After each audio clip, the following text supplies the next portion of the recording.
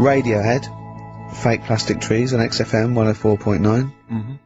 Someone just emailed in and said, just want to know what you think of that cover of Wonderwall. We told you. We said it was great. Yeah. Listen. But they must have been listening to hear... the song. Yeah. Extraordinary. Although maybe they just turn off... when we start talking. Yeah. That would make sense. That would make sense. I mean, it makes sense in a sort of preserving of sanity type way as well. Objectively, Rick, if you were listening at home, if you didn't know us and you were listening to the show, would you listen to it? Would you bother? I know that's a hard thing to get your head round. It's difficult to say, isn't it? I've no idea. I've no idea what people coming to this for the first time think. You know, I love you like a brother, but I get sick of you. Yeah. I mean, I get sick of me. Yeah. Sometimes I go up and It's weird you should say that, because someone's emailed in. Yeah. A recent survey's been done by Cheltenham and Gloucester. The most desirable neighbour in Britain. Number 1. Shane Ritchie. Johnny Wilkinson.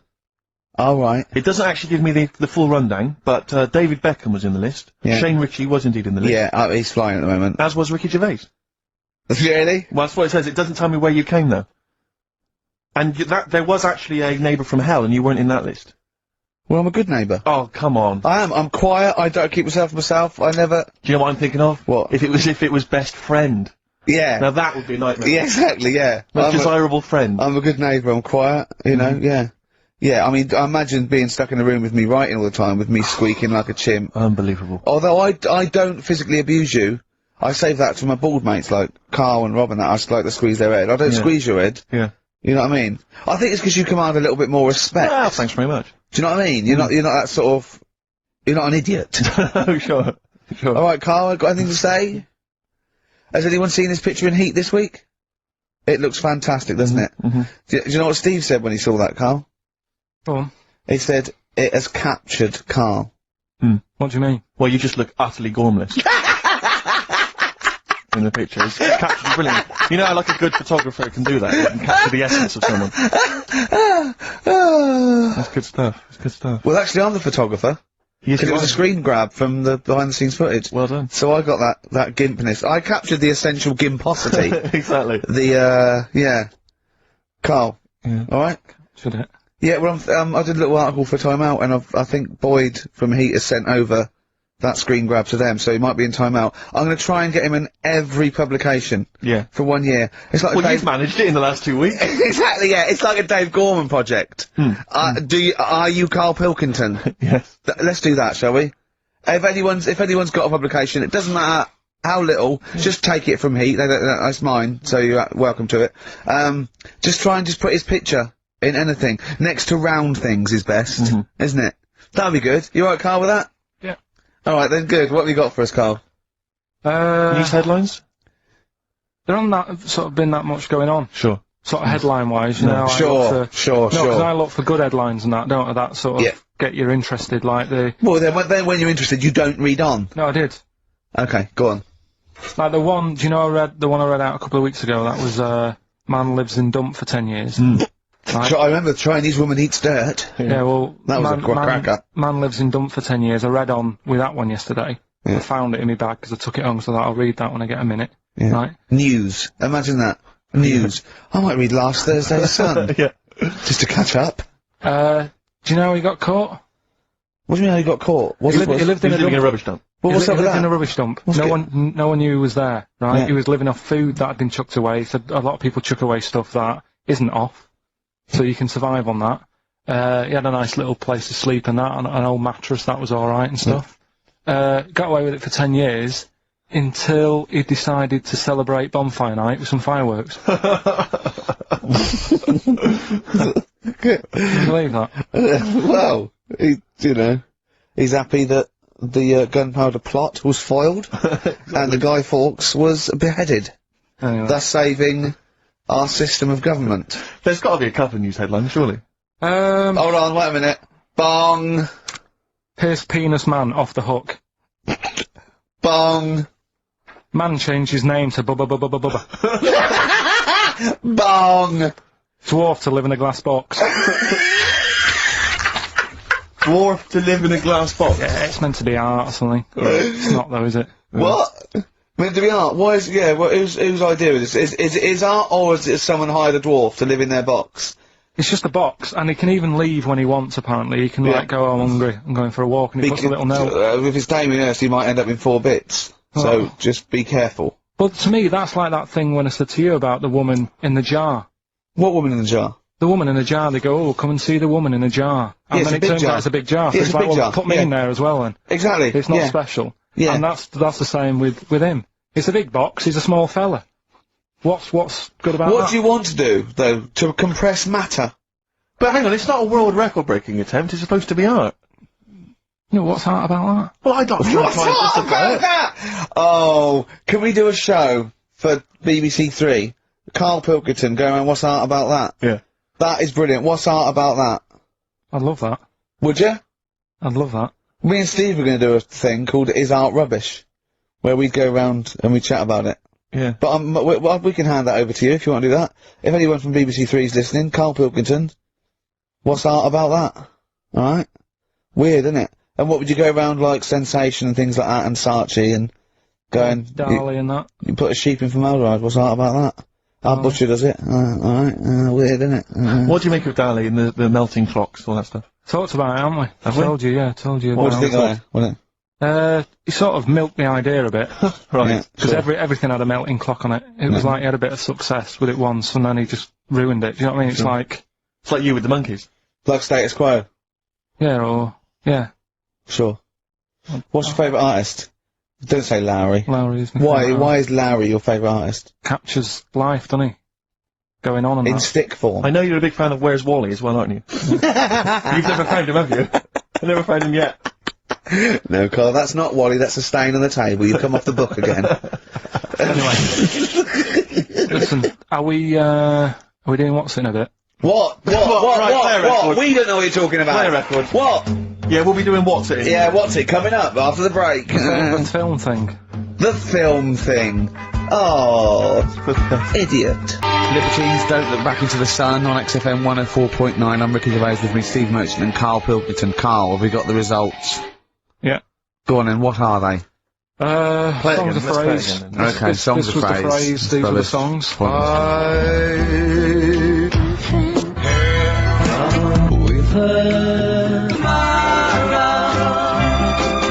My girlfriend had a problem with a marrow. The answer's Sinatra, Prince, Bill Medley, U2, Shirelles. There was also Dub Pistols in there.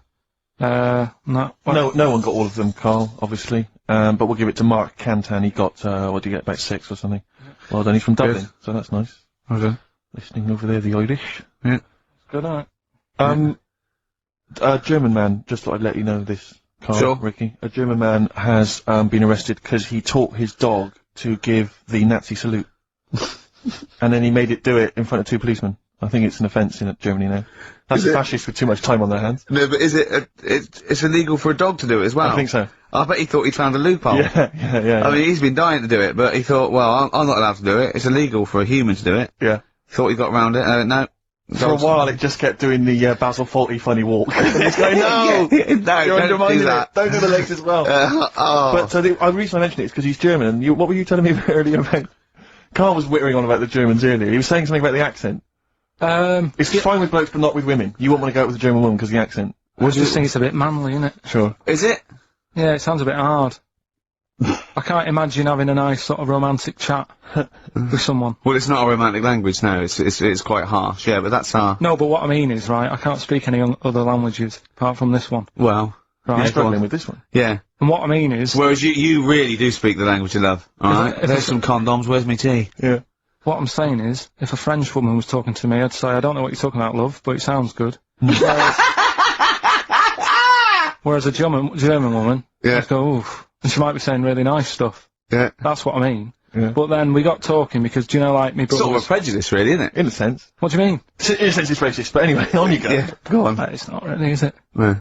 Let's accept, right, that at some point, about 13, 14 billion years ago, there was nothing. There was no space for the nothing to be in. There was no darkness, no light, nothing. Okay, literally nothing. Except what is nearly a point in space that contained everything in the known universe, okay? Suddenly, that exploded. And in a matter of minutes, the universe was pretty much as it is now. And in all the debris, and all the dust, things started to cling together, one of which was the Earth. Can I have Karl pick up the story from there? Probably nothing for quite a bit. Okay. Yeah, Just sort of floated about. yeah. But it wasn't causing a problem because it wasn't annoying anyone. No, You see, we don't get a chance of that these days. no. You pop something down, someone says, move that. Dangerous, what is it? Yeah. Back then, nothing. So it's hanging around, and if you leave something somewhere, something will sit on it. Right? Okay, if you leave something somewhere, something will sit on it. Yeah. Yeah, something had to sort of happen, didn't it? I tell you what it's like. Go on, In the same way, penicillin go on, happened. go on. It was the bread was sat there. It goes off. Air would have created the greenness. Oh God! This sounds like the Bible. That is like the Bible. Air created the greenness. That's amazing. Carry on, because I want to. I'm learning here. I'm learning. And once you've got something, that leads to otherness. Oh, this is like a monk that sat down. Oh, We're all that's sat cross-legged amazing. listening to the wise Yeah, old man. I know. What are you gonna do? I'm gonna write a thing of how everything was created. But hang on, carry on, because Really? I'm interested. Yeah. So where are we? So- We had greenness, and now we've got So something. the air created the greenness, and then what is it? Then we have what was Just it? otherness from the Otherness. greenness. Because once you've got From greenness comes otherness. once you've got one thing, others come. Yes. The air created the greenness, then you got otherness. If you create something, others will come. Build it and they will But come. it's sort of right. Yeah, no, I'm not saying I agree. No, so, but tell me, take me on. Continue this story, because this is fascinating. So, where are we now then? What if I was to stand on the Earth at this moment in time? What would I see? Not that much. You wouldn't want to stay. But there's greenness. Little patches Little of greenness. patches of greenness. Okay. Little bit of rubble knocking around. A bit of rubble. There was a bit of rubble. Okay. We've still got a long way to go. We want to get to life, don't we? Okay, let's skip forward then, Karl, to life. So everything was right, okay? It was the right distance from the sun, okay? Yeah, but even if it had- wasn't, wait, we would still been created. No, we wouldn't. We would. Something would have done. done. No, we wouldn't have. I want to hear Karl's opinion on this, Rick. I'm not interested in facts. I want to hear Karl's So opinion. are you saying if the atmosphere right around the Earth wasn't about 99% nitrogen oxygen with 1% other gases, we'd have still had something else? Something would have been around. What would I'm it not have been? saying it might be better than us. It might be worse than us. What would it look like? Well, it's hard to say because they say, don't they, that it's the conditions that mould you into the shape and colour. Sure. And everything else that makes you the person that you are.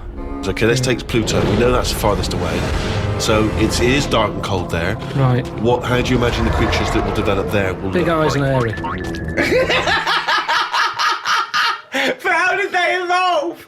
How did they evolve, though? Because we they evolved. can't just- Hang on. You always say animals change to suit the conditions. I'd have thought if planet's dark, you don't need eyes because things that live underground or at the bottom of the ocean, they don't have eyes or colour because there's no point. Yeah, but what I'm talking about, are we saying we're living inside Pluto or on the top of it like we do here? Why would we live inside Pluto? It couldn't support life, full stop. But this, is one of the most ridiculous conversations we've ever had. He's seriously Because everything's based on a ridiculously false premise. No, Karl, we're saying now that the world's overcrowded. right, There's too many people on it. right. We're running out of houses. People are living in basements. Now that's only one step away from being molish.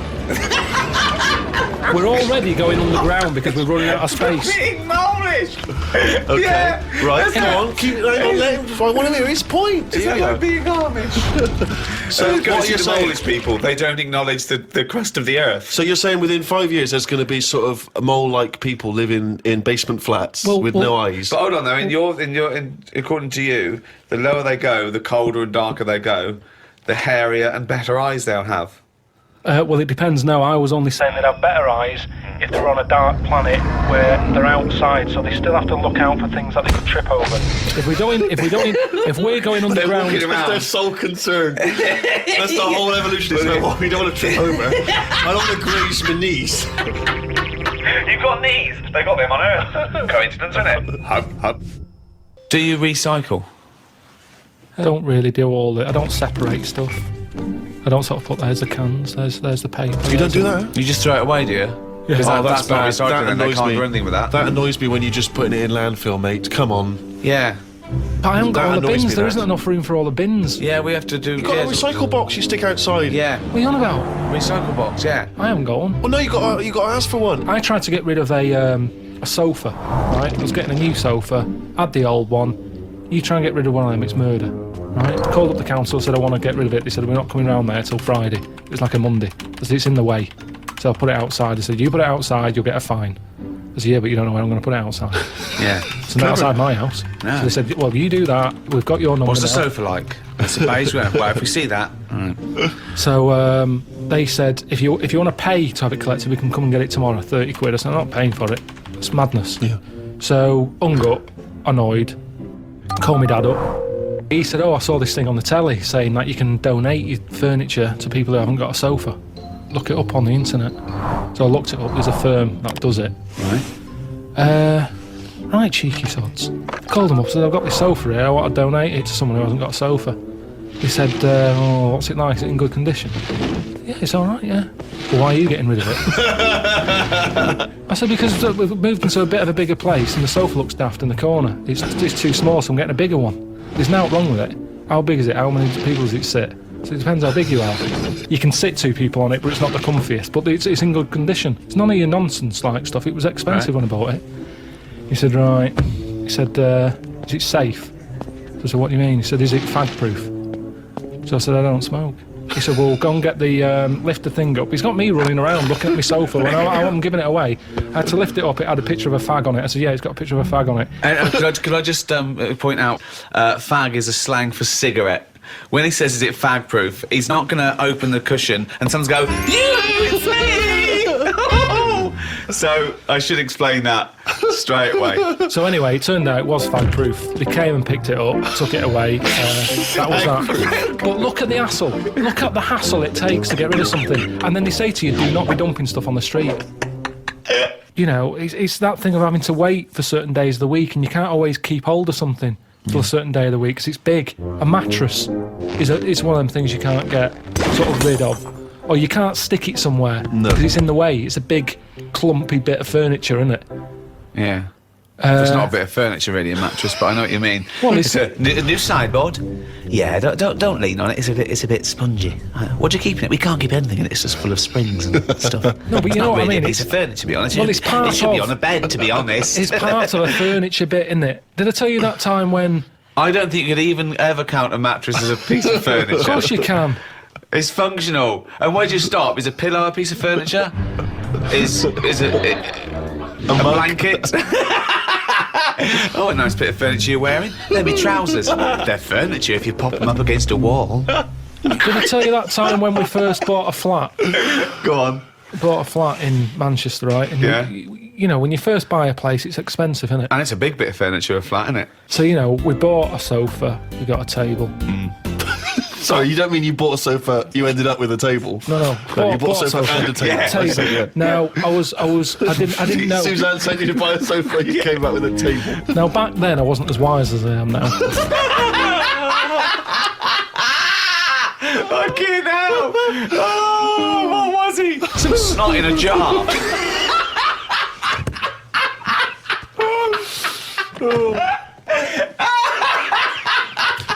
Can I just apologise to any snot in a jar that's listening and was offended by that comment? All right. Prizes. Yes. Rockbusters. Yeah. It's one of the big exciting quiz shows, and this may be one of your last chances to play. There's rumours that it's going to get ditched, Rick. Rumours that Karl Wilkinson, the creator and mastermind behind it, has already grown tired of it. It's off from the way. You heard them earlier on, the very best of the Stone Roses. From that, we played I Want to Be Adored. That's one of the prizes. That's a nice little Christmas compilation. Second hand now then, really, isn't it? Second hand, yeah. 50 years of the greatest hit singles. I'll tell you there's some great stuff on here. Opens, Rick, with Bohemian Rhapsody. One of the biggest number ones of all time. If you've not heard that enough already, you're followed then by John Lennon's Imagine, Candle in the Wind, Elton John. You've got all on one CD, Stephen. Well, these are some of the greatest rock minds. They've chosen some of the best songs by some of the best artists. Paul McCartney's Mull of Kintyre. That's on there. We've got let me see. That is pretty impressive though, because they are real big classic number ones, as opposed to, you know, the song by the artist they didn't really care about. You see those things on this is not available in the shops, and it's, you know, the second best song artists have done. It seems odd that we're giving it away on XFM because it includes Robbie Williams' Angels, Atomic Kitten's Whole Again, Spice Girls Wannabe, Kylie Minogue's Can't Get You Out of the Head, and I think it closes, well, it almost closes with Steps Tragedy. That's the penultimate track. It ends though, any ideas? Big hit single.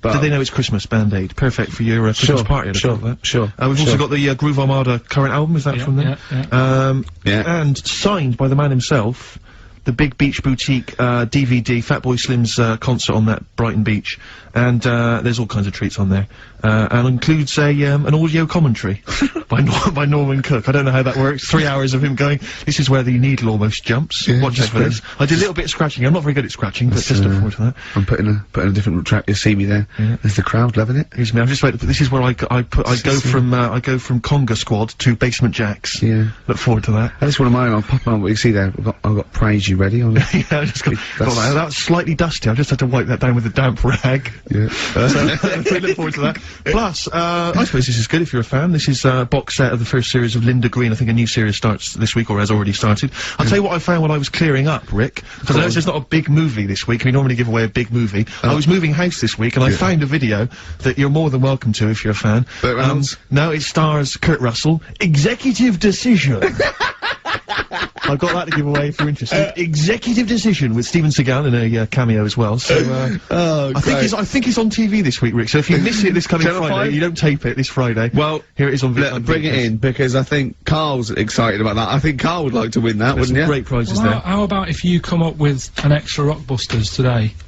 For the bonus prize. I don't think I'm the man for the job, Karl. I think it has to come from your unique take on the world. Karl, I don't think you've quite worked out why you're funny. Right, and just a quick example, one of the first ones we did, it was like AK, and the clue was Exploding Pet, and it was Atomic Kitten, right? So you understand how it works now. These are your clues. The first one, that army has got some nice trenches. That army has got some nice trenches. Excellent. And the initials there are DW. Do you write some of the questions for 15 to 1?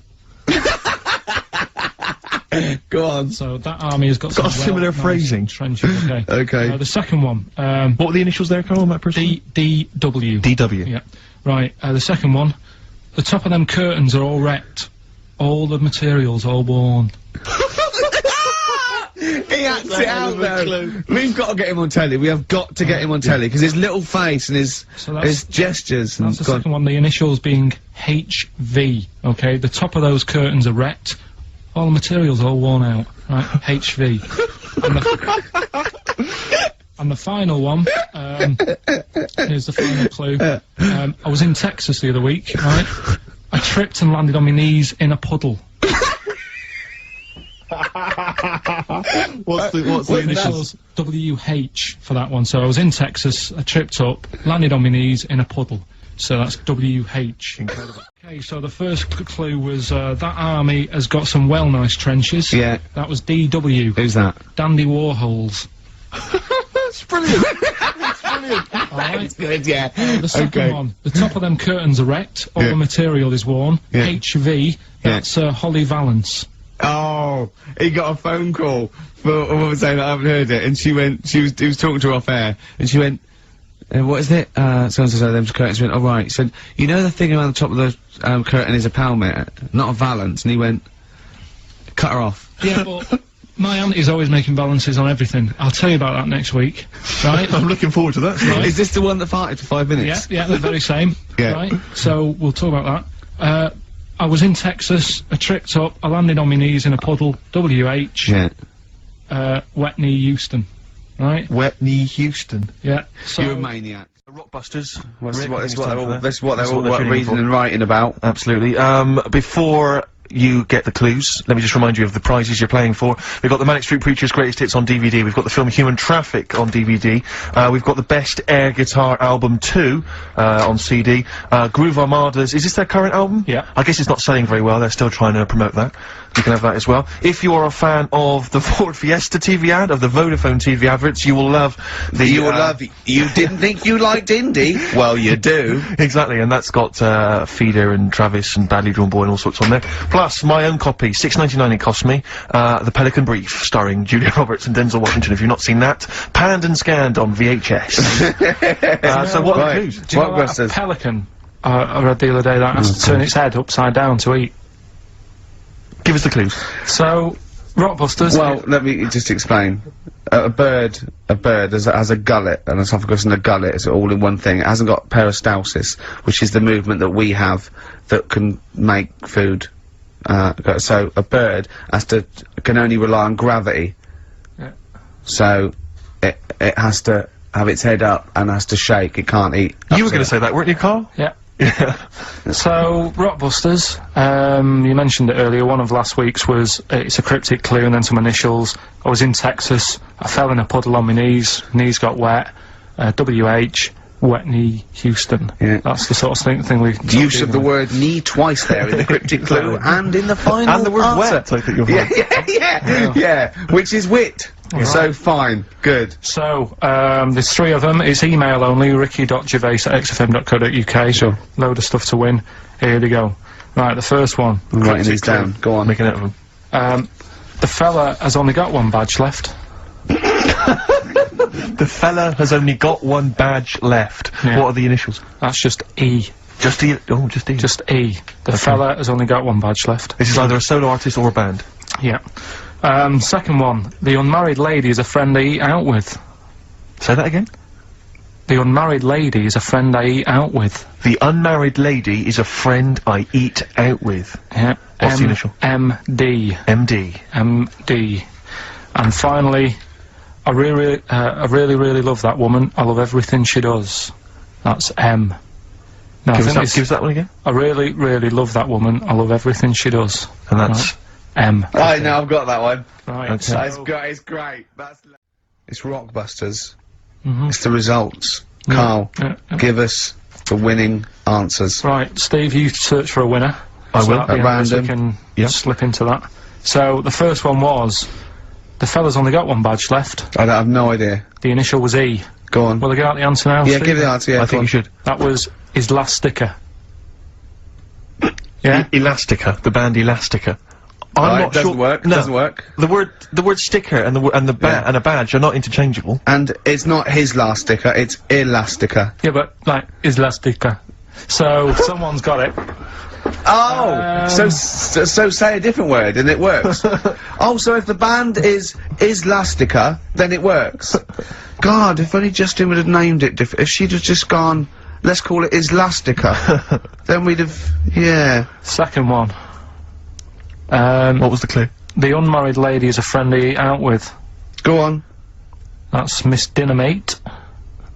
Miss Dynamite. Doesn't work. Yeah, but it's been running for 4 weeks. We've done the obvious ones. Doesn't work. Doesn't work. Miss Dynamite. Again, if she'd have called herself Miss Dynamite, it would work. She didn't. See, what's happening is pop stars are letting you down by naming themselves incorrectly for your clues. Those don't work. They don't count. And the last one, I really love that woman. I love everything she does. That was M. Yeah. That was Madonna. Yeah, Madonna. I'm gonna give you that. That worked, yeah. Right, that's the end of that feature, until you can get ones that work. Okay, so you won't hear any more of that, because it's rubbish. You're running out already. So, Rockbusters, it's a little clue, some initials, 3 different clues. You email in ricky.gervais@xfm.co.uk. you can win the load of stuff that we've got. So, first one, here's the clue. Stop throwing that fruit about. Oh. And what's the initial? That's CB. CB. CB. Stop throwing that fruit about. Yeah. Alright. Is Anders listening? Has he emailed us in yet? Anders, not had any response from Anders. I'll keep I hope he hasn't stopped listening. Because he doesn't like the show. He's gone off. I hope he hasn't gone off the show. So, the second one, that Scottish fella has made an error. That Scottish fella has made an error. Yeah, Interesting. that's M. M. Right, that Scottish fella has made an error. Right? Okay. And, the last one, God, you can make a right load of toast with them. You can make a right load of toast with them. Yeah. Alright, what's the initial there? That's G. G, I was thinking it might be bread for a minute, but no. G. So just very quickly, stop throwing that fruit about, CB. I've got the last one. Right. Scottish fella. It doesn't work, it doesn't count. Doesn't count. Well, that Scottish fella's made an error, that's M. And, God, you can make a right load of toast with M, that's G. Email in, ricky.gervais@xm. First one was stop throwing that fruit about. Stop throwing that fruit about. The answer is CB. That was Chuck Berry. Oh, of course it is. Okay, yeah, I'll give you that. The one that you've worked out, I'll do next. The, God, you make a load of toast with them. That was G. Gorillas. Gorillas, though, isn't it? Gorillas. And the middle one was that Scottish fella's made an error. That was Mystique. Mystique. So, does anyone get that? Extraordinarily, almost all the people who emailed in. I'm beginning to think it's us then, because I was thinking mistake, I was thinking muck error and muck mistake, but mistake. Yeah. So, do you want to pick a winner? Yeah. Right. Okay, look, quick query for you. This is from Jay. He's got a problem here. He says, my parents won't let me ditch my studies. He's currently reading modern languages at London University. Sure. He wants to follow his dream, but his parents won't let him, of being a dancer. Karl. Worse than that, he says that they're trying to arrange a marriage to a bunch of minging daughters of people they know from good families. He doesn't know what to do, so he's got the arranged marriage coming along, and he's also got, you know, he basically wants to be a dancer. His parents are forcing him into something more practical. Well, the first thing, right, I don't think Live your dreams? the arranged marriage thing is such a bad idea. Okay. Because I think too many people go on looks. Right. And then you soon get bored of that, and you find out the person who you're knocking about with is actually not your type. Right. Why don't you arrange marriages for people? Well, I'm just saying, right, so I'd say, Jay, go along with that. I wouldn't worry about it. Okay. I mean, if they're really ugly, then, you know, don't go along with it. But if they're half bad, put up with it. That's right. The dancing. Brilliant. Right. That's that solved. Brilliant. I wanted to be a dancer. After I did the boxing, right, I joined a dancing thing just near Man United's ground, right, called Twiggies. Went along, I wanted to learn some moves. How old were you? Well, it was when Michael Jackson was, like, pretty big, so about 83, 84, 85, something like that, around there. Wanted to do it. When I went, it was shut, and it had become like a warehouse for toilet rolls. So in a way, I wonder what would have happened. Sorry, how is that an anecdote about you going through dancing? Well, You've told me before, you did boxing for a while, you did dancing for a while. You had a true fight in the boxing, you didn't even get in the that's not an imagine if that was a film! This is about a boy's dreams of becoming a dancer. Oh, it's shut. Next on. I mean, how is that a story? Yeah, if that was Billy Elliot, do you think it would have won quite as many awards? Yeah, brilliant. Footloose, alright? Yeah. I'm fed up they banned it. Let's go. Oh, it's shut. Flash dance. First, there was... it's a warehouse. Never mind. I'm just saying, you know, you'll find something else. I think I got a go-kart after that. I bought a motorised go-kart and kept myself busy with that. So... There's always other things. Just think, Alan Bennett has to sit down and really sweat over his stories. Yeah. He just opens his mouth. You are a living Alan Bennett character. So that's So that's solved. Well, Jay, don't worry about that. There's no emotional problems I can foresee if you follow that advice. So the advice there is do an arranged marriage. If she's not ugly. minging, she's not completely minging. Yeah. And don't worry about dancing. Get a go-kart. Cheers. This is XFM 104.9. I'm Ricky Gervais with me, Stephen Merchant. Hello. You're listening to the best of basically Karl Pilkington. You don't talk to anyone, do you, in the week? You just hide in your little sound booth thing, and you really don't talk to anyone, do you? Much? Not really. No. I mean, you know, you might call up. Yeah. But no, I keep myself to myself. Yeah. Then you don't get bogged down in the office politics and stuff. Yeah. Is there a lot of office politics here? I don't know. I don't get involved in it. Oh, yeah. Proved your point. So when we're away and we're like out of action, who, other than Suzanne, who will you talk to of the day? How will you get a sort of feedback from the world? How will you get sort of like input and... I always, if ever I've got like a question on anything, the internet's sat there and I can just go online and find out. The internet is good. It's brilliant. But it's not all verified. It's not all necessarily factually accurate. Anyone can put things onto the internet. It's the, you know, it's freaks and things that put on things one, right? like... Here's one that I read in the week, right? Go on. About this woman. Yeah. She was a bit of a punk. And, to get her hair done like she wanted it. Superglue? Right, no. She got lard. Apparently it's a popular thing, you might know. Put lard on your head. Yeah. And you put it in the oven. Now, apparently the heat that you get from the oven is different from the sort of heat you get from an hairdryer. Right? And she had to do that to get the style that she wanted. But anyway, she comes into money or whatever, treats herself to a microwave. Right? It's not true, Karl. Opens the door, jams the thing, do you know, like the little catch? So the microwave works. She jams it with a screwdriver or a knife or something. Yeah. Puts the microwave on, sticks her head in, boils her brain. Don't be ridiculous. Right? Well, why is that ridiculous? Boils her brain. She boiled her brain. She boiled her brain. And this is what's good about the internet. I went straight from that, and there was a subject about brains. And do you know that Russell Crowe, when he dies, is giving his brain to charity or something? Some sort of... some people who can do stuff with it. She gave hers to Pot Noodle. Vesta. Yeah. Oh, That's boiling the a sort of skull. Yeah. That's not true. It's not true, Karl. Just urban myths. Someone made it up. Yeah. For a laugh. They're just too convenient urban myths. Everyone's you can tell an urban myth's not true because it's always this happened to a mate of mine, and when you say what happened then, they go, don't know, that was it. Was it? Was that it? Was it? Someone boiled a brain and that was it. There was no more story. Well, were there any dates, locations, times? I think it was in Belgium. There's that one that a bloke, right, was going to get a phone call at 4 o'clock to find out if his business was, you know, okay, right? And if he didn't get the phone call, he knew he was broke, destitute. So dead on 4 o'clock, the phone didn't ring, so he went up to the roof, his office, and he jumped off to commit suicide. And as he was passing his window, the phone was ringing. Oh no. Karl, it didn't happen. Didn't happen. Think it through. Think it through. Who told that story? Who told that story?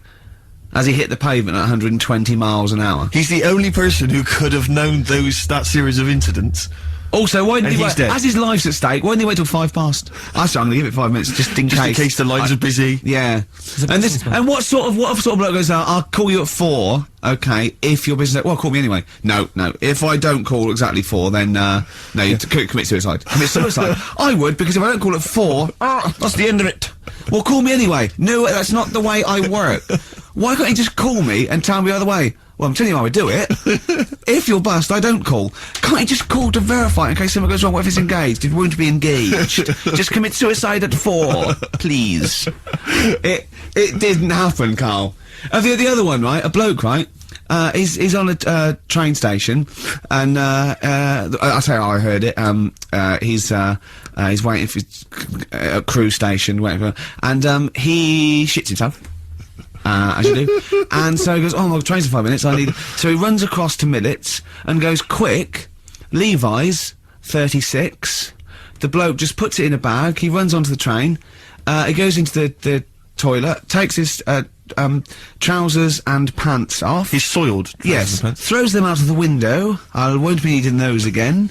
Cleans himself off, open the bags, it's a jacket. Oh. No, it didn't happen, Karl! At what point did he go into it and go, quick, Levi's 36, and the bloke went, sorry, Levi's 36, what, a pair? No. Shall I wrap them? It. Shall I rap? Just rap whatever it is. Do you want to look? No, I'm not looking when you're putting it in the bag, please. Right?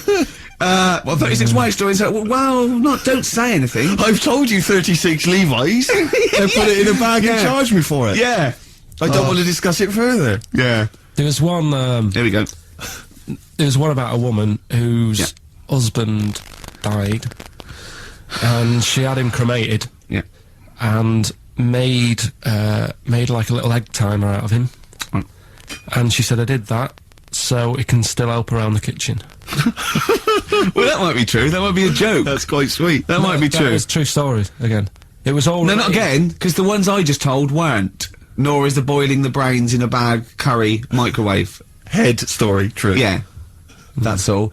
I'd like to play a beautiful song now by Cat Stevens called Lily White. It's lovely. A song for the lovers' room? Yeah. Big Sal. I'd worked on recently, right? Bathroom retiled. Yeah. Right? It's been a nightmare. Polish fella. Right. Not a word of English, which makes it hard. I've got him in as a professional to do it. He's sticking grout down the toilet. You know, when after they put like the grout in the tiles to finish it off, anything that's left, he didn't put it in the bin and dispose of it properly. He stuck it down the toilet. Yeah. And now it's there, the grout's there at the bottom of the toilet. Is it really? Yeah, with a screw in it. Well, you can drain it, can't you? You can turn the water off, get rid of it, drain the water No, off. it won't seem to go around the U-bend. Well, no, Stuck you there. get it out there, you dry it off, wouldn't you, so there's no water in there.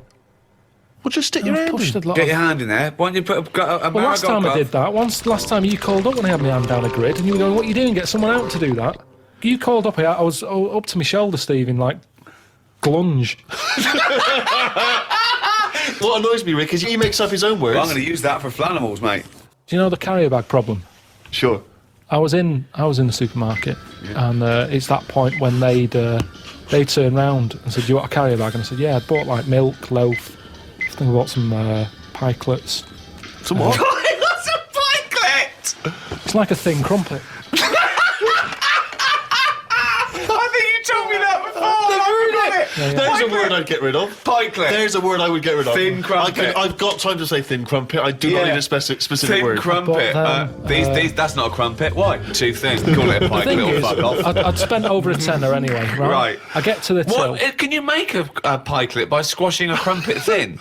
It's tough What? to... I've tried that. What if you cut one in half? No, it doesn't. It's not the same. No? I've But tried how squashing a thick and crumpet. dense is a crumpet that you need a thin Depends one? where you go. They've got thicker. I'm not enjoying the thicker crumpet at the moment. Why? Because the outside burns and the inside does nothing. It's like eating dough. I've cut them out of my diet. Have you? Yeah, Well, no, you I'm go straight to pikelets now, is It's that also because it's not the 1950s anymore. Yeah. So I bought all this stuff. It's over a tenner. She said, "Do you want a carrier bag?" I said, "Of course I do with all this, you know." She said, 5 pence. I said, "You what?" She said, 5 pence for a carrier bag. I said, "I come here all the Good. time for the pilots." No, I'm right behind this. Right behind this. Why? Charging for carrier bags, Yeah, it makes you absolutely. think, like- Lazy bastards. I take carrier bags down to the supermarket every time I go down there. Yeah, we've got a drawer full of carrier bags. I use No, reuse them. Steve, can I just put a question in? Go on. I do normally. I reuse them. Okay. But I didn't know I was on my way home from work that day. Fine, Suzanne but this is the called up. problem. So be it. And said, That's "Come you on, bought come paid on." through the nose. 5p, otherwise you carry one with And you. you got another one. You got Right, so I said, how's that going to help? How's my 5 pence going to help the environment? Typical. That is the attitude. That sums it up. Yeah. Doesn't it? Well, Sums at least it it up. goes What can I towards do? something else, doesn't it? It's It's the just making you think. turtles. It's the turtles. Right? she said. Yeah, turtles. That's right. They get caught up in them. Yeah, terrible. She said. They think they're a jellyfish. and they go, they swallow it. Yeah, and then choke. So I said, right, so it's all right. I can kill a turtle, can I, for 5 pence? You're not that bothered then? Why do you want to kill What? a turtle at all? Because if carrier bags shouldn't be out there, Yeah. ban them. But don't say, you're killing turtles with free carrier bags. If you want to kill a turtle, 5 pence. Oh, there you go, there's 5 pence. I'll go and kill a turtle. That's what's annoying me. It's not compulsory though, is it? But what they're saying is that 5 pence goes towards something, doesn't it? She said, we can't give you carrier bags anymore because you're killing turtles. There's no way. She said, we can't give you... Carl Pilkington, stop killing fucking turtles. 5 pence. All I'm saying is, if carrier bags are killing turtles, stop making carrier bags. Because the thing is, I can afford 2 carrier bags. 2 turtles are dead since I've been going in there. So what? So does it matter? Does it matter that much or not enough or what? What's the point here? There could be, for that 5p, you could get a little fella out there, when he sees a turtle going, he goes and sticks his finger down his throat. But what taste are they getting out of a jellyfish anyway? Wow. Will they? Carrier bag's better, innit? It gives. Oh, it's pikelet. Someone threw a perfectly good pikelet away. Talking about the Earth, Karl is going around the Earth. I've only done Egypt so far. And what do you think of it? They're probably the greatest and earliest civilizations. Yeah, but they harp on about that a lot. Well, And it's like, that's slowing them down, I think. Unlike the English, we don't drone on about our great past. No, but we shouldn't. yeah. I don't think we should. Karl, Move on. you go on about doing boxing when you turned up once and got battered by Leroy. Yeah, because you asked me about it. But the thing is, they're constantly, it's like they haven't moved on. Everywhere you go, you see the Sphinx or a pyramid on something, and it builds it up too much, so that when you actually get there, you feel like you've seen it so many times that it doesn't impress you that much. But I like the, it's different. I liked all the, locals and stuff, and the way they are, and that's good, isn't it? Are they? Just a lot of old people. Yeah. A lot of old and the young mix more than our lot do. There was only a couple of things that I didn't like, and that was the toilets. Toilets are pretty depressing. Sure. Why? What's up with them? Just, it's just a hole in the ground, isn't it? Right. And I like the toilet. It's sort of, me time. And to sort of go in one of them, you don't want to hang around. It's sort of, you just want to do the job and get out. But my insides don't work like that. They like to sort of relax a bit. And you can't do that there because you've got flies whizzing around your head. And there was one time when we were out and about, and I'd had a bit of hummus or something, because that's, you can't get away from all that. I'd been dipping my bread in it, and I suddenly thought, oh, my belly feels funny. Got to find the toilet. Cut through this market. Didn't know one was there, but you sort of smell it. It's like, I'm getting close to one. Yeah, it stinks. You go in, there's like a fella sat there, really old. He must have been about 93, about 2 teeth. Sat there with a rag, and you have to pay him to use the toilet. What's the rag for? He doesn't wipe your ass for you. I don't know. But Well, the did he or didn't he? toilet's never been cleaned by the looks of it. I had to give him like £5 Egyptian, whatever that is. I don't know how much that is. But I don't know what he's doing for that money, because the place had never seen a mop. So I go in there, open the door, and it's like one of them holes in the ground. I go, oh God, can't use that. Push the next door open, that's the same. Get to the end one, open it. Normal toilet. All right. Ding dong. Brilliant. Sit down there, do what I do, look round, no toilet paper. Oh no. He's waving the rag over the top of the cubicle. Yeah. More money. £10. So I'm thinking, oh God. Thinking, can I just get up? Because it was quite a clean, I thought... It was quite a clean drop. Sure. Yeah. So I'm thinking... Don't they use water though? Don't they use water? Well, they have a hose pipe, yeah. Yeah. But I didn't fancy that. Well, that's cleaner though, isn't it? A hose pipe, really getting a proper it's wash. heck. Why? How can it be? Why? Because that's just gonna... That's not gonna clean it properly. It's gonna get rid of some bits, isn't it? It's like when you clean a car. Yeah, use a hose, but where's a sponge? Sure. So, Yeah, so that's true. Oh, God! You rinse off a plate, but then you always give it a little wipe as well. Exactly, but I like it. That's when the bloke knocks on the door and goes, "You need sponge?" Yes. So I'm in there, I look at the door, there's no handle on the door. So I'm trapped in there anyway. Someone's nicked the handle. So I can't open the door. I'm sat there, there's no toilet paper. I'm calling like the people who I'm out there with. Did they bring you some toilet paper then? No, they got it from the fella with the you Oh, pay he the had money some. to. You He had a should have supply. paid for some on the way in. I think that's what you do. But they don't give you a full roll. They give you like a strip, Right. which I'm pretty wasteful with toilet paper. well, it's I made you prefer learn, to hasn't do a good job, use it up, replace it, rather than 5 sheets. I've never done that in my life. Right. So my brother taught me something. When he was in the army, he said you used to have to sort of put your hand through it, get it all, then use that paper to get it off your hand. What? When you're in the army, Yeah. they're taught survival techniques. Right. And they said if you're caught with very little toilet paper, It's a survival technique. Yeah. not like- What did he die? Died of a dirty ass. Hold on, wait a minute. Right, what is this technique? you get the toilet paper, Right. use 2 sheets, Right. fold it over. So you've got, normally to 1 sheet is 2 ply. You've got Right. 4 ply. Right. So Right. it's 2 a sort sheets. of, it's like a bog glove, a bog paper glove. Yeah, so you put your hand through it so you make a hole. Yeah. What do you mean? Make a hole? Make a hole so your hand goes through it. Yeah. Then you can wipe your arse with that. What, And with then- your hand? Yeah, and then the toilet paper that's left, you pull it off like that and you wipe your fingers with it. So you've still got shit on your hand? This is horrible. Yeah, Why, but just wiped it off. why don't you just wipe your ass with the toilet paper? Because you've only got a couple of sheets because you're in the jungle, right? And it's Hold survival. on, though. It's almost survival, Rick. So what's the difference between don't know. wiping Maybe you your got it ass wrong. with your hand and trying to get shit off your hand, or wiping your ass with the toilet paper and putting your fucking trousers up? I don't know why this is a technique. That's some sort of mad sergeant's idea. What I do, boys, is I like to smear shit all over my face and then use the one sheet of toilet to wash my face off. It doesn't make any sense at all. Should I suggest something for you? You like wiping your ass with your hand. You don't like paper and water, you like a sponge. One of those big foam hands that you see at sporting events. So you just go in with that, like Kenny Everett. You go in there with two big sponge. You sit down, you wipe your ass, you just leave them up, you just leave and them then there. you can cheer about it as you leave. And everyone will know. Be careful with the giant sponge finger then, it doesn't go up the arse and cause damage. That is a problem. Probably. No. That's The Darkness on XFM 104.9. Brilliant. Yeah. What other rude words are there? Cock. Yeah, that is rude. Yeah. Especially at Christmas. Especially at Christmas, yeah. It's a time for families. I know. Now listen, time for family. Now, Ian, Yes. who is your fourth? We need a lead singer in this mega group, the Monoliths of Rock. Who we got? Lemmy, Keith Richards. We've got Keith Richards on guitar. We've got Lemmy on bass. Yeah. We've got Keith Moon on skins. Right. Some terminology coming out there. Yeah. Who's doing the Vox? Uh, Who's given Golden Tonsils Award? Robert Plant. He's gone for Plant. He's Yeah. gone for Plant. A lot of trav names there. There is the group. The lineup is Moon, Lemmy, Richard, Plant. Okay. Now, our competition, Steve. Name that group. What's Okay.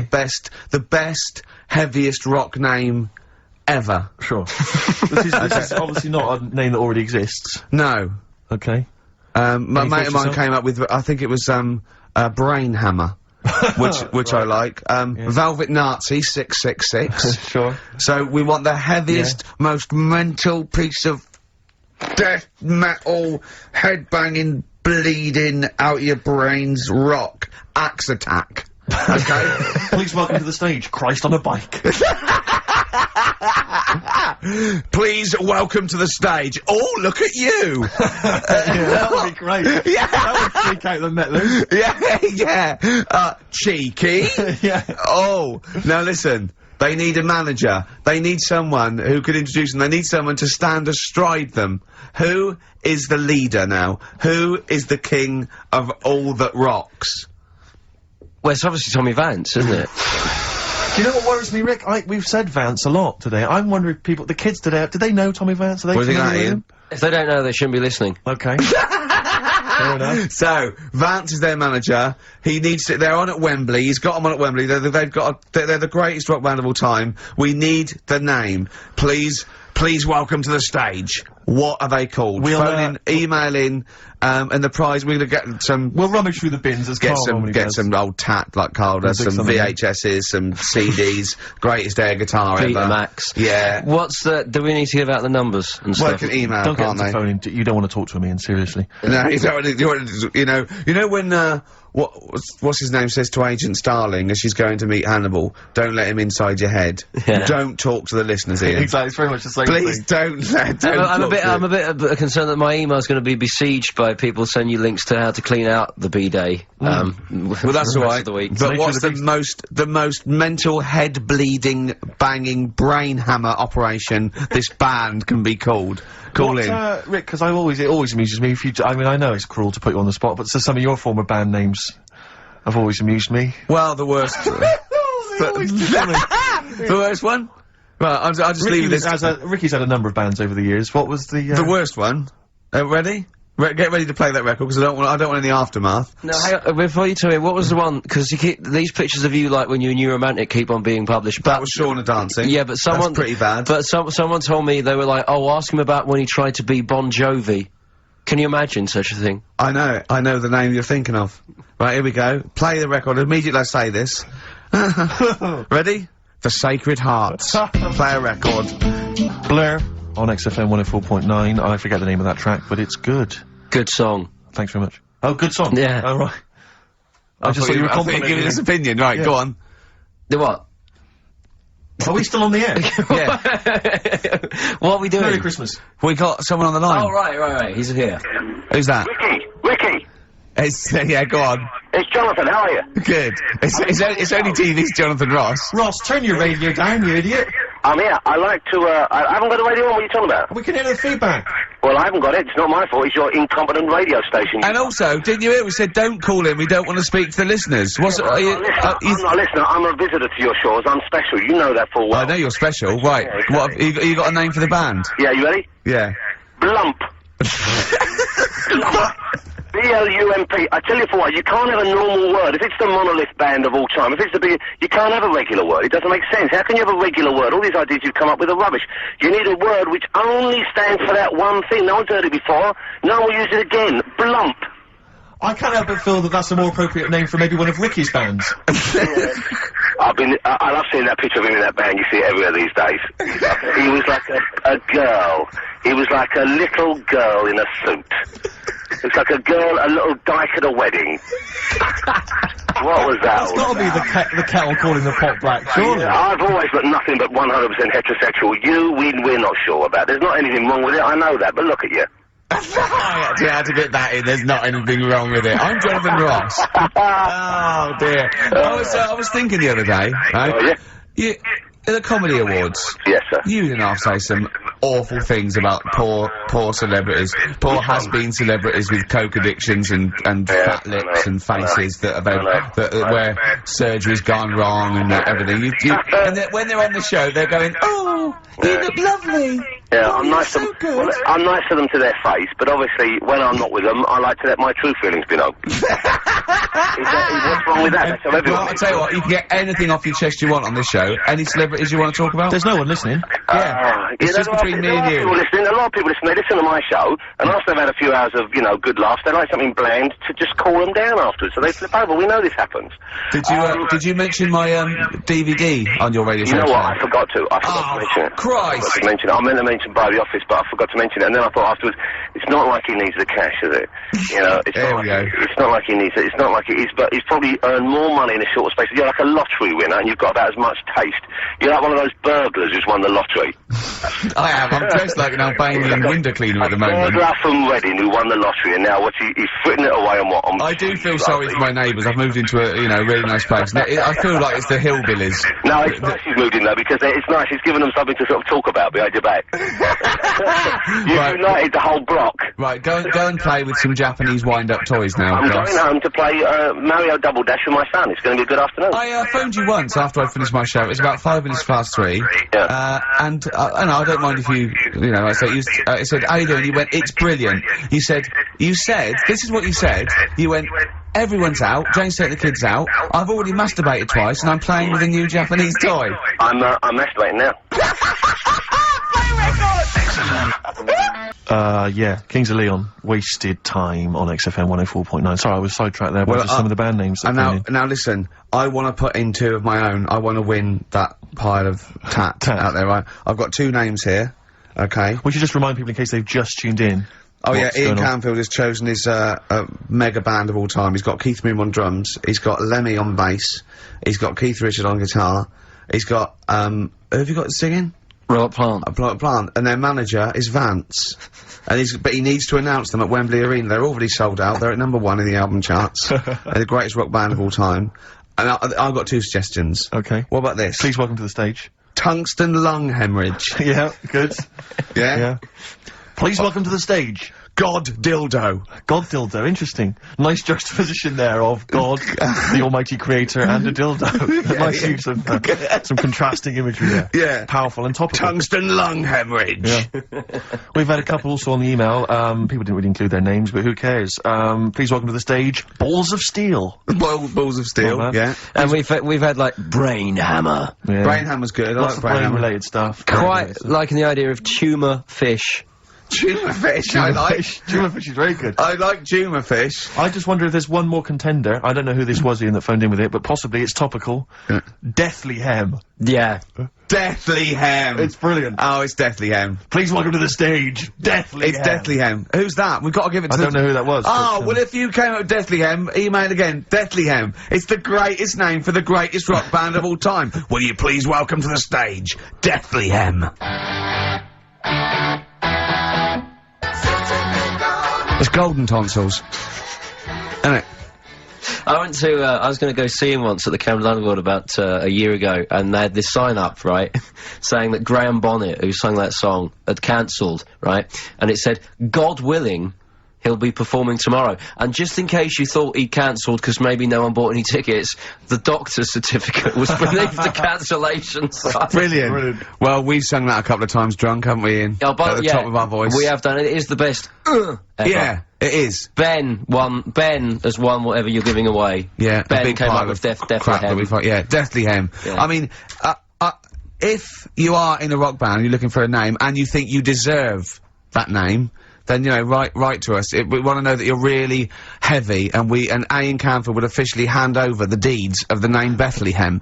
Deathly Hem? Deathly Hem, yeah. Deathly Hem. They only play at Christmas. You only play, like, big venues at Christmas, and it's all things about, like, fighting, like, good versus evil, and God versus the devil. And it's, you gotta write songs like that, yeah. Yeah. Deathly Hem on XFM 104.9.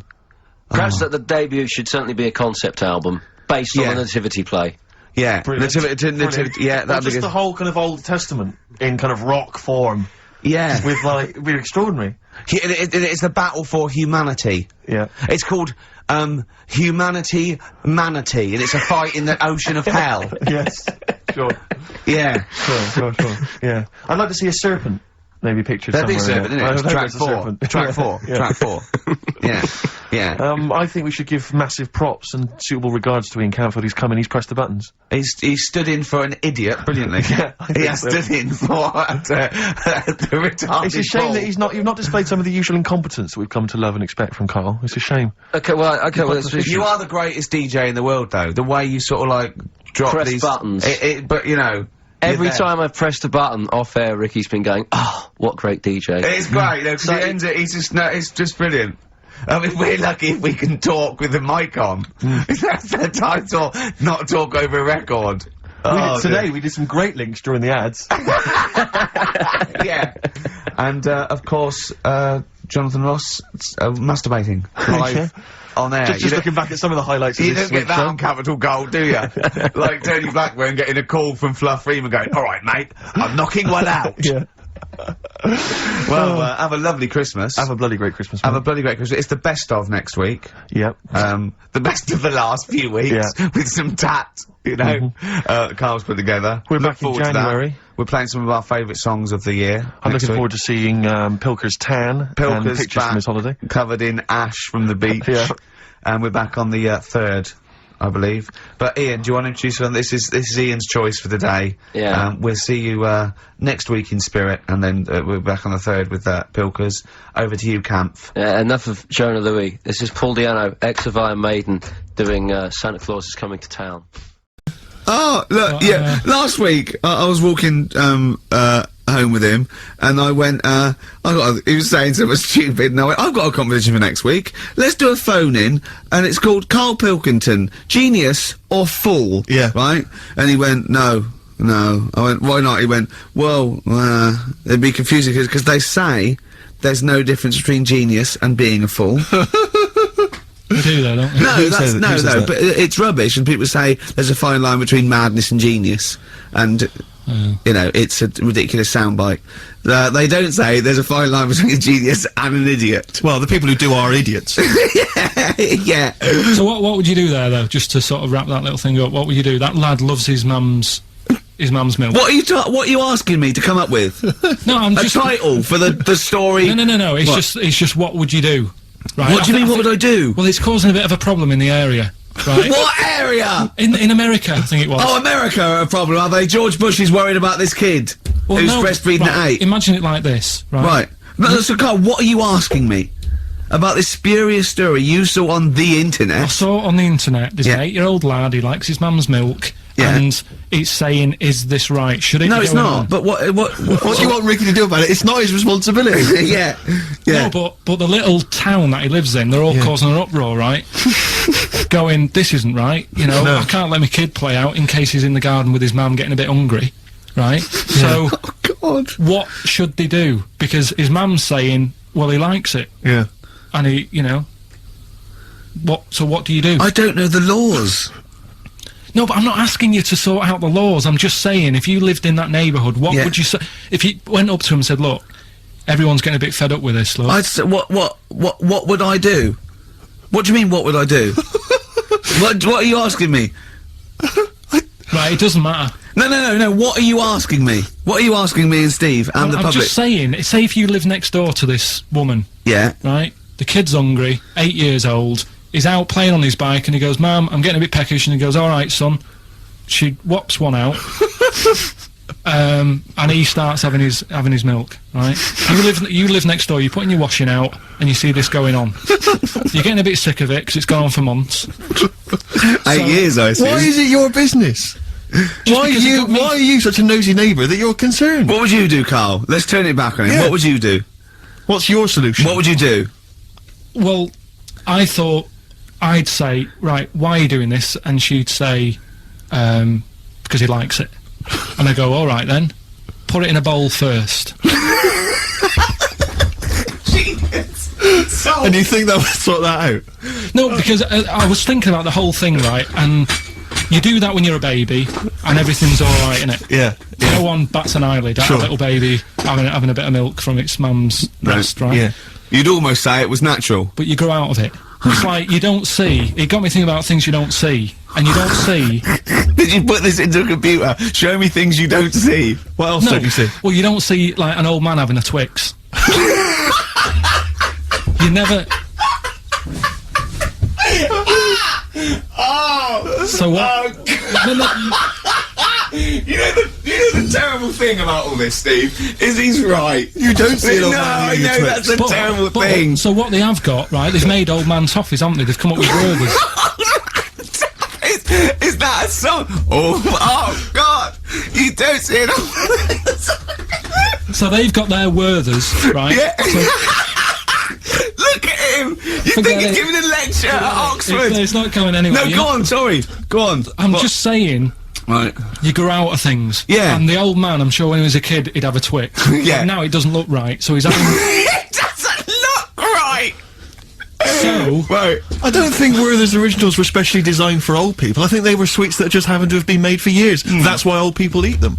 Yeah. They didn't go, hang on, there's a market here. I've noticed old people aren't eating Twixes. Quick, let's make some old man sweets. But the little advert, he gives it to his grandson as well, doesn't he? He goes, have a Werther's original. No, I think it cuts though before he throws it back in his face and goes, get me a Twix. XFM 104.9, we're not here. Oh, it is a bit like being Dennis Norden, playing some great moments from the show.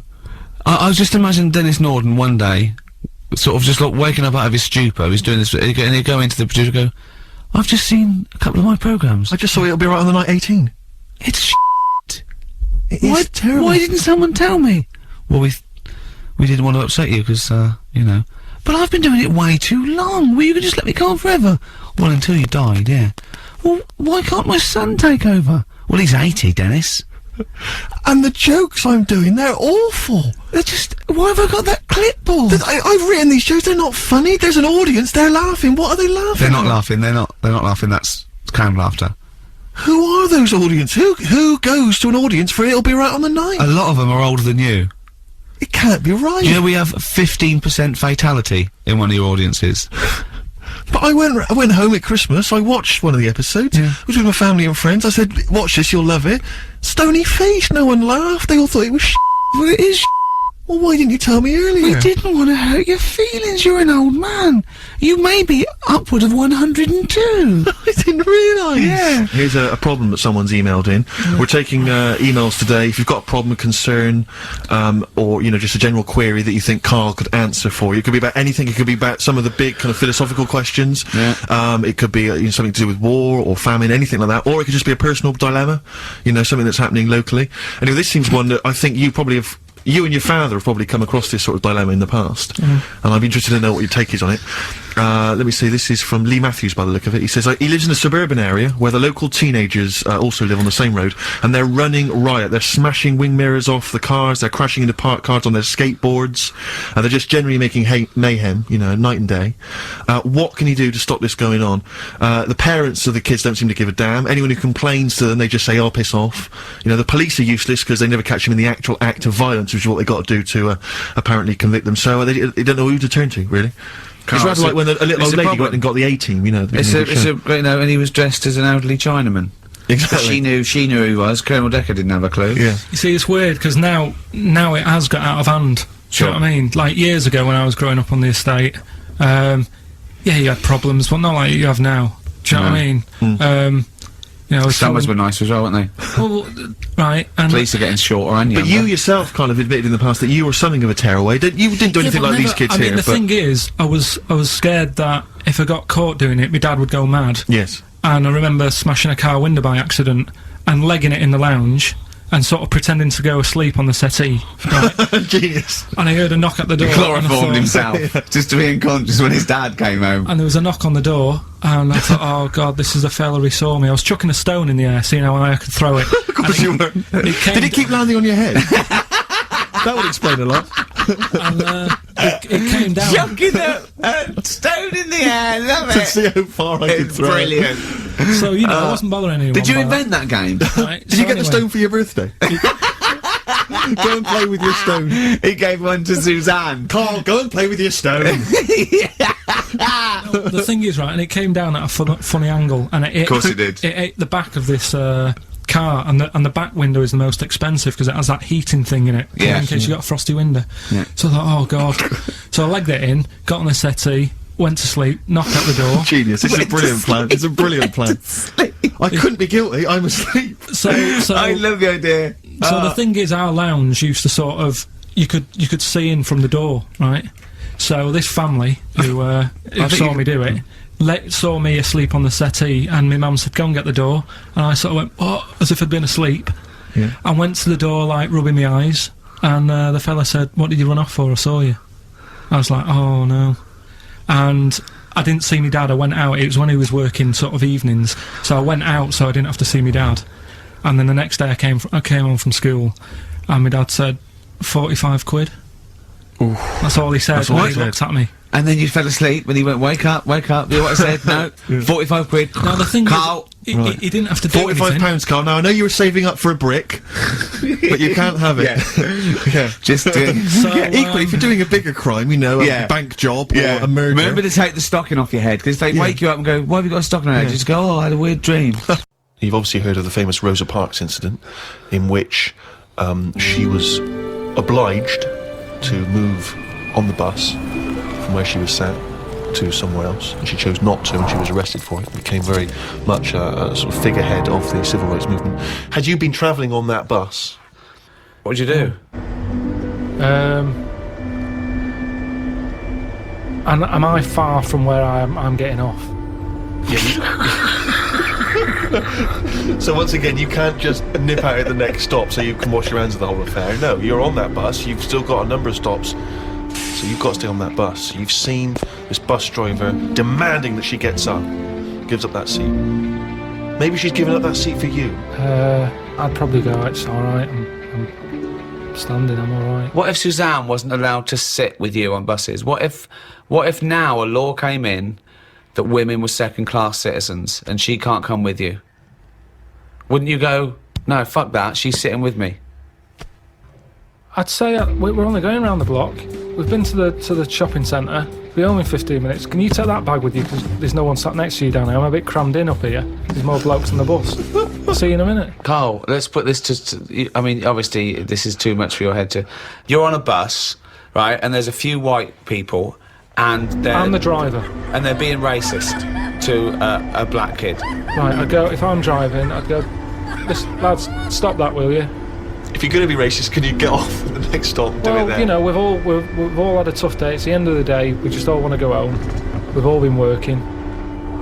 He's not in your way. He's sat in his own seat. Sit back. Calm down. Had enough. Surely you come Surely you want to be on the side of right. I'm just doing my job here. I'm sat driving a bus. I'm driving a bus for 30 quid a week here. I'm getting a load of grief off some people All at right, the end of the but day. think bigger than the bus rule. It's not just a bus thing, all right? Just imagine that you're not a bus driver.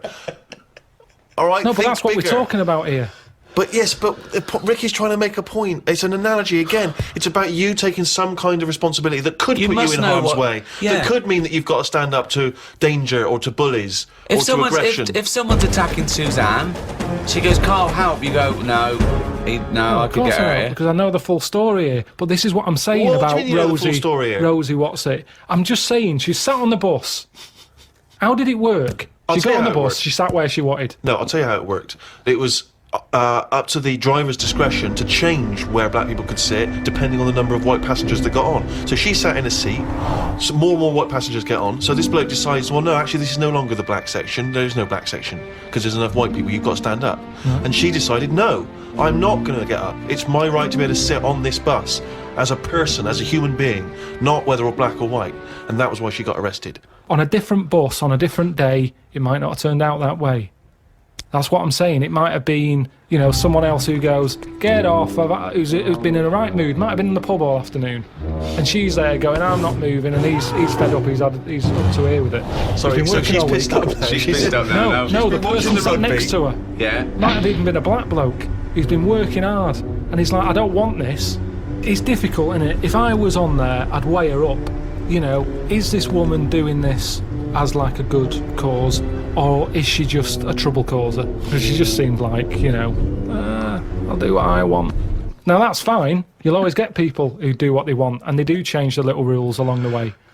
But I bet when she was doing it, it wasn't like a big stand up. This is the day I'm going to do it. It's just happened to. She was fed up that day. She didn't want to get up. Lazy. She might just go around law breaking all the time, and she's remembered now because she's made a change about bus seats. But when she got up that morning, did she say I'm going to do that, or has she been fly tipping before she got on the bus? This is what I'm saying. Is she just a you know? No, she's not a troublemaker. She's someone who already had a burgeoning interest in the civil rights. I mean, I really thought the Rosa Parks incident was pretty cut and dry. The fact that Carl's managed to find an ambiguity in it is extraordinary. I love it. Tell me something else about Rosie Parks. Oh, for God's sake. I don't know what she's got to do to win you round, Carl. Honestly, I didn't realise it would be this difficult. There was a bit of trouble in our yard the other day. Right. Between a wasp and a cricket. Now, the thing is there any point to this at all, or are you just going to tell us you saw... Are you going to extrapolate some analogy from this? I think so. Okay, Yeah, well, let's see. So there's a wasp. Yeah, well, so look at the whole scenario. It's the whole What's scenario, my- right? what- As you said, sorry, Right. just to clarify, as you said, it was kicking off. Right, okay. Old scenario. So you're looking I'm out of there. your window. No, I'm in the kitchen by the Right. sink. Yeah. I'm washing up the few plates. Right, The kitchen door's open. right. Suzanne says, "Oh my God, look at that! What? There's a wasp and a cricket having a wrestle." I've never seen it before. Right, Wait! Are you sure this wasn't Mexican television and it actually was a Two sporting people event? dressed up. Yeah.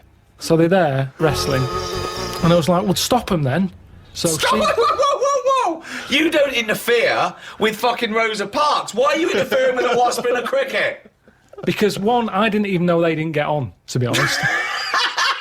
Because they were sort of wrestling. I said, and my hands were wet, so I couldn't do anything. I always overdo it with the fairy liquid. Yeah, sure. So she's there. I say, separate them. Now, so she uses a tea towel, flicks them. Flip. Clever. Good Right. thinking. The wasp goes its own way. The cricket's sort of jumping about a bit. But who was fighting who? So I'm sort of saying that is really weird because wasps are changing quicker than anything else that I keep my eye on. Okay, well that's just your theory and it's not based on Well, I anything. told you a couple of years back I saw one eating chicken. They shouldn't be doing it. So anyway, so now they're causing trouble with a cricket. Whoa, how do you know it was the wasp fault? This is prejudice. Why do you think it was the wasp fault? What if the cricket would have started it? What if the cricket's got a society that go, we hate wasps, we hate their stripes. We hate them. If they come here, fight them. If everyone comes down here, fight them. How do you know it wasn't the cricket that started that? Well, I suppose at that time I didn't. but since... Oh, I've had subsequent more. information's Oh, come okay, through. sorry. Okay, So this is anyway, Columbo, isn't it? We saw the... yeah. So I saw all that, we broke it up, the cricket was sort of shaking a bit. Definitely not! Definitely not! It was shaking a little bit. Yeah. So I sort of prodded it, put a little leaf over it because it was a hot day. Thought I'll put a leaf there so it doesn't get overheated. I love I'll this, keep an eye like on it's it. done the marathon. It's got a little, it's got Mars on the leaf, written So- on the leaf, and now it's just walking over the little medal. So Suzanne, I'd leave it for a bit.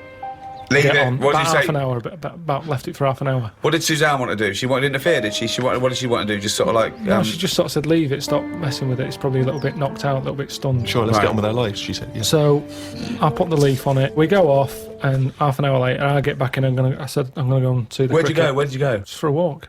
So I've been out, back in, have a look. Cricket's still there. Noticed one of its legs gone. Oh. Don't know if the wasp did that or the tea towel flick. Well, Right. this is when I got the computer out. Right. Had a look. What happened is the wasp apparently does this a lot, and it stings them in the head. Right, not this particular. If there wasn't like a little profile of this particular wasp. on a kind of It's just police it's just website. an incident that Just happens a generally lot happens within between wasps. wasps and crickets. Right. So it stung it in the head, and what happens is it's that whole thing that we talked about before, where it lays an egg. Right. So I was sort of having a look, seeing if I could see any sort of holes in its head, and it just kept sort of moving its one leg, like, oh, I can't handle this. We've got one big leg. One big leg at the back now. It's normally got two that it uses to jump. So you were worried that crickets aren't aware of the dangers of wasps? I just had a look online and saw that, it's a popular thing that happens. It's sort of like a bit of a mugging. He said you can leave them for about half an hour. They normally come round and they don't know they've had an egg put in their head. But There's no way it said leave them for half an hour and they come round, they don't have an egg. But there's no way it said But he that. said they're normally stunned for about half hour. Have you had an egg put in your head? Fucking ostrich egg, by the way, it's coming out the top. So anyway, I picked it up, I placed it under a little tree. I said it's in the shade again. No wasps can see it there. Let's just leave it. But you've just left that cricket to now die in agony when that maggot goes round his head and comes out a wasp and leaves the carcass. Well, this is when Suzanne came up and said it wasn't moving. I sorted it. You sorted it. Just sorted it. What you did you wanna do? say anything What else? did you mean? Well, I said, what do you mean you sorted it? She said, Read it's between best the that I lines. don't tell you. Right, sorry. I've done. But, She said she sorted it. wait. Do you think that we're in the mafia and we're being wiretapped? Say what happened. No, well, she just said she sorted it, and I said, what, sorted what? Because I'd forgotten about it at that point, I was painting. And she Right. said the cricket. Right, what do you think she meant by sorted it? Well, by the look on her face, the way she said it, I've known her for long enough, so I know that she meant it's not good news. Yeah, so what happened? So from that, I took for granted she means Say it! I've stopped it being, it's no longer in misery. So what do you mean? What? What did she do? She crushed its head with a stone, She got a tiny head-shaped stone and squashed it, because that's where all the action is, isn't it? So she said it was too cruel watching it sort of shaking about with its one leg and stuff. You had to kill it. I imagine I had this vision that one day Suzanne just having to say to his parents, I sorted it. I've sorted it. We got rock busters. Okay. So these are mine. Number one, you've been dunking that for too long. That's LB. Right, so Oh god, that's too easy. That's but too I always easy. tease them, don't I? Give them something to make them feel like they're going to win something, and then I hit them hard with a tricky one. That doesn't make sense. Yeah, go on. So the first one, so that's the cryptic clue for a band or an artist. Their initials are LB, and Yeah. the cryptic clue, you've been dunking that for too long. Yeah. So that's the first one. Second one, you won't be able to play that game in this pub because the table ain't big enough. Right? Could be an old artist, could be a new one, could be a band. What's the initials? FD. Alright? FD. You won't be able to play that game in this pub. The table ain't big enough. And the final one, well, I've had a rubbish day, so I'm happy it's over. Right? That's the third cryptic clue, the initials being GK. Right? Yeah. Well, I've had a rubbish day, so I'm happy it's over. They're the three clues. All you got to do is email in ricky.gervais. That's That's great. That's genius. Which one? The last one. All right. That Yeah, is genius. don't say That's the anything. best one you've ever done. All right. Ricky.Gervais. That's great. I don't know the middle one. .co.uk. Okay. Email in them 3 answers, you win the stuff. You better give us the answers Let's again. give them out. The first one was, you've been dunking that for too long. Yeah. That was LB. Limp Biscuit. Limp Biscuit. Yeah, got that one. The third one, we'll jump to that one because you've got it. Well, I've had a rubbish day, so I'm happy it's all over. That was GK. That's a great one. That's Gladys Knight. Glad it's night. Glad it's night. That Gladys is Knight. brilliant, Carl. And the one that you're both having a problem with, you won't be able to play that game in this pub. The table ain't big enough. FD. Go on. Fats Domino. Yeah? What? The dominoes, you play dominoes in a pub. The dominoes fat. Pub tables are quite small. You won't be able to play that game in this pub. Fats Domino. Rubbish. So, do you want to pick a winner? Random Rubbish. Winner? Well, Random winner? you say it's rubbish, but plenty of people got the right answer. Rubbish. So. Yeah. Not after last week. No. Right, okay, so if you haven't heard it before, I'll give you some initials. It's like initials of an artist or of a It's band. Blockbusters. And a cryptic clue to who the band is. There's 2 easy ones, 1 difficult one. First one is, That'll Never Get Off the Ground. Right. Yeah? That'll never get off the ground. The That'll initial. Never Get Off the Ground is the clue. Not and LZ. The initials are LZ. You are joking. 2 easy ones. Right. Please. Yeah? Okay. Right, and then you've got, that woman's got her husband's gloves and a pair of her own. Say it again. That woman has got a pair of her husband's gloves and she's got a pair of her own. That's HH. Right? It's a bit of a difficult one. And then the last one, you'll get a right load of bacon off them. Right? You'll get what? A right load of bacon off them. That's L. L. Yeah, so once You'll again, get a very right quickly, load of bacon off of them. you'll get a right load of bacon off them. So first one, That'll Never Get Off the Ground, LZ. That woman has got her husband's gloves and she's got a pair of her own. That's HH. Brilliant. And you'll get a right load of bacon off them. That's L. And it's So- an email only. Yeah, we have. Yeah, we've got the first clue. You upset, Carl? miserable.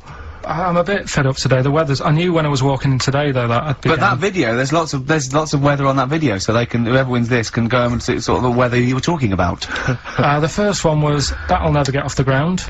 LZ. Yeah. The answer there was Led Zeppelin. So easy.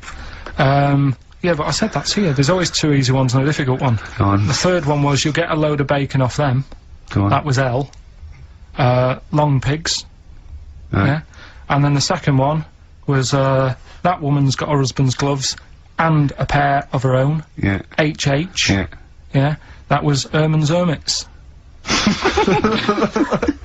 So that's the 3. That's the 3 answers. I'm sure Well, I'd we've got like a to winner. give the prize this week. There's, Herman's Hermits.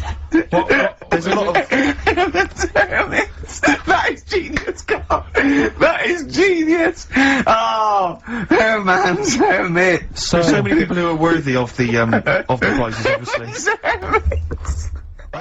Right, are we're doing it now? Yes, sir. I noticed Heat magazine sort of put a bit of a spanner in the works. Why? Because they were saying, oh, maybe it'll be a Christmas edition of Rockbusters.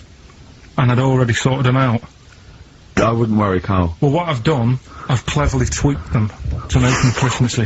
So the Christmas bit in it has got nothing to do with it whatsoever, but I just thought... So you mean that clues have a Christmas element? Well, yeah, But it's nothing to do with the there's answer. nothing, yeah, there's nothing to do with the answer. Right. So why don't you just ask the normal ones and I'll ring a bell. I'll Yeah. shake some bells. Well, go it's ho, the ho, equivalent ho. of that, but in sort of speech. Right. Brilliant. So the first one, there's a load of letters there asking for advice. Put them on Claire's desk. Oh, and have a good Christmas.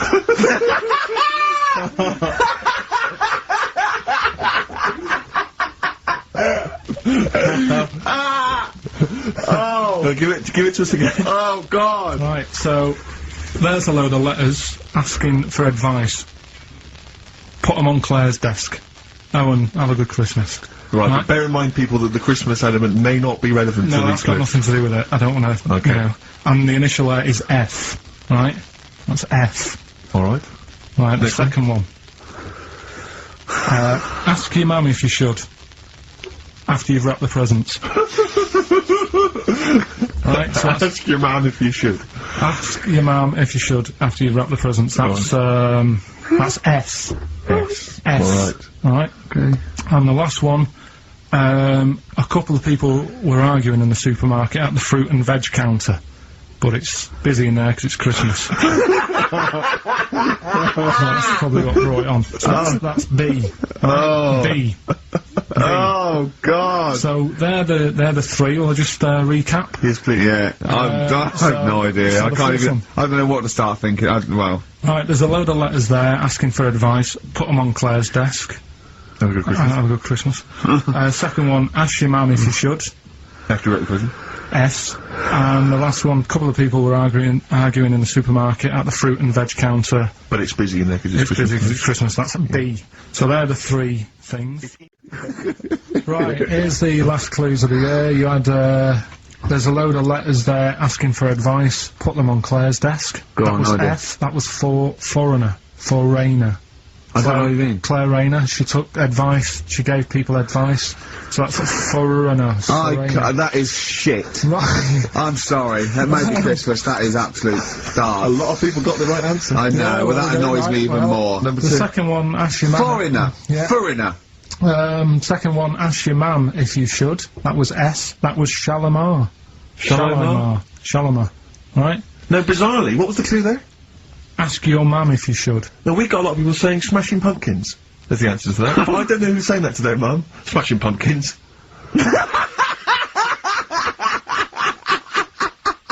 Merry Christmas, Mum. Smashing Thanks very Pumpkins. much. Nice bollocks. Oh, that's great. That's great. Right. Smashing pumpkins. Your dad bought them for me for Christmas. Yeah. And the last one, Lovely plums. What, my Victorians? Oh God. right, we've got to wrap it up. We've got to wrap it up. Come on then. A couple of people were arguing in the supermarket at the fruit and veg counter. That was B. That was banana drama. They were like having an What do you argument. mean banana drama? What, no, wait. What group is banana drama? What group is banana drama? So, You're a fool. You're a twat. When you say that, but you accuse Karl of that, you're also accusing lots of the listeners, including the winner, Nicola Rogers, of London, and she wins those great prizes, and she got them bang on, so... Banana drama. so can we finish there now? Yeah. Yeah, What do you mean? What do you mean? Can we finish there now? Just play the ads and go. Rockbusters. Rockbusters, first one of the year. Do you want to explain it? In case we've Yeah, got some just in new case some listeners. new listeners. Might have. You never know. Chance to win some stuff. I'll give you like a cryptic clue and some initials, and it sort of makes up a band. So an easy one that we did at the start was an exploding pet, AK, atomic kitten. Yeah. Right, that's how it works. So there's three of them. It's email only. You email in ricky.gervais@xfm.co.uk, and you win all that stuff Steve was talking about. Right, first one. £42 for a torch. £42 for a torch. That's a bit pricey. That's D. Right. That's D. Yeah. Right, Just give us it write that again. down. So £42 for a torch. That's a bit pricey, isn't it? A little bit of enhancement. Yeah. Digging up his growth. Oh, Okay, God. that's So that's D. D. The second one. He'll fit some chocolate to your feet. Say that again? He'll fit some chocolate to your feet. Is that he will fit some chocolate to your feet? He'll. Yeah. He'll fit some chocolate to your feet. And the initial there is A. That's A. Yeah. And fit some chocolate to your the third and final one. Do you think your kid will get that strawberry for me? Do you Right. think... Say it again? Do you think your kid will get that strawberry for me? That's WP. Right, now, I'd just better warn people. You really got to get into the mindset of Karl here. These are not real cryptic clues. These are not cryptic clues that you do in the Guardian or the Times crossword. There's usually something wrong with them. It is usually, what's the word? Completely change the word in order to make it fit. Yes. Often. So just be careful. Don't be surprised. Exactly. Okay. Do you want to give us them again very quickly? All right. First one, 42 quid for a torch. That's a bit pricey, isn't it? All right, that's D. Second one, he'll fit some chocolate to your feet. Can't think of anything. I can't A. think. That's A. And do you think your kid will get that strawberry for me? WP. Right, so... Ricky.gervais@xfm.co.uk. Right, here we go then. The first one, £42 for a torch. That's a bit pricey. Go on. That was D. Yeah. That was Daylight. Wait, I thought Delight, and I thought it doesn't work. second one. I actually thought Delight doesn't work. Second one. There's no, wait. Dear Light, it doesn't work. It's Delight. Second one was... No, Carl, it doesn't work. Yeah, but if we're going to continue with this feature, you've got to tweak them a bit, right? People have got it. We've had loads of emails, more than ever. So, do you know what I mean? Let them decide. If they don't like it, they won't email in, but they're loving it. They've Right? all come from the same institution. Right, go on. They'll fit some chocolate to your feet. That was A. That was Aerosmith. Right? Aerosmith. You've heard of a blacksmith? But a smith is just a workman. It doesn't necessarily. No, you can have anything. You can have a locksmith. A smith doesn't just mean it does shoes. Right, do you think... Aero Cobbler would have worked. Unfortunately, there isn't a band called Aero Cobbler. Get ready with a winner. Do you think your kid will get that strawberry for me? That's Wilson Pickett. Blockbusters. It's a structured show. It's a new leaf. This show in the new year is going to be structured. Set pieces, hitting our marks. Do you know what I mean? There'll be time checks, weather checks. A bit cold out. If you're driving, careful on that. So do the prizes. Check for traffic, like if it's bad. Yeah. Okay, well, again, an arbitrary selection of goodies. What are those politicians doing? Was that XFM News? Yeah. Right, what have we got? So we've got, for those that are a fan of the movie Donnie Darko, which a lot of people rave about this year, a sort of weird teenage movie, then there's a sort of sweatshirt there. It is actually quite nice. It's not bad at all. It's medium, so if you're a bit of a bloater, don't bother to apply unless you've got a friend already. We've also got here a Graham Norton video. Certificate 18. So please don't phone up unless, sorry, don't email in unless you're above the age of 18. Yeah. And that's, I think, the best of his TV show. Yeah. Look forward to that. It's a big stiff video, that, isn't it? It's a big stiff cock of a video. Thanks very much. I meant you meant the bird. Yeah. There's also a fairly mediocre British wartime thriller, Enigma, which a lot of people, it was hyped for a while, but it's actually interminable. I've seen it. The first series here of The Kumars at number 42 on DVD. I think that's award-winning, so that's available as well. We've got 2 CDs by the look of it. We've got Pulp's Greatest Hits, which I don't think sold very well, and so presumably they are giving that away. And Johnny Cash's current album, American For the Man Comes Around, there's some good cover versions there. Again, another big sell. A big sell. We're really pushing this. But it's quite kooky. Johnny Cash here does covers of things including Personal Jesus. Oh, right. By Depeche Mode. We've got Bridge Over Troubled Water, his version of that, Desperado. And anyway, it's not bad. That's probably the best treat in that bunch. And, right. I'm assuming there's some questions there, Karl. Yeah. Right, here we go. If you're a new listener, the way it works, I'll give you a cryptic clue and some initials, and it sort of makes up a band. Yeah. Makes more sense when you hear it, I reckon. Not particularly. Well, not really. Although people do get it. I just worry about the state of our listeners. Go on. Right, so there's 3 of them. You email in ricky.gervais@xfm.co.uk. It's email only. I repeat, it is email only. We're not too lazy to answer the phone. Yeah. Okay, here we go then. Number 1. There's normally 2 easy ones and a difficult one. Sure. So here we go. Number 1. Don't argue with him. He ain't going to change his mind. Don't argue with him. He ain't going to change his mind. Yeah, that's AA. AA. That's So that's the first one. He's not going to change his mind. What do you mean? You've got them written out. Haven't you? I'm just thinking about what the answer is, so I don't write the answer down. Don't worry, they get it. Yeah, don't worry. Well, you can't remember it. You came up with it. There's only 3. I know, it's weird, isn't it? No, it's not weird. It's incompetent. Right, the second one, anyway. I hope you get this. I hope you get this. Email in and tell us the answer. This is a shambles. Hang on a minute. On, keep going. Go on. He always gets what he wants and doesn't worry about anyone else. P. And you don't know. You don't know that is.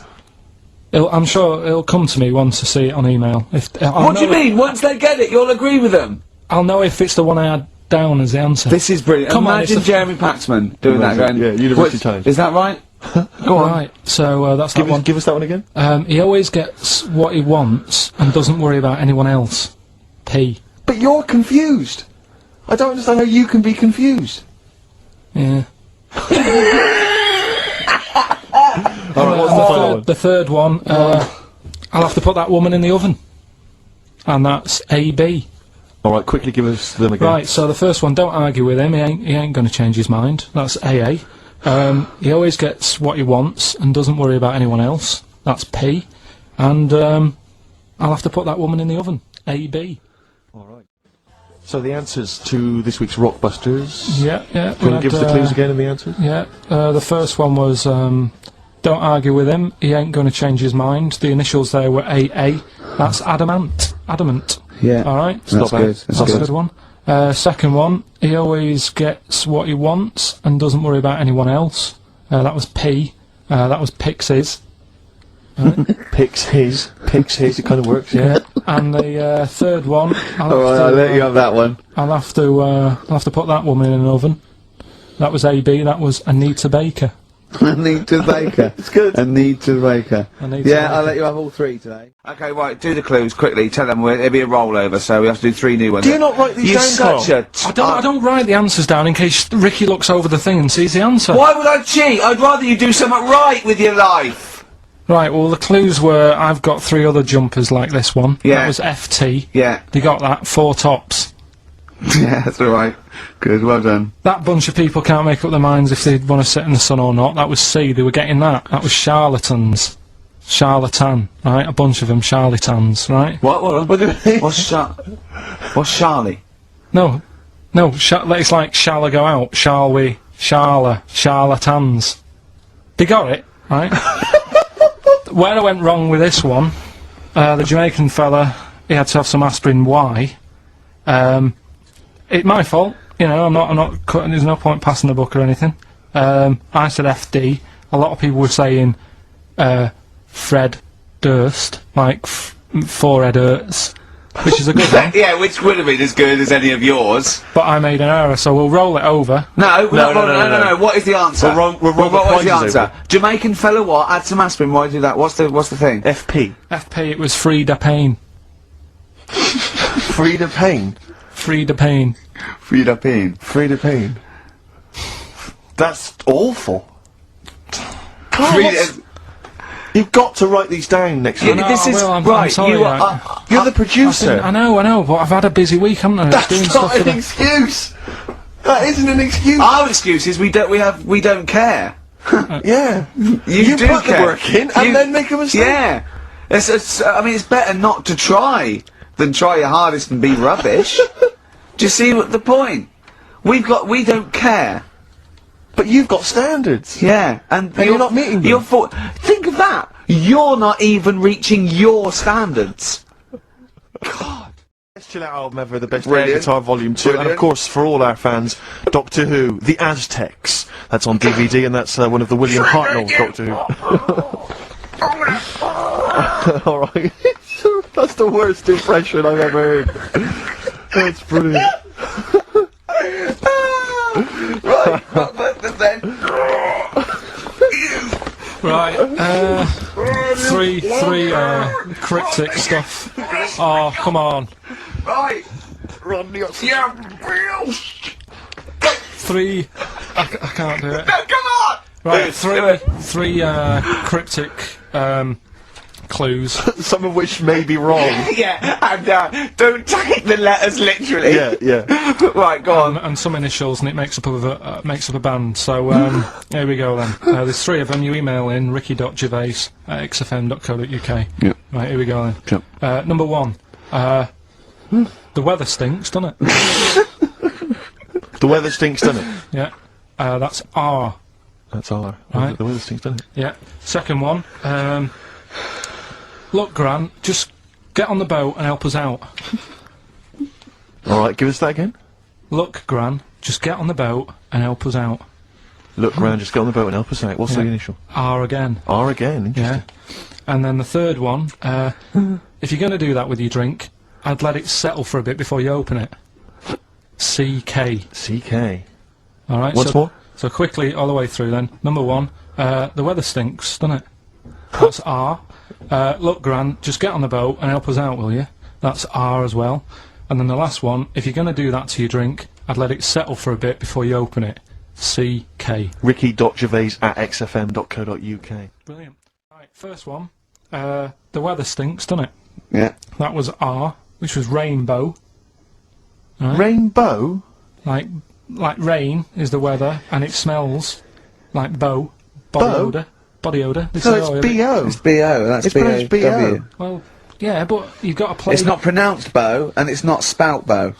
Who calls it bow? Everyone knows it's B.O. What, you don't care? You don't care that doesn't work? Well, they got it. So again, as long as One they're getting person got as it, long as Carl. they're getting it. One person got it. Of all the emails, one person got it. Second one. Look, Gran, just get on the boat, will you, and help us out. Go on. That was R. That was Ronan, right? Ronan, who's Ronan? Ronan. Who's Ronan? Ronan Keating. But he's known as Ronan Keating. No, it's not. RK. No, it's not anymore though. He's gone on his own, hasn't he? He's just known as Ronan. No, he's not. No, he's not. It's Ronan Keating. He's always been known as Ronan Keating. Right. So that doesn't work like that. Go on. Third one. Next. If you're going to do that to your drink, I'd let it settle for a little bit before you open it. That was CK. What? Shake a can. Shake a can. If you're going to shake, you can. This is the worst competition ever. So It's Chaka. have you got? It's Chaka. It's Chaka. It's Chaka Khan. Shake a can. No, Chaka Khan. What you got? Chuck a can might have worked. To throw a can. Who got all three right then? Well, Well, because basically what happened was people We're just stopping this. emailed in 3 guesses. We're stopping and this. the guesses that were right came from Mandy. In ancient Greece, every year 500 people would be selected from that Grecian society, and they would have to sit there that year, and they would propose laws, and everyone else would vote on them. Now, if you were in that position, right, you're called up. What rules and laws are you instigating? you might go, right, I want an egalitarian society. I want freedom for people. I don't want slavery. I don't want any sort of oppression. Would that be high on your list? Well, you could say, you know, when I worked at Cordon Bleu, there was times when I thought being treated like a slave here. You weren't though, because yeah, you were being weren't- paid and definitely you were weren't a free. So. What do you mean? I wasn't free. I was on like from 9 till 6. You had the choice to leave the job. Slaves didn't have a choice to leave. I didn't have a choice. Yeah, you did, The only yeah. other choice was Tesco, and they'd already turned me down. No, that's not. That You wasn't. had no choice, That that's wasn't. why. That wasn't the lack of choice given to most But the slaves who built the pyramids, that wasn't an option for them. It wasn't like they could go and, well, I can get a better gig on the Sphinx. Yeah. Yeah. I'm just saying. No, you're not saying anything. You're saying absolute drivel again. Here's a little Greek proverb for you. A society grows great when old men plant trees whose shade they know they shall never sit in. What do you think of that? Do you understand? Yeah, just saying. You're planting a seed. They grow a tree, but trees take ages. Yeah. It takes a long time. Yeah. That old fella's not going to get any joy out of that.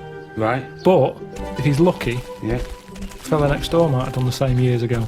So it's all about sort of planting a seed, looking after each other. That's great. Actually, it's not. I don't think it's directly it's what almost, it means. It's almost the point. Yeah. That's good. Yeah. Yeah, I think he means that future generations. But yeah, if the next door neighbour had done that, then yeah, that works as well. But but you seem to agree that that's a good point. Do you agree that seems a good point to you?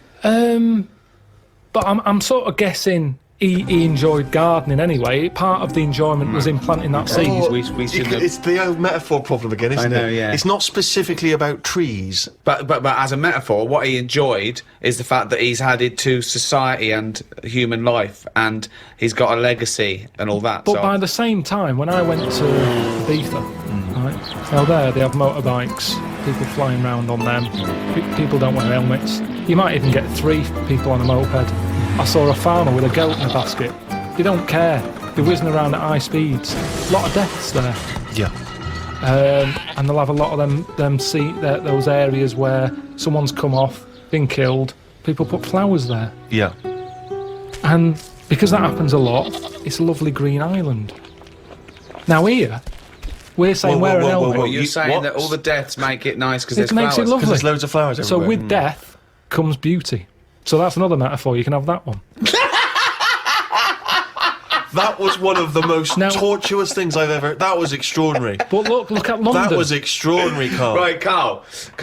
Well, look at London, but though. there's Let me a finish my point. Let him finish his point. I'm yeah. intrigued. Right, London, councillor with his clipboard. Need a speed bump here. I saw someone doing 35. Put some traffic lights there and a pedestrian crossing. Pelican crossing there as well. And a speed camera. Right. Horrible and grey. Okay. No flowers. But you still see flowers left behind where people have died in terrible They're accidents. not You see very that all good the ones. time. They're stuck to a lamppost with elastic band round them. They don't look nice. He's knowing the quality of flowers. Yeah, but the point is, Wow. the point is Some 15-year-old got run down and you're disappointed at the quality of the flowers. Look at this, Suzanne. Fella lost his head here. Geraniums? Geraniums? Fella lost bloody head? Well, Fucking that's hell. so- We have That's to, funny we you have to say that, encourage though. gun crime so that people get shot in inner cities and then we can put flowers up and beautify the area. Is that No, what but you're if an saying? area's nicer to look in, nicer to be in, if it's nicer looking, you don't get people speeding around like lunatics. Because they go, I'm not in a rush, I'd quite like to slow down This here and is look so at the flowers. complicated. So now what you're saying is because an area is grey and gloomy, people speed around to get out of it. In the course of doing that, they knock people down. But then flowers are put up, which makes the area beautiful, thus stopping people driving around at speed so death no longer occurs. Well, they keep getting out of their cars to put down flowers. Then they get knocked down. Yeah. Other people on their way to put some flowers down. Yeah. Just sometimes people have to die, don't they? There was a fella outside our house who had a lamppost. He had a helmet on, but his head come off. You made me laugh at a man's head coming off because the way you said it. But that's the thing. He had a, oh God! There's a man died in a house. He had a lamppost, he had a helmet on, but his head come off. So you're saying that because in that one instance, the helmet did not save his life. His head was in great condition. It's just not attached to his body. And that's what I'm saying to you. Sometimes people have to die. How far do you take all this stuff of you know, safety gear and slowing down and wear bright clothes at night? And it's just too much. Very important point, you see. Do you think someone should be made to wear a crash helmet? They're only hurting themselves. Crash helmet. I don't think you should get fined for not wearing one. Well, don't forget, we're not just protecting him. He could be a father with 2 kids. So you're going, oh, let him up there if he doesn't want to wear a crash helmet. Let him get brain damage. Is that what you're saying? I'm just saying, we're over the top in this country. No, but when it comes you're to that saying, sort if of you're thing. saying no, if he doesn't want to wear a crash helmet, let him not wear a crash helmet. He smacks his head in. He's a vegetable. He's like that, sitting at home like that. And yet the 2 little kids come to you. You're in charge, don't forget. We've put you in charge of society here. And they come to you, 2 little kids, they go, President Pilkington, What? why did you let my daddy not wear the crash helmet? I didn't. We paid. We put leaflets through the door. We had adverts on the telly, sunshine. Yeah, but why? It's your dad's fault. But why wasn't it compulsory? Because he wanted. It's not the world we live in, Sonny. Yeah, now I haven't got a daddy. Has he got an helmet at all? Have you seen an helmet knocking about? No, he's just a vegetable now. Yeah, he didn't want to wear a crash helmet, but why didn't you make him wear a crash helmet? It wasn't just him, it was us. Why did you turn my daddy into a vegetable? Where's your mum? Mum left when he kept going on about not wearing a crash helmet. Can put you in a home. I just think, you see, this is the problem. Everyone's looking for someone to blame. Yes, but this is interesting though because you were particularly callous to that little 4-year-old boy who seemed so sweet and adorable. Yeah. But why wasn't he giving this stick to his dad? Well, his dad's dead. He's a vegetable. He's dead. He's good as dead to him. His dad went within the law. It was not the law to wear a crash helmet anymore because you said, forget it, I don't want a nanny state. I don't want, if you wear a crash helmet or not. He wasn't a responsible parent. He hadn't thought it through. But this is your job. Some people aren't responsible. Society keeps them on track. This was you were in charge. You should have made him wear a crash helmet. He had 2 kids. We've heard from one of the kids. What's the other one's attitude? Is he younger? He's a bit younger. Is he even younger still? President Pilkington, my brother's crying now because you shouted at him. I wish you'd have made my daddy wear a crash helmet. Why didn't you make your daddy wear a crash helmet? Well, he wouldn't listen to me because I'm not in charge He didn't of listen to society. me. Yeah, He seems like a bit of a numbnut, to be no, he honest. did listen to you. What did he because do you made for a a new living? rule saying people don't have to Right. wear crash helmets. Right. What? And he listened to you. Did he pop shoes on in the morning when he went out? Or did Yeah. I need to be here to tell him to do that as well? No, there's certain Oh, things so he has could got do. some common sense then. Well, there's enough, yeah. Oh, right, interesting. So he can be bothered with his trainers, but he can be bothered with helmet. I haven't got a daddy. Jesus. Why can't they just put a leaflet through saying, hello everyone, use your common sense? Yeah, That's all I'm asking. because- That's what I'd say if I Because was some people president. don't have common sense. Everyone's Some got people common are sense. fucking idiots. Well, Yeah, it's not my fault That's then. why there's that's Not why my there is a fault. government. If we let people, they'd be fucking idiots. Well, it's what we've talked about here. Social responsibility. This is your approach. I wash my hands of the whole affair. Yeah, I'd hope that the people who don't wear an helmet sort of they do themselves in, and that's cleared them off. That's one problem sorted. So you think you're being Darwinian? You're thinking survival of the fittest. The idiots will suit, but they don't, because they're not just the victims. The dead person isn't the victim. We've talked about it before. You know, people who smoke know that it's dangerous, but why is that still legal? And yet people know that and they still smoke. Fat people know that they're going to get out of breath and clammy, and yet they still eat more. But because that's what I'm saying. Why don't we stop fat people eating? If you've got a smackhead and you really love him, you intervene, you grab him, you put in a cupboard, you go, you're not coming out. He goes mad for about a year, then he thanks you for it. Yeah. So lock fat people in a cupboard. And just can't put get carrots in. under the door. What? The thing is, there's got to be some responsibility. Now, if it's your own fat kid, stick him in your cupboard. But what I'm saying is, as a counsellor, I'm not spending taxpayers' money on cupboards to put the fat kid in. Obviously, in China, you can only have one child, can't you? Is that something you feel we should bring in here? Yeah, I think we've got to, I don't know about one kid. I just sort of concentrate on who can have a kid. As Okay. opposed to, you know, if someone's got a load of money and they're good at looking after kids, let Madonna have as many as she wants. But if it's someone who's... but then... So social engineering you want to do Yeah, now. but hold on though. Well, what this you is- said then, if you're bringing them into a poor family, what's the point? What good is that for anyone? It's not good for the people who've had the kids. So it's not good who's for the kid who can't have deciding anything. who's allowed to have how many kids? Yeah, Are you but deciding? I was brought into the poor family, wasn't I? What? I was brought into a poor family. No, I'm talking really poor. So, third world. No, Well, poorer than that. Poorer than no money at all. I just mean like the people who I've told you about on the estate sometimes, who had that one who chased cars and stuff. He wasn't happy. They didn't care if he was there or not. What's the point? Right. So hang on. So let's imagine So- that Ricky and I are husband and wife. We've come in, right? What's your questions to us to establish whether we are allowed to have a couple of kids? Hello. Thanks for Me and coming. my husband, we can't have children. Why not? Because he's got no sperm at all. Okay. He had one sperm and it was too ridiculous. It was awful.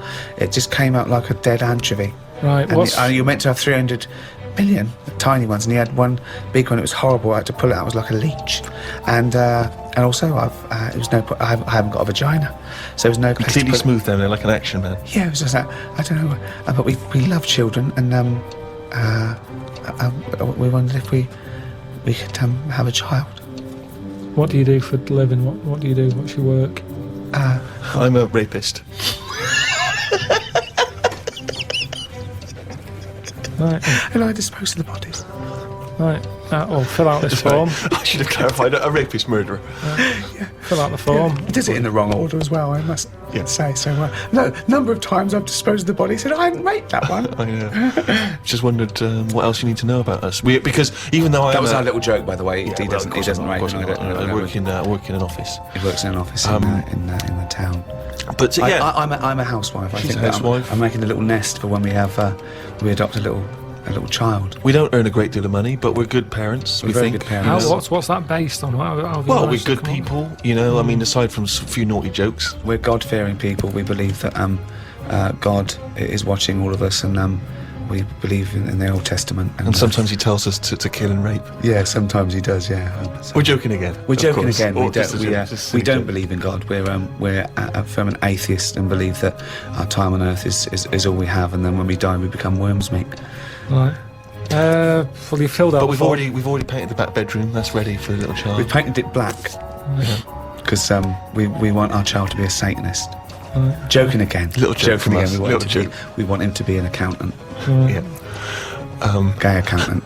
And there's too much in society where people are pressured to be heterosexual, so we're going to try and make ours a homosexual. Right. So you filled out the form. Fill out the form. Yeah. We'll put that in, get it processed. Okay, but what kind of questions are you going to ask us? None really. No. It's just my job. You're happy. You're My happy with job us. to pass the forms on. We've passed the interview. Because that's the sort of world we live in now. Oh God! Comfort and Sound by Feeder on XFM 104.9. I'm Ricky Gervais. With me, Stephen Merchant. Hello there. But no Karl Pilkington. No He's Karl. in Lanzarote. Lanzarote, But as we have speak. got a very, very special stand-in. It's Camfield. Say hello. I'm so excited to be here. It's Yeah. been, you know, the things I've learned in the last 10 minutes before we've even gone on air. Like, you Yeah. don't have a theme tune. I don't have a theme No. tune, I don't wear headphones. Exactly. Ian wears headphones with a preamp. He's got 3 midgets just brought in his back line. Yeah. Right? They're called Dog, Mongo and Blitzkrieg. Look, Blitzkrieg is up there, they're eating a banana. Yeah. He is the King of Rock, the new King of Rock. Well, the Prince, he's the Prince of Rock. Obviously Vance is the King of Rock.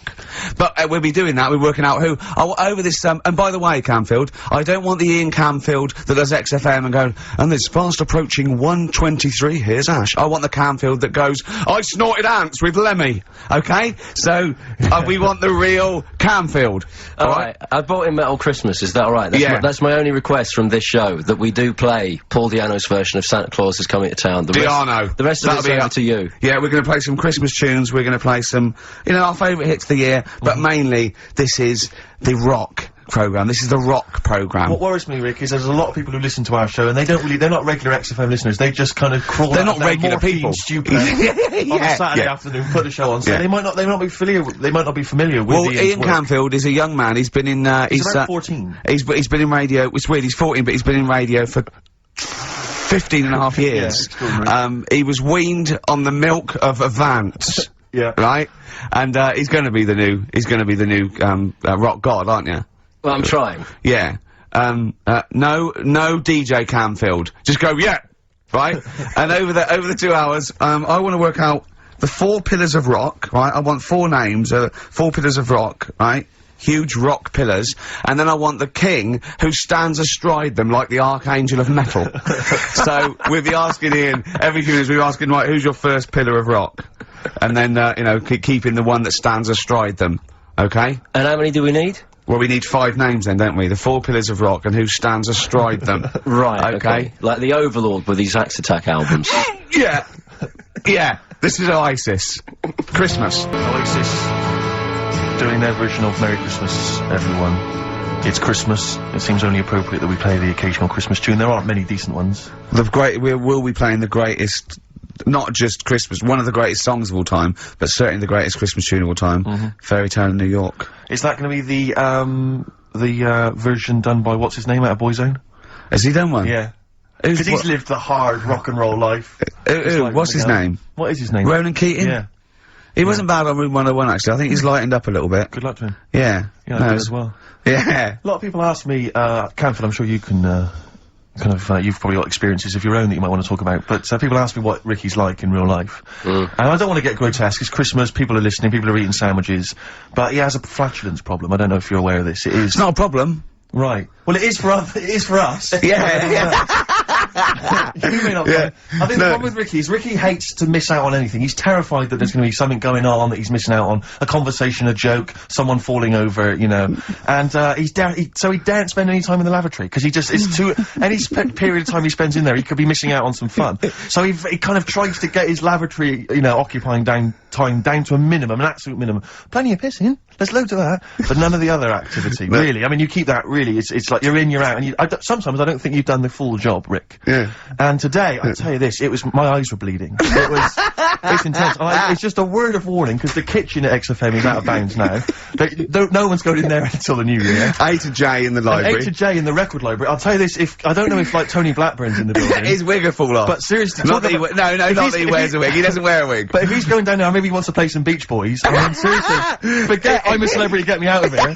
Forget you might have survived in the jungle, Tony. But you get down there, mate. Tony, would you rather eat a plate of maggots or go and get Beach Boys? Exactly. It's saying A to J. Oh, pot pickers. Exactly. Jesus Christ. It is absolutely extraordinary down there. Oh, So but, I'll just be warned. but it's Christmas. It's Yeah. Christmas. Why would Blackburn be listening to this? I don't know, he's probably doing a bit of Christmas shopping. Sure. And he's out and about with probably got his little, you know, personal stereo on. Yeah. And he goes, oh, I'll listen to the boys at XFM. Exactly. And Camfield, what do you think of it so far? Yeah. Yeah? Yeah. It's not Vance, is it? Okay, who is secured as one of the pillars of rock? Lemmy. Of course he is. Never changes his boots. 2 pairs of trousers. 3 shirts. Really? Yeah. And he just alternates them, does he? Yeah, so he yeah, might yeah. have the same pair of trousers for 2 weeks, but the different shirt. Is it true his rider is a bottle of Jack Daniels and 40 Marlboro? No, it's like one of those 100 packs. No. Yeah. One of the 100 packs of Marlboro, and he like keeps them stuck in his boots, which don't change. Actually, I think I'm right in saying like that one of the like 2 left boots as well, because one of them did break, and he had 2 pairs, but he's now only got 1. But and he's got Well, Lemmy, that is Lemmy then. Lemmy is one of the Pillars of Rock. What would Phil Lynott get anywhere near this? Yeah, he would have done. Let's play some Lizzie then. Don't believe a word. Thin Lizzy on XFM 104.9. I'm Ricky Gervais, with me Stephen Merchant, and over there, Campbell's. Is that your impression of me? Yeah. Yeah. Yeah. The rock one's better. The rock one's better. Yeah, you shouldn't try and be a DJ. Yeah. Yeah. Growing up with Diano Tuesday night. Ian, what, I know you're keen to know this, Rick. What are your thoughts on XFM? Let's get behind the facade of Canfield. What do you think about this? Because we used to have, you know, some conversations, You've been with XFM since the beginning, haven't you? Oh, I've been here forever. Yeah, it's all right, isn't it? I mean, it's not quite magic. Well, no, a few things are. You know, got me eyes on the big 105.4. Obviously, eventually. What magic? Yeah. Now, do you think you want to do like a rock program on something like Virgin or Radio 1 eventually? Nah, I don't think so. No. No. What do you want to do then? What do you want to do? I want to start playing stuff like the Eagles and Steely Dan and Bruce Hornsby in the Range. Truth be known. But you'd have to go quite mainstream. In your bedroom? But on what sort of platform though? Because, you know, the good thing about those is they are really popular. They are, I mean, I think the Eagles' Greatest Hits is the biggest selling album of all time now. It's overtaken Thriller. Yeah. So, I mean, those... What, you're saying Iron Maiden aren't popular? Like what I play now? Are actually popular, but they've got a very Slipknot, tight fan Fear base. Factory. I mean, Iron Maiden can go to #1 with just their fans buying it and then slip away again, can't they? Yeah. But everyone sort of likes the Eagles, don't they? Yeah. I mean, I think still... so you could get on sort of like Radio 2 maybe, the rock program on Radio 2. Who does it at the moment? Is there one? No, there's not one. I should do a demo maybe. Okay, well let's I love the way we're talking about my career and other radio stations I could work for. Do you know something I don't? No. No, I'm just saying that this is place going, is not going down the tube, isn't it? It's going down the tube. I mean, you're gonna be like, I mean, you'd abandon the sinking ship, wouldn't you? You wouldn't hang around, would you? You wouldn't fiddle, as Rome Byrne. I mean, we got a couple of pies cooking in the States, so we're not going to be here to keep it afloat. No. You know, the weekends. Well, we want to take the good guys with us. Right. So, you know, when this crumbles and they make it into a car park for Capital, I want to see you on Radio 2, Friday nights, 10 till 12, pure rock. Exactly. Do you know what I mean? Absolutely. Right, well that's the pitch, isn't it? Friday nights 10 to 12, pure rock. Okay, if anyone's listening to the BBC, it's Canfield. He is the new Vance. Molten Metal, maybe. Molten Metal. That's good. My only concern with TV work for Ian is he doesn't look like the obvious rocker. I mean, people are listening, they probably imagine he's got the long, greasy hair, but that's he's got the modern Slipknot look. T-shirt. Lots of modern bands No, now, they've got, I'm not slagging off, I'm just saying I wonder if the they've fans... got short hair. It's not all long hair and strange beards and tattoos, No, is it? the days of them all looking like Lemmy and smelling like Ricky are well and truly gone, you know? Yeah. Have you ever had the long hair? Have you ever gone in for that? No. Never tried that? No. But I've got bullet belts and stuff like that. Right. You know, if you'd have wanted me to dress up, I would have dressed up and brought CDs. I mean, you know, obviously I should have prepared more for this show. Sure. Yeah. Well, we're gonna play some classic rock, aren't we? I think we're gonna play The Who, and we got Jump, Van Halen, that's a classic, isn't it? Yeah, I think I've got that about 5 times on every Driving album I brought in for you. Okay, and so... You know, Are we gonna play Since You've Been Gone? Yes. Yeah. What's next? British Sea Power. Yeah, I thought we should play a couple of singles that we've enjoyed over the last year or so, and this is one of them. Carry On, play at Canfield. And don't forget, Paul Di'Anno and Santa Claus is Coming to Town's coming on as well. Paul Di'Anno doesn't snort ants, he snorts anteaters. Carry On from British Sea Power on XFM 104.9. Not bad at all. Now listen, we should just point out to people that Karl's away, and we always slag him off because he provides very little. And he's an idiot. Well, exactly, to be fair. But he's obviously off in Lanzagrotte, and he's forgotten to tell us what the password is for our email, Rick. Idiot. So we can't get into the email. So we're gonna have to use Ian's email instead. ian.camfield@xfm.co.uk if you want to get in touch. You're never gonna have so many emails, Ian. Really? Yeah, you're gonna be looking at them all week. It's gonna be brilliant for you. You're gonna feel really popular. You know what? Heat described Karl as a bald little mank twat. Nice. Karl was going, brilliant. Is that allowed? Is that alright? Yeah. Bless him. Bald little mank twat is back on the 3rd, isn't he? Well, if there's one thing that magazine's Well, good was at, he it's suggesting you accuracy. can't be regionalist? What? Was he suggesting you can't be regionalist? Was that allowed? No, I just think it's a familiarity of, it's just because we call him a bald little mank twat, that a national magazine can say that. Oh, bless his little round head. Wonder what he's doing now. He's sitting in the ash, reading his, reading his Rich Hall book. Yeah, he spent a week when he went to, where was it? St. Lucia. He spent a week, right? Throwing sand at crabs. Yeah. I don't think they've even got crabs, have they, over there? No, I don't know what he's gonna do. What is he gonna do? Suzanne, what is she gonna do? He's gonna be whinging. But it's sort of like, Karl must be like, kid, you must like sit him in front of a video while you go and make the dinner or something. Yeah. It must be a nightmare taking a pet. Has she got a little harness for him? To be fair though, Rick, I mean, I can't imagine you're much better on holiday. I've always wondered what that must be like. Because you always need an audience. You've always got to have someone around that you can perform for, drop your trousers for. Annoy, just generally sing and dance about. And, you know, Jane's seen it all. She's bored of you. So what, do you just do this to other people on the beach? Holiday makers, it is me. You can't believe your luck, Ricky Gervais. What, do you want me to do the dance? Do you want me to annoy you? Yeah, exactly. I can annoy you for 5 minutes. Yeah. Because then I'll get bored Exactly. myself. I'll tell you what, I want some ads, and after that, the fairy tale in New York. Oh. Well, this is what I'm thinking, right? Because we can, if you're not happy with Rockbusters, if we add a little bit to it, and they love the bit I've added, then we can slowly fade it out without them knowing. That's it. Do 2 of your Rockbusters and one of these. Right? Are these the prizes, Karl? They're the prizes. Well, let's do the Let's prizes. quickly go through them then. Yeah. Alright, what have we got here? Let's speed this up because I'm Sort dropping that. off now. Yeah, I think I'm already it's pretty either warm in here or this isn't the most scintillating conversation we've ever had. Okay, firstly, there's a CD here. It's tracks that were sampled by various artists, including Jay-Z, Happy Mondays, and so on. It's the original versions. That might be quite good fun. I Sure. Love You. We see it's a number of love songs. Yeah. You've got Blue featuring Elton John on there. Yeah. Chicago. Yeah. Nat King Cole. Yeah. Some great stuff, I'm sure. Yeah. Retro Dance Masters. Oh, yeah. That's another CD. Dance tracks, Yeah. obviously, on there. Oh, it's still knocking about. The Best Air Guitar Volume 2. Sure. Rubbish. This is quite good though. It's Paul Whitehouse's TV show Happiness. That's the first series on DVD. We've also got Stephen Polyakoff's The Lost Prince. You can have that in your collection. Probably never watch it, but it might look like you're slightly classy and arty. And Is there subtitles? the best one-hit wonders album in the world ever. You got stuff on there like Nena, 99 Red Balloons, and M's Pop Music. So not that bad a selection actually this week. He's cut out some of the chaff. Yeah. Okay. So right, here we go. then. Rockbusters. Rockbusters, first one. We'll do 2 of these, and I'll play something in a minute. Right, first one. The Australian picks 2 blokes. What? The Australian picks 2 blokes. The Australian picks 2 blokes. The initial. Yeah, the initial E, right? And the second one, that builder's a bit... I've got that already. It's annoying. that builder is a bit cute. He's a bit cute. Yeah. Alright. And that's BT.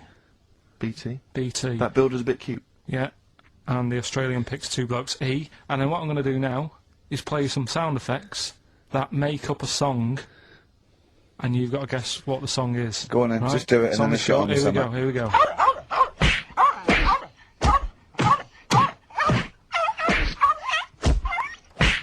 There you go. So what song's that? It's sort of an XFM type Okay, song, well, that's isn't it? great. Email So the only. first, so I should just clarify that the first 2 are band names or artist names, but that's the title of the track that we want there. Yeah, that's Okay. right. It's That's so right. confusing. No one's ever going to figure this out. They will though. They will. Alright, first one was, the Australian picks 2 blokes. The initial was E. The answer there, Eminem. Eminem. Alright, the second one, that builder is a bit cute. The initials there were BT. That was Bonnie Tyler. And then we introduced a new bit to the show. That song sounds alright. These were the effects you heard.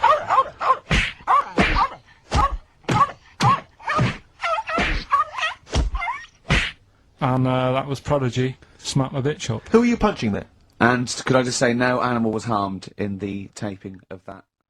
I'm not a champion of Rockbusters, as you know, but I think it's overstayed its welcome. But I'm Well, I think with Karl's just giving the fans what they want here. it. Okay. It's a popular thing, isn't it? Got some good prizes. The press Well- are behind it. Let me tell you what the prizes are. It's a dance music compilation, Cream Trance Anthems 2003. I'm going to Brilliant. play a lot of trance on Well, this station. I put that on quite a lot and danced to it Exactly. myself. There's the original motion picture soundtrack to the forthcoming film adaptation. When you've seen the film, I'm sure that will mean more to you. You like that, don't you? It's a good movie, yeah. Nicolas Cage playing himself and a twin brother. And it's written by it's directed by Spike Jonze. Joined at the, what? No, they're not joined at the hip at all, or at the face. And we've also got the best one-hit wonders album in the world ever. What have we got on there? We've got things like The Crazy World of Arthur Brown, brilliant. Nana, 99 Red Balloons. The Rembrandt. In fact, it kicks off with Nana. Sure. That's followed up by I'll Be There For You, the theme from Friends by the Rembrandts. Yeah. And of course, Breakfast at Tiffany's by Deep Blue Something. Brilliant. Deep Blue Something. Is that the worst name ever? I think it possibly is. No, Sixpence None the Richer. Sixpence None the Richer. That's a quite pretty good. bad name. Okay, again, I know we've got a lot of chill-out fans who listen to us, so the best chill-out album ever. Yeah. Bear in mind, of course, all these prizes collated by Karl from, I guess, people's drawers. Yeah, maybe their looking in a bags. drawer, looking in a drawer. Oh, dearie me. What is it? The only thing probably worth having is a, I mean, it's topical, if nothing else, Karl. A 7-inch by the White Stripes. Merry Christmas from the White Stripes. That was their exclusive Brilliant. Christmas single. So, if So that's early, isn't it? That's It's you worth get that. something. It is worth A lot of something. people have got to wait 11 months before that's released. Or is it last Christmases? Exactly. And I have never heard of this DVD. Go on. I like to think of myself as being fairly familiar with TV and films, but I have never heard of Stephen King's Rose Red. Welcome On to a DVD. place evil calls home.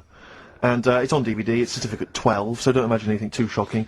And it looks appalling. Is Rose Red Mansion truly haunted? To find out, Professor... Okay, we've got the gist of it. They're It's a not living very place good of prizes. They're cobbled together, but if you've got nothing better to do, call in if you know the answers to these clues. It's Rockbusters. Let's not let Right, them so call in, Rick. I Please don't give let you- those people call in. I No, give you no, some, they're not calling in. It's email only. Carl, don't interrupt me. just Ricky.gervais@xfm.co.uk. Email only. I can't stress that enough. We just don't want to speak to you people. Right, go on. right. So I give some initials out and a cryptic clue, and it makes up the answer on that. Well, sometimes it does, yeah. Go on. There's two of them. There's a new aspect which I'll explain about in a minute. So the first one is cryptic clue is, well, if he would have been wearing an helmet, it would have been all right. And the initial there is B, right? So, well, if he would have been wearing an helmet, it would have been all right. That's B, right? Band or an artist. Second one, why are them Jamaican fellas swinging fish around their head? Okay. All right, Just initials fills me with... DS. DS. Why are them Jamaican men swinging fish around their head? All right. And the final bit to Rockbusters. It's a new bit. Last week I played you this.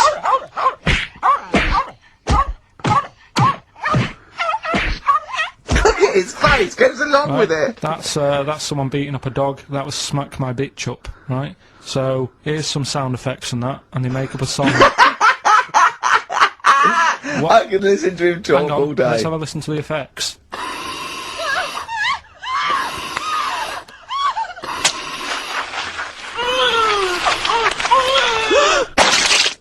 Right. Terrifying. Right, I told you not to play that one, it's rubbish. No one will get that. Well, we'll see. I heard that, I can't always say, what do you think? I said it's rubbish, no one will get it. No, it's not the one you think it is. Ah, right. So, email in, ricky.gervais@xfm.co.uk and you can win that I'm stuff. a little bit confused. I'm here.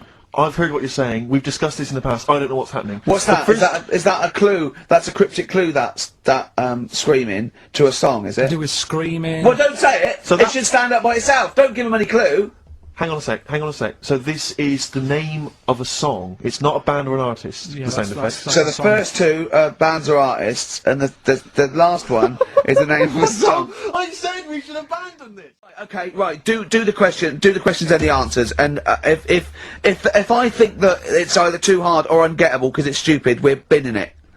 Right. I thought we'd already been. I'm annoyed that. Right, come on. Do it quickly. The first one was, well, if he would have been wearing an helmet, it would have been alright. Right, what's the answer? That was B. What's the answer? Busted.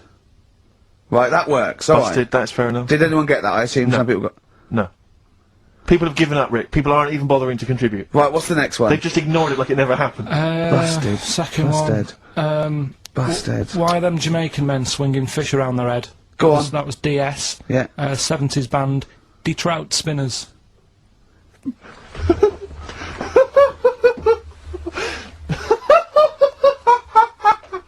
The Detroit Spinners have become the D-Trout Spinners. Yeah. Okay. Brilliant. Brilliant. And then the final bit, I'll play you some effects. They Let's went hear like this. this. Let's hear this. terrifying, Karl. It's sinister. Well, what's happened there? What was happening? No, what's the answer? That was born slippy. The woman was having a baby, the doctor tried to grab it, it fell onto the floor. That's in your head, Karl. That's just a load of screams. That's in your head. Oh. Do you know what? I haven't even got onto Born Slippy. I'm still on the trout spinners. Well, let's put a song, that's it. I don't know what to say. Well, Karl, you are officially a published author, and a copy will go in the British Library. Well, they have to take every rubbish. I think it'll go in the British Library lavatory. From what I understand, it'll be in there with like a collection of like novelty postcards and maybe a Viz compendium. But, you know. Yeah, so they take everything. Just think of that. But why do they do this? Why do they think they've got to keep everything? Because we're living in a world now where everything is sort of binnable, and you know we use stuff for what it is. Well, I think you could say that. That's fine. That's fine. There was a sort of poetry to it, but I think he stumbled across that. I don't think it was intentional. Yeah, I mean, I still haven't got over him saying foodage. Do you know what I mean, though? That the world's changed, so why is that rule still hanging around when... Well, it's not a rule. I mean, it's not a rule that, you know, the country's going to, you know, live and die by. It's just that it is seen as a repository for knowledge, for information. And I don't believe any old Joe can wander in there and get one of these books. I think you have to either be a scholar. I think maybe it's open for a brief window for students, but you know, you couldn't just wander in there and see your own book, Karl. You know, there are some books that they have to turn the page for you in gloves, so the amino acids. I hate that. With yours, it won't matter. They just go, it's over there, or they throw it to you. No, it's just. Or they slide it along the floor. Well, they say, well, I can't give it to you, Karl, because it's propping up this desk. Yeah, they kick it to you and say, put it in the bog when you're finished with it. It's just that thing of being timed, though. I hate it when people go, "Oh, have you read this?" And then I can't read it properly because I'm thinking they're thinking I'm taking ages here. Do you know what I mean? So I have to scan read it. And I go, "Oh, it's good that." And they go, "What do you think?" And I go, "Oh, about what?" So I hate the fact that someone stood there with gloves on, because that isn't normal, relaxing sort of reading, is it? But it's not, you don't go in to read the Doomsday Book, let's say, in order to just have a relaxing read. You're going in there to study There it, are you know, historically. to say they're professors and scholars and scientists and historians. They don't wander in because it's raining and they go, what's a good read? There's not a man wearing white gloves turning the pages of the latest Jackie Collins. Exactly. Do you have heat? Watching your lips move as you read to see if you can turn the next page. I suppose I shouldn't really feel guilty, because at the end of the day, right, I mean, people always rave about Shakespeare, saying, "Oh, yeah, his work was good." But Brilliant. at the same time... He'll probably put that on the book when he brings another one out. He'll put your review on it. Yeah. Oh, that was good. Karl Pilkington. But at the same time, you know, like, some people will have a go. I'm ready for people having a go, like that Wendy did about my little films I made, you know. Their opinion. So Yeah, you didn't hear she slammed Karl. No, well, you know, each to their own and that. And, you know, if everyone liked the same thing, I don't know what we'd do, right? Sure. You don't know anything. So all I'm saying is, everybody raves about Shakespeare. When, if you properly looked at what he did, he invented a lot of swearing words, right? Effing and jeffing and that. Now, That was one of his. Well, it's Effin' and Jeffin' and Effin' and Jeffin' Part 2. But all I'm saying is, for some reason, when things are brought out years ago, people say they're good even though they're not, is what I mean. When I was watching that documentary about the real Indiana Jones, Brilliant. they dug out some rocks with drawings on, and they were like, "Oh, don't damage them, don't mark the paint," and it's like, it's rubbish. It was like a stick fella with a yak. Now, if that was found now, or if a kid showed me that, I'd go, "Hey, it's not that good." So what I mean is, because stuff's old stuff gets respect. But you're not judging it on its aesthetic merits, you're judging it on its historical importance. I don't think that's fair, though, because when that fella drew that, it wasn't old. He did it when he was knocking about. No, yes, but you must see the difference between you doing a stick man on a wall with a bit of chalk near your local and a cave painting that they date to 10,000 years ago. Yeah, so in 10,000 years' time, when they find my story, will it gain more respect then than it is now? No, less. But why is it? Because people will more and more realise what a buffoon you are. the more research we do, the more you expose yourself as an empty, egg-headed moron. That's a friend speaking right there, Richard Gervais. No, He loves you like a brother. I just think you've mentioned him before, Steve. This Peeps fella. Yes. Has he done anything else apart from a diary? Because now I've done a book and a diary. That means you're better than Pepys, is what you're thinking, Well, isn't it? I'm not going to say that until I know, but what else did he do? Well, Pepys wasn't a writer predominantly. I believe he was, you know, like a bureaucrat or something. But he kept a diary which has since become a historical landmark. And what did he say in it? Well, it's again more because it's both well written and it's also an amazing insight social into document a social as well. document. Yeah, Yeah. it's a social document. I of mean, that yours period. is a social document, but it sort of revolves around having egg and chips and a cap and seeing a ladybird, which, you know... But that's today's living. That's Well, what his I'm saying. his describes the Great Fire of London, which is what it's most. It's But best we haven't remembered had for. one of them. If we had one, I'd write it down. I'm only writing what's happening. He was just lucky. He was about in London when that happened. The thing is, if they read your diary, they'd think, well, nothing happened that year. Nothing important in the world happened that year. Because your diary doesn't just mention. I mean, okay, yes, it does. It fails to mention any disasters in London because we haven't had any. It doesn't mention any world events. It doesn't mention wars in Iraq, But I don't terrorism. need It doesn't to mention now. anything. But that's all being wrote about anyway. If you're saying there's a museum that's keeping everything, there's loads of other books for that. Who's looking at the fella whose skulls fell off? What? We see. It's interesting, isn't it? A fella's skull has fell off. What do you mean? His skull has fell off? It's something to do with circulation. But what do you mean his skull fell Well, off? it's in the diary. We But might how look can at a the diary. skull fall off? Because it's surrounded by tissue and it's got a brain. How can just his skull? How can it detach itself from all the stuff surrounding He it? mislaid all his dreams. But all I'm saying is that's not getting a look in. No, because it's not significant or probably true. Carl, you have the same concepts that you worked out and decided that were true at about 10, I think. I look at life like a Box big of chocolates? book, like a big book. Right, okay, yeah. Right? And you know, sometimes you get halfway through it and you go, even though I've been enjoying it, I've had enough. Give us another book. No. Your metaphor, analogy, whatever you're trying to create there, falls down with "let's have another book." Yeah. No. You can either opt out of life or stick with it till the end. You can't go, be someone else now.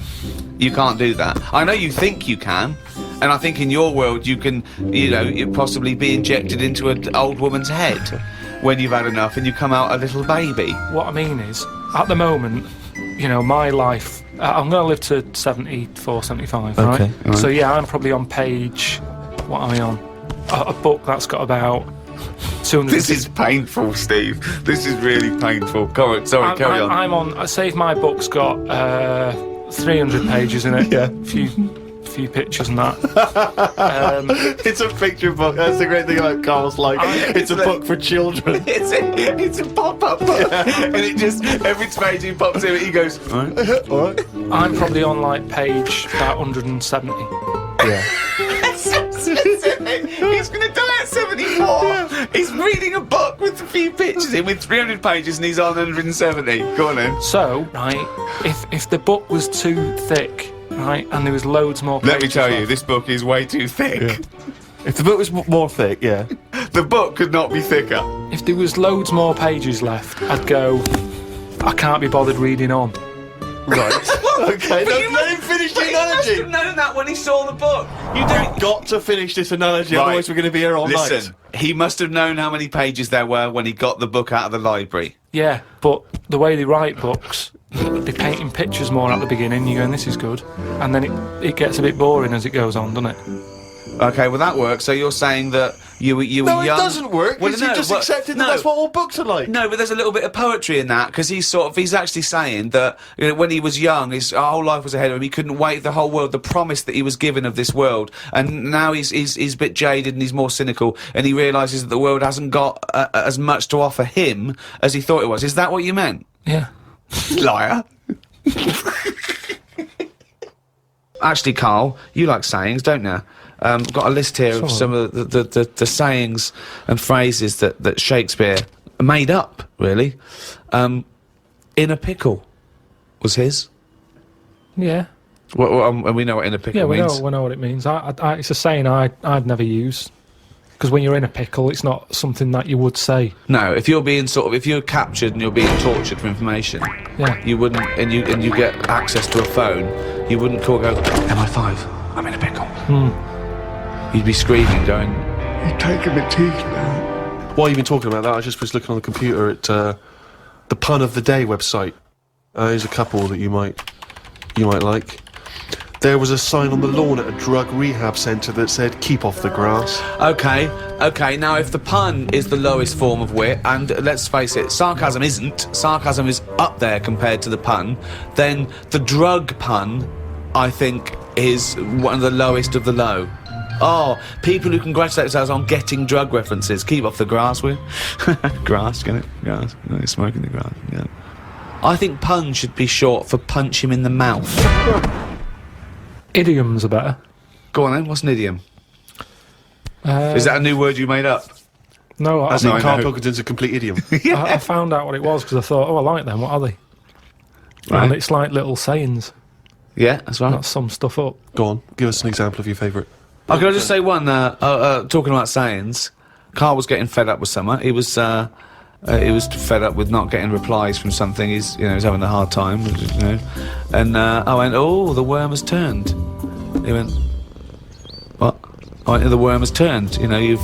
Stupid saying, isn't it? No, okay, tell him why you think that's a stupid saying. Because how do you know when a worm's turned? Of all the creatures that you could flip over and know it's turned, why pick a worm? It's the worst thing they could have picked to express something turning. But you're taking turning literally. It means changing, doesn't it? Changing your attitude. A new broom, turning over a new leaf. Yeah, but things are going to be different now, and I'm sick of it. Chameleon. No, but chameleon is a brilliant thing to use for something to change. Chuck that in a sentence. There's nothing that you can link a worm to human life to. You're talking about something it's blind, isn't it? It's blind, it's deaf. Gay. It's got no features. Why is he having such a go at a worm? Just because it's a weird thing to use. Something that its arse does more than its head. That could be said of you, Karl, to be fair. Hoax, featuring Kirsty McCall and A Fairy Tale of New York. Brilliant, on XFM 104.9. That's the song I think that single-handedly keeps Shane McGowan in gin for another year. It must do well, though. But I'm sure it does. I absolutely love it. I still love it. I saw it on Top of the Pops too. And it's just brilliant. I mean, he wasn't great at miming, but it didn't bother me. It was miming to a different song, probably. Yeah, in his head. It was great. I had a little visit in the week, Rick. I think you missed out. A little Christmas visit from, I know he's a friend of yours. He's a friend of he's a friend of the nation. Go on. TV illusionist Darren Brown. Oh, yeah. Yeah, he's bought a new pad. Yeah. And, he just came around to tell me about it. Yeah. And, it's interesting because... Somewhere to keep his guns. Exactly. And, you never know kind of how much, he's just playing with your mind, experimenting. But he was telling me about the place, and apparently... He say he loves you? he's got a B-day. In the house. Now we were discussing B-days because never understood that. I've never got my head around it. To this day, he's not meant to. Well, no, but I don't think I've ever met anyone who's used a B-day. Oh, Darren Brown does. He's known as the cleanest arse in Modern Magic. Yeah, shiny arse they call him.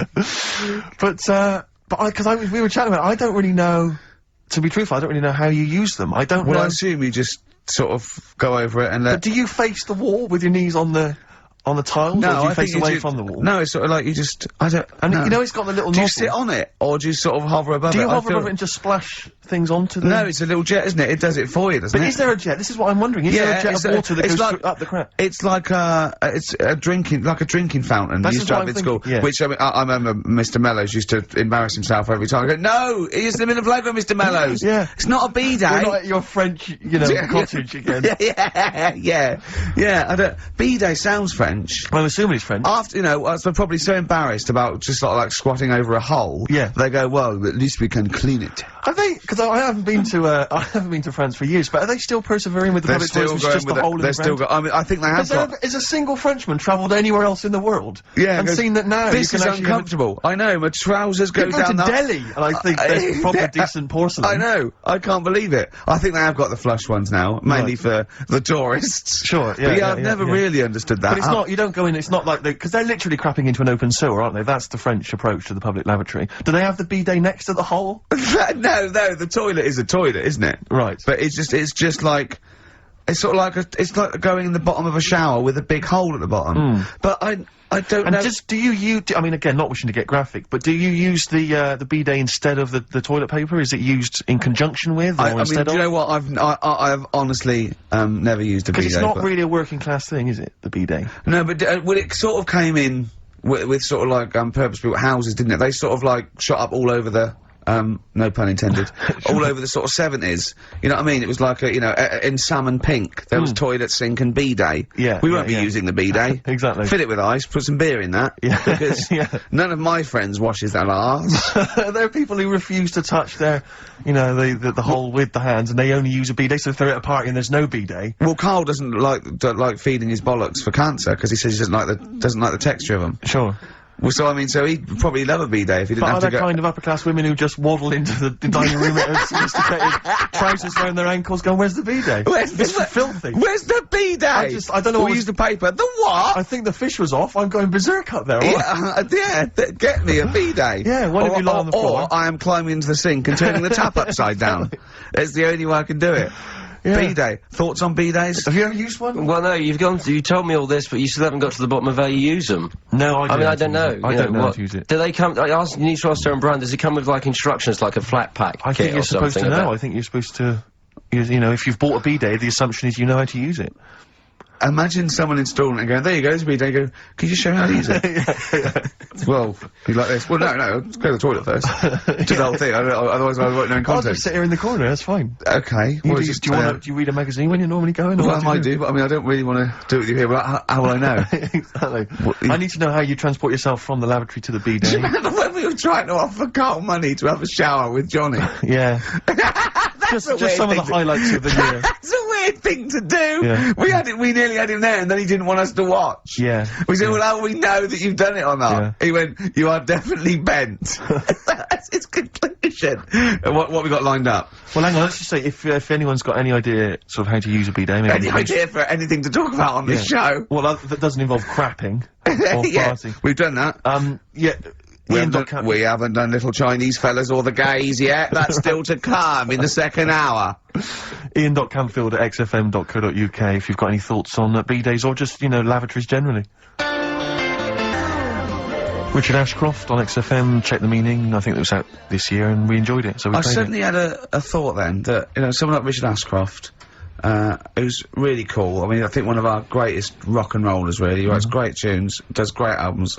The Verve, you know, already in history. I just suddenly thought of him listening to this and thinking, I wish they wouldn't play my songs, because I don't want to be associated with that drivel. Yeah.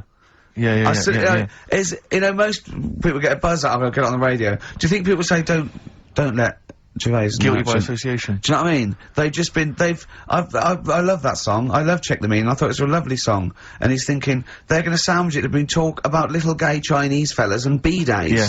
Yeah. And it's gonna make me look What worries me, Rick, is that there, you know, if we had to draw up some kind of list of artists who would allow us to play their songs, it's gonna be such a short list. Gary Glitter, you know, it's gonna be a few people who, you know, are slightly more shameful than us. I just thought of something. There are 1 billion people in China, and I assume it's the same percentage of homosexuality occurs, as it were, that 1 billion, 1 in 10, that means there's 100 million little gay Chinese fellas running around. Richard Ashcroft, if you're listening, I apologise for that last... Think about it! Generally, you okay? War's over.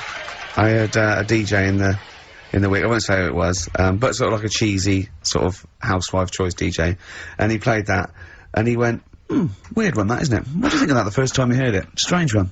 John Lennon, Yoko Ono, war is over. Here's the moment at least out there. I love that! Oh. What does he mean? That's exactly what I want from a DJ. That kind of insight. We were talking before the break about how many little Chinese fellas there are. Yeah. Billions.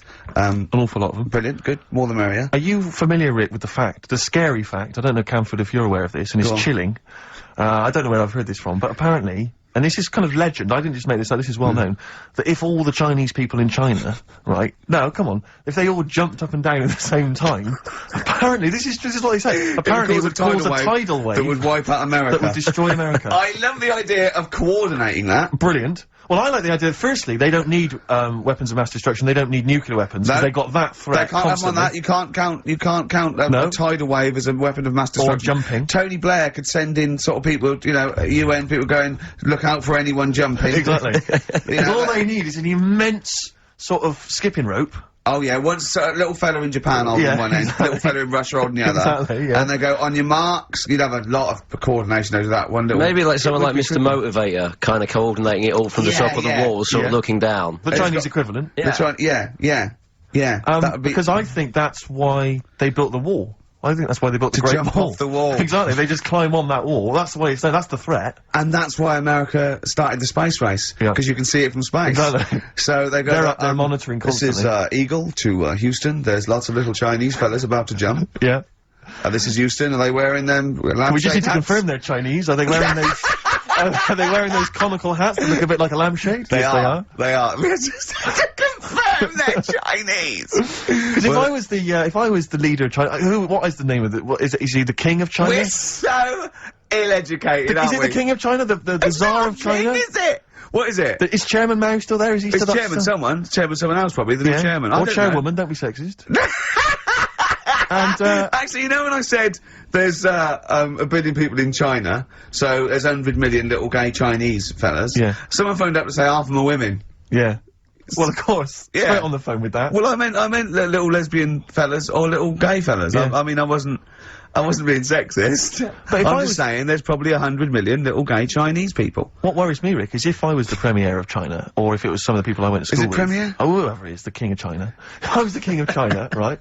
Isn't he the king of China and king and I? Or is that he's somewhere else, isn't he? That's Siam, isn't it? I don't know. Is that not, is that not in China? We're not. Where's Siam then? We're not. It's Ceylon now, isn't it? I don't know. Or was that? Oh my God! Someone educated listening must be tearing their hair out, screaming at listening to three buffoons listen, in a room. If I was the king of China, let's assume he's the king of China. Okay, yeah, you'd be tall. But you know when sometimes you've had a few drinks, whatever, you know, I mean, I'm sure you've done that thing where you order a pizza for someone, you know, a mate or whatever, or send a taxi round to their house, something like that. Yeah. What I do is I just phone up George W. Bush and go, seriously, mate, you better send some stuff over, money and that, and videos, because seriously, they're all outside now. 1, 2... Yeah. You know, and you can freak them out. It'll be Send us brilliant. some knives and forks, because I am fed up with these sticks. Yeah. It's ridiculous. I don't know why we're still sticking with them. I can't pick up the tiniest little bit of chicken. It's crazy. It's rubbish. Send us some cutlery. I'm having a nightmare eating yogurt. Oh dear. This is 104.9 Racist FM. Absolutely. Jonah Louis. Should we apologise for that? Not at all, no. That's right, Stand by it, yes. That was his follow-up to You'll Always Find Me in the Kitchen at Parties. Yeah. One of my favourite lyrics. She was into French cuisine, but I ain't no cordon bleu. Brilliant. Yeah, looking forward to playing that in the new year. What happened to B.A. Robertson? Don't He know. knocked it off. I was standing in the corner and the ball came across. What was the other one he did? I don't know. We're not as old as you. Oh no. This is all gobbledygook to us. XFM 104.9. That's Yeah. Jonah Louis. Yeah, you're not listening to classic gold. Amazingly. I've still got my own teeth. I think, Rick, I was the subject of a Christmas con in the week. What, you mean, you bought something for £4, then saw it for £3.90 as you walked home? That would make me livid. Because I've seen you really livid. I'm absolutely furious. When I bought my PlayStation, I saw I could get it for a £5 cheaper down the road. I was absolutely And you'd fuming. already walked to about 19 places, Oh, God, I remember. yeah. I actually left you after about an hour. Yeah. Can you No, I work do. out? I'm furious because I got to get a bargain. I hate feeling that I'm being ripped off. Yeah. And I'll tell you this, I'm loving online shopping. Oh, the savings I'm making, Rick. Really? It's crazy. Really? Getting 15, 20 quid off some things. Is it really? Oh, amazing. But these things, I might point out, I like Jaguars and, you know, yeah, Mitsubishi cars. Well, here we are again, XFM, on a Saturday. Just gone 1 o'clock, Steve, if I'm very much mistaken.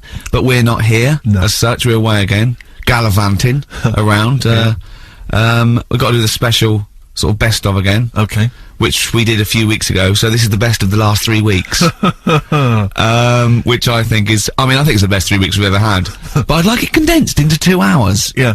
Yeah, some great music as well in there. Yeah, there'll be some great music, interspersed with fine chat that you've already heard. Yeah. Well, except this bit's new.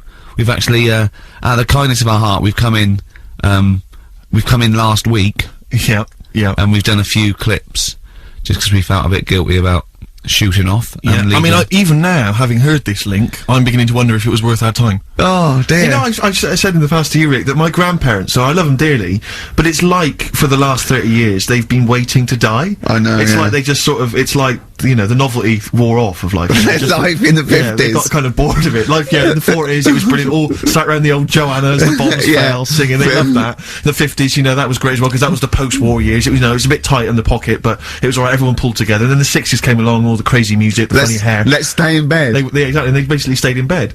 And, it was one Christmas when, my grandmother said to my dad, what do you like for Christmas? What do you fancy for Christmas? And, this must have been, I don't know, 20 years ago. She said, what do you fancy for Christmas, Ron? And he went, well, you know, I could do with a nice big kind of warm winter overcoat. She said, don't worry about that. He said, don't worry about that, because your father will be dead soon. It's right, you can have his. Meaning my granddad. Well, to be honest with you, my father's still waiting. Which is good news. Good news for my grandfather. Less good news for my dad. He's freezing. He's freezing. He phones out, how is he today? He's fine. Oh, okay. Oh, I'm freezing. It is such a weird mindset, that. I think it's that, to me, is what sums up people from that older generation, the 40s and 50s. And it seems to me that you've got that kind of mindset. It's like you were born in the 30s. And whenever you talk of your childhood, it's like you had, like, a baked potato to take to school. And a hoop and a stick as a Christmas gift. The other thing is, I think that that sort of generation, it seems that the man is dependent on the woman. There's a total dependence. Oh, absolutely, If she dies, he's done. Yes. He's done for. He'd just pine away. If he dies, she's got 30 years of pottering. Absolutely, yeah. Do you know what I mean? And going to, like, you know, the youth club and the church. I know what you mean, yeah. It's sort of like that. It's sad. Of course, it's sad for them, but it's not the end of their life. No, sure. And it sort of is the other way around. I don't know why that is. Yeah. It's terrible. That's a little melancholy thought for. I know. I've really you brought it down. You've brought it down. I've brought it. This isn't a nice show at all. This is terrible. Well, we're gonna have people just killing themselves. What? Well, I didn't really want to make it a Christmassy type show because I don't really like it. Oh, he's done it again. Well, he did Christmas once, didn't like it. No, my dad always said. Oh, right, steady on. Dad said Christmas morning was for, like, you know, for me. So he used to stay in bed. So he never. That's brilliant. That's a great thing to say, isn't it? Yeah. Christmas morning's for you. Run wild. Do what you want. Just don't bother me. I'm going to Honolulu for 2 weeks.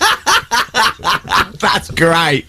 Dad, it's Christmas. Do I have to do anything? No. So my mum used to get up because she used to like to see my face light up, you know, when I open the presents. And then, fireworks. And then, then I'd have to go to my bedroom from about 6 o'clock onwards, because, like, my mum and dad were into having big Christmas parties, and I wasn't, like, old enough to go. Right. So they'd say, right, you know, you've had your fun there, you go up to your bedroom, stay in there. Really? Yeah, I remember one year, right, I got a train set, that's what I wanted. Yeah. Right? It's brilliant. Playing with it all day. I thought, I don't mind about the party, I'm happy staying up here, playing with this. Brother comes in, he's had a few, right, he's going, yeah, give us a go on your train. How old is he? He's a bit older than me, so he might have been like, let's see. Well, let him be 18. Yeah, probably about 18, 19, and how old something were you? like that. I was, well, I had a train set, so, I don't know, about 14. something like that. Yeah. Right, so I'm playing on that, loving it and stuff, and then he comes in and goes, oh, give us a go. He turns the transformer up to, like, 14. He went really fast for about 5 seconds, broke it, and then he went back downstairs.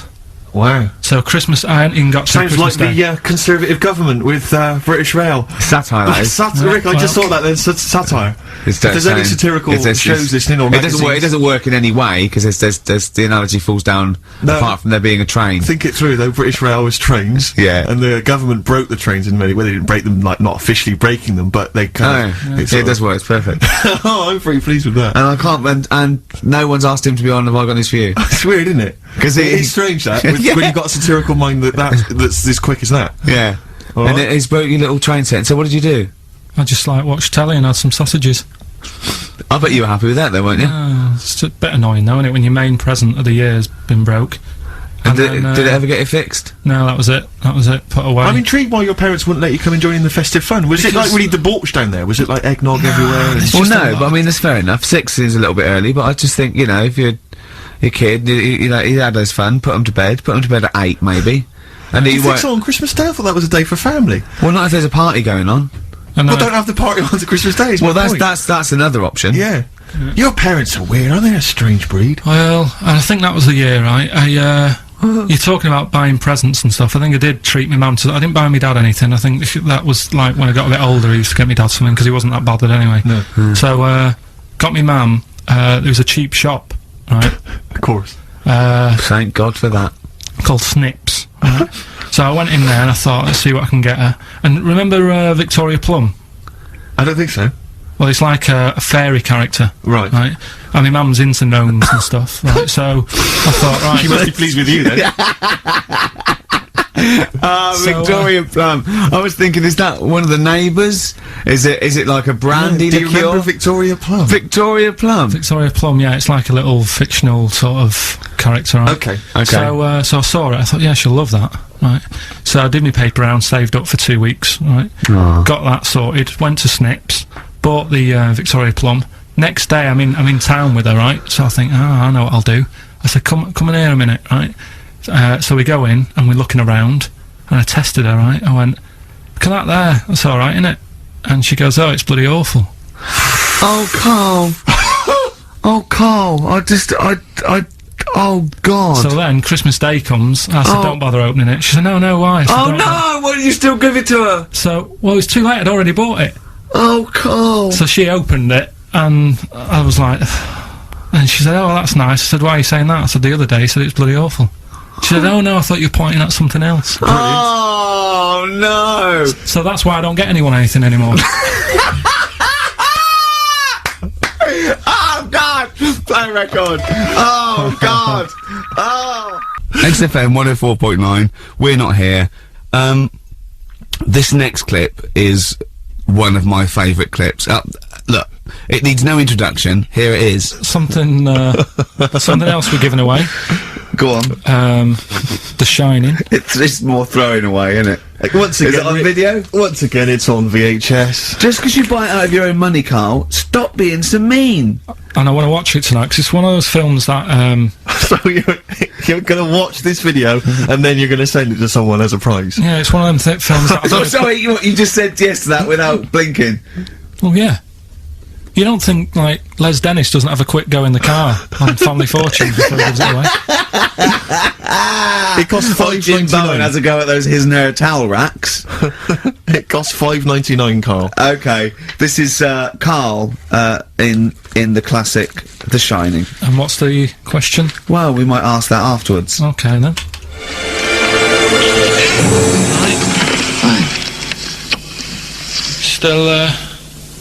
Still trying to write the book then? No? Yes. Good. Funny, someone told me the other day, weird thing about a typewriter, the top row of letters, the longest word you can write is typewriter. I'll just show you, That's weird, isn't it? It's just the typewriter being... You're not in the mood, you're in one of those grouchy moods again, like you get into when you're writing. I'm not being grouchy, I just want to finish my work. Yeah, it's just... She's been a bit funny, a bit offhand and that. Let me explain something to you. Go on. Whenever you come in here and interrupt me, you're breaking my concentration. You're distracting me, and it will then take me time to get back to where I was. Understand? Yeah, but I just was coming in to try and cheer you up, you know, if you... I mean, I'm full of ideas as well, you know, if you're having a problem coming up with stuff, got loads of ideas you could write about. The other day I read about this airy Chinese kid. What do you want me to do about it? No, it's just that it could make a good book, do you know what I mean, sort of follow him round. That's swell. Well, I'd buy it, you know, but if you don't want to know, well, don't bother doing it, but, do you know what I mean? It just, airy Chinese kid, it's weird because they're not normally that airy over there. Yeah, this kid caked in it. But if you don't care... I wouldn't touch one hair on his goddamn little head. You won't have to touch any hair on his head. Like I say, he's covered. Leave the head alone if you want. Touch his hands. He's totally covered in it. But I love the little son of a bitch. Well, don't go that far. You haven't met him. But I can sort it out. I'd do anything for him. I don't think you'd expect that much. Just take him to the barbers 3 or 4 times a week. You know, he's a good little kid. In fact, I'll do it. I think I'll write a book on him. Yeah? How do you think you can handle that? Yeah? You're not too busy, are you? Well, yeah, I'm pretty busy. I've got to sort out some monkey facts for the show this Saturday, but I reckon I can still Why don't you start right now and get out of here? Alright. I will. If you're going to be like that. Couldn't borrow a pen, could I? See you later.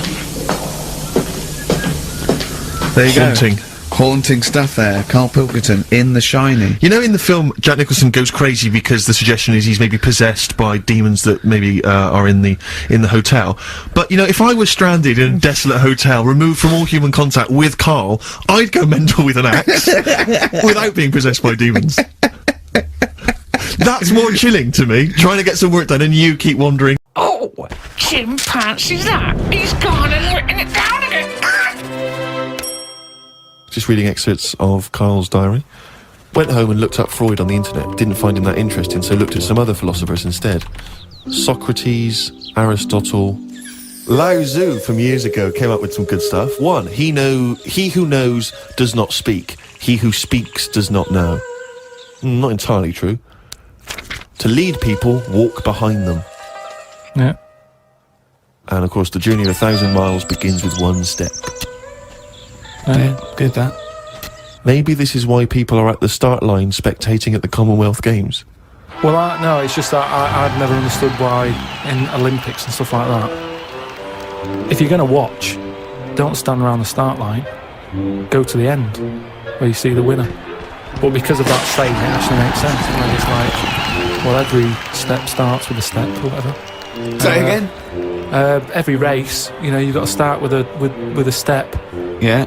If you want to stay at the start line, do. What does that mean? I'm just saying, if you're into, I wouldn't watch a race, right? Okay. But all I'm saying is, right, if I was to watch a race, yeah, I wouldn't hang about the start line because. Well, you just said you would.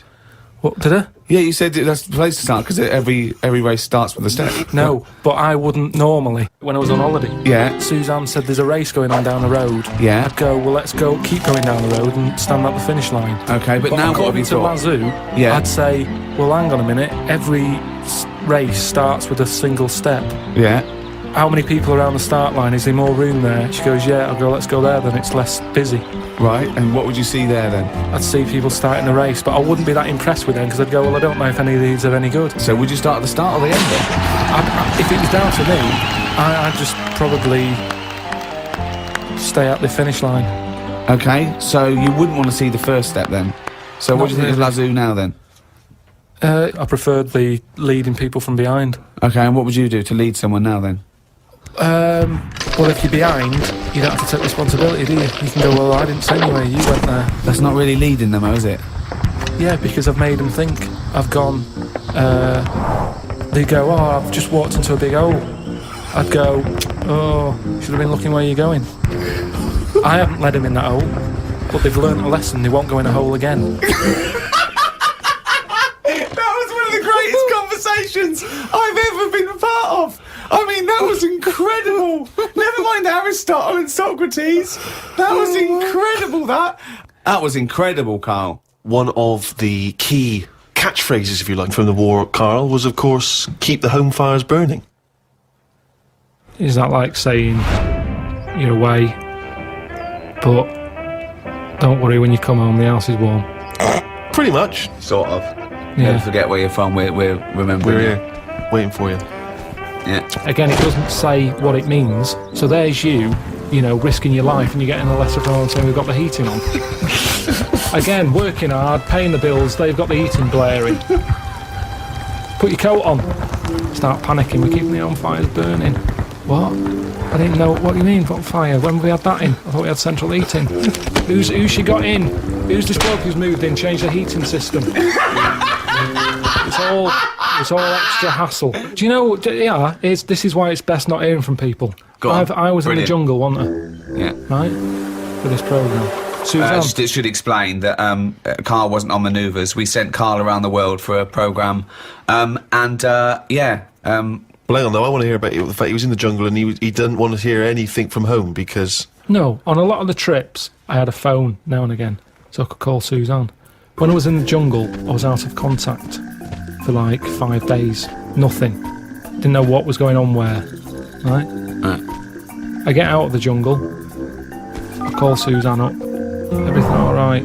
Yeah. What bills have we got? And then I said, how was it? And she said, it was reassuring, it was alright, and it's reassuring that if you died, it'd be alright. What? That was from Suzanne. What do you mean? What Because was she sort of, it was like I was dead for 5 days. She said things weren't that bad. I still got stuff sorted out. It was reassuring. She said what?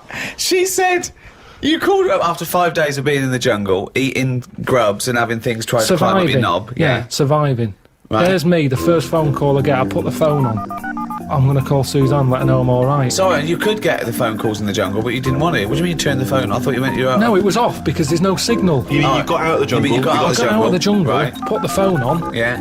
thinking, right, I'll call Suzanne, let her know I'm alright. I've been to Ellen back here. Call her up, everything alright.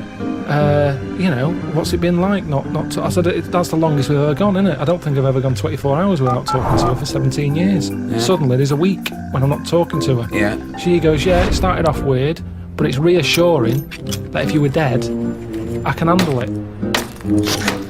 But she said, I sorted everything out still. I could handle it if you weren't here. What offended you most? The fact that you did that you want her to be dependent on you, or the fact that you realise you make no difference at all in her life? Well, it's a bit annoying, isn't it? They forget, don't they? The bills weren't as piling up as much as they normally do. That's the only thing they ever get through the door.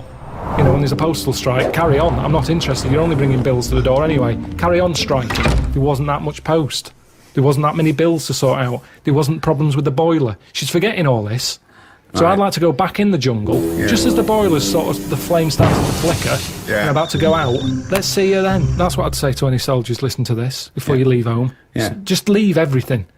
Break a few things, don't pay the bills, and then go. And they'll miss you more. Yeah. Well, that's great advice to people overseas. Let me just reiterate that. Next time, when you come home, have a great time with your wife and kids. See your mum and dad and your family. But then, when you've just got to go back into active service, just smash the place and do shit everywhere. Thanks. Karl, what's your thoughts on poetry? I've never really been a fan of it. There's a surprise. It's sold in a bad light. It's a bit bit gay, innit? I mean, it depends what sort you're talking about, because maybe there's poetry out there that I haven't heard. There's some poetry gayer than others. Yeah. War poetry can't be gay, can it? That was people. I haven't heard.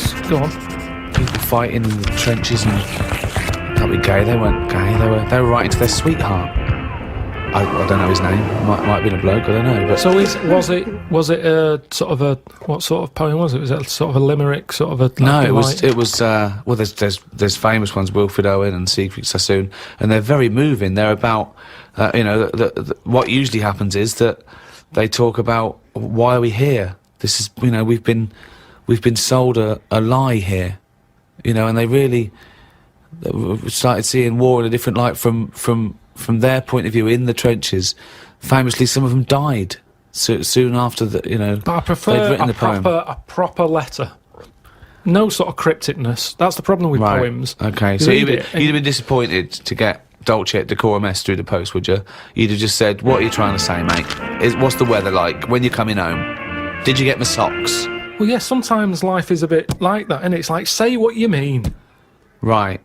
Well, then you have just wiped all art off the face of the earth if you literally just say what you mean. No, I'm just saying in a letter. Say if I was a woman and my fella was fighting in a war, Right. What's your fella's name? Harry. Okay, so Harry, that's right. So when were you married? About 1935. 1935. So you've been married about 4 years. Yeah. Harry, why don't you go off? Oh, you're a woman, aren't you? You don't. Okay. So what did you see in Harry? Why did you like Harry? Was he? He just was like funny. Butch. He wasn't that butch, but that didn't matter back then, did it? In the war. No. And you took everyone. But what did you say when Harry said to you? Well, I thought it was coming because a lot of our friends ended up having Did to you just go hug him and say "Don't go" or something? No point, because that would have just made it tough for him. So, what's the point? Just go with it. But if he I cried after he went. You cried after he went? That's what you do, innit? You wouldn't do it in front of him. He's got to go to battle. Okay, so your man goes off to battle. Right. Then I get a letter from the Colonel saying, "Oh, bit of bad news. Harry's dead." Now I get a letter in the post. He said what he meant, didn't he? Well, yeah, and they would do, wouldn't they? They wouldn't fanny around saying, "Oh, he was on the warpath and the cloud went dark." I go, "What? Just tell me what happened. I don't want a weather forecast." He got shot at the arse and the bullet came out his head. Right. Now, the Colonel, he would just tell me the basics. Now, because he sent his by Telegram. They sent a telegram. The letter I get from Harry has been stamped, so I get it late. Oh, okay. So I get a letter from Harry after he's died. Yeah. Right, and you know he's dead. I know he's dead, so I get this letter with his handwriting on. I'm devastated because I was just getting over his death. Yeah. It's all brought back to me when this letter drops through the post. Well, yeah, 3 days and you're pretty much over it. It's Harry's handwriting. Yeah. Oh God, what's this? What's now he I written? open it. Yeah. And instead of saying things are bad here, socks are damp, everything's grim, it's cold, I'm sick of it. There's a poem. It wouldn't feel like it was from Harry. Well, because it's not in his words. Poems are never in the person's words. But didn't you know Harry was a poet when you married him and made love to him that I night? picked it up because other people were doing it. Something to do in the trenches. But when he carried you over the threshold, Karl, and he laid you down and gently kissed you, didn't he say any? Didn't he ever? He must have whispered some sweet nothings into No, your it wasn't hysterical like red that. head. It wasn't like that. Straight to the point. It was like, get your knickers off.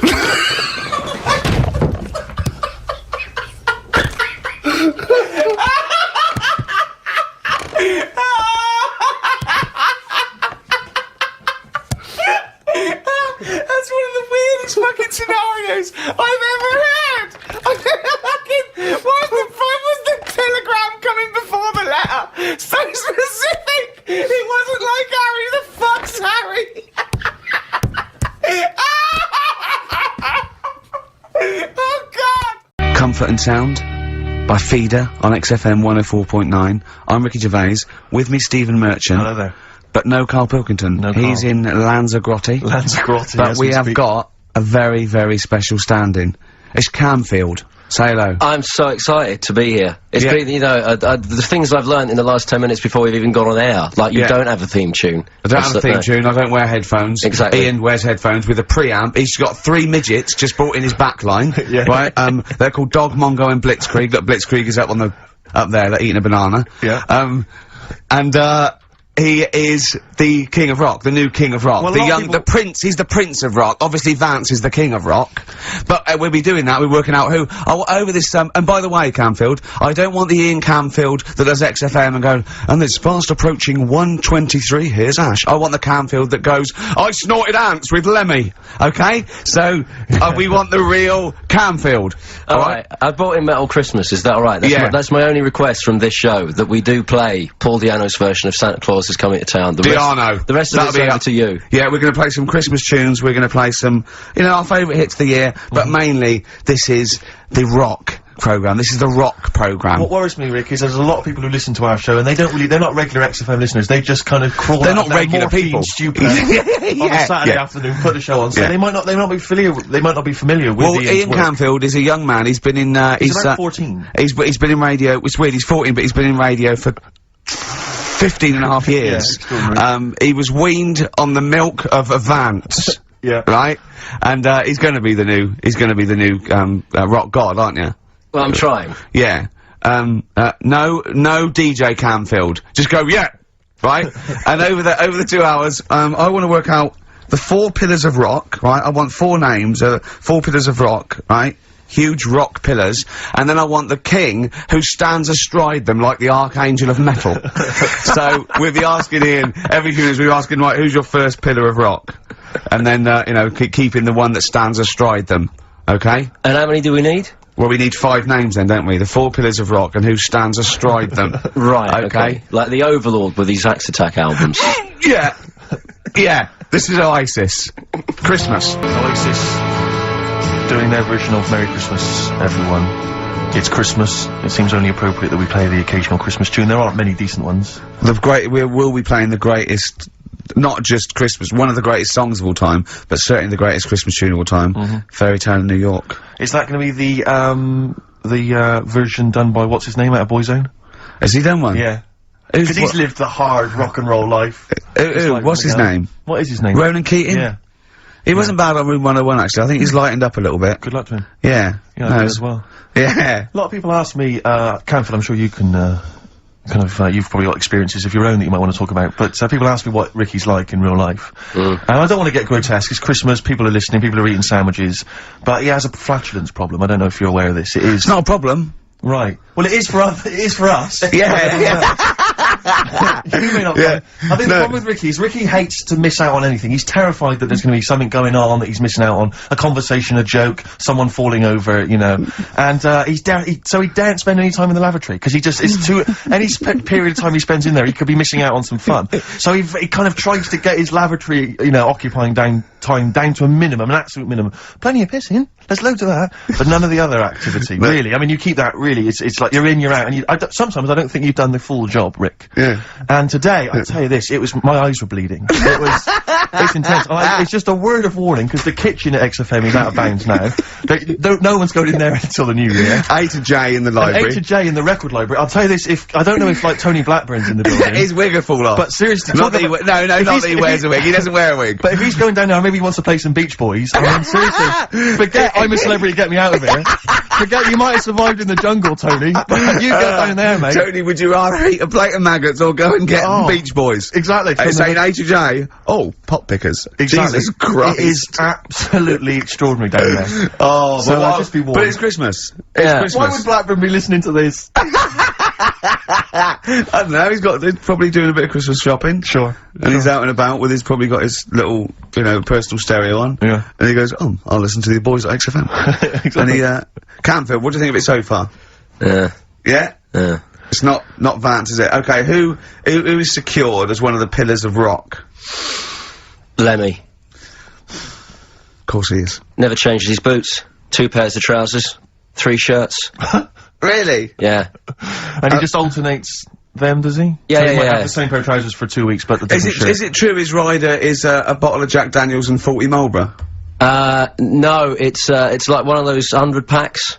No. Yeah. One of the 100 packs of Marlboro, and he like keeps them stuck in his boots, which don't change. Actually, I think I'm right in saying like that one of the like 2 left boots as well, because one of them did break, and he had 2 pairs, but he's now only got 1. But he's got that is Lemmy then. Lemmy is one of the pillars of rock. What would Phil Lynott get anywhere near this? Yeah, he would have done. Let's play some Lizzie then. Don't believe a word. Thin Lizzy on XFM 104.9. I'm Ricky Gervais, with me Stephen Merchant, and over there, Campbell's. Is that your impression of me? Yeah. Yeah. Yeah. The rock one's better. The rock one's better. Yeah, you shouldn't try and be a DJ. Yeah. Yeah. Growing up with Diano Tuesday night. Ian, I know you're keen to know this, Rick. What are your thoughts on XFM? Let's get behind the facade of Canfield. What do you think about this? Because we used to have, you know, some conversations, you know, You've been with XFM since the beginning, haven't you? Oh, I've been here forever, yeah. It's alright, isn't it? I mean, it's not quite magic. Well, no, if you think so. You know, got me eyes on the big 105.4, obviously, eventually. What, magic? Yeah. Now, do you think you want to do, like, a rock programme on something like Virgin or Radio 1 eventually? Nah, I don't think so. No? No. What do you want to do, then? What do you want to do? I wanna start playing stuff like the Eagles and Steely Dan and Bruce Hornsby in the Range, truth be known. But you'd have to go quite mainstream. Like in your bedroom? What? What, but on what sort of platform though? Because, you know, the good thing about those is they are really popular. They are, I mean, I think the Eagles' Greatest Hits is the biggest selling album of all time now. It's overtaken Thriller. Yeah. So, I mean, those... What, you saying Iron Maiden aren't popular? Like what I play Iron Maiden now? are actually popular, but they've got a very Slipknot, tight Fear fan base. Factory. I mean, Iron Maiden can go to #1 with just their fans buying it and then slip away again, can't they? Yeah. But everyone sort of likes the Eagles, don't they? Yeah. I mean, I think still. So you could get on sort of like Radio 2 maybe, the rock program on Radio 2. Who does it at the moment? Is there one? No, there's not one. I should do a demo maybe. Okay, well let's I love the way we're talking about my career and other radio stations I could work for. Do you know something I don't? No. No, I'm just saying that this place is not... It's going on the tube, isn't it? It's going on the tube. I mean, you're gonna be like, I mean, you'd abandon a sinking ship, wouldn't you? You wouldn't hang around, would you? You wouldn't fiddle, as Rome burned. I mean, we got a couple of pies cooking in the States, so we're not going to be here to keep it afloat. No. You know, the weekends. But you know, we want to take the good guys with us. Right. So, you know, when this crumbles and they make it into a car park for Capital, I want to see you on Radio 2, Friday nights, 10 till 12, pure rock. Exactly. Do you know what I mean? Absolutely. Right, well that's the pitch, isn't it? Friday nights 10 to 12, pure rock. Okay, if anyone's listening to the BBC, it's Camfield. He is the new Vance. Molten Metal, maybe. Molten Metal. That's good. My only concern with TV work for Ian is he doesn't look like the obvious rocker. I mean, people are listening, they probably imagine he's got the long, greasy hair, but that's he's got the modern Slipknot look. T-shirt. Lots of modern bands now, they've got, I'm not slagging it off, I'm just saying I wonder if the they've got fans... short hair. It's not all long hair and strange beards and tattoos. No, the days of them all looking like Lemmy and smelling like Ricky are well and truly gone, you know? Yeah. Have you ever had the long hair? Have you ever gone in for that? No. Never tried that? No. But I've got bullet belts and stuff like that. Right. You know, if you'd have wanted me to dress up, I would have dressed up and brought CDs. I mean, you know, obviously I should have prepared more for this show. Sure. Yeah. We're gonna play some classic rock, aren't we? I think we're gonna play The Who. And we got Jump, Van Halen, that's a classic, isn't it? Yeah, I think I've got that about 5 times on every Driving album I brought in for you. Okay, and so... Are we gonna play Since You've Been Gone? Yes. Yeah. What's next? British Sea Power. Yeah, I thought we should play a couple of singles that we've enjoyed over the last year or so, and this is one of them. Carry On, play at Camfield. And don't forget, Paul Di'Anno and Santa Claus is Coming to Town's coming on as well. Paul Di'Anno doesn't snort ants, he snorts anteaters. Carry On from British Sea Power on XFM 104.9.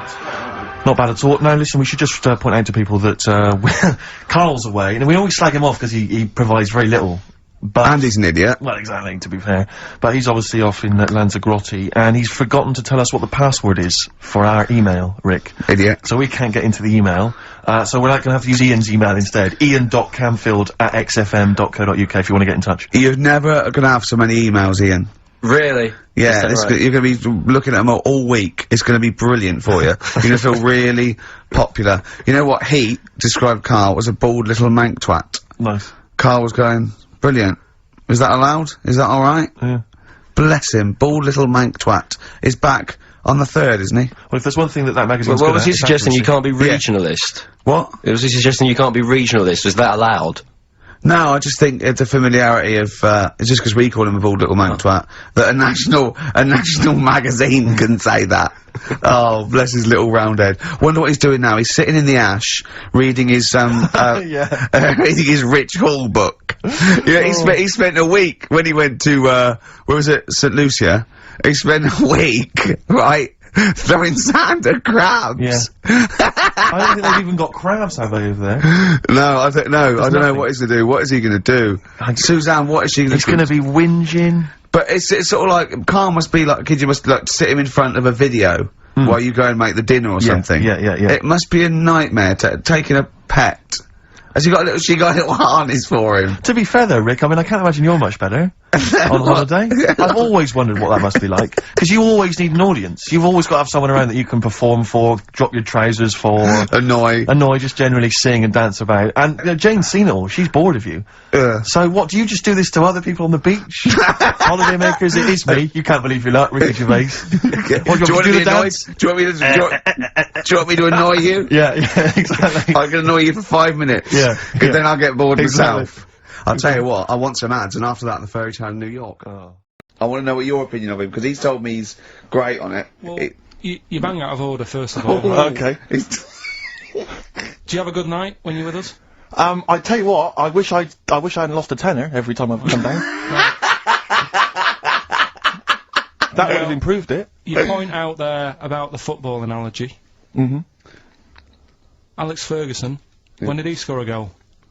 Right. He doesn't. He tells the others how to do it. Mm. Right? That's He my doesn't role take in up it. one of the 11 though, does he? No, exactly. It's not like you can only field 10. Yeah. Because, we only got 10 again. I want to be in the 11. Exactly. He's not running around in midfield, falling over. Yeah, shouting, oh, what have I told you? Yeah.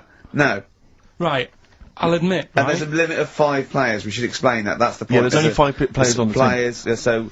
But it was pretty tricky on Tuesday, though, wasn't it? It was one of the tougher... Tell everyone the one question you got right. It was something about, Well, tell us the answer. The 2 words you had to say to get the answer. Danny Minogue. Danny Minogue. That was what you provided, Danny Minogue. Is this valuable? Well, no, not really, because because there was at least 2 of us who also knew the answer. Oh, well, we gave he him. provide anything. No, exactly. We gave it to Karl. We massaged his ego. Oh, but dear. I just feel Karl. Do you know what? I feel a bit bad now because I just sort of either had a crushed face. Then. Can I just tell you right now? He just can't believe this. Can I just tell you right now? I think the problem is this.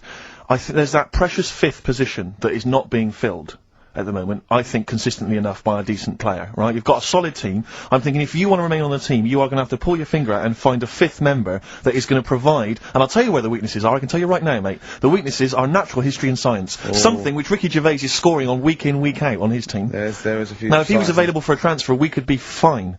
But we've got to find someone to fill in that space. Otherwise, I'm either going to quit, or you're going to have to step down. Because I don't think I can be on a team where there is these obvious deficiencies. There are visible deficiencies in the team. You know, the £10. That's £10. I'm not made of money. That's once a month. I've seen him depressed for 2 hours when he lost £20 at a casino Don't after bring 5 it back. hours Don't bring that back. Don't bring up that again. Yeah. That story. He doesn't like wasting money, Karl. You know that. What do you think? What's the solution? We've got to think proactively now. We've got to sort this out. See, there's always other things going on in my mind when I'm in that pub quiz. For me, it's just a little bit of fun. Sure. It's a night out. Do you know what I mean? Suzanne enjoys it. Yeah. Bit of a get-together. We have a chat beforehand. Yeah. We have a bit of fun. Yeah. But there was other things on my mind. Karl, I could do that here. I don't have to lose a tenner. Wait, what were you thinking during the quiz then, when the questions were coming out? What were you thinking of? Well, what it was, right, just before the quiz started, I had to go to the toilet, right, because the rule is, right, people who don't go to it, once it starts, phones off, no more toilet. They take it dead serious, don't they, right? Yeah. So, I went to the toilet. Now, I'm not being out of order here, it just got me thinking, right? I went to the toilet. The gay fella in there, right? There was a gay fella in there? Gay fella in the toilet. Now, how could you tell? How did you know? Just typical, you know, everything about it, right? Everything about it, right, yeah. Oh. What, large handlebar moustache, leather cap. Butt plugs, amyl nitrate. Could I just say that these views do not reflect the views of the management of XFM or me and Steve. Or most of the people in this country. Go on, Karl, what's your problem? Yeah, but this is what I'm worried about, really. But this is why I only got Danny Minogue right. Right? Because this was floating around my mind. Went to the toilet. Big gay icon, now, isn't she? Going to the toilet, they have like men's cubicle and they have women's cubicle. Yeah. Now, without sounding out of order, is it wrong for me to think gay men should have their own little cubicle? Go in! They should have their own, well, not cubicle, you mean an actual toilet, I suppose. When I was at the urinal, yeah, normally, you know, there's a fella there and you go, alright, and there's no pressure. But I couldn't go. I was thinking, should I wait? If I go into the toilet, it'll look obvious. Yeah. I had loads of pressure, and but this was going on. What were you worried about? I'm so sorry. What were you concerned about? Viewers? I'm so sorry. Well, it's like, right, listen, when I was a kid, right, and it's alright for you to go into women's toilets when you're a kid, it's like, oh, it's a bit cute, right, as long as you're not, like, over 15 or something, right? Right. But when I was a kid, I went into a toilet, and women, when they use their little cubicles, they don't shut the door. Some of them just sit down on the toilet, right, and you see everything, and, no, seriously, that's probably one of the first times I saw, like, a woman. Yeah. That, right, and my Auntie Nora when she was staying over. What happened with your Auntie Nora? She was, she's into wearing caftans. Into wearing what? You know, caftans. Oh, yeah. What caftans? Big, bellowy sort of dresses. Right. And, yeah, I used to sit on the floor at home, in front of the telly. Sure. She was on the chair behind. Yeah. She did a bit of a sort of a Sharon Stone scene. Oh God. Yeah. Did you see it? There was no underwear. No. What age were you? What was it like? What age were you? It was like a ripped tennis ball. So. What? Right, we're off air. We're off air. Either that or put us in for the Sonys. That's how I'm living. Ice-T. That's how I'm living. Bit of old school hip hop. Where's RT? Alright. Good point, yeah. Go make me a cup of coffee or something. Well, before you do that, can I just qualify something? I'm a little bit concerned about your toilet discussion. What exactly is your point again? I was just a bit bemused. You see, it's a tricky one. All I'm saying is, right, there was at the pub quiz, I go to the toilet, not thinking about anything, I try to go, right, there's a little gay fella next to me. I love this little gay fella. Now, the weird thing is, there's nothing stopping him having a little glance, right, because he's allowed in the fella's toilet. Yeah. Now, I'm not allowed to go into the woman's toilet and have a little look round. Right. So all I'm saying is, should they have another toilet area? What, for gay people? Yeah.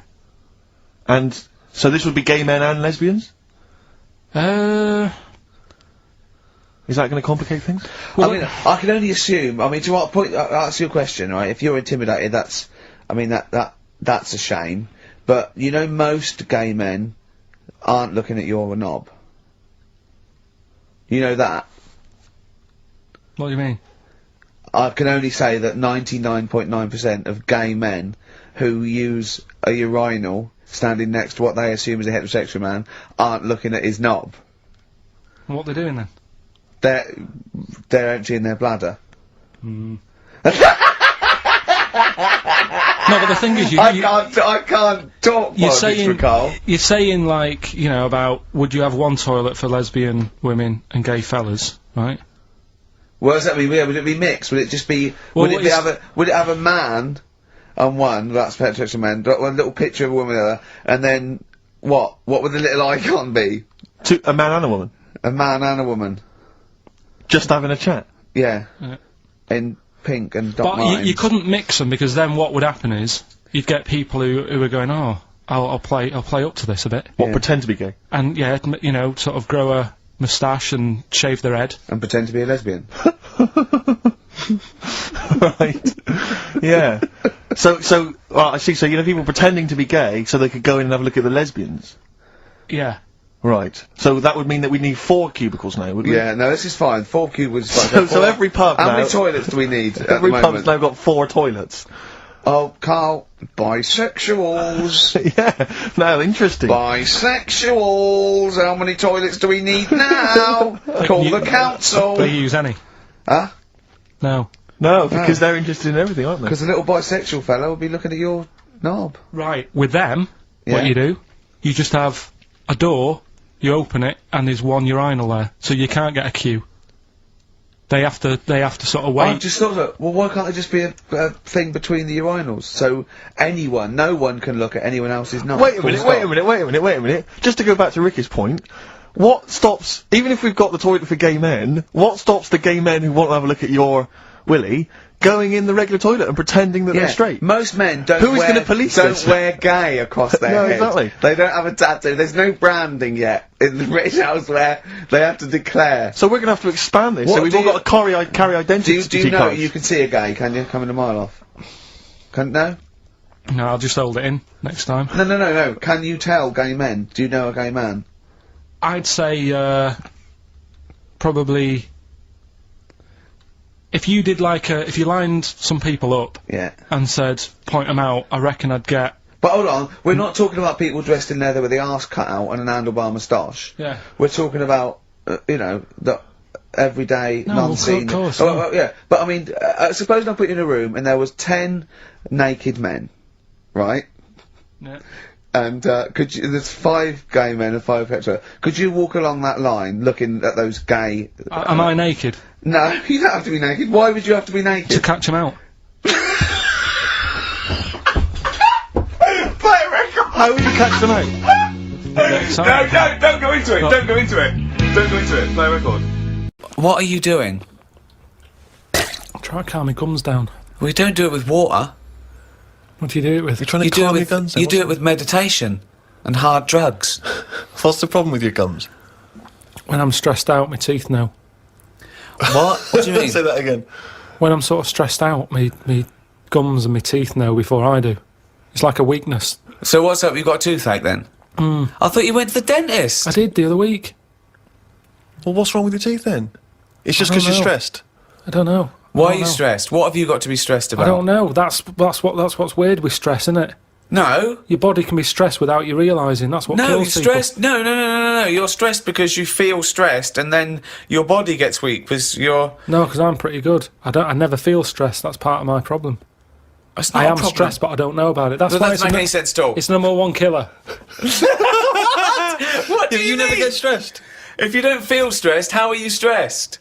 But you must be stressed if your teeth Right. are telling It's you like you're stressed. saying I didn't feel I had a pain, but apparently I did. Listen, Go on. I was in Israel recently. I had a bag put over my head, chucked in the back of the van. Now the thing is, I kind of thought, well, It this wasn't a isn't- blind date, by the way, and he wasn't being arrested or kidnapped. It was a training thing, wasn't it, for Yes, kidnap but situations? I didn't know. What, you didn't know they were going to do it? No, they don't tell me anything, do they? So what happened then? So the thing is, that happened. I had a panic on a little bit. Afterwards, they took the bag off. I realised everything was all right. I was calm. My body was shaking, and that's what That I'm saying doesn't make to you. any sense. My body, as far as my body was concerned, it had just been kidnapped. Right. But I knew I hadn't. You know the bag they put over your head? Was it like a tennis racket cover? What shape was it? You sure they just didn't go and thought, oh, I thought I just bought the world's biggest orange? Do you ever get recognised much? Yeah, now and again. But I haven't done anything of any worth, have I? It's almost like recognising a neighbour or something, because they sort of go, it's him. And then the other one might go, what's he do? No, I don't know. It's not like I've done something Right, of any worth. yet. Yeah. I think you're forgetting all those emails I pass on to you for those people that have had traumas in their lives. You know, the earthquake victims. There's people that have lost relatives or had, terrible life-threatening diseases, and they say the podcast got them through. Doesn't that warm the cockles of your heart? Well, normally it's gone straight to you, hasn't it? And you just forward it me on, so it's almost like spam to me. It doesn't feel as special, because it's like, here you go, look at this, Unbelievable. I've watched the World Cup a few times with Ricky. The last time we qualified, we were doing a project, and we watched it together in a hotel room. But of course, in the hotel room, it was just like a big bed. So we sat on the bed together, and we thought that was a bit intense. So I put a line of pillows down. But I don't understand what he was putting a line of pillows between us. Now he knows I'm not going to jump on him. No, I know. He's not going to jump on me. No. But he's still terrified that some kind of paparazzi is going to sort of parascend down the building and peer in and take a photo of us. And that's before we've got time to explain that we're just watching the football. It's already printed going, well, this is clearly evidence of their game. Yeah. There's no way that they could possibly be sat on a bed just as friends. No, but hold on though. Why were we naked? Why didn't we just pop some trousers on? But I seem to remember that you, even though it was my room, you forced me to sit in the chair. It was one of those really uncomfortable box chairs. I said it's weird. I can't get excited. We're having a beer, okay? So now we're drinking. Now we're drinking in bed. On the bed. No. We had our clothes on. We're on the bed watching football. But I couldn't go, come on, England, with a little man sitting next to me in bed. Not little man at all. No, big man. And so I just thought, let's pop the pillows down. That wasn't enough. I said, Steve, I can't do this. I can't watch football with a man on a bed. I said, so go in the chair. And he sat in So the I sat chair. in this chair, which is, for a man of my size, those tiny little crappy hotel box chairs are no good. It's 90 bloody minutes plus the end of it. It was my room. I was furious. I felt like I was like an old rich man just waiting to die, and my little manservant used to come and sit and watch football with me Exactly, in the last yeah. days The last of my days. time. Carl, would you sit on a bed, right, with Stephen in a hotel room, right, watching football? Okay, you're pouring each other wine and beer and champagne. Well, no, there wasn't that music playing. There was the roar of the crowd and John Motson doing commentary. It wasn't. It's not a sexy sound at all. What do you think, Carl? Someone said, "Oh, come to my room. We're watching football." You got there and he went, Well, who was on the bed That's not first? what happened. Who was on the bed first? Well, he probably got up to answer the door. So I don't know. I came in, I thought, well, there's only a bed here. We sat down, we thought, yeah. No, but it wasn't. There was a chair there. So Well, yeah, but you know full well that if you're in a room with Ricky, he's the one who's going to leap straight on the bed and demand that you... just take the chair. Well, why would you be concerned with lying on a bed next to me? What's up with that? It's a bit weird, isn't it? Why is it weird? I don't understand this. Because I've changed my tune. it's a bit weird lying on a bed with a mate, just watching football. Yeah, you don't do that when you go around a house, do you? Yeah, but that's because you have a sofa and things. We didn't have that in the room. Yeah, but when you visit someone in hospital, you don't say, move over. You don't pop yourself down next to him, you sit on a chair next to him. No, because you're not there in a relaxed situation for 90 minutes enjoying a game of sport. It's just a more formal environment. Because you're quite a sport fan, aren't you, Karl? Yeah, but not in... I don't like getting into things too much. Because it can only be disappointing. True. I've never seen him get into anything, to be quite honest. No, I am a football fan, but I've got it now to a point where if they lose, it only bothers me for about half an hour. Yeah. And then I move on. Because the thing is, I'm not in control of it. There's nothing I can do to alter that team. If I could go in and say, listen, you're lazy, you get your finger out, you move up front a bit, it's different. But it's totally... It's like getting annoyed with nature. There's nothing you can do. So let it happen, watch it if you want, but don't get annoyed about it, because it's totally out of your hands. Interesting that Karl's team tactics also sounds like he could be directing a gay porn. You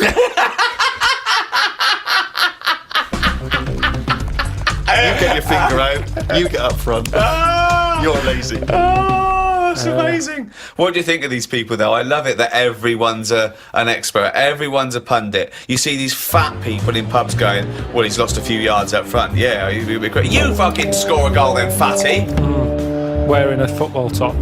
Yeah. I hate that. Exactly, yeah. They shouldn't make them for them. They shouldn't make them in that size. It should be one size only. If you're fit enough to play football, you can wear one. If you're a fatty, you're not.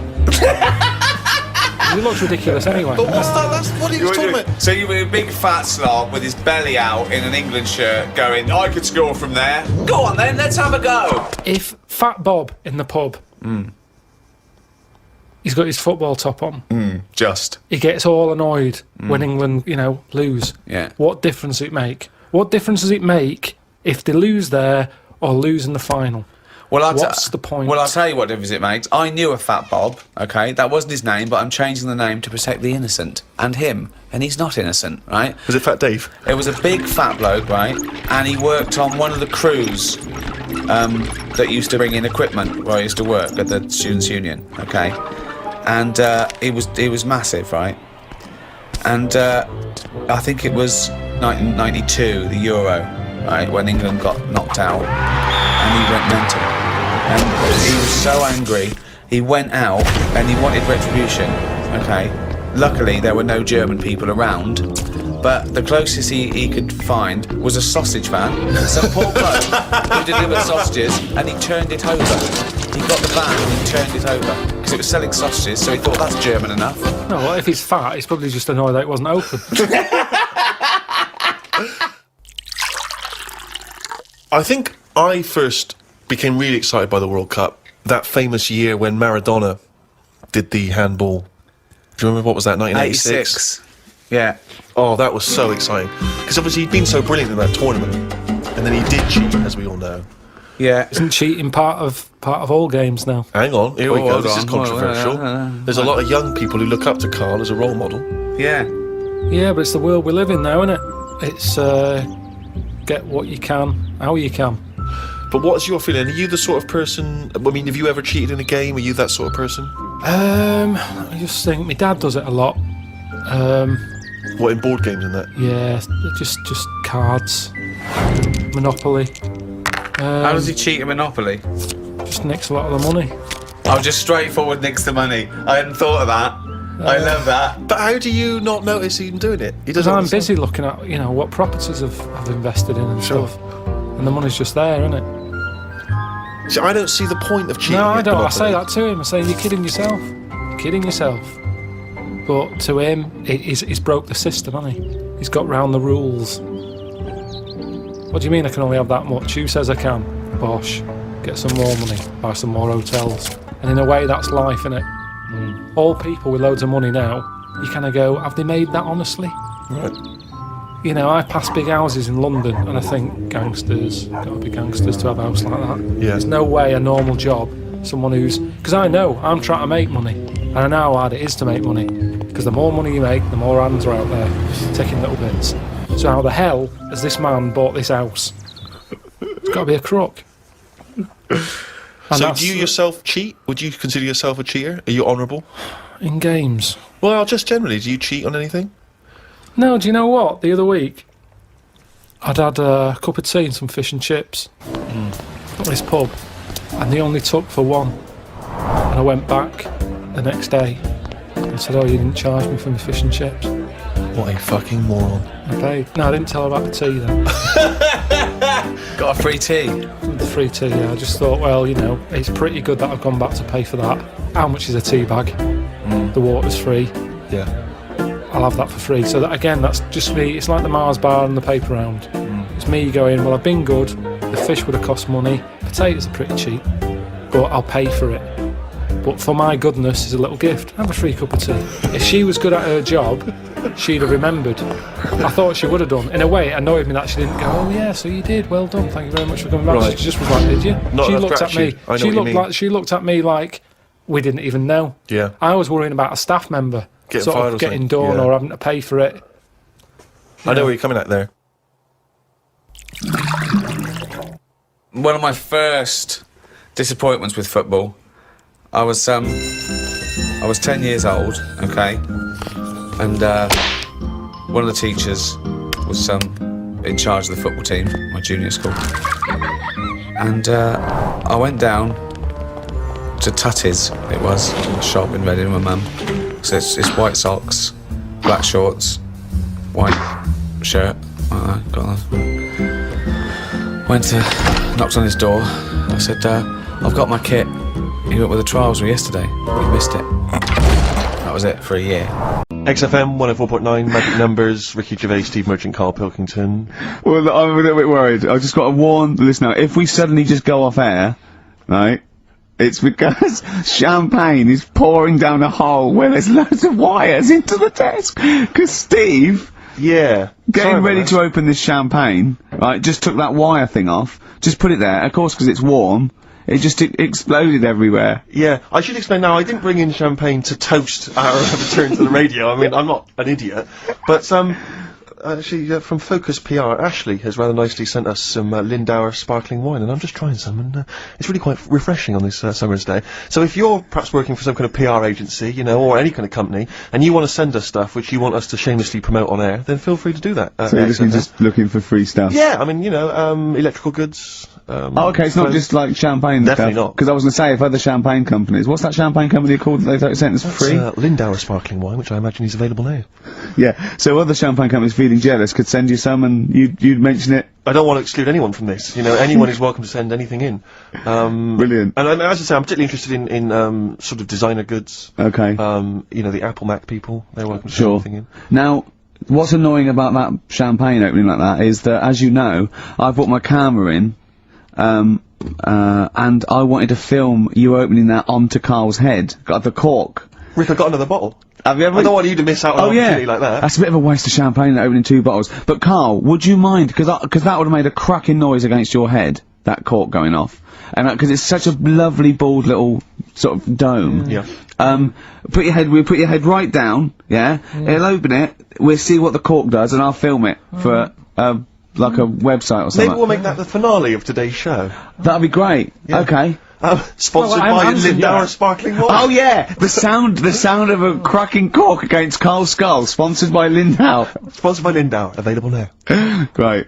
Right, we're doing Rockbusters then. Oh, okay, now you should explain briefly what the concept is, Karl, because there might be a few new listeners. It's Blockbusters. Right, go on then. Well, it's not Blockbusters. No, because they were real clues, weren't they? Yeah, that was actually... He says they're a cryptic clue, it's not cryptic. Well, it's like, what am I thinking? This competition is like, what number am I thinking of? Rick, just calm down for a second, let me explain basically what the concept is. You'll remember some of the greats from the past. Yeah. Basically, you give some vague clue, is that right, Karl? And from that, we're supposed to deduct which band or artist you're thinking of. So, for instance, there was a there was one, the West Indian fella spinning a fish round his head, and that was Detroit Spinners.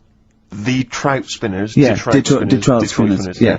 There's also what happens if you fall over into a puddle in Texas. Wet knee Houston. Wet knee. That is the level of Karl's That's what you're clues. working with. But could I just say, there's no irony in this. Karl doesn't think this is quirky or kitsch or ironic. He thinks these could go on the Guardian crossword. Yeah. Right. Okay. This is the best stuff you can come up with. Yeah. Right. So there's 3 of them. Yeah. Right. I give you the cryptic clue. Yeah, and to help you along, well, it is. Yeah, not and really. I give you some initials of the band or the artist or whatever to help you along as well. Yeah. 3 of them. This is on the text only. We don't want emails on this one. Just It's 8. the one that gets the highest, or the first one to get 3. The first email with 3, or the first one that is the highest. So if no one gets the third one, which I wouldn't blame you for, so if there's like 30 people that get 2, it's the first email that comes in that we pick, and they win a handful of tat. Would you like to go through? I'll search out the tat in a second. I'm not sure where it is. Yeah. Good stuff. There's some DVDs and stuff in there. It's not bad. Yeah, but it means you go forward to the grand final in 6 weeks' time when you're playing for all that amazing stuff Ricky's got. We've got the signed,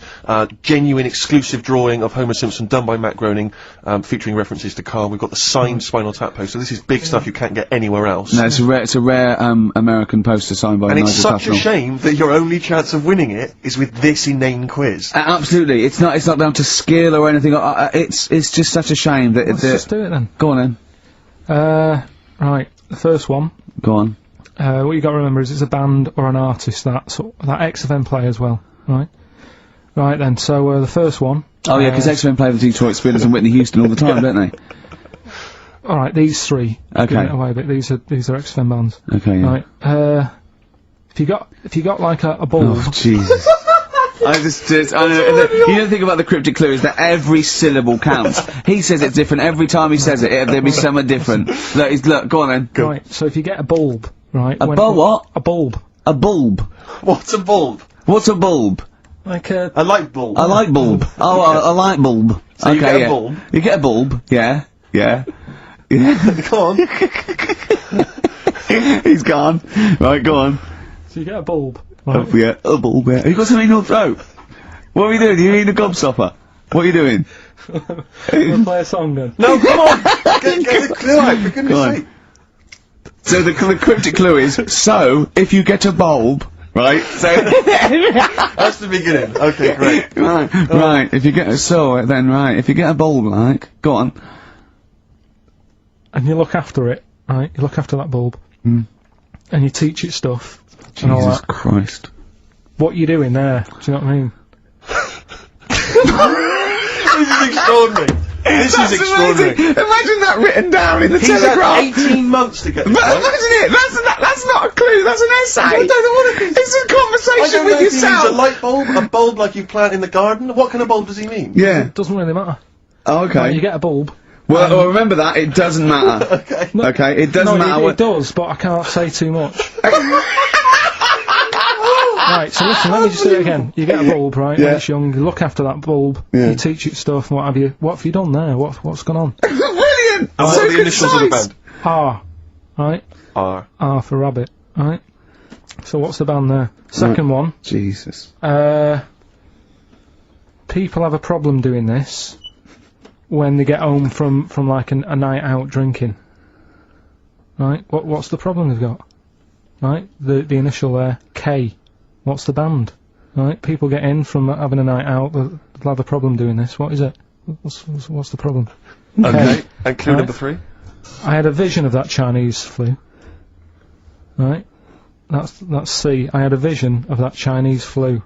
You had a vision of that Chinese flu. Yeah, and that's the the letter band C. C. Right? So 3 bands there. 3 cryptic clues. Not really. Text in 83 XFM. Just send the 3 band names. That'll do on it. Can they do a website as well? If they want, they can email in. Well, tell them what it is. Yeah, ricky.gervais@xfm.co.uk. Right. Send it in there. Give them again quickly then, Karl. Right then, so get a bulb when it's young and that. Look Brilliant, after it. different, look totally after different. It, teach it stuff. Yeah. And all that. Okay. R. What's the band? Right. Yeah. Second one. People have a problem doing this when they get home late at night. You know, they've been out drinking and that. They get home. What problem are they going to have? K is the initial. Third one. I had a vision of that Chinese flu. What do I mean? Brilliant. C is the initial. Play a record. I mean, it's abomination. Right, go. First first clue was, if you get a bulb when it's young, you look after it and that, you teach it stuff. Yeah. What's going on there? Go on. The initial was R. Yeah. Right, that was razor light. Alright? Raise a light, you raise a light. Razor Yeah. light, okay. Kind of works. Yeah, it Second didn't matter one. what sort of bulb it was then. It was very Sure. specific. Go on, Mike, go on. People have a problem doing this when they get home from a night out drinking. Yeah. What's the problem they're having? They have a problem getting the key in. Keen. That's the That's awful. word. That doesn't count. Words. Keen. And they got it right. It's keen. It's keen. It's They got one it to awful. The last one, Awful. I had a vision of that Chinese flu. Yeah. That the initial I was C. That was Caesars. Caesars. They managed to get that as well. Great. I love the fact that even he knows they managed to get that as well. Did anyone get all three? Yeah, a few people. That's terrible. Okay, who was the first one? Who was I the don't first- know what it says about XFM and its listeners that people are getting these answers right. I know. Go on then. I mean, horrific. But anyway, we're going to give it, and he goes forward, as I say, for the big prizes in 6 weeks' time. It's Paul in Bookham. Well done, Paul Paul. Booker, but also he does get the complete series of Alias, League of Gentlemen, that Rock Gods album. So you know it's pretty good. But Open Water on DVD and a chance to win all those prizes. Brilliant. Yeah. Coming up next, a cork smacking a bald man on the bonds really hard. Clocks from the Coldplay on XFM 104.9. I'm Ricky Gervais, with me Steve Merchant, and back Karl Pilkington. Hey. He's raring to go. It's nice when you have a bit of time off, isn't it? Yeah, how long have you had off now About then, 3 Karl? weeks. About 3 is it? weeks, yeah. We can't do that because we're sort of self-employed and we'd be letting people down. But it's different when you know, you get paid anyway whether you turn up or not. But good to have I'm never off ill. No, That's the first time no, I've been off ill. Like, well, no, I mean, just you're off 2 weeks and then you're off. No, I just wish I was the kind of person who could let down an audience I know, of regular really, listeners. yeah, but like I say, Well, no, we spoke to you. You weren't that bad. A cold, you don't go home for a cold. We were discussing this last night in the pub, and you know, you don't go home for a cold. Okay, then, so moving on. What have we got then? We got some great songs. I've brought in the Smiths. I've brought in Buzz Cox. I've brought in Neil Young. I know Steve's got some hip hop. Some great hip-hop. I've got some great Elvis Costello. It's going to be great. Karl, come on, concentrate. You've been away for 3 weeks. just annoys. No, stop saying that. Because you're annoying me now. Why? Oh, that what are you do? Go home ill? Oh, he's annoyed me. Oh, has he? Yeah, I got a bit of a headache. I'm a little bit annoyed. Can I have some time off but still get paid? Yes, of course you can, Steve, Karl. right? He called me up, winding me up about this, and right, I'm 30, right? I'm 30 now. I can only remember being off 2 times. Oh, his memory's going as well. You'll have some time off. And both of them were when I was at school. School? What's school? One when it was windy. Why did you have time off? Because it was windy. But to be honest, Karl, that lasted for 7 years. Your time off at school. Wait. Why did you have time off? Because it was windy. Were you windy, or was it windy outside? No, it was like when Your auntie wasn't out the window, was she? when the winds were bad in the 70s, and my mum said, "Oh." Whoa. What? I remember space operas and flares. I don't remember the winds being bad in the 70s. Well, my mum just said, "You might get blown into the road, so don't." Go." She had so much faith in you, didn't she? As a human being. Is that why she got fired from the pie shop? I'm not coming in today, I might get blown into the road. Oh, God. The funny thing it was, right, Steve, they had this thing going at school, because a lot of people used to wag it back then. Used to what? Wag it, sort of not go in. Yeah. Right. Right? And, they sort of tried to make it interesting for you by giving you An education. a certificate if you did a full week. Reward for the rest of your life with yeah. achievement. That sort of carrot. And also, like, let you go home at 3 o'clock on a Friday, right? If you'd done a full week and that. Yeah. So it was lovely weather all week. Then it just sort of changed on a Friday, and I got up and it was all windy. It's always My mum windy said, for Friday on 7, isn't it? don't, you know, if you don't want, don't go in, because, you know, you might get blown into the road and that. So I said, alright, then I'll stay off. And, so why did you, told you to hold on to a fence or walk you there? What's this, don't go out if you Immediately get give blown? up. I love this getting blown into the road. Is that based on your cats that kept getting blown into the road? Well, so I got to school on the Monday, right? And the teacher said, Took you a right, long time. today, to punish you, you're the only one who wrecked the whole week, right? Everyone else came in, you didn't. So everyone else is going home at 3 o'clock today, but you're not. Brilliant. Serves you right, and I wasn't bothered though, it was great, because I said, well, you'll have to stay with me, won't you?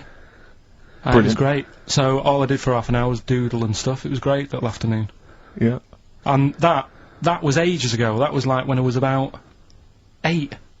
And that's one of the times I was off ill. Yeah. So it was but that wasn't even ill, that was wind. Yeah. Yeah. So, Yeah.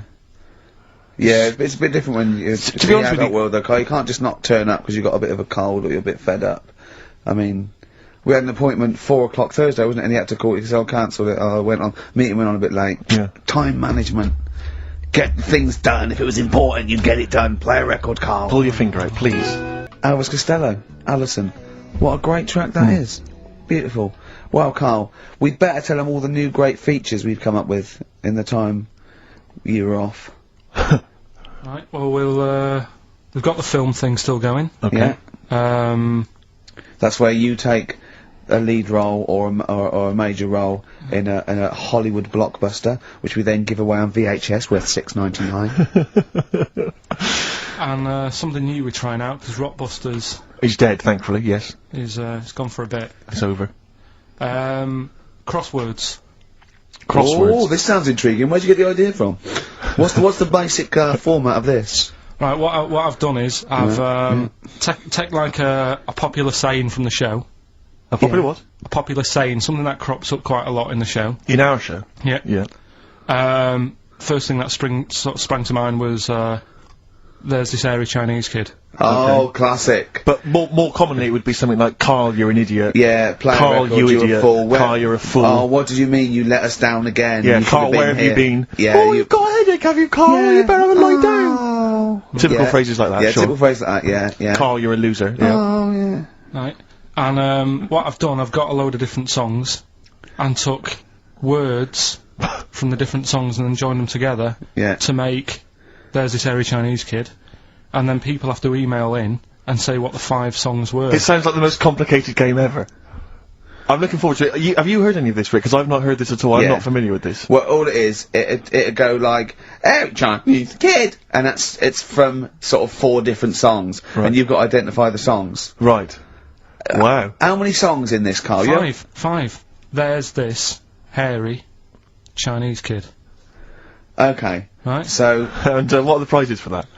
Are these the prizes? Yeah. Alright, well let me tell you what they are. They're not too bad actually. We've got Live Forever, which I assume is a CD that ties in with this new film. Think of that! A well-known phrase from the show, and it's hairy Chinese kid. Yeah.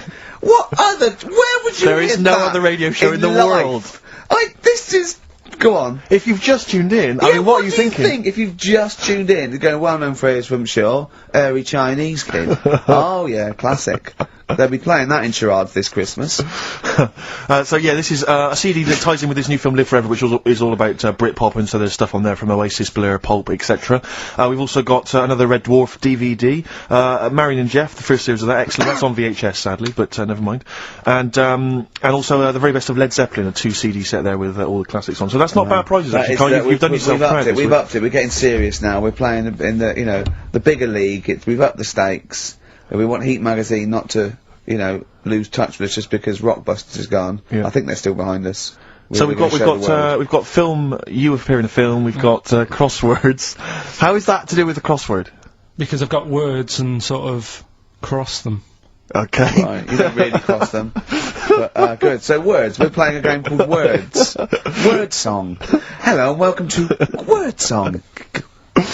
And obviously I imagine there'll be some more great music. But we've got a new feature, haven't we?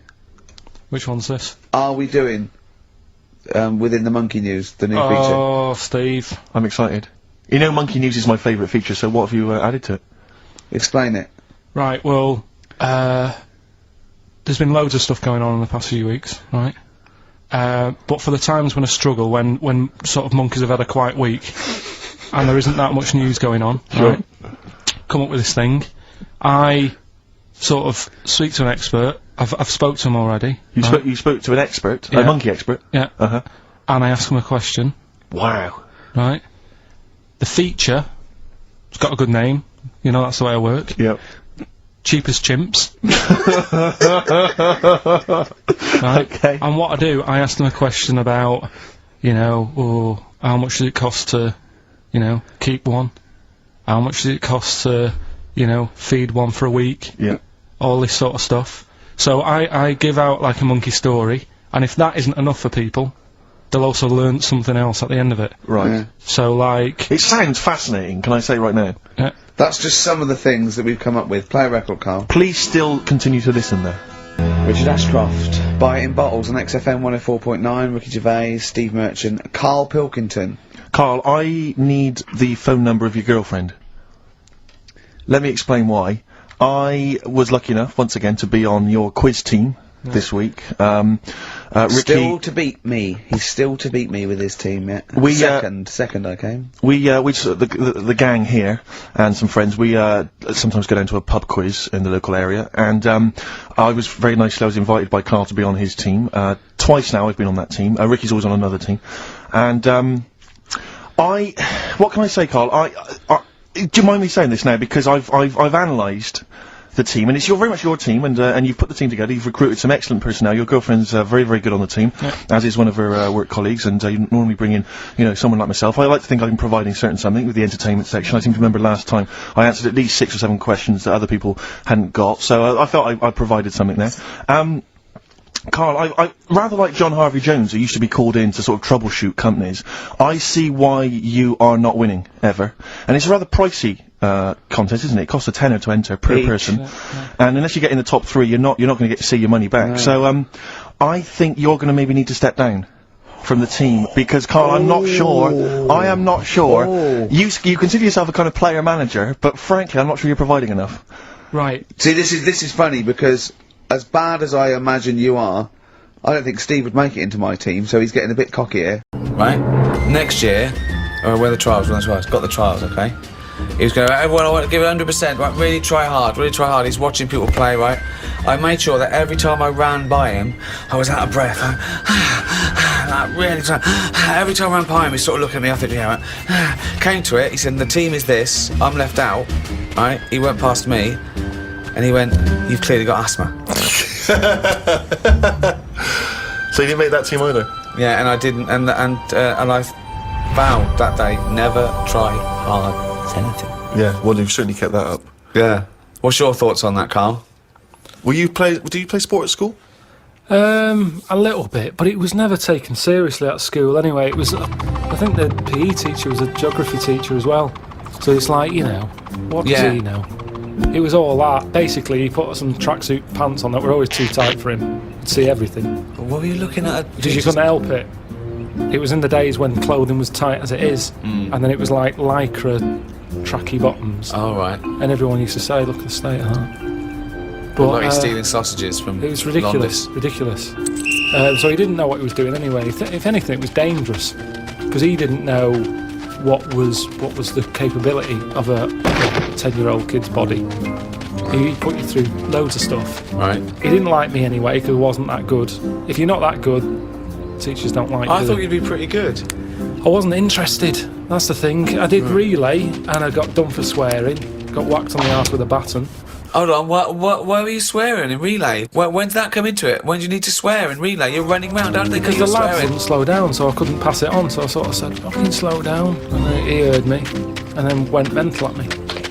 But yeah, so it was never... I mean, Darren Campbell, the athlete, I've told you, I don't know, that I was involved in his training. No. Didn't know about this. Yeah, Darren Campbell, I think he won a gold medal. Didn't he used to push you around in a bath or something? It's not last of the summer wine. It was in my go-kart. Right. And it was a motorised go-kart, and you had to like pick it up at the back, run with it at speed, and then drop the wheels down. Well, no, we should explain, if people don't know, he was the bloke who used to push the bobsleigh in the Winter Olympics, wasn't he, for the England team? No, he was a runner. Well, how is that part of his training then, pushing a fucking go-kart? What was he doing? Because it's running. But he's running about a yard. No, sometimes more than that. Quite a lot. And it's just, God, what do you want? It's Darren Campbell pushing me go-kart. Yeah, but you seem to be taking half the credit for his gold medal. All you've done is sat on your arse, you lazy twat. I just kind of think he was at the age where it's important. He could have made a decision not to go into it at that point, and I think he was never keen to get in the go-kart. Yeah. He was always keen to push it, and I used to let him. Now if I said, no, I don't want you pushing me go-kart, who knows? I'm just saying I was there at the start. Doing nothing. Providing nothing. Sitting on your arse. Sitting around. Letting someone else do it. What athletes have you helped? You've not helped him. I bet if he ever did a book, an autobiography, he'd go, there you go. the early years, Aaron Campbell. No, I want to know if he has done an autobiography, because we're going to be looking this up. I remember the training. I'm making a note of that In for the all next weather. time we do anything. Round at Pilkington's, Darren Campbell, pushing a go-kart. pushing bold in crap, cheap Wasn't. go-kart. 120 quid it was. You know how many paper rounds that is? What I like when you're watching football on the television is if it goes to a close-up of a footballer, it's just kick the ball out, missed the goal, it's gone for a free kick or whatever. If you stay on any footballer for more than 10 seconds, they will either swear or gob. Yeah. Yeah. I mean, that's a fact. Oh, yeah. I've never needed to gob that much. I don't care how knackered I am, I'm never gobbing like that. It's weird though. The other week, I just sat in the garden, slavering, just to see if it would ever run out. And it's amazing. I don't know where it all comes from. What is the strangest case? Extraordinary. That's amazing. Just to see if it would run So out. now he's got to the point in his life where, as a hobby or a pastime, or just to count down the minutes before he dies, he sat in the garden creating sputum, slavering to see if he'd ever run out. I mean, that's amazing. Where's it all Karl. come from? Well, you create it, don't you? But from what? I'm always getting done for not drinking enough water. Salivary glands. But it's amazing. Honestly, I just sat like that with my head forward and just let it drip. Wow. Me! So Suzanne comes into the garden like and all a she sees is her lobotomy patient. boyfriend sat like something from One Flew Over the Cuckoo's Nest. Yeah, like someone who'd dribbling. been battered around the head with a cricket bat. No, she was reading something. Did you She answer was back sat to a there. dictator? Yeah. What did he do? Battered me. But You got a trenching up your arse as well. Yeah, that makes me slather. No, just sat there. What a fucking That's mark. extraordinary. What a div you are. And I just had my head there and it continuously... I think I got bored of it before it stopped. Oh God! I have never heard anything like this. Oh God! It's unbelievable. He just sat there with his head down, slavering, letting it just. That's You extraordinary. weren't even sort of like gobbing. You were just No, just letting. letting it sort of drop. So You've got nothing else going on in your life that you've got time to do this. So your brain wasn't even engaged. How long were you there for? I tell you what, no joking, probably a good 15 minutes. 15 minutes of sitting with his head forward, Amazing. letting him salivate onto the grass. But do you reckon you could do that amount? I would Well, never we do never it. try. Never we do never it. try. I'd know. never try. have that amount of time. I tell you now, you will never see either of us sat there for no reason in the garden with our head forward and our mouth open, seeing how long we can create saliva. Unless I've just come out of a coma. yeah, or a gas attack. Yeah. No, I have a lot of... I'm sort of Goz Unlimited. That's a great new dance duo. Please welcome to the stage. It's Goz Unlimited. Amazing. What do you think about George Best using up his liver, then getting another one and getting pissed at him? Well, that's always going to encourage it, isn't it? I've always said that. What? The moment we can replace stuff, people just go, oh, sod it. Like What would you smokers. do if you gave someone a kidney and mess then with it. and they started You just saw down the pub again. doing drugs and shit and Well, I wouldn't hand it out to someone just like that, would I? I think you should be allowed to say, right, who's it for? Can I meet them? And then have a chat with them, right? saying, have you learnt your lesson? Well, I'm going to do it. Okay. I'm a little kid who wants a kidney. Okay. And you come to me. I'm at the top of the list. Hello. Hello? Hello. How you doing? Good. Are you going to give me one of your kidneys so I can live? I don't know, Well, I'm at the top of the list, so why is your head so round? Right, so definitely not. Why? Definitely He's a little not. Kid, look He's at a him. little kid. Pale. No, I need a He's kidney. cheeky though, isn't he? No, Cheeky. please, Lovely please, little kid. roundhead. What Please, can I have your kidney? No, you can't. Oh, have it. come on, Right, you've got let's see two. another kid. Let's see another kid. No, Lesson I'm the top. learned, I'm lesson top of learned. the fucking list. Give me one of your kidneys, you round-headed twat. No. I would not feel bad about walking away from that kid and saying you cannot have a kidney. So you're gonna. Do you know what? I'm going to take this kidney out and bin it. Hey, Wait, do you know who that kid went on to become? Go on. Winston Churchill. Right, well maybe I helped. It's like Darren Campbell all over again. I made him stronger. I was tough with him. He saw how tough the world is. No, but he didn't. This is an alternative universe where he died because you never gave him that kidney. Yeah. Well, you can't worry about that then, can you?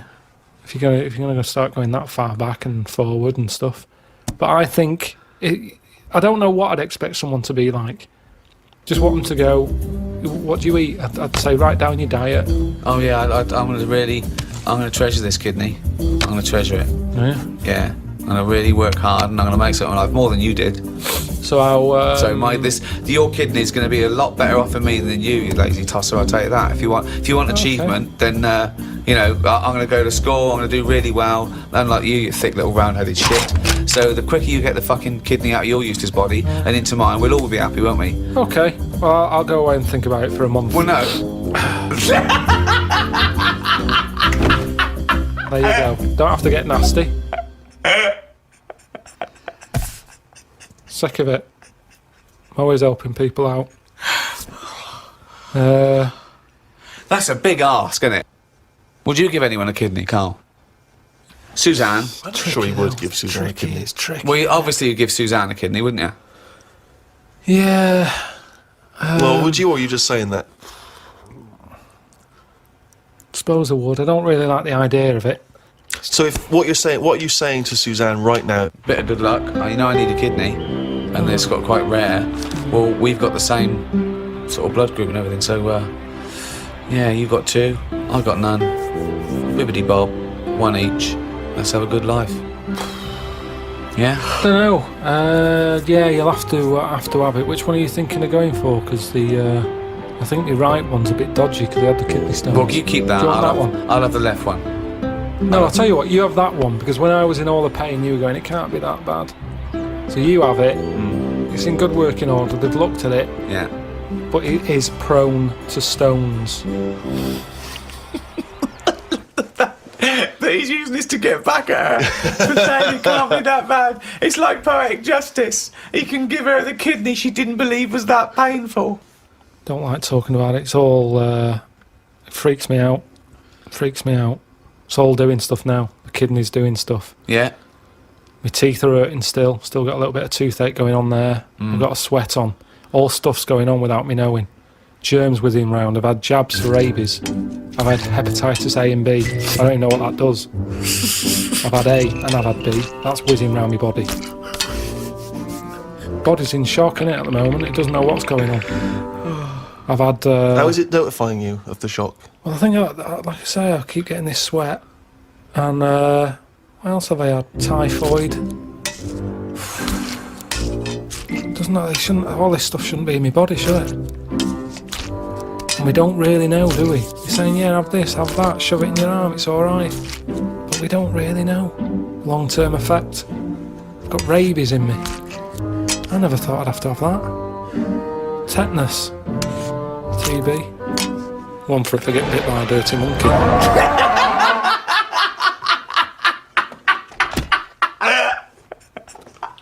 We'll test you on that later on. Yeah. What keeps you awake at night? Well, I live in sort of central London, don't I? So it's Brilliant. Traffic and that. I think they were thinking more of what fears have you got? What worries do you ponder the expansion of the universe? Do you worry about There's no point, is there? 'Cause there's nothing I can do about it. So what with you? It's the little Chinese fellow across the road. Just stuff that I've got to sort out. You know, any bills or anything. I don't worry about the world ending or anything. What's the point in that? It's true. That is true. I can't do anything about it. I always think that people with more sort of intelligence have the world on their shoulders because they're worrying about stuff that's miles away, whereas I'm like, you know, I'm happy if the sun's out, it's like, oh, it's a nice day. Yeah. I don't worry about wars and stuff going on because there's nothing I can do. What would you do if there was a war that maybe there was... What, here? Yeah. Go on holiday. Play a record, Karl. The Who. I mean, that's got to be one of the best rock tracks ever, isn't it? Oh, there's no arguing. Did I sound like Dr. Fox again? A little bit. But that's a good thing. Yeah, it's a good thing, isn't it? Yeah. We're going to get a Sony Award this year. Karl, how are you doing? Yeah, I'm alright, yeah. Yeah? It's good to be back, isn't it? We're doing Rockbusters in a bit, what? Well, Have we got Rockbusters? Well. Hallelujah! I'll tell you this, new listeners. There's any new listeners. The new listeners won't believe their luck when they hear Rockbusters. We've got Rockbusters. Have we got, well, dare I say it, have we got Monkey News, Carl? Well, I've been away, haven't I? So, I've sort of got a few things that I've read about roughly, but I don't know the full ins and outs. You're joking, because usually you do your research quite well, don't you, when you get it off Anna Nova and read the top line. So what are you saying, though? Are you saying that it's kind of Monkey News? We might have time to do something later. Well, we've got to have him Monkey News. I love it when he teases us with his Monkey News. We've had emails about that website address. Oh, yeah. It was a what's the name? An underscore. Okay, so give it out one more time. Now go to this to find out about Karl Pilkington. Someone's put in a lot of effort. It's a really good website. There's some great pictures of Karl. Well, they're not great. They're just freewebs.com/the_k_man/ Okay, forward slashes all the way. Yeah. Except the underscores. Except the underscores, yeah. This is interminable. Isn't it interminable giving out email addresses? I know, yeah. Rubbish, it's so boring. No, yeah. Oh, dear. Is he enjoying the show? Just says, I love spending 2 hours on a Saturday listening about fingers of passes, doctors squeezing testicles and making you cough. Have you got any news on the airy Chinese kid? So... Well, when you say it like that, some of the stuff we cover does sound a little bit of, drivel. Well, sometimes. Yeah. Karl was worried about swearing, because after we were talking about finger arse and that, he's generally worried. And I don't have a problem with swearing, although I understand why you can't say certain words on radio. It might be offensive to people who aren't listening. I mean, the F word, the C word and all those. But when they bleep it out in a record, they bleep out the vowel. So in the F word, they bleep out the U, so it goes, beep, right? So they go, it's not offensive, I didn't hear the vowel. Presumably, yeah. So if you change the vowel, it's not, do you know what I mean? So, in the C word, could I say, could I talk about the philosopher Immanuel Kant? Well, you can talk about Immanuel Kant because he's one of the great thinkers of all time. So Kant is not an offensive word, because the vowel is different, is it? Leave it then. No, do you know what I mean though? But I don't see how it can be offensive. You can't, it can't be, only. He's a thinker, he's a philosopher, his name is Kant, that is his actual name. Yeah. I think it comes from a long line of Kants, from what he hasn't changed his name, I think his father, his grandfather, they're all... There's a lot of German people... Oh, Germany's, I assume, full of Kants. Well, I mean, yeah. Yeah. What? Well, what else was So you can change the vowel. So could I say, Probably not. What if I change 2 words? What if I said cump? C-U-M-P. Now that's not offensive at all, is it? That can't be offensive. So I could say, you fucking cump. Yeah. Right. Okay. I need a schnit. That would be fun. Wonka, Willy Wonka. Yeah. Absolute. That's a good one. Willy Wonka. Yeah. He got, although Willy, is Willy offensive? Could you say Willy? It's tricky. Willy Wonka and Willy Wonka and his fucking cumps. Yeah. That would be fine, That would be wouldn't absolutely it? fine. Is that alright then, You Karl? got any other questions or anything, Steve? Well, it's not so much a question, but something that I think might be of interest to you, Karl. I was reading about this in the paper, and I know how fascinated you are by people of the Japanese persuasion. 2 elderly men found on a remote island are believed to be Japanese soldiers in hiding since 1945, desperate to go home. Diplomats from Tokyo are investigating the claims of these men, who are 87 and 83. What? What are you thinking there? Well, no, go on. I know what you're thinking. Go on. Say what you're thinking. Are they that old, though? Why? Why? Say why. I don't want to. Just leave it. Karl's got a theory. Well, I don't think that this is fine. I'd say that Karl's views don't reflect the views of XFM, right? Karl's got a theory that Oriental people don't age well. Sure. Let Karl. But that annoys me the way. Yeah, but I think What? people probably agree with me. But for some reason, the first time I said that, I wasn't even worried about it. But now, because of the reaction of people, I don't understand. I don't know why I can't say that. What's your theory? Explain your theory in a nutshell. Just like you don't see sort of a 33-year-old Chinese person. No, but at the same time... What do you mean you don't see a 33-year-old I'm not having a go. person? At the same time, you don't see that many fat ones either. So, in a way, that's good news. Nobody would be upset about that. But what do you mean But your news isn't bad news, because it's not true. But wait, stop. What do you mean you don't see a 33-year-old Chinese person? I don't understand. What do you mean you don't see them? What do you see then? Sort of, young ones. and then, like, you don't see that middle ground. I don't know what this theory's based on! So you see old ones, and then you see, young ones, but you never see any in between? Yeah. What do you mean? So what's the oldest, what's the oldest Chinese person you've seen before the age of 33? How old do you think? About 22. 22, so you've seen lots of 22-year-olds, so you've seen range from babies to 22-year-old Chinese people. That's fact, okay? And then what gap do you miss out? When do they pop back up on the radar for you? What age has a Chinese person got to be older than that? Well, 49. They're always so specific. What do you mean when you say they don't age well? What do you mean they don't age well? You mean that middle-aged ones look old? Because you think at 23, when they start 23, happy birthday to you, and they look up, and oh jeez, it's 52. What do you mean? No, I just mean they don't age that well. There's nothing wrong with that. I don't know what it is in them, but they just don't. Alright then, here's a question. You tell me of a Chinese person on the telly who's about 32. Tell me of a Chinese person on the telly first. Give us the great gamut of Chinese talent currently on British TV, right? And I'll pick and choose. Go on then. Bruce Lee. How long has he been dead? Bruce Lee, 70s, wasn't it? And Unbelievable. not really on the telly much, was he? Okay. What age was he when he died? 33, I think. Well, I would have never guessed that. Well, what do you think? How old do you think he was? Probably about 42. What, you know Burt Kwok? Yeah, he's old. Yeah. Do you remember the Pink Panther films? No.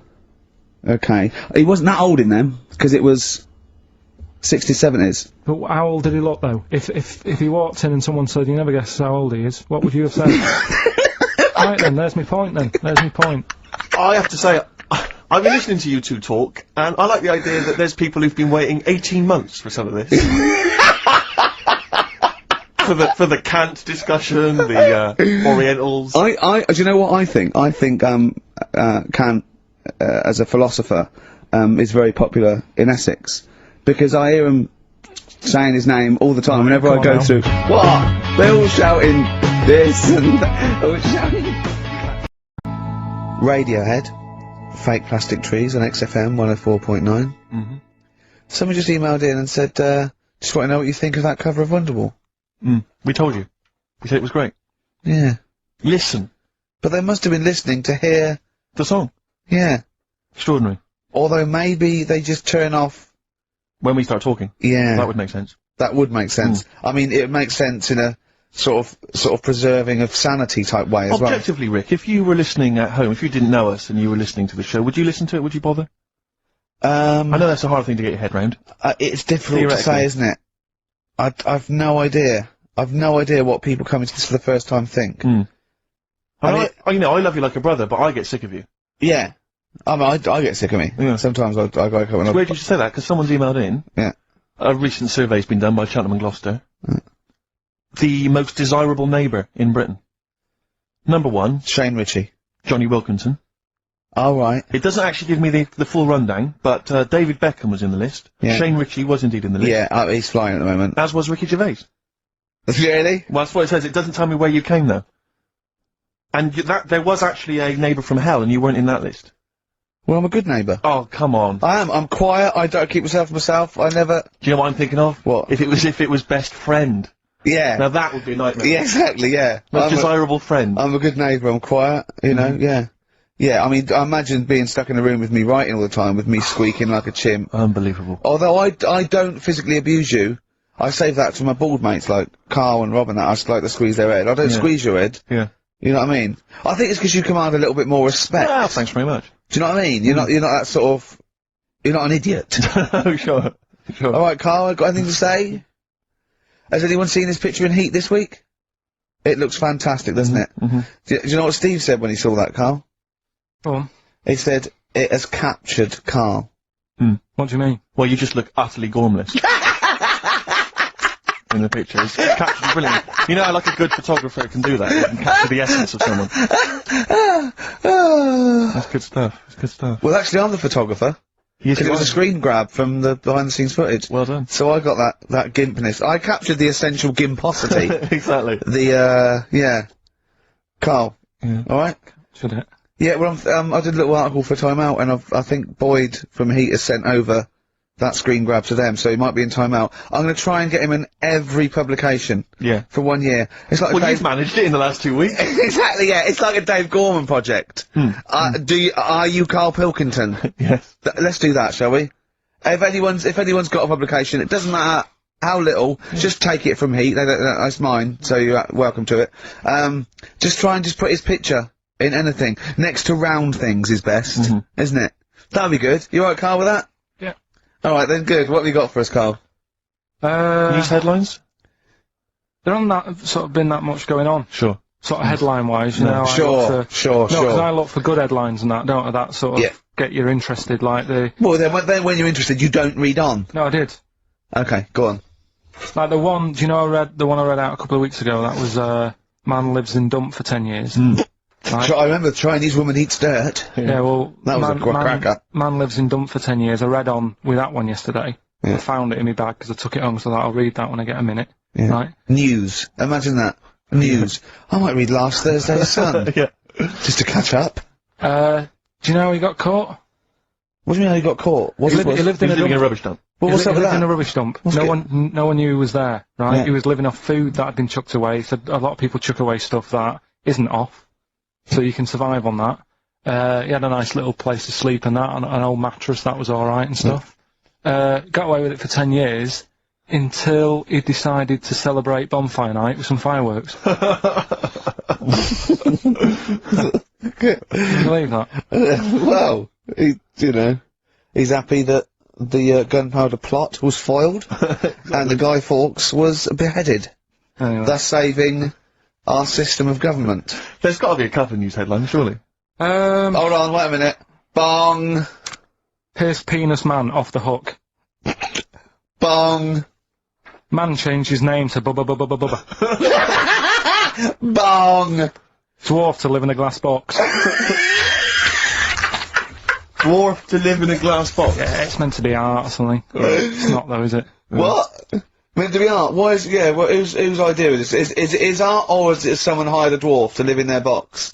It's just a box, and he can even leave when he wants, apparently. He can, like, go, I'm hungry, I'm going for a walk, and he puts a little note. If it's Damien Hirst, he might end up in 4 bits. So, just be careful. But to me, that's like that thing when I said to you about the woman in the jar. What woman in the jar? The woman in the jar, they go, oh, come and see the woman in the jar. And then it turns out it's a big jar. So it's like, well, put me in there as well then. Exactly. It's not special. Yeah. And that's the same with him. It's a big box, he's a small fella. What's good about that? What do you want to do, though? To compress matter? But hang on, it's not a world record-breaking attempt, it's supposed to be art. You know, what's art about that? Well, I don't know. What's art about that? Oh, can we do a show for BBC 3? Karl Pilkington going around, what's art about that? Yeah. That is brilliant. What's art about that? I'd love that. Would you? I'd love that. Me and Steve were going to do a thing called Is Art Rubbish? Where we'd go around and we'd chat about it. Yeah. But we can hand that over to you if you want to do that. If anyone from BBC 3 is listening, Karl Pilkington, what's art about that? Alright? Weird, isn't it? And what would you go around like Sensation and things like that and Saatchi and going... Dali and that. You put a sheep in formaldehyde, what's art about that?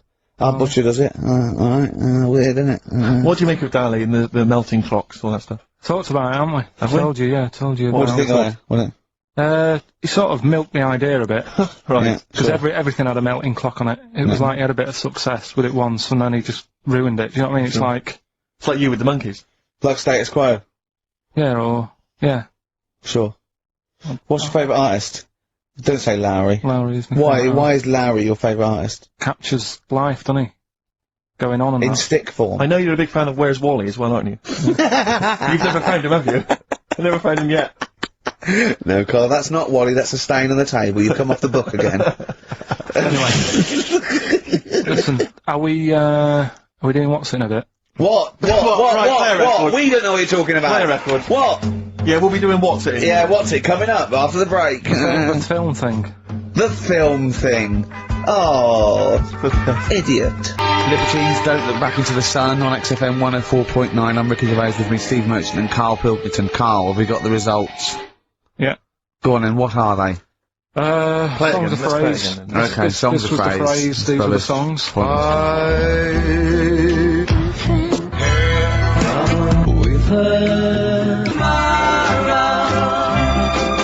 My girlfriend had a problem with a marrow. The answer's Sinatra, Prince, Bill Medley, U2, Shirelles. There was also Dub Pistols in there. No one got all of them, Carl, obviously. But we'll give it to Mark Cantan. He got, what did he get, about 6 or something? Well done, he's from Dublin, so that's nice. Okay. Listening over there, the Irish. Yeah. Good night. A German man, just thought I'd let you know this, Carl, Sure. Ricky. A German man has been arrested because he taught his dog to give the Nazi salute. And then he made it do it in front of 2 policemen. I think it's an offence in Germany now.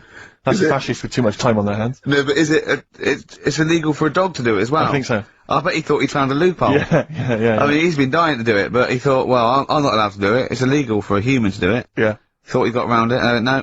For a while, it just kept doing the Basil Fawlty funny walk. It's going, no, no, you're undermining do that. it. Don't do the legs as well. But so the reason I mentioned it is because he's German. And what were you telling me earlier about? Carl was whittering on about the Germans earlier. He was saying something about the accent. It's fine with blokes, but not with women. You won't want to go out with a German woman because of the accent. I just think it's a bit manly, isn't it? Sure. Is it? Yeah, it sounds a bit hard. I can't imagine having a nice sort of romantic chat with someone. Well, it's not a romantic language now. It's quite harsh. Yeah, but that's our. No, but what I mean is, right, I can't speak any other languages apart from this one. Well. Right. You're struggling with this one. Yeah. And what I mean is. Whereas you really do speak the language of love. Alright? There's some condoms, where's my tea? Yeah. What I'm saying is, if a French woman was talking to me, I'd say, I don't know what you're talking about, love, but it sounds good. Whereas a German woman, yeah. I'd go, oof. And she might be saying really nice stuff. Yeah. That's what I mean. Yeah. But then we got talking because, do you know, like, me brother Sort of a prejudice, really, isn't it? In a sense. What do you mean? In a sense it's racist, but anyway, on you go. Yeah, go on. It's not really, is it? Yeah. Let's accept, right, that at some point, about 13, 14 billion years ago, there was nothing. There was no space for the nothing to be in. There was no darkness, no light, nothing. Okay, literally nothing. Except what is nearly a point in space that contained everything in the known universe, okay? Suddenly, that exploded. And in a matter of minutes, the universe was pretty much as it is now. And in all the debris, and all the dust, things started to cling together. One of which was the Earth. Can I have Karl pick up the story from there? Probably nothing for quite a bit. Okay. Yeah. Just sort of floated about. Mm-hmm. Yeah. But it wasn't causing a problem because it wasn't annoying anyone. No. You see, we don't get a chance of that these days. No. You pop something down, someone says, move that. Dangerous, what is it? Yeah. Back then, nothing. So it's hanging around, and if you leave something somewhere, something will sit on it.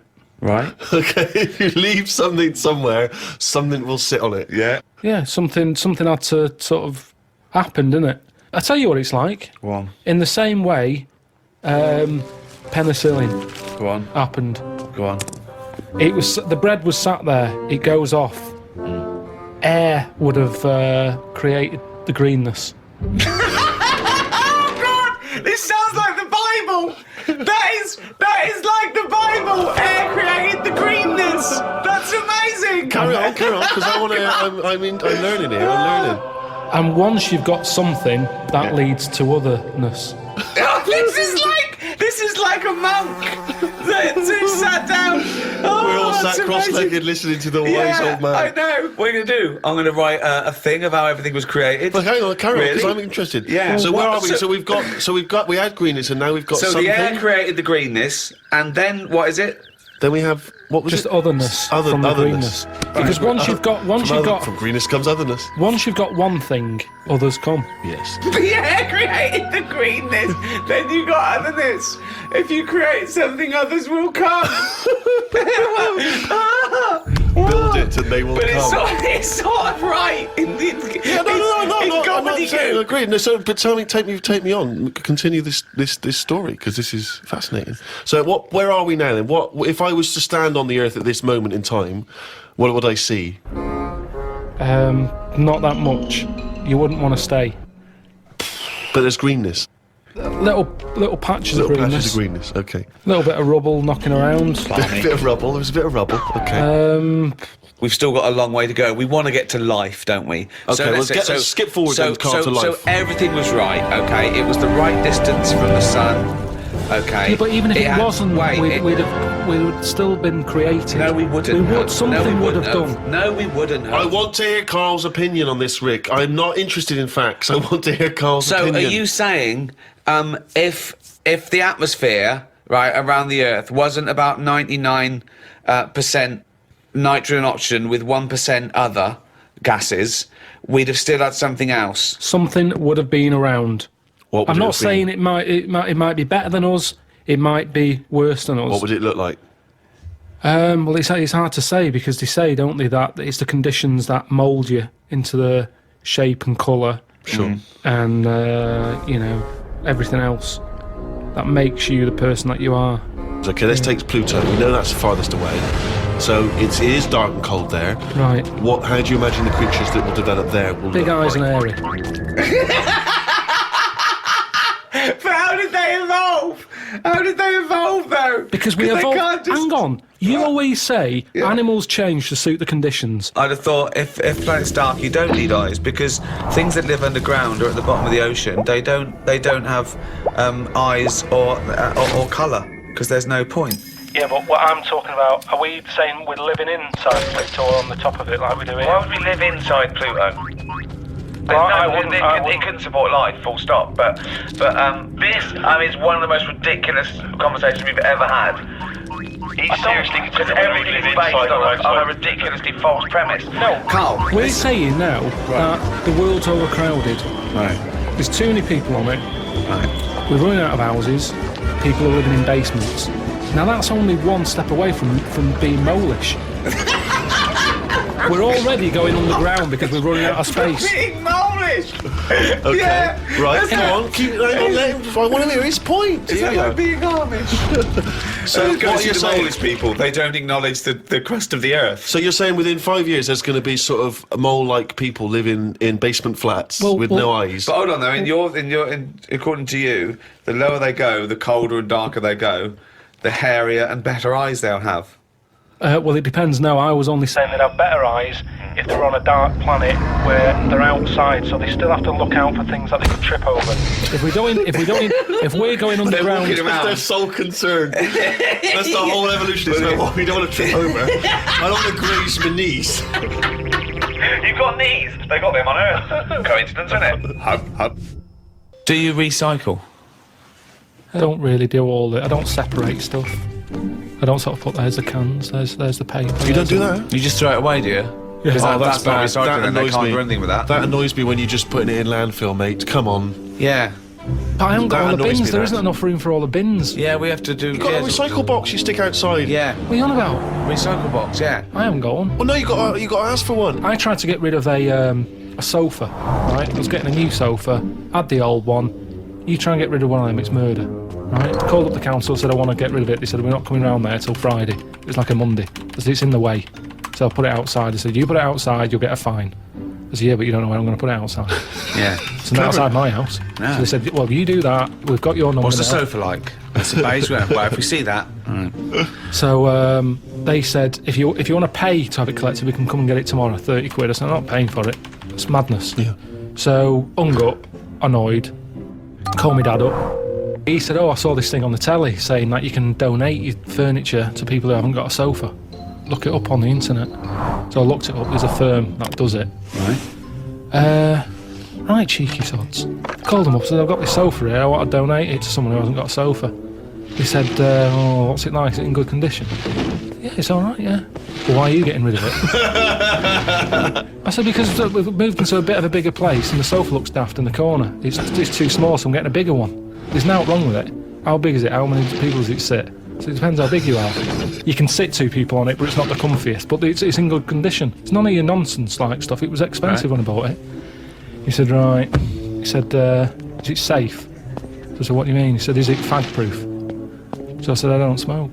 He said, well, go and get the, lift the thing up. He's got me running around looking at my sofa when I'm giving it away. I had to lift it up, it had a picture of a fag on it. I said, yeah, it's got a picture of a fag on it. Could I just point out, fag is a slang for cigarette. When he says, is it fag-proof, he's not going to open the cushion and someone's go, it's me!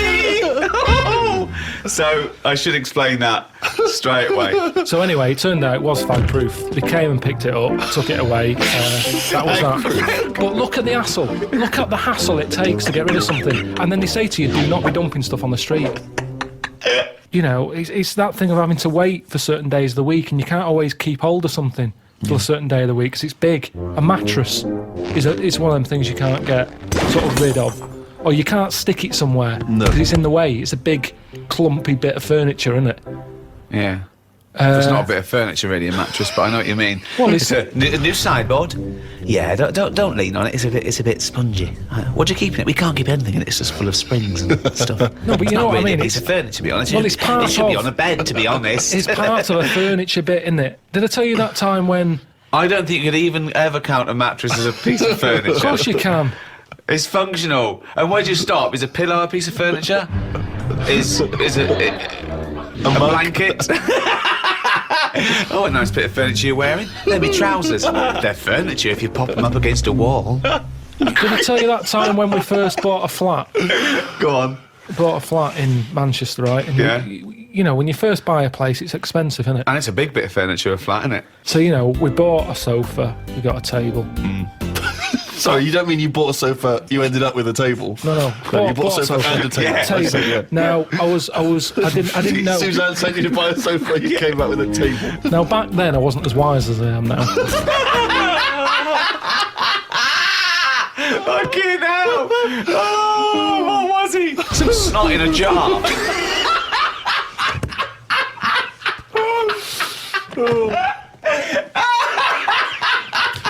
Can I just apologise to any snot in a jar that's listening and was offended by that comment? All right. Prizes. Yes. Rockbusters. Yeah. It's one of the big exciting quiz shows, and this may be one of your last chances to play. There's rumours that it's going to get ditched, Rick. Rumours that Karl Pilkington, the creator and mastermind behind it, has already grown tired of it. It's off from the way. You heard them earlier on, the very best of the Stone Roses. From that we played I Want to Be Adored. That's one of the prizes. That's a nice little Christmas compilation. Second hand now then, really, isn't it? Second hand, yeah. 50 years of the greatest hit singles. I'll tell you there's some great stuff on here. Opens, Rick, with Bohemian Rhapsody.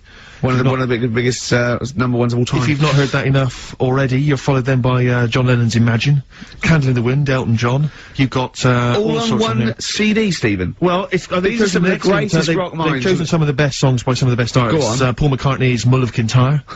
That's on there. We've got let me see. That is pretty impressive though, because they are real big classic number ones, as opposed to, you know, the song by the artist they didn't really care about. You see those things on this is not available in the shops, and it's, you know, the second best song artists have done. It seems odd that we're giving it away on XFM because it includes Robbie Williams' Angels, Atomic Kitten's Whole Again, Spice Girls Wannabe, Kylie Minogue's Can't Get You Out of the Head, and I think it closes, well, it almost closes with Steps Tragedy. That's the penultimate track. It ends though, any ideas? Big hit single. But do they know it's Christmas, Band-Aid? Perfect for your Christmas party. Sure. We've also got the Groove Armada current album, is that from there? And signed by the man himself, the Big Beach Boutique DVD, Fatboy Slim's concert on that Brighton Beach, and there's all kinds of treats on there, and includes an audio commentary by Norman Cook. I don't know how that works. 3 hours of him going, this is where the needle almost jumps. Watch this for this. I did a little bit of scratching. I'm not very good at scratching, but just look forward to that. I'm putting a different track. You see me there. There's the crowd loving it. Here's me. I'm just waiting. This is where I go from Conga Squad to Basement Jacks. Yeah. Look forward to that. That's one of mine. I'll pop on what you see there. I've got Praise You ready on. Yeah, I just got that. That was slightly dusty. I just had to wipe that down with a damp rag. Yeah. So look forward to that. Plus, I suppose this is good if you're a fan. This is a box set of the first series of Linda Green. I think a new series starts this week, or has already started. I'll tell you what I found when I was clearing up, Rick, because I know it's not a big movie this week, and we normally give away a big movie. I was moving house this week, and I found a video that you're more than welcome to if you're a fan. No, it stars Kurt Russell. Executive Decision. I've got that to give away if you're interested. Executive Decision with Steven Seagal in a cameo as well. So I think he's on TV this week, Rick. So if you miss it this coming Friday, you don't tape it this Friday. Well, here it is on. Bring it in because I think Karl's excited about that. I think Karl would like to win that, wouldn't you? Great prizes Well, there. how about if you come up with an extra Rockbusters today for like the bonus prize? I don't think I'm the man for the job, Karl. I think it has to come from your unique take on the world. Karl, I don't think you've quite worked out why you're funny. Right, and just a quick example, one of the first ones we did, it was like AK, and the clue was Exploding Pet, and it was Atomic Kitten, right? So you understand how it works now. These are your clues. The first one, that army has got some well-nice trenches. That army has got some well-nice trenches. Excellent. And the initials there are DW. Do you write some of the questions for 15 to 1? Go on. So that army has got some similar phrasing. Trenches, okay. Okay. The second one, what were the initials there, Karl, on that person? DW. DW. Yeah. Right, the second one, the top of them curtains are all wrecked. All the materials all worn.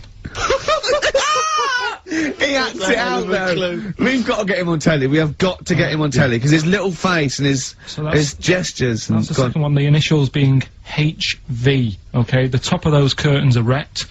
All the materials all worn out. Right, HV. And the final one. Here's the final clue. I was in Texas the other week. Right, I tripped and landed on my knees in a puddle. What's the initials? WH for that one. So I was in Texas, I tripped up, landed on my knees in a puddle.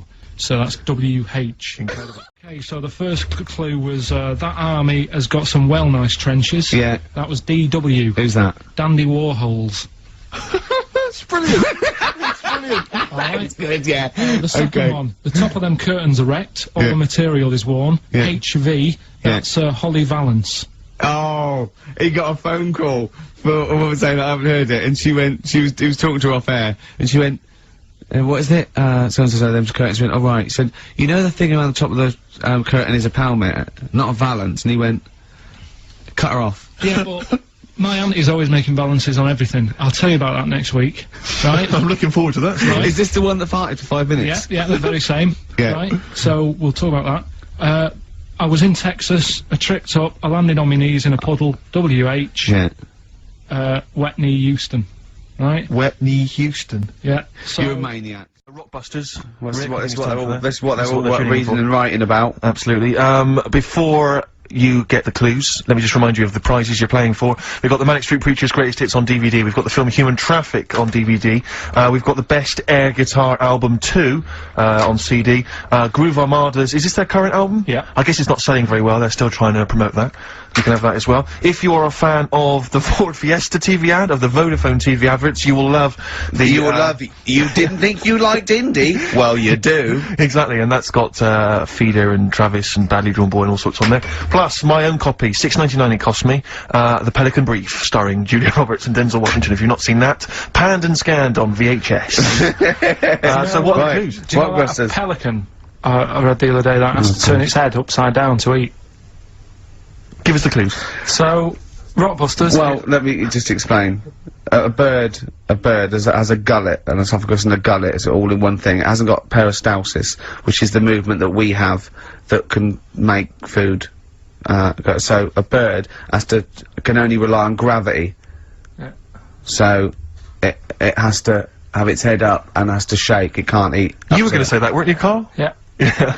So, Rockbusters, you mentioned it earlier, one of last week's was, it's a cryptic clue and then some initials. I was in Texas, I fell in a puddle on my knees knees got wet, WH, wet knee Houston. Yeah. That's the sort of thing we... Use of the word knee twice there in the cryptic clue and in the final and the word answer. wet, I think you're right. Yeah, which is wit. Right. So fine, good. So, there's 3 of them, it's email only, ricky.gervais@xfm.co.uk, sure. Load of stuff to win. Here we go. Right, the first one. I'm writing these down, go on. Making it of them. The fella has only got 1 badge left. The fella has only got 1 badge left. Yeah. What are the initials? That's just E. Just E? Oh, just E. Just E. The fella has only got 1 badge left. This is either a solo artist or a band. Yeah. Second one. The unmarried lady is a friend I eat out with. Say that again?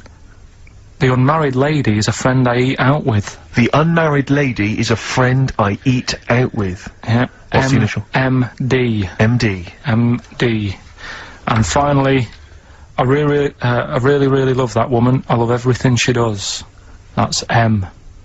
No, Give us that one again. I really love that woman. I love everything she does. And that's M. Right, now I've got that one. Right. Okay. So, It's great. It's Rockbusters. Mhm. It's the results. Carl, give us the winning answers. Right, Steve, you search for a winner. I will. At random. We can slip into that. So the first one was the fella's only got one badge left. I have no idea. The initial was E. Go on. Will I get out the answer now? Yeah, Steve? give the answer. Yeah, I think you should. That was his last sticker. Yeah. Elastica, the band Elastica. I'm not doesn't sure. work. No, Doesn't work. The word sticker and a badge are not interchangeable. And it's not his last sticker. It's Elastica. Yeah, but like his last sticker. So someone's got it. Oh, so say a different word and it works. Oh, so if the band is Elastica, then it works. God, if only Justin would have named it different. If she'd have just gone, let's call it Elastica, then we'd have, yeah. Second one. What was the clue? The unmarried lady is a friend I eat out with. Go on. That's Miss Dynamite. Miss Dynamite. Doesn't work. Yeah, but it's been running for 4 weeks. We've done the obvious Doesn't ones. work. Doesn't work. Miss Dynamite. Again, if she'd have called herself Miss Dynamite, it would work. She didn't. See, what's happening is pop stars are letting you down by naming themselves incorrectly for your clues. Those don't work. They don't count. And the last one, I really love that woman. I love everything she does. That was M. Yeah. That was Madonna. Yeah, Madonna. I'm gonna give you that. That worked. Yeah. Right. That's the end of that feature until you can get ones that work. Okay. So you won't hear any more of that because it's rubbish. You're running out already. So Rockbusters. It's a little clue, some initials, 3 different clues. You email in ricky.gervais@xfm.co.uk. You can win the load of stuff that we've got. So, first one, here's the clue. Stop throwing that fruit about. Oh. Oh. Yeah. And what's the initial? That's CB. CB. CB. Stop throwing that fruit about. Yeah. Alright. Is Anders listening? Has he emailed us in yet? Anders, not had any response from Anders. I'll keep Maybe he hasn't stopped listening. Because he doesn't like the show. He's gone off. I hope he hasn't gone off the show. So, the second one, that Scottish fella has made an error. That Scottish fella has made an error. Yeah, Interesting. that's M. M. Right, that Scottish fella has made an error. Right. Okay. And, the last one, God, you can make a right load of toast with them. You can make a right load of toast with them? Yeah. Alright, what's the initial there? That's G. G, I was thinking it might be bread for a minute, but no. G. So just very quickly, stop throwing that fruit about, CB. I've got the last one. Right. Scottish fella. It doesn't work, it doesn't count. Doesn't count. Well, that Scottish fella's made an error, that's M. And, God, you can make a right load of toast with M, that's G. Email in, ricky.gervais@xfm. First one was stop throwing that fruit about. Stop throwing that fruit about. The answer is CB. That was Chuck Berry. Oh, of course it is. Okay, I'll give you that. The one that you've worked out, I'll do next. The, God, you make a load of toast with them. That was G. Gorillas. Gorillas, though, isn't it? Gorillas. And the middle one was that Scottish fella's made an error. That was Mystique. Mystique. So, does anyone get that? Extraordinarily, almost all the people who emailed in. I'm beginning to think it's us then, because I was thinking mistake, I was thinking muck error and muck mistake, but mistake. Yeah. So, do you want to pick a winner? Yeah. Right. Okay, look, quick query for you. This is from Jay. He's got a problem here. He says, my parents won't let me ditch my studies. He's currently reading modern languages at London University. Sure. He wants to follow his dream, but his parents won't let him, of being a dancer. Carl. Worse than that, he says that they're trying to arrange a marriage to a bunch of minging daughters of people they know from good families. He doesn't know what to do, so he's got the arranged marriage coming along, and he's also got, he basically wants to, wants to be a dancer. His parents are forcing him into something more practical. Well, the first thing, right? I don't think Live your dreams? the arranged marriage thing is such a bad idea. Okay. Because I think too many people go on looks, Right. and then you soon get bored of that, and you find out the person who you're knocking about with is actually not your type. Right. Why don't you arrange marriages for people? Well, I'm just saying, right? So I'd say, Jay, go along with that. I wouldn't worry about it. Okay. I mean, if they're really ugly, then, you know, don't go along with it. But if they're half bad, Yeah. put up with it. That's Sure. right. The dancing, Brilliant. right? That's that solved. Brilliant. I wanted to be a dancer. After I did the boxing, right, I joined a dancing thing just near Man United's ground, right, called Twiggies. Went along, I wanted to learn some moves. And How old were you? Well, it was when Michael Jackson was, like, pretty big, so about 83, 84, 85, something like that, around there. Wanted to do it. When I went, it was shut, and it had become like a warehouse for toilet rolls. So in a way, I wonder what would have happened. Sorry, how is that an anecdote about you going through dancing? You've told me before, you did boxing for a while, you did dancing for a while. You had a true fight in the boxing, you didn't even get in the that's not an imagine if that was a film! This is a boy's dreams of becoming a dancer. Oh, it's shut. Next on. I mean, how is that a story? Yeah, that was Billy Elliot. Do you think it would have won quite as many awards? Yeah, brilliant. Footloose. All right. Yeah. I'm fed up. They banned it. Let's go. Oh, it's shut. Flash dance. First, there was. It's a warehouse. Never mind. I'm just saying, you know, you'll find something else. I think I got a go-kart after that. I bought a motorised go-kart and kept myself busy with that. So. There's always other just things. think, Alan Bennett has to sit down and really sweat over his stories. Yeah. He just opens his mouth. You are a living Alan Bennett character. So that's So that's solved. Well, Jay, don't worry about that. There's no emotional problems I can foresee. If you follow that advice. So the advice there is do an arranged marriage. If she's not ugly. minging, she's not completely minging. Yeah. And don't worry about dancing. Get a go-kart. Cheers. This is XFM 104.9. I'm Ricky Gervais with me, Stephen Merchant. Hello. You're listening to the best of basically Karl Pilkington. You don't talk to anyone, do you, in the week? You just hide in your little sound booth thing, and you really don't talk to anyone, do you? Much. Not really. No. I mean, you know, you might call up. Yeah. But no, I keep myself to myself. Yeah. Then you don't get bogged down in the office politics and stuff. Yeah. Is there a lot of office politics here? I don't know. I don't get involved in it. Oh, yeah. Proved your point. So when we're away and we're like out of action, who, other than Suzanne, who will you talk to of the day? How will you get a sort of feedback from the world? How will you get sort of like input and? I always, if ever I've got like a question on anything, the internet's sat there and I can just go online and find out. The internet is good. It's brilliant, but it's not all verified. It's not all necessarily factually accurate. Anyone can put things onto the internet. It's the, you know, it's freaks and things that put on things like. Here's one that I read in the week, right? Go on. About this woman. Yeah. She was a bit of a punk, and to get her hair done like she wanted it. Super glue. Right, no. She got lard. Apparently it's a popular thing, you might know. Put lard on your head. Yeah. And you put it in the oven. Now, apparently the heat that you get from the oven is different from the sort of heat you get from an hairdryer. Right? And she had to do that to get the style that she wanted. But anyway, she comes into money or whatever, treats herself to a microwave. Right? It's not true, Karl. Opens the door, jams the things, you know, like the little catch, so the microwave works. She jams it with a screwdriver or a knife or something. Yeah. Puts the microwave on, sticks her head in, boils her brain. Don't be ridiculous. Right? Well, why is that ridiculous? Boils her brain. She boiled her brain. She boiled her brain. And this is what's good about the internet. I went straight from that, and there was a subject about brains. And do you know that Russell Crowe, when he dies, is giving his brain to charity or something? Some sort of some people who can do stuff with it. She gave hers to Pot Noodle. Vesta. Yeah. Oh, That's boiling the sort of a stuff. skull. Yeah. That's not true. It's not true, Karl. Just urban myths. Someone made it up. Yeah. For a laugh. They're just too convenient urban myths. Everyone's you can tell an urban myth's not true because it's always this happened to a mate of mine, and when you say what happened then, they go, don't know, that was it. Was it?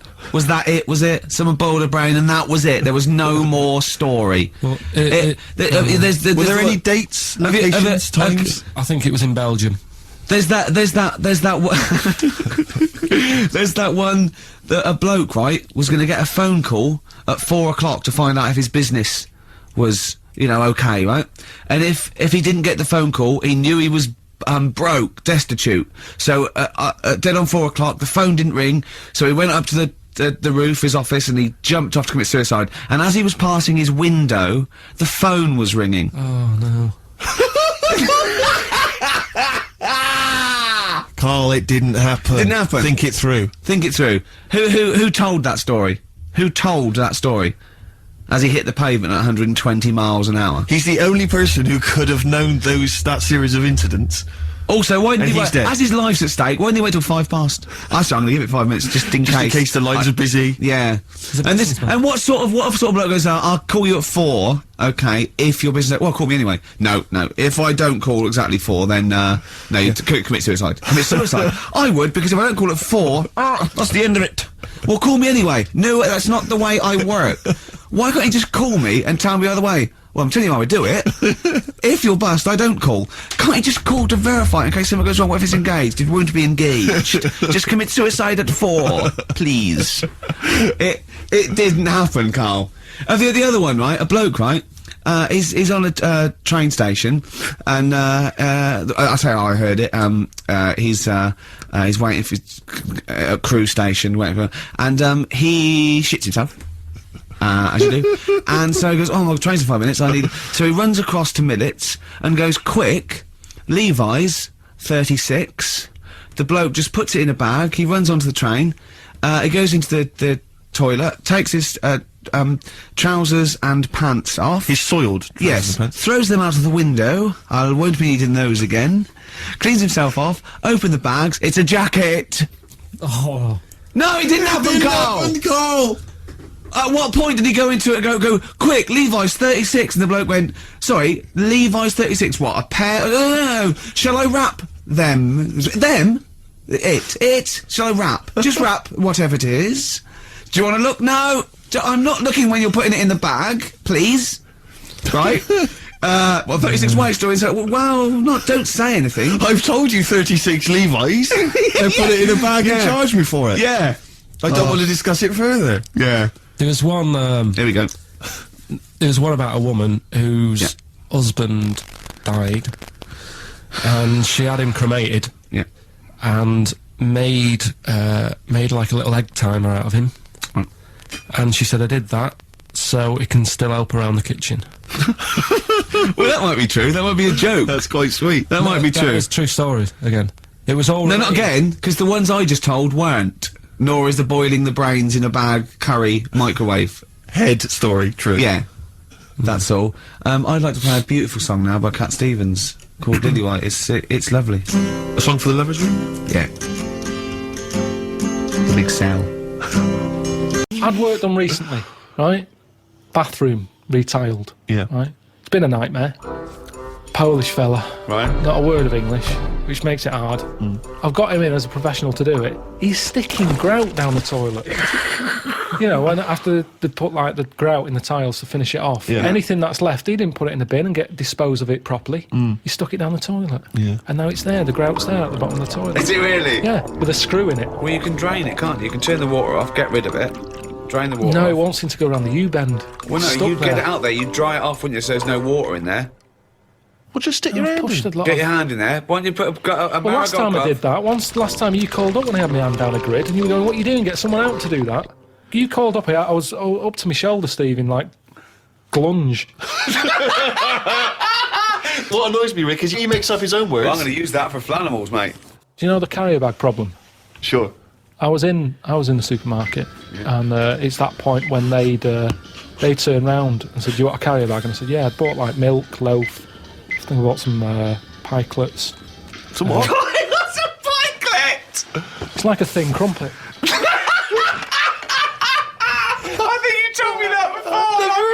There's a word I'd get rid of. Pikelet. There's a word I would get rid of. Thin crumpet. I've got time to say thin crumpet. I do not need a specific thin word. Crumpet. These, that's not a crumpet. Why? Too thin. Call it a pikelet or fuck off. I'd spent over a tenner anyway, right? Right. I get to the till. Can you make a pikelet by squashing a crumpet thin?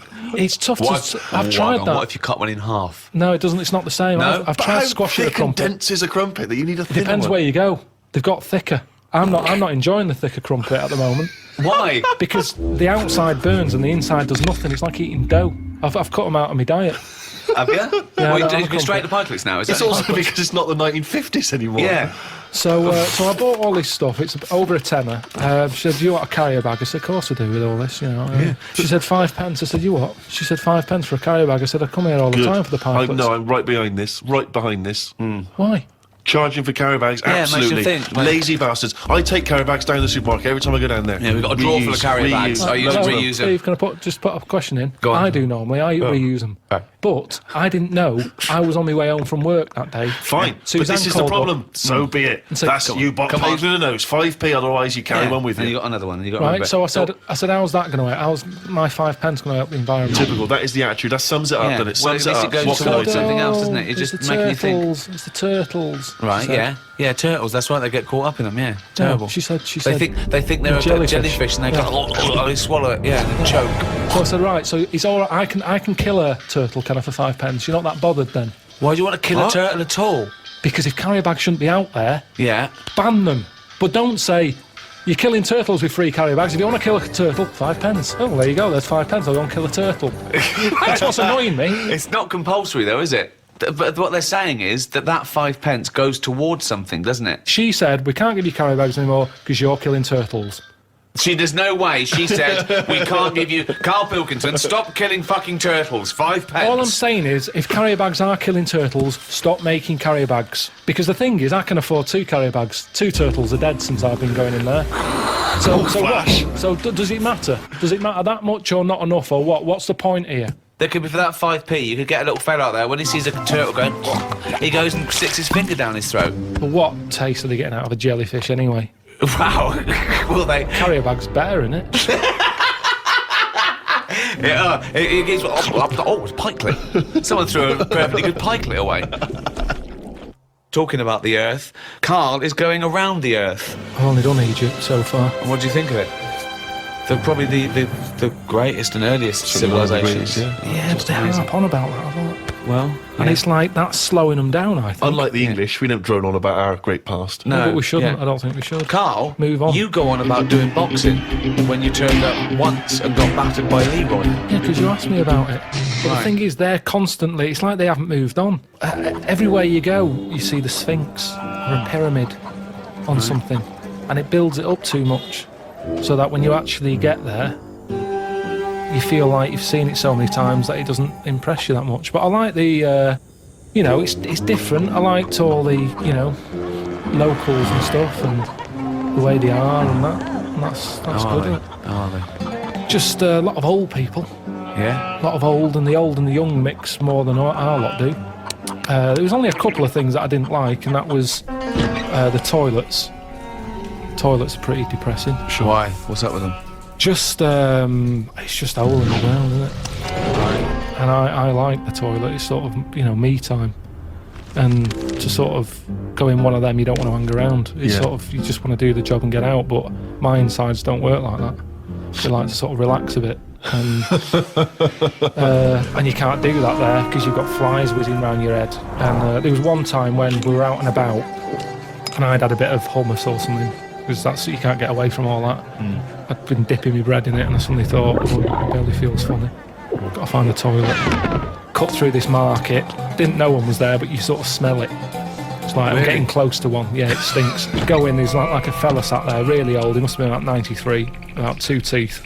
Sat there with a rag, and you have to pay him to use the toilet. What's the rag for? He doesn't wipe your ass for you. I don't know, but Well, the toilet's never been cleaned by the looks of it. I had to give him like 5 Egyptian pounds, whatever that is. I don't know how much that is, but I don't know what he's doing for that money, because the place had never seen a mop. So I go in there, open the door, and it's like one of them holes in the ground. I go, oh god, can't use that. Push the next door open, that's the same. Get to the end one, open it, normal. normal toilet. All right. Ding dong. Brilliant. Sit down there, do what I do, look round, no toilet paper. Oh He's waving the rag over the top of the cubicle. Yeah. More money. £10. So I'm thinking, oh God, thinking, can I just get up? Because it was quite a clean, you know, I thought... if I It had was to- quite a clean drop. Sure. Yeah. So I'm thinking, Don't oh, they use water though? Don't they use water? well, they have a hose pipe, yeah, Yeah. but I didn't fancy that. Well, that's cleaner though, isn't it? A hose pipe, really getting a proper it's wash. heck, Why? How can it be? Why? Because that's just gonna, that's not gonna clean it properly. It's gonna get rid of some bits, isn't it? It's like when you clean a car, yeah, use a hose, but where's a sponge? Sure. So, Yeah, So- that's true. Oh, God! You rinse off a plate, but then But you I always just- give it a little wipe as well. Exactly, but I like it. That's when the bloke knocks on the door and goes, "You need sponge?" Yes. so I'm in there, I look at the door, there's no handle on the door. So I'm trapped in there anyway. Someone's nicked the handle. So I can't open the door. I'm sat there, there's no toilet paper. I'm calling like the people who I'm out there with. Did they bring you some toilet paper then? No, what they got it from the fella with the who you pay the money to. He had you a should have supply. paid for some Right. on the way in. I think that's what you do. But they don't give you a full roll. They give you like a strip, Right. which I'm pretty wasteful with toilet paper. well, it's I made you prefer learn, to do a good job, use it up, replace it, rather than 5 sheets. I've never done that in my life. Right. So my brother taught me something. When he was in the army, he said you used to have to sort of put your hand through it, get it all, then use that paper to get it off your hand. What? When you're in the army, Yeah. they're taught survival techniques. Right. And they said if you're caught with very little toilet paper, It's a survival technique. Yeah. not like- yeah. What did he die? Died of a dirty ass. Hold on, wait a minute. Right, what is this technique? you get the toilet paper, Right. use 2 sheets, Right. fold it over. So you've got, normally to 1 sheet is 2 ply. You've got Right. 4 ply. Right. So So it's a sort sheets. of, it's like a bog glove, a bog paper glove. Yeah, so you put your hand through it so you make a hole. Yeah. What do you mean? Make a hole? Make a hole so your hand goes through it. Yeah. Then you can wipe your arse with that. What, And with then- your hand? Yeah, and then the toilet paper that's left, you pull it off like that and you wipe your fingers with it. So you've still got shit on your hand? This is horrible. Yeah, Why but don't, you it just wipes it off. why don't you just wipe your ass with the toilet paper? Because you've only got a couple of sheets because you're in the jungle, right? And it's Hold survival. on, though. It's almost survival, Rick. So what's the difference between don't know. wiping Maybe you your got it ass wrong. with your hand and trying to get shit off your hand, or wiping your ass with the toilet paper and putting your fucking trousers up?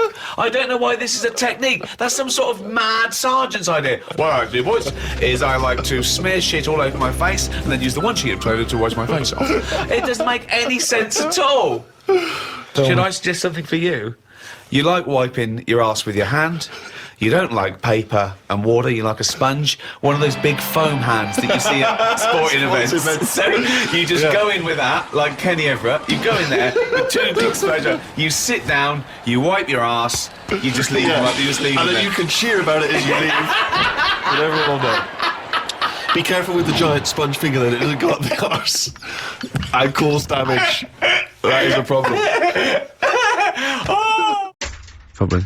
That's The Darkness on XFM 104.9. Brilliant. Yeah. What other rude words are there? Cock. Yeah, that is rude. Yeah. Now, Especially at Christmas. especially at Christmas, yeah. It's a time for families. I know. Now listen, time for family. Now, Ian, Yes. who is your 4th? We need a lead singer in this mega group, the Monoliths of Rock. Who we got? Lemmy, Keith Richards. We've got Keith Richards on guitar. We've got Lemmy on bass. Yeah. We've got Keith Moon on skins. Right. Some terminology coming out there. Yeah. Who's doing the Vox? Who's given Golden Tonsils Award? Robert Plant. He's gone for Plant. He's Yeah. gone for Plant. A lot of trad names there. There is the group. The lineup is Moon, Lemmy, Richard, Plant. Okay. Now, our competition, Steve. Name that group. What's Okay. the best, heaviest rock name ever? Sure. this is obviously not a name that already exists. No. Okay. My Any mate of thoughts mine yourself? came up with, I think it was, Brain Hammer. which I like. Velvet Nazi 666. Sure. So we want the heaviest, most mental piece of death metal, headbanging, bleeding out your brains rock axe attack. Okay? Please welcome to the stage, Christ on a bike. Please welcome to the stage. Oh, look at you! Yeah, that would be great. Yeah. That would freak out the metlers. Yeah. Cheeky. Yeah. Oh, now listen. They need a manager. They need someone who could introduce them. They need someone to stand astride them. Who is the leader now? Who is the king of all that rocks? Well, it's obviously Tommy Vance, isn't it? Do you know what worries me, Rick? We've said Vance a lot today. I'm wondering if the kids today, do they know Tommy Vance? Are they What do you think familiar that, with Ian? him? If they don't know, they shouldn't be listening. Okay. Fair enough. So, Vance is their manager. He needs to, they're on at Wembley. He's got them on at Wembley. They're the greatest rock band of all time. We need the name. Please welcome to the stage. What are they called? We'll, Phone in, email in, and the prize, we're gonna get some... We'll rummage through the bins as Karl normally does. some old tat like Karl does, some VHSs, some CDs, greatest air guitar ever. Peter Max. Yeah. Do we need to give out the Well, numbers and you stuff? can email, Don't get can't them to they? phone in. You don't want to talk to him, Ian, seriously. No, you don't want to, you know when, what's his name says to Agent Starling as she's going to meet Hannibal, don't let him inside your head. Yeah. Don't talk to the listeners, Ian. Exactly, it's very much the same Please thing. I'm a bit concerned that my email's going to be besieged by people sending you links to how to clean out the B-Day. Well, that's all right. The week. But what's the most mental head bleeding, banging brain hammer operation this band can be called? Call in. Rick, because it always amuses me if you, I mean, I know it's cruel to put you on the spot, but so some of your former band names have always amused me. Well, the worst. The worst one? Well, I'll just leave this.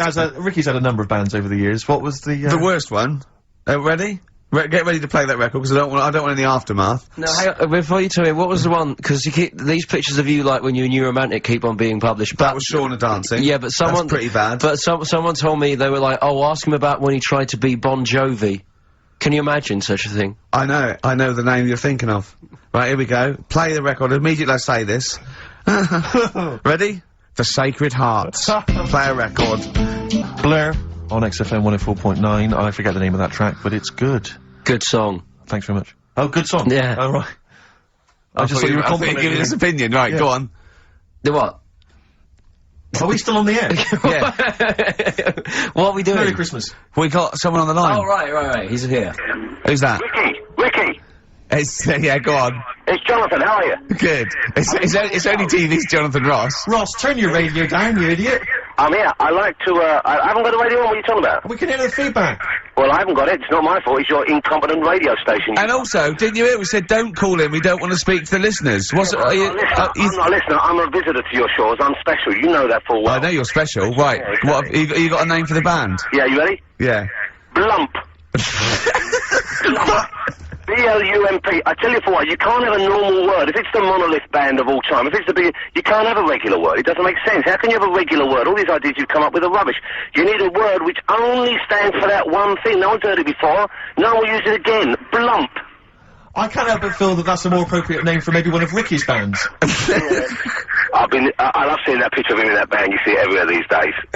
He was like a girl. He was like a little girl in a suit. It's like a little dyke at a wedding. What was that? It's got to be the kettle calling the pot black, surely. I've always got nothing but 100% heterosexual. We're not sure about. There's not anything wrong with it, I know that, but look at you. I actually had to get that in. There's not anything wrong with it. I'm Jonathan Ross. Oh dear. I was thinking the other day, right? Oh, yeah? In the Comedy Awards. Yes, sir. You didn't have to say some awful things about poor celebrities, poor has-been celebrities with coke addictions and fat lips and faces that where surgery's gone wrong and everything. And when they're on the show, they're going, "Oh, you look lovely." Yeah, oh, I'm nice to them. good. I'm nice to them to their face, but obviously when I'm not with them, I like to let my true feelings be known. What's wrong with that? That's how everyone Well, I'll tell you what, you can get anything off your chest you want on this show. Any celebrities you want to talk about? There's no one listening. It's just between me and you. A lot of people listen. They listen to my show, and after they've had a few hours of, you know, good laughs, they like something bland to just cool them down afterwards. So they flip over. We know this happens. Did you mention my DVD on your radio show? You know what? I forgot to. I forgot to mention it. Christ! I forgot to mention it. I meant to mention by the office, but I forgot to mention it. And then I thought afterwards, it's not like he needs the cash, is it? You know, it's not like he needs it. It's not like it is, but he's probably earned more money in a shorter space. You're like a lottery winner, and you've got about as much taste. You're like one of those burglars who's won the lottery. I am. I'm dressed like an Albanian window cleaner at the moment. Burglar from Reading who won the lottery, and now he's fritting it away on what? I do feel sorry for my neighbours. I've moved into a, really nice place. I feel like it's the hillbillies. No, it's nice he's moved in there because it's nice. He's given them something to sort of talk about behind your back. You've united the whole block. Right, go and play with some Japanese wind-up toys now. I'm going home to play Mario Double Dash with my son. It's going to be a good afternoon. I phoned you once after I finished my show. It was about 5 minutes past 3. Yeah. And I don't mind if I said, how you doing? You went, it's brilliant. You said, this is what you said. You went, everyone's out. Jane's taking the kids out. I've already masturbated twice, and I'm playing with a new Japanese toy. I'm masturbating now. Yeah, Kings of Leon, Wasted Time on XFM 104.9. Sorry, I was sidetracked there by just some of the band names. And now listen, I want to put in 2 of my own. I want to win that pile of tat out there, right? I've got 2 names here, okay? We should just remind people in case they've just tuned in. Oh yeah, Ian Canfield has chosen his, mega band of all time. He's got Keith Moon on drums, he's got Lemmy on bass, he's got Keith Richard on guitar, he's got, who have you got singing? Robert Plant. Robert Plant, and their manager is Vance. But he needs to announce them at Wembley Arena. They're already sold out. They're at #1 in the album charts. They're the greatest rock band of all time. And I've got 2 suggestions. Okay. What about this? Please welcome to the stage. Tungsten lung hemorrhage. Yeah, good. Yeah? Please welcome to the stage. God Dildo. God Dildo, interesting. Nice juxtaposition there of God, the almighty creator, and a dildo. Nice use of some contrasting imagery there. Yeah. Powerful and topical. Tungsten lung hemorrhage. Yeah. We've had a couple also on the email.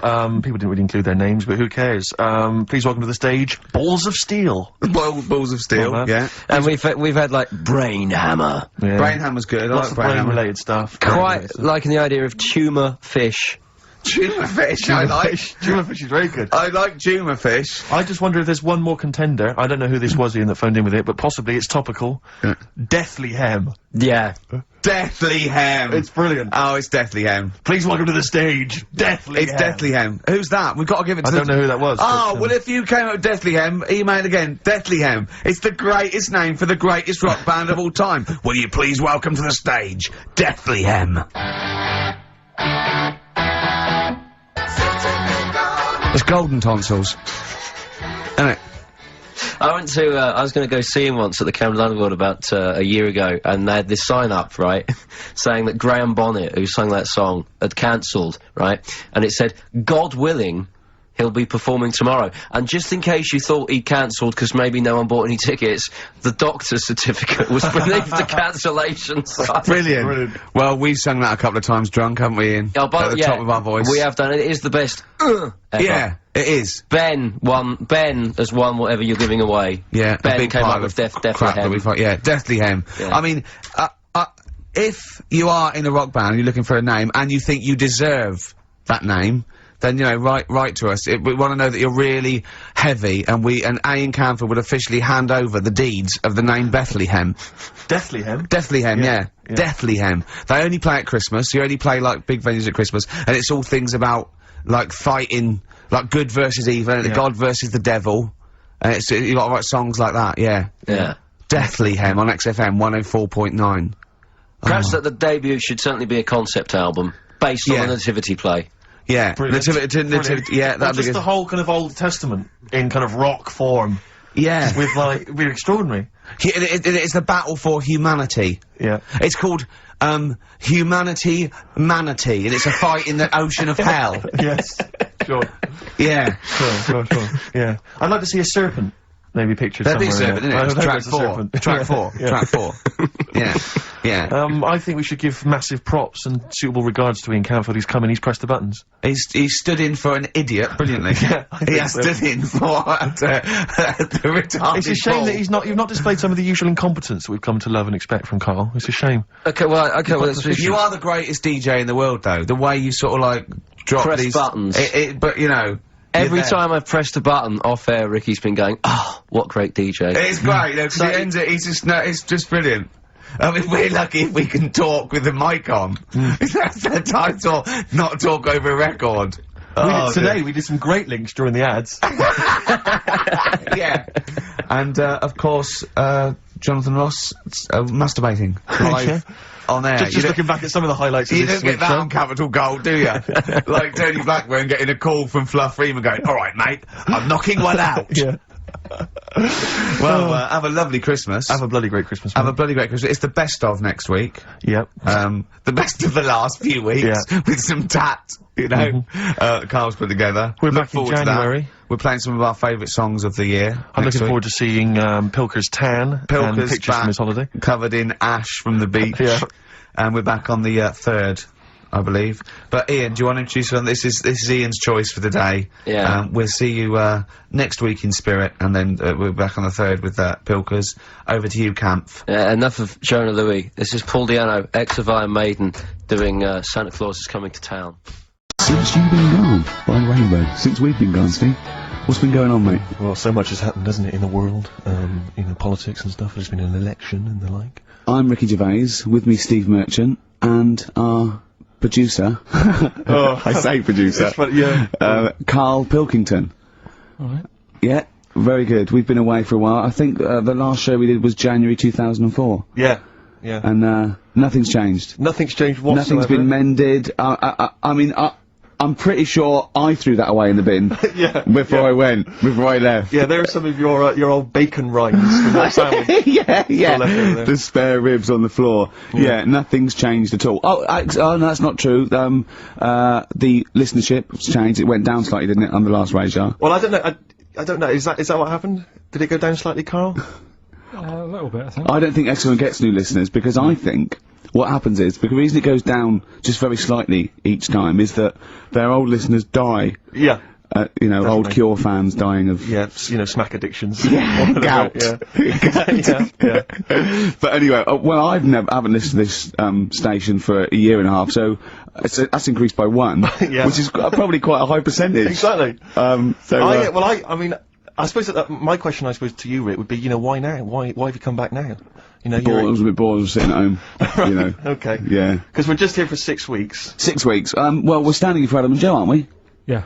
Yeah. The tables have turned. I remember when they were standing in for us, but yeah, I don't know. But the only reason I'm here is because my housekeeper cleans between 1 and 3. Oh right, that's a good idea. So I just want to get out of the house. And are they listening to XFM? Well, no, she doesn't speak English. I'm not made of money, Rick. If I can help out, a young immigrant lady, then I will do. And there are so many things I can do for her in so many ways. Yeah. But her, picking up my old tea towels and stuff is ideal. So that's why I'm here. But all I'm worried about is I think people kind of associate with the name Ricky Gervais. They associate a certain level of quality. Your live stand-up DVDs. There's a level of quality. You've put a lot of work into them. You've honed it. The TV work you've done, likewise. Should people expect the same from the radio show? Definitely not. No. Definitely not. Those things that, you sit down, we sit down, we write them for a long time, we write them for a year maybe, then film them, and we worry about everything. This is, I'm not even sure I'm talking into the mic at the moment. I was actually doodling, as you saw there. Yeah. I'm eating a sandwich as we speak. Yeah. Although we do like music, that is true. That's absolutely right. Should we play some great Let's play a records? great record now. U2, City of Blinding Light. I'll tell you what, I love U2 now. Yeah. I honestly hated them, sort of everything from Boy up to about, I think, Beautiful Day, when that came out. I thought, oh, that's alright. Listen to the album, listen to this album. I love them now, Steve. It's a turnaround, isn't it? Well, yeah, it's that kind of musical insight that I'm looking for throughout this show. Really. I sound like Dr. Fox then, didn't I? Some of your tastes and wants and needs. Dr. Fox. What's happened to him? Is he off air now? Because that's one of the reasons I put no effort into this radio show, because, we go to the Golden Globes the same month, we do nothing at the Sony, and Dr. Fox actually said that's because you're not very good. I like the fact that the Dr. Fox criticisms really hit you quite hard. You know, you really took that Still talking about it a year later. Exactly, you know, you've got to let it go, Rick. Yeah. No, but then again, you know, he's a medical man, and Yeah, well, you know, you got to believe him a bit. trust his opinion, you know, Exactly, yeah. Yeah, I could have done without the rectal examination. I think he could have just said, you're not very good. Exactly. Try and enunciate. No, I know what the problem is. Or let's have a look down here. Exactly. Carl you had to, go to one of those, well clinics, didn't you? No, I haven't gone. Why? Because I'm not happy with it. What? I'm not happy with the whole... Well, it's just... Do people know what them places are? They'll give you a whole... Have you heard of them? Yeah, I've had one, yeah. They check everything. Which, you know, Suzanne, my girlfriend, was like, you know, you're 30 odd now. When was the last time you went to the doctors? And I haven't been for ages, because I don't... No, I never go. I never go. Unless I think I'm honestly gonna die there. I'm in agony. Think they can always find something. Jane made me go to one of those well things, yeah, those boot things where they give it, it's, yeah, a couple £100 and they give you a complete head to toe, don't they? But head to bottom is what it is. They do the old, finger up the arse thing. Now, what is that testing for? Well, I like that he said it quietly, because he's on the radio. You can't say arse. Yeah. I say it quietly. Say it quietly. Yeah. Arse. Yeah, arse. That's what our mistake was, because we got a complaint upheld, didn't we, for saying, and I'm talking about a male chicken here, which is a cock, as you know, and we said that word, right? So if we'd have gone cock, we'd have probably gotten away with it. You can get away with murder. If you just, yeah. If you just whisper it very So go on then, yeah, so... I'm not going, because I'm not having that done. I don't understand what you're going to find up there, that's... Your head? No, but why can't you just... I mean, it's the heart that I worry about the most. You mean that in a kind of romantic sense? No, I mean, like, you know, if They'd you're have to have a long finger, wouldn't they, to check that out? They go, it's something wrong with your left ventricle. Yeah. Now, this thing about the doctors, they hold your testicles and they make you cough. Yeah, they don't hold the testicles anymore, they just put it sort of like by the side of them. And what's that testing for? I don't know, I think it's something to do with, if you got something wrong with your diaphragm or something like that, you can't do it when they press there. I don't know, it shows them something. So it's not doctors having a quick feel. But so you can't... well that's good, because, do you remember when Karl said he's gonna die of cancer, and I said why? He said, I don't check me balls. I said why? He said, I don't like the feel.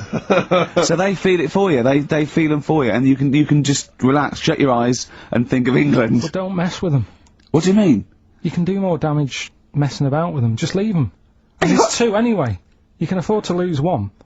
Yeah, I don't think that's the point. I think the point is it sort of spreads, doesn't it? You know, you've got to check the... I mean, I'm not saying, you know, if don't do it, because they spend a lot of money saying to people, you know, have a quick feel if you've got the time, what have you. But I don't worry about it. Leave it alone. Why, out of interest, why do doctors stick fingers up your arse? Check the prostate. Check the prostate? Yeah, because if it's swollen, it could, you know, lead to all sorts of problems. Again, they're not having a laugh, Karl.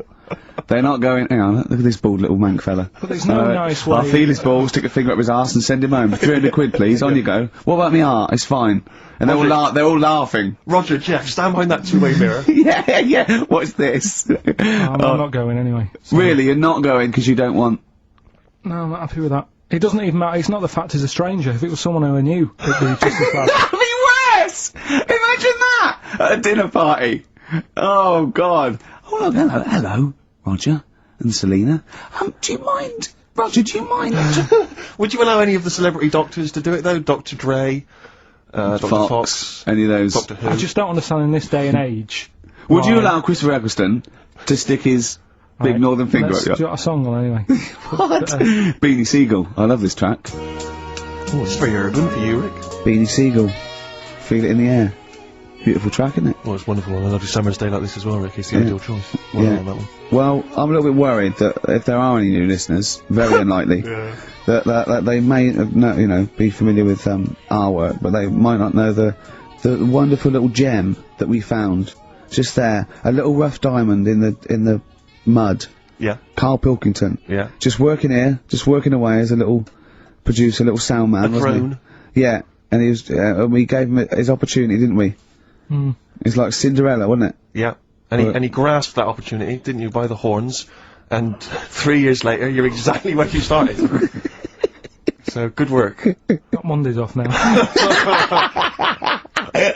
Well, I thought maybe a useful way of introducing the mind of Karl Pilkington to our new audience. You use that term loosely. Yeah, when I say mind, I don't. Yeah. Yeah. I thought. Look at his face. Oh. There is a website. Have you got the website? Oh, there's address? a website that we just found. Right, Karl, what is the address? If you are unfamiliar with what Karl looks like, Please log on to this now. Log on to this website and stay tuned. But log on to the website because you'll see Karl's face. You'll see some of his pearls of wisdom. Yeah. Now, what's the address, Karl? Freewebs.com. www. Yeah. Freewebs.com. Freewebs.com. Yeah. / Yeah. the dash K dash man / The K-Man. It's Okay. complicated. It is, yeah. Do it again. Say it again. But get a pencil now. They've all got a pencil now. Freewebs.com. One word.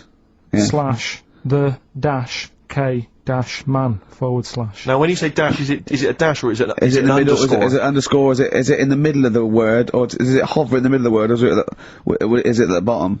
It's just a line and that. Yeah, I know, but is it an underscore or is it a dash?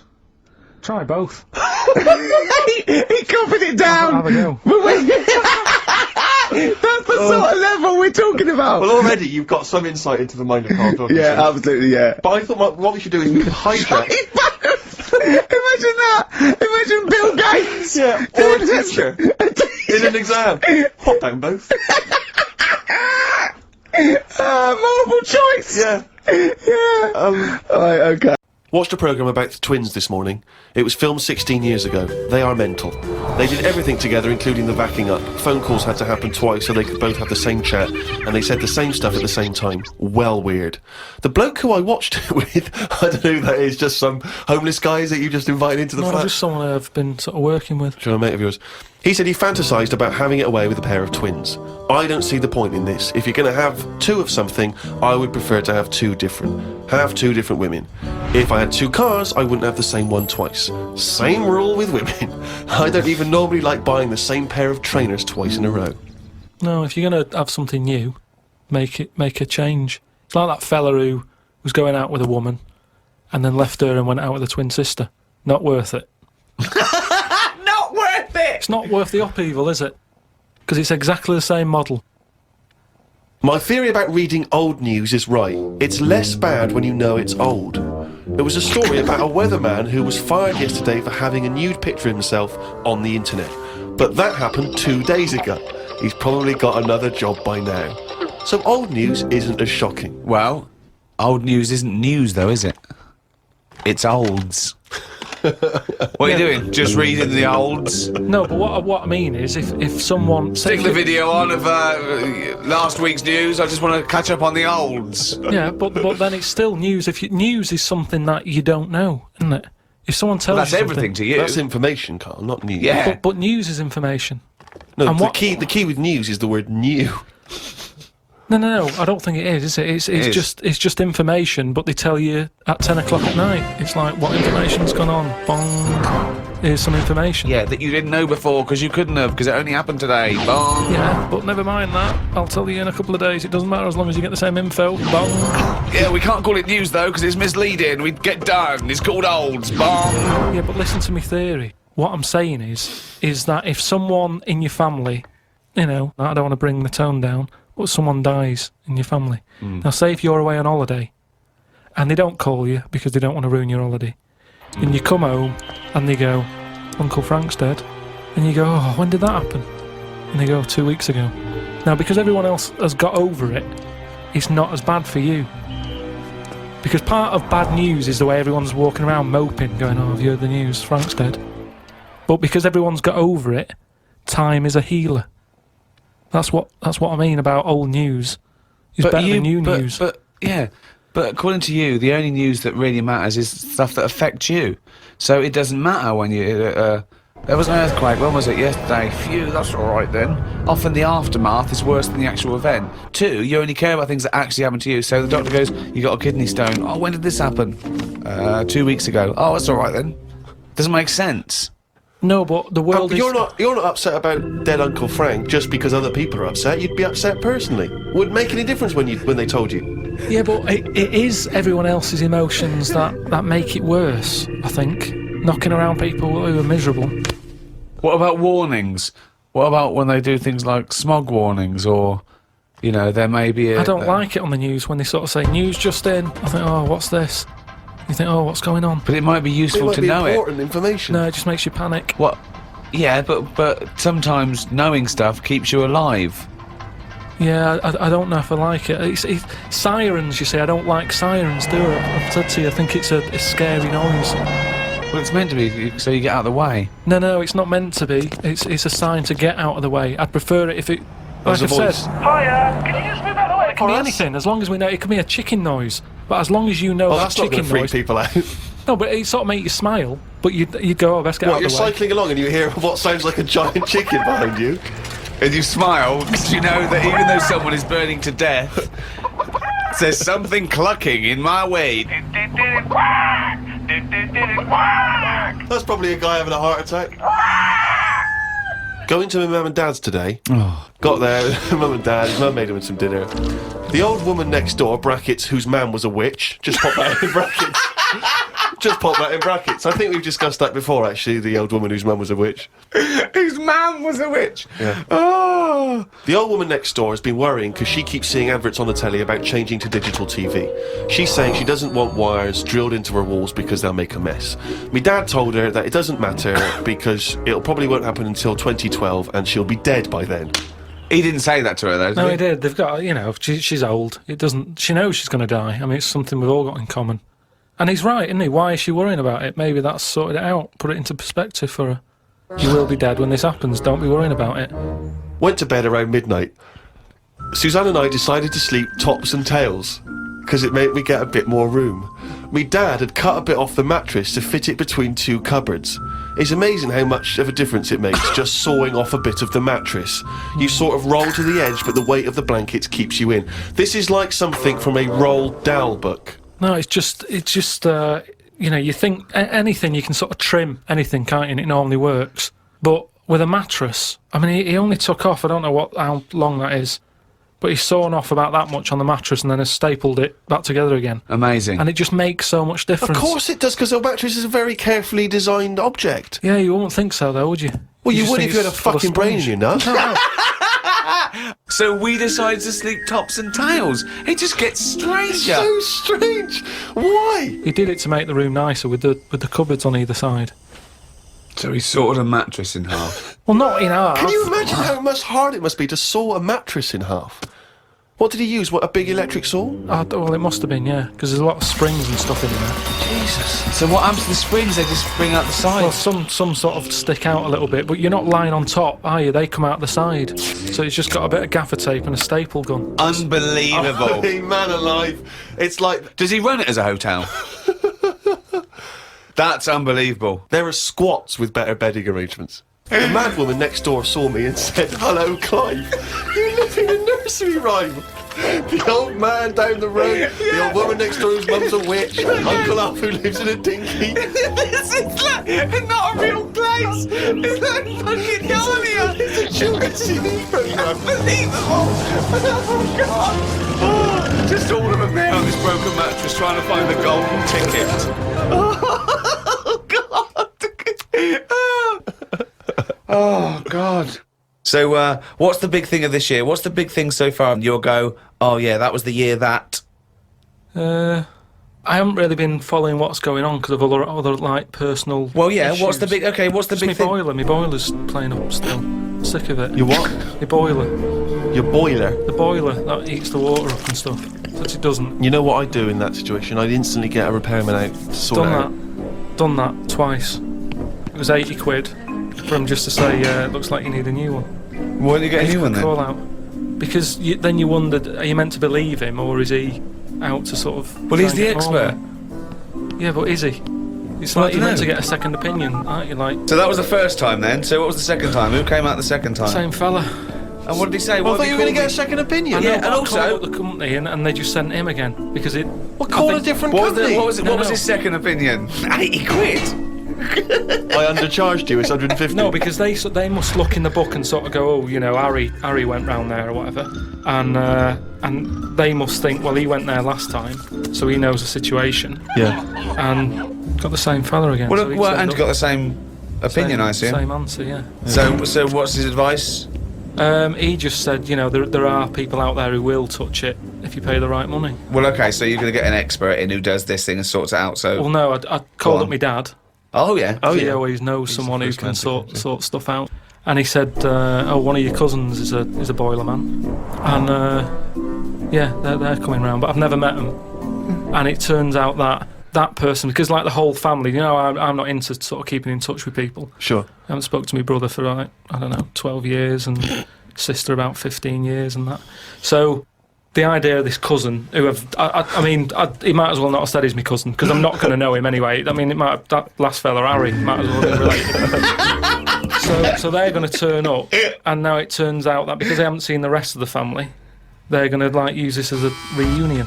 Oh, what? So they're all going to come round whilst they're all coming round whilst he fixes the boiler. Yeah, and I hate family things anyway. So they're going to come round and just look at you? Well, yeah. Apart from the one who's fixing it, he'll be fixing it, and the others will just be sat around, sort of going, "So, how have you been?" It's like, well, where do you start? I haven't seen. Seriously, I mean, they are strangers. When they buzz, I could be letting anyone in.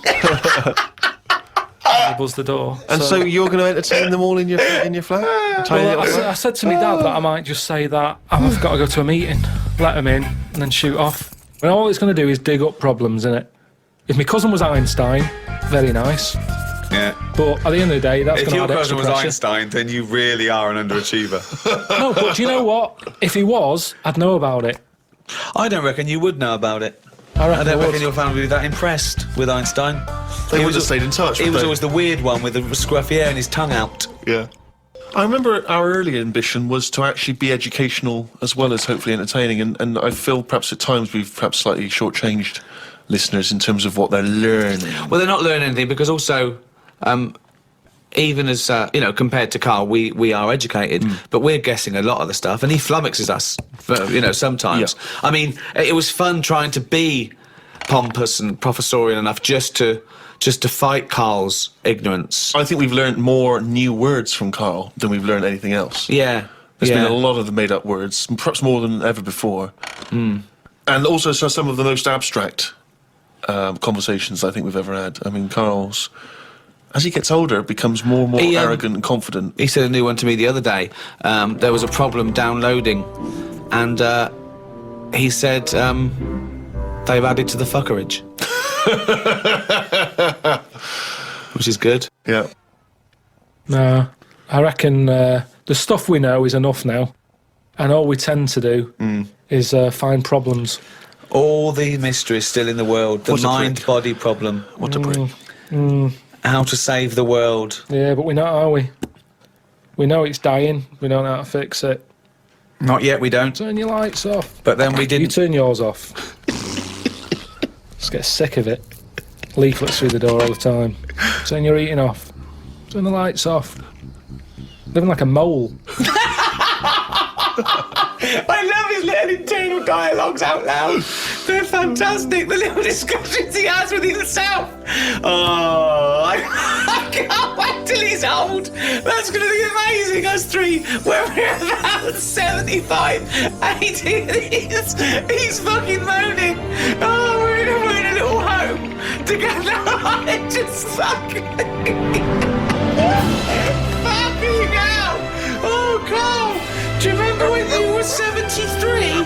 No, do I fuck? Tell us the tic-tac anecdote again. Oh, what a fucking useless bunch of cunts.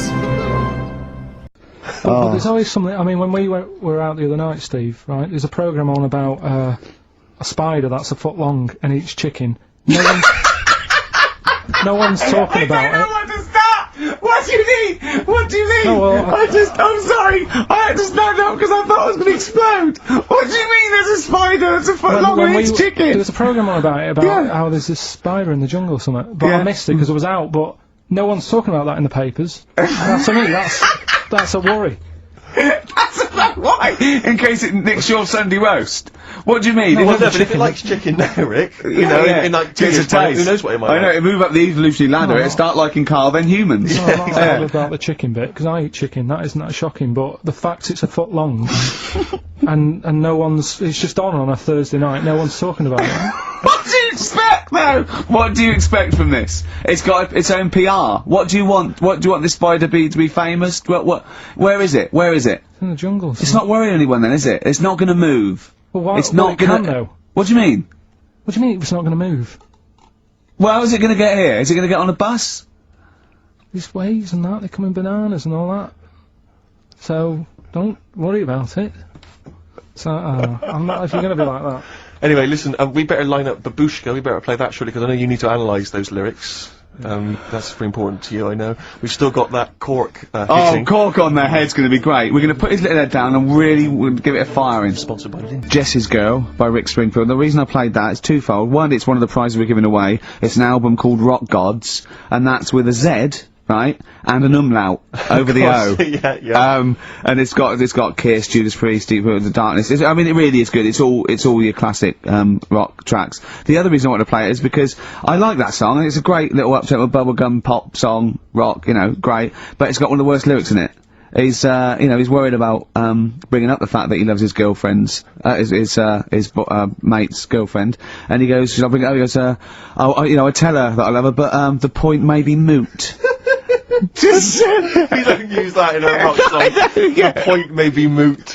Well, I was listening to Christian O'Connell on the Breakfast Show when he had this bounty hunter thing running a couple of weeks back, and I don't know what happened, but anyway, he ended up with Brian Adams in the studio doing a live session. Brian, you know, good natured or whatever, but you can't help but feel with Brian that he thinks that he's Bruce Springsteen, but there's something wrong. I mean, he's got the voice and the guitar, he can play and everything, but there was a lyric, and he played it completely earnestly, and it was a session, and the lyric was something, it was from his recent album, and the lyric was along the lines of, and I'm paraphrasing, but it was along the lines of, I'm sat in my hotel room, there's a knock at the door and I get kind of nervous. I'm hoping it's you, it's just room service. Which is extraordinary, but Christian came up with the best, they finished it, and obviously Christian was thinking, what did I say? And he came up with the best answer if you've had a session that you're not entirely convinced by. He just said quite simply, that sounded great. That's good. Which is amazing. Who are you complimenting there? The engineer. Yeah. You know what I mean? It's like, the sound recordist, what does that mean? That's great! That sounded great. Yeah, good, we got some good mics. Yeah. Oh, Brian Adams. Is it true he bought the pub next door to him and closed it down because they were noisy? I hope so. Yeah, that's what money's for. Oh, that is what money's for, isn't absolutely it? Right. Waking up the neighbours. That was his album, wasn't it? That was right. That was, I don't know if that was before or after that, whether it was related or not. Well, if you buy a house next to a pub, you know what you're gonna get. Yeah. So move, rather than ruining the fun for everyone. It's more good advice from Karl Pilkington. Karl, while we're talking to you, we should give these answers to Rockbusters. It's the big quiz.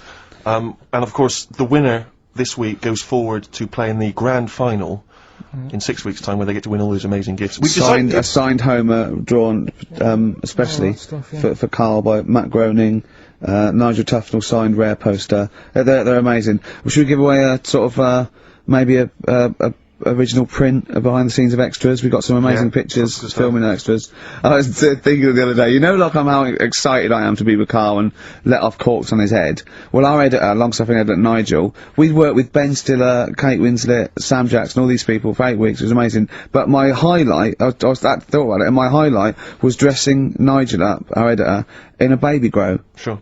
It was, I planned it, we got the department, costume department hired it, and we dressed it up, and it looked brilliant, didn't it? Yeah. And it's just, and that is BBC licence fee money going towards you dressing up your editor, because you didn't pay for it. The BBC paid for it, so that is how your money has been spent, people. But it's available on the DVD again. Exactly. Nothing's wasted. Which you have to buy for 15 quid. Sure. So, yeah, it's a win-win. It's the whole thing is one big reality game show, isn't it? Yeah. Oh. XFM 104.9 playing Green Day. The studio's falling apart. I know, his microphone broke, their mind broke. Rick, I don't know why, Lindauer's, the sparkling wine, want to be associated with this shambles of a show. It is falling apart. This is awful, this studio. It's gotta be fixed. Right? Right, now, Karl, come round here. It's the time where I'm gonna let a cork off. Do you want to film this, Steve? For the website? That'll be available on the website next week, rickygervais.com, so see Karl getting hit One bloke suggested we leave the metal cap on because it's get a better pitch, but we'll take that. He's staying. Stand Hang on, let's get the camera ready. Get the camera ready. Ready? So if you just joined us, we are using some Lindauer's sparkling wine to basically, what can I say? We fire a cork at Karl's round ready? head. Ready? Hang on a sec. Let me just put the headphones on. Right, film this then. Okay. He's in position. Look. Just firing right. up. Okay, Karl, come on there so we can see your head a little bit. We want to get the noise, the microphone there. Right, ready? Hold on. Good. So you're just doing it. Hold on. Now it's in position. What if it? Oh. Ready? Yep. Oh God! It. Oh.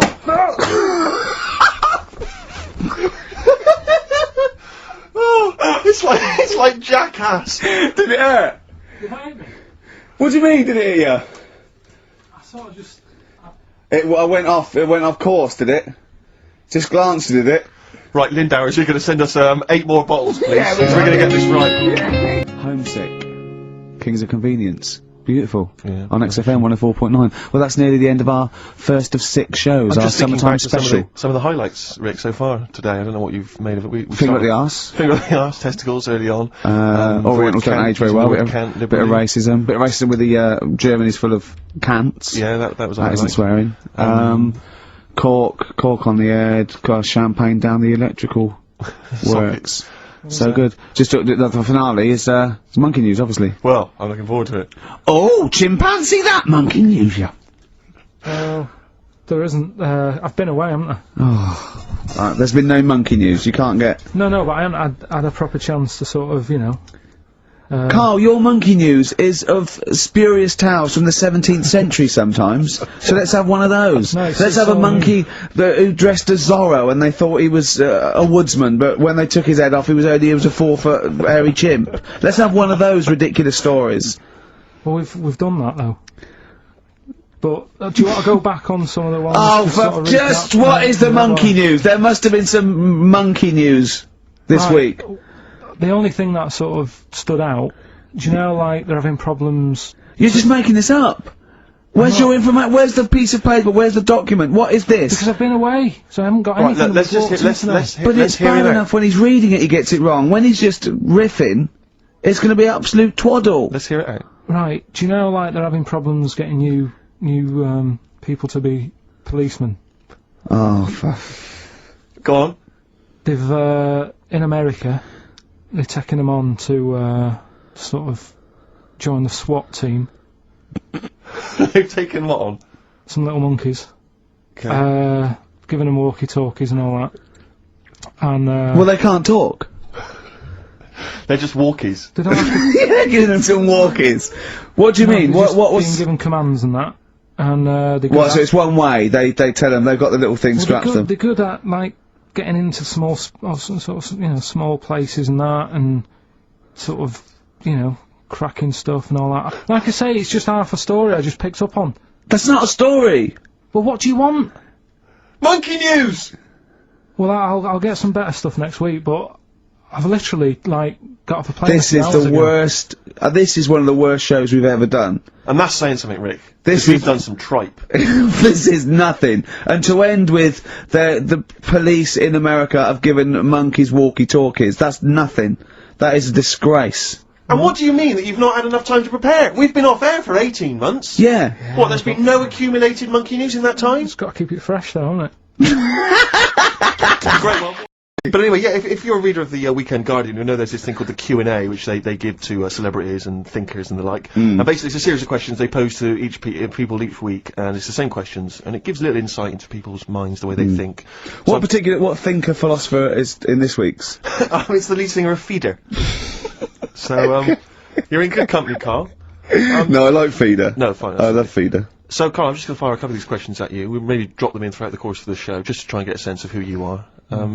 So, here's the first question. Alright, you got your thinking head on? Go on. You Wurzel. What is your idea of perfect happiness? What, for me, or...? Already? No, Ronnie Corbett. No, but what do you mean, like, what will make me happy, or for everyone to be happy? No, what would make you happy? Maybe maybe that's the answer. Your idea of perfect happiness is everyone being happy. I don't know. What would make you totally Unlikely, blissfully Rick. I imagine it's a 24-hour monkey channel on, like, the Sky. Yeah! Okay, go on. A What's your idea never-ending of perfect popsicle. Go on. I don't think I've had it yet where I'm like really, really happy with anything. Carl, I've never seen you really happy, no. No, but, when have you been at your happiest? probably, I like sort of fish fingers, potato cakes and beans for tea. Yeah. And You're not, yeah. Right, well, let's move on. We'll come back to that one. Let's move on. I don't think you're aiming high enough for, Well, what would your answer be for that? When are you happy? What would make you happy? I wouldn't have I'd have fish fingers, but I probably wouldn't have the potato cakes. Yeah. I'd have fish fingers and beans. With See, maybe I'm some- not a huge fan of the beans. Really? So your idea of, perfect happiness is probably just fish fingers, is Just it? the fish fingers. Okay, good. Alright, second question. What is your greatest fear, Karl? Going to the doctors. So presumably, ill health and mortality. That's how you do it, you just the see. doctors. No, I don't. Any particular doctor? I don't want to live forever either. No, I just want no. good innings. I just want to get to about 80, 83, 84. Specific! So specific! Yeah, okay. Which living person do you most admire?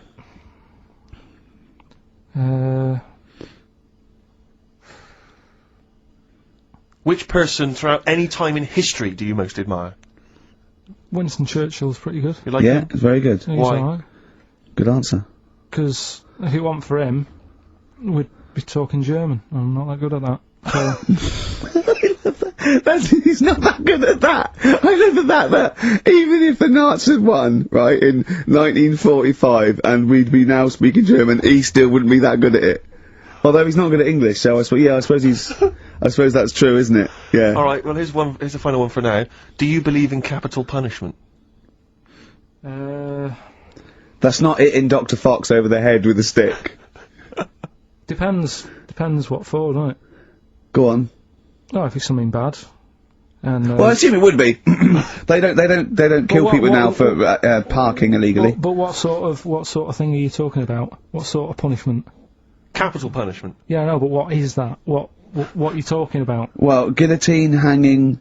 Hanging's a bit bad. Yeah. Can be fatal, can't it? What do you mean hanging's a bit bad? It's all bad. Why should the state kill someone?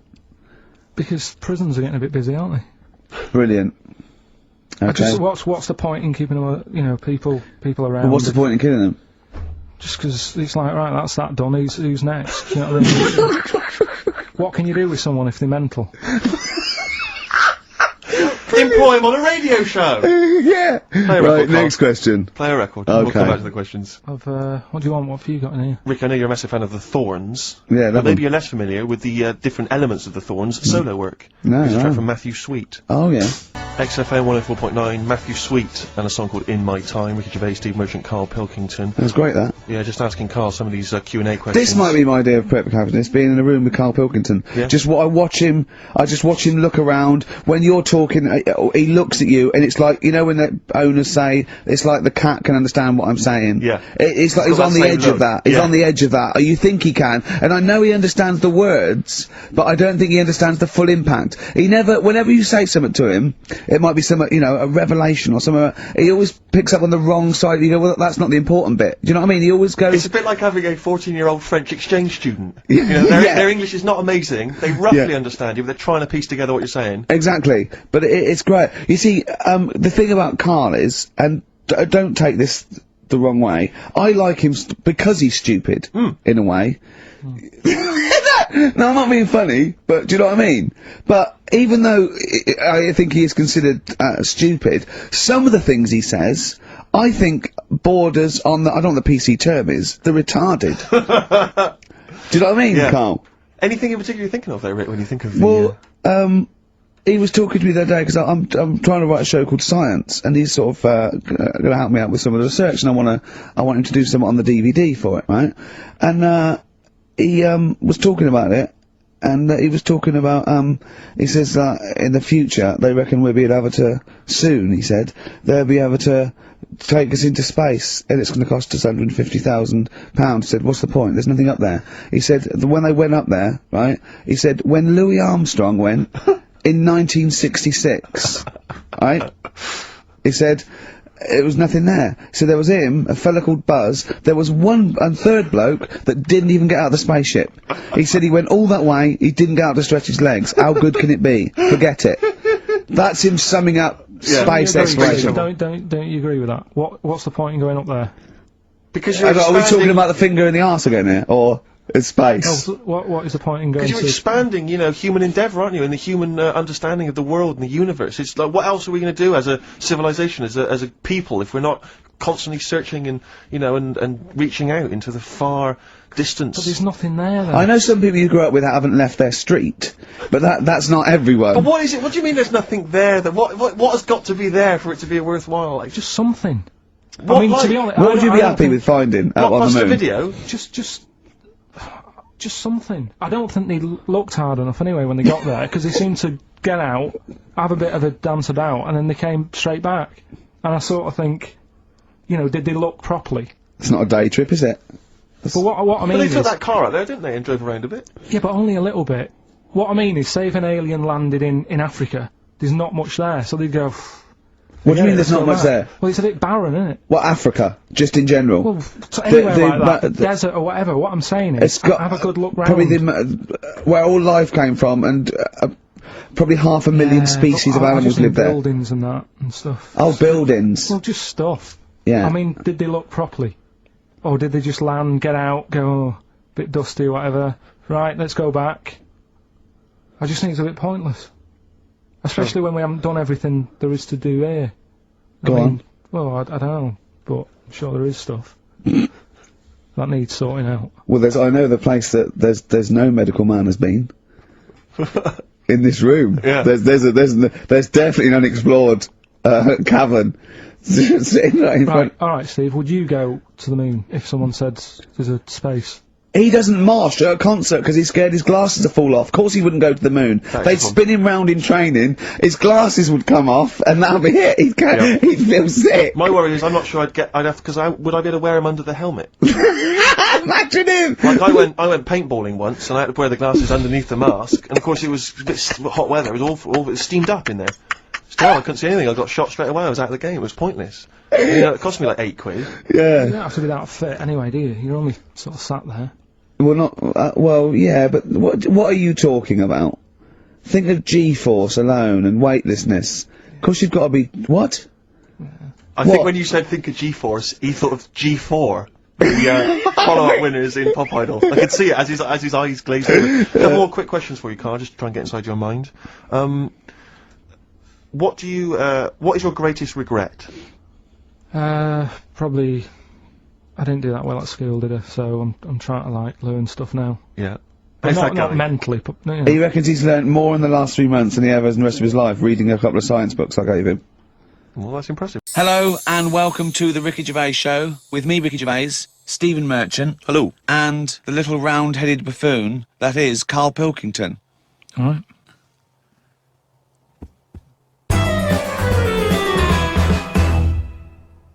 Been a weird year, hasn't it? Go on. No, I'm just saying, you know, when you look at it like that over a year, Yeah. just a lot of stuff has gone on. What's stuck out for you? If you were doing your own review of the year, what would you put on the front cover? The grub that was eating biscuits on the windowsill. Right. Just because, you know, it's I never thought I'd see that this year. So it was just I was there on the computer. I was having a cup of tea and a biscuit. I put the biscuit on the windowsill. I sort of picked it up. Why would you do that? Why would you put a biscuit on a windowsill? Because I'm sat next to the windowsill. It's like something from a cartoon. I put the pie on the windowsill to cool down. Yeah. And some ruffian stole it. Yeah. So I was eating that and I was enjoying it. Put the rest of it back down for like the next half of the cup of tea. And I saw... Planned out. This is... I bet, well, we'll read about this later in the diary. So, and then I saw just like a little crumb moving. I was like, what's going on there? Yeah. So I looked down closer and there's an insect that is see-through, but with legs. And just sort of running off with a crumb. into like a little hole. And then when I looked, I noticed there was loads of these little see-through things. And they were obviously all like, "Oh, we got biscuit." And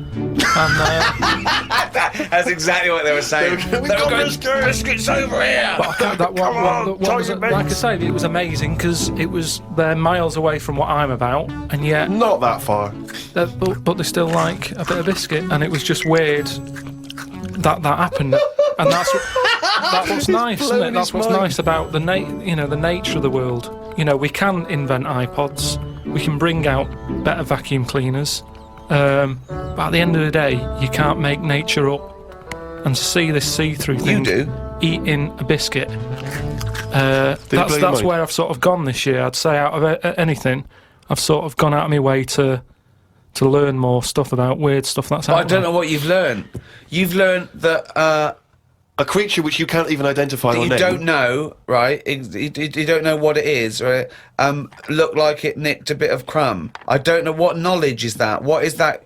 How is that useful? Just because everything is changing. But it's not useful. It's not useful to you, and it's not useful to anyone. You can't pass on that as knowledge because we don't know what it was, But Karl or where thinks, it happened, or why it happened. But Rick, Karl thinks that the grub has an inkling, has a taste for McVitie's in the same way that Karl does. That's why he's from Mace. He's thinking, I can't believe it. We both love hobnobs. No, as opposed to just being taking the He would have starch eaten from the anything. flour. Yeah. Exactly. Yeah. But what I'm saying is that these things have been around for years. Yes. Maybe longer than us.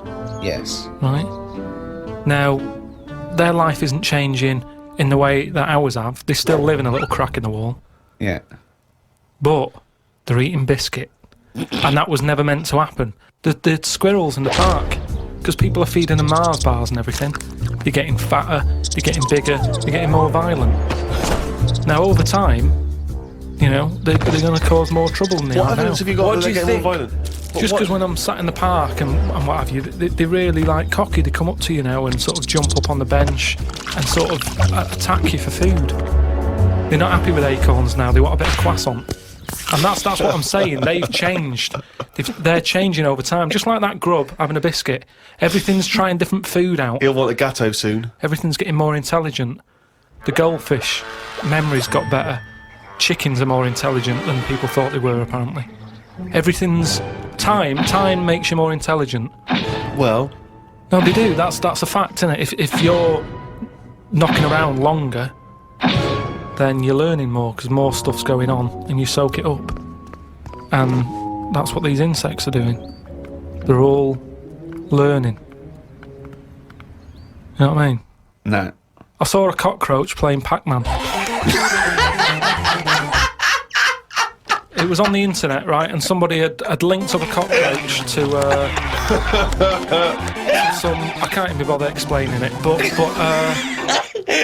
but that's what I'm saying. Everything's moving on. Yeah, but Pac-Man's like such an old hat game, man. It's like from the 1980s. Yeah, that cockroach is so. Oh God!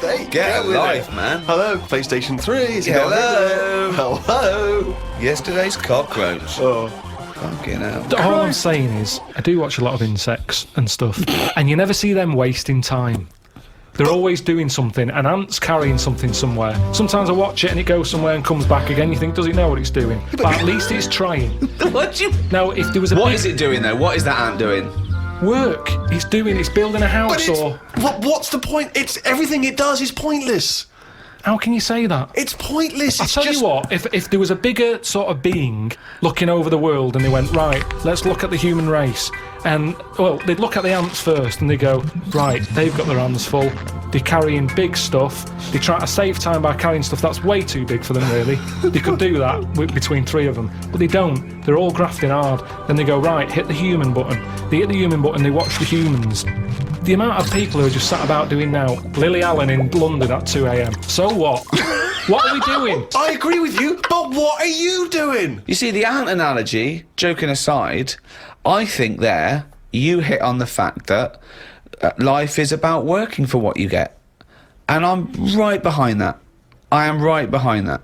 I think that's I think that's absolutely true. That's what I meant. What's dangerous is a boiling kettle to an ant. At the end of the day, right? Yeah, but that's evil, isn't it? What? You know, I mean, you sometimes make out as if I'm an evil man. We had an ant problem. in the garden.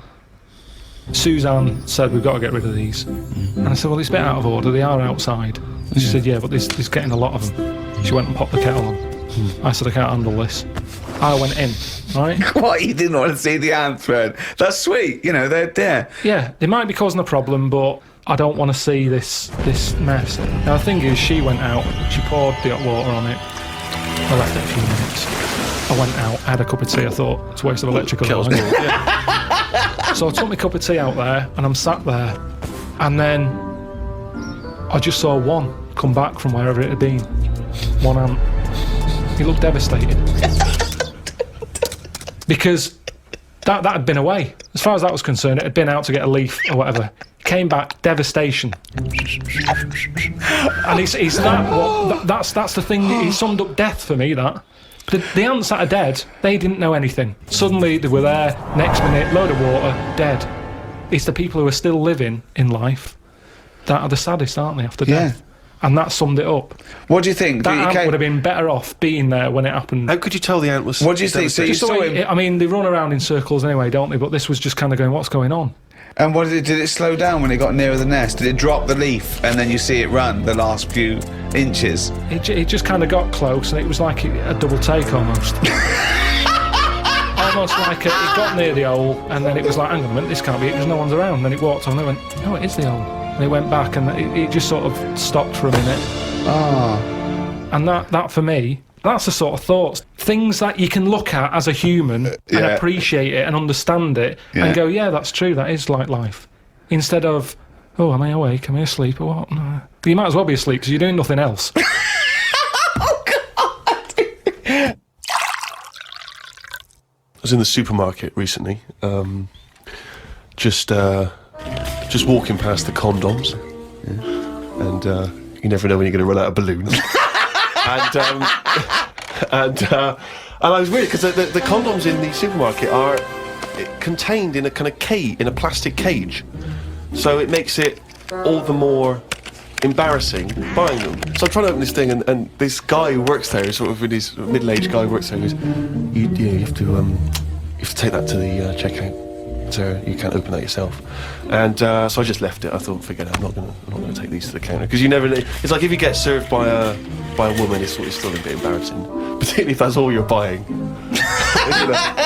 because she knows what you're up to. You're gonna fill them up with water and throw them at students. And anyway, the reason I mention this is because it reminded me of the conversation we've all enjoyed in the past, Rick, about when Karl bought for his girlfriend for Christmas. Was it a 2-pack? A 2-pack of what was it? Condoms. Wasn't it about buy one get one free? Yeah. So that was a couple of years ago, Karl, the famous condom gate. Have you bucked your ideas up since then? I just think that as time goes on, you don't sort of buy each other as many presents. Sorry, that was a bumper year, was it? That was a hell of a. She went. Oh, I remember when you used to buy me stuff like condoms. It's gone downhill since then. Well, no, she didn't know she was getting them. What I mean is, there's less. Of course, surprises. she didn't. That's what I mean, though. It was sort of interesting to when I gave them her and said, "There you go, open them." She was not expecting that. And as time goes on... No, she was probably expecting a piece of jewellery or a holiday in Paris. It's more difficult, is what I mean, to surprise someone, innit, over time. No. But the surprise thing is meant to always be a good surprise. Yeah, but don't... If you always get something good, it's like the 3 wise men. What did they get the second year for little baby Jesus? Do you know what I mean? Once he's had that gold, it's like... I've sort of made it hard work for myself there. I've got to get him something better than that now. So it's best to give him the myrrh. And next year, get him the gold. It's like how you know how like people make a big thing out of, you know, having it away for the first time. And they go, oh, I'm going to do that tonight. Not the way to do anything. You won't get anything done by planning. That's a quote! That's an amazing quote! That'll be up there with Newton and Churchill. You don't get anything done by planning. Oh, he's only going to write it down for a whole fucking year.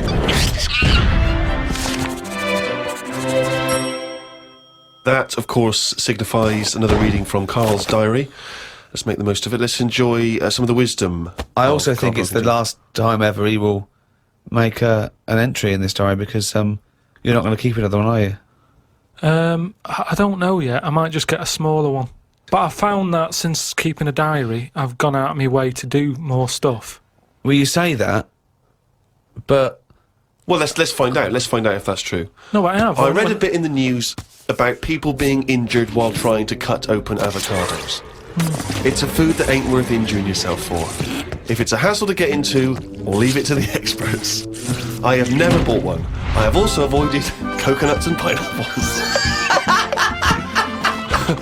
The amount of hassle to get into these things outweighs the joys they give. Yeah. It's the same reason I never bought a pair of Dr. Martin boots. Too much hassle when it's time to take them off. Yeah, a lot of my mates used to wear them in like the 80s. You know, you can't just kick them off, can you? It's a big upheaval.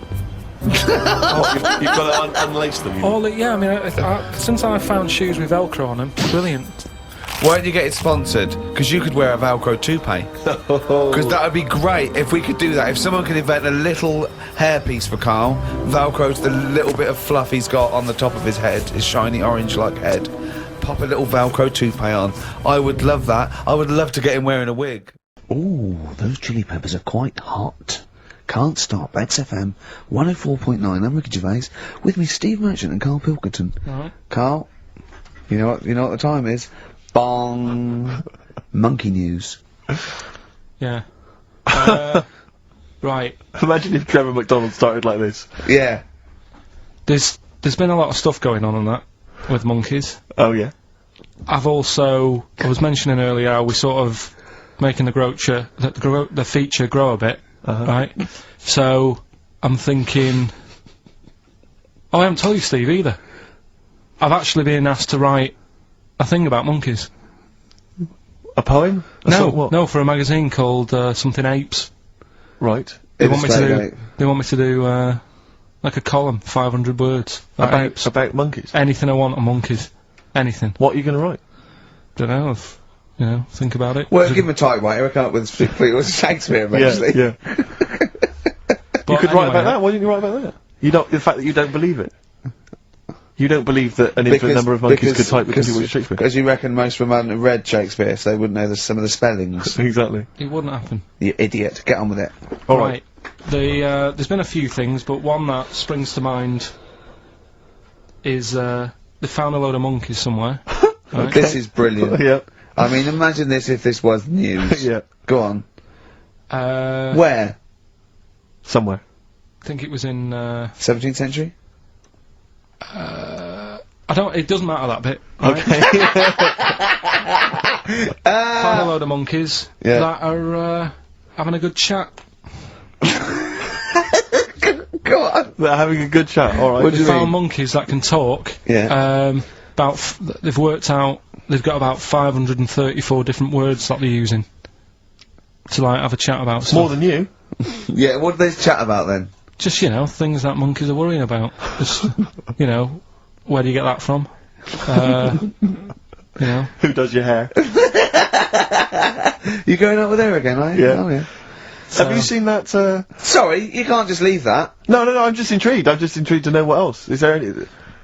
No, I mean, that were they discussing the humancy? Did you see that programme on Channel 5? Yeah. He can walk upright. Yeah. That was good. But I mean, Did you see how well do you mean hung he they was? taught them, they taught themselves this language? Yeah. Where is this? In the wild is this, is it? Not sign language, It's but... in some jungle somewhere. They found these monkeys. He heard some explorer was over there, cutting through the woods and that. And he heard his name, and he thought, that's what he went, what do you want, Ronnie? It wasn't me, I didn't say. Yeah. I didn't say, Snodgrass, where'd you get that gun? Yeah, exactly. Well, it's only me and you here. Yeah. It's weird, isn't it? No, it's not weird, it's not true. Well, right, come on then, what's next? Once again, but what I'm thinking, that did happen. So, well... and to sort of add to that feature... That's not true. We're doing, Cheapest Chimps. Right. Can I just say now to the audience, if you thought that Rockbusters was bad, if you thought that piece of rubbish earlier about the Chinese hairy kid was bad, I'm suspecting this is going to be really not very good at all. I'm just pointing the finger. What do you think of it? What do you think of his negativity, Karl? He keeps doing it. I just don't think you should start with the name of the quiz first. This is my only concern. You've come up with Cheapest Chimps, and now you're trying to construct a game around that. And I'm not sure it's a proper... Well, okay, what is the game? Let's hear it. Right, it's about, a chimp, right? Surprising. Spoke to an expert about them. Who was the expert? Someone at London Zoo. Okay. How many bananas do you think the little chimp that they've got at London Zoo eats a day? Right.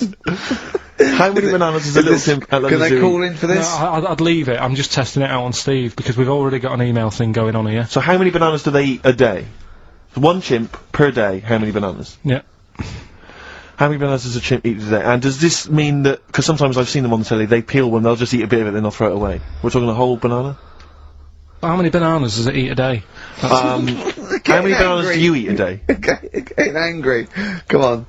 Well, I'll try and have 2 if I've got time, but I'm pretty busy. Well, I'll go swinging on your tyre. How many do you reckon? I think, a little monkey, tiny little monkey, per day, over the course of a day, I reckon he probably eats 15 bananas. Right. Ricky, what are you going for? Little chimp at London Zoo. But hold on, but presumably they don't only feed it bananas.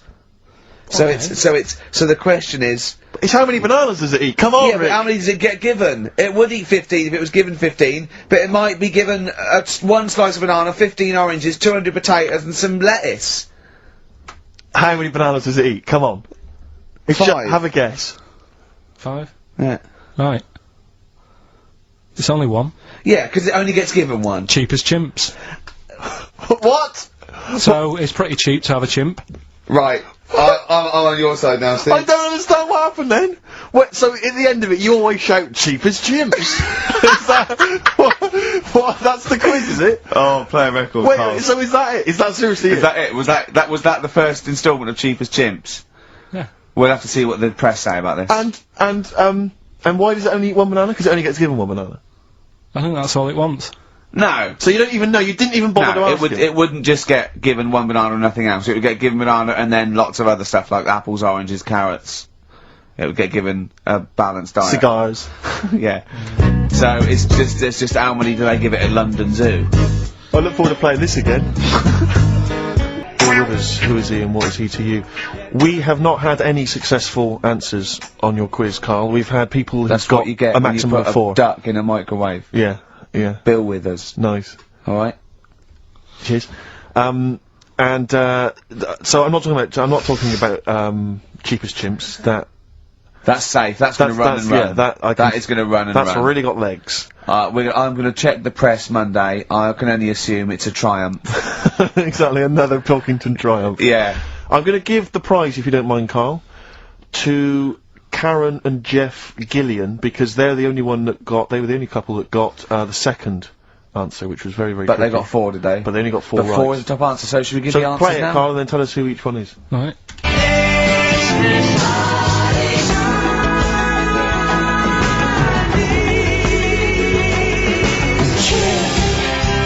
So there you go. I didn't know the second one. There's Play it this again. very Chinese kid. So the first one, the last. There she goes. That's George Harrison. No. That's Philip Bailey. And that's Deacon Blue. Right. So it was the Lars. Yeah. What's the second one? Strokes.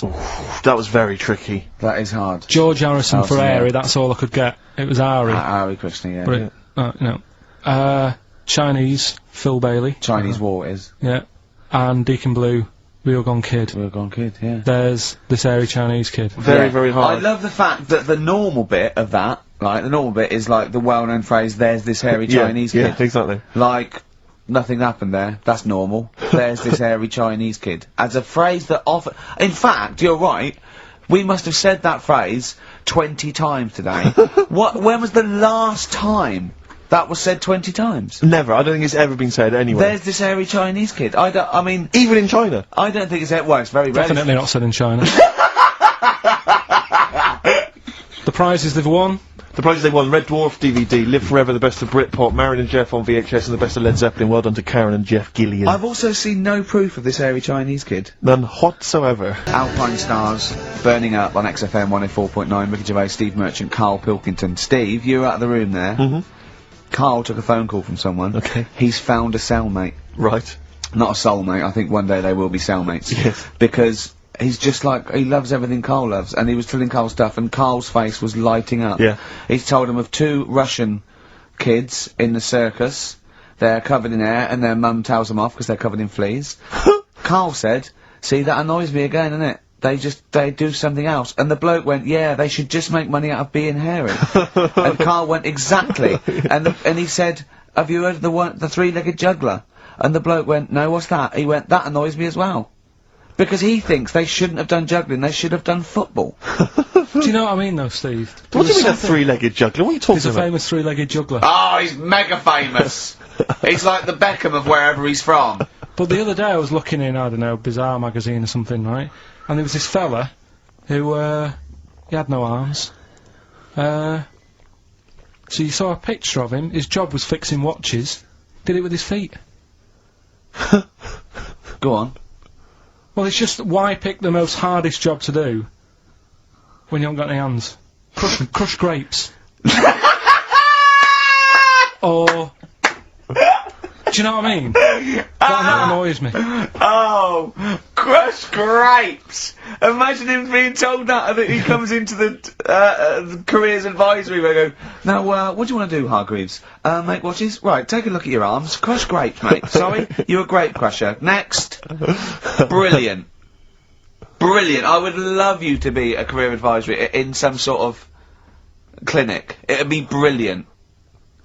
I like the fact that it annoys you. Here's a man, he's got no arms, he has learned to fix watches with his feet. Yeah. An incredible talent, incredible skill, he's utilising that brilliantly. That's annoying to you. You are angered by it. Right, I'm only being honest. Now you be honest, right? Your watch is broke, who would you go to? You're in a rush, you need it fixing in a rush. Now, you need some fresh wine.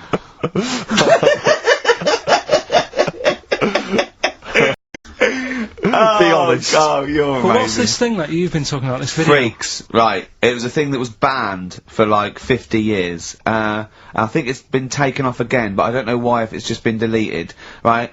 It's a quest. If anyone out there has got a copy of Freaks on DVD or VHS, can Karl borrow it, please? I mean, I almost want to set up a camera to see him watching it.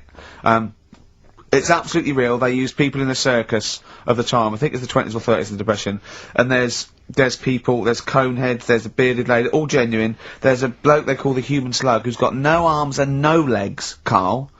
And he's just there, and he rolls a cigarette and lights it with his mouth.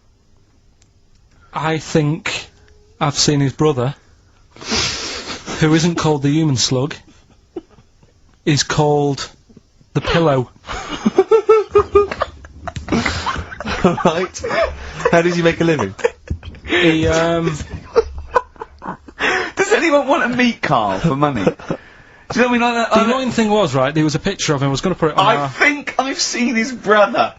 on our website, we put things up like this, right? If you go to ricky.gervais at xfn.co.uk / What? You put things like that on my website? It's nothing to do with me. I want people to know that that website is not kept or looked at by me. So, what have you put on there? There's a fella on there who's known as the pillow.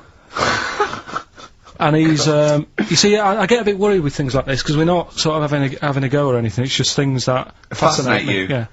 And, yeah, it's a guy, it might be the same sort of thing. What's your one I called? bet you used to stare at people with goiters, didn't you, when you were little?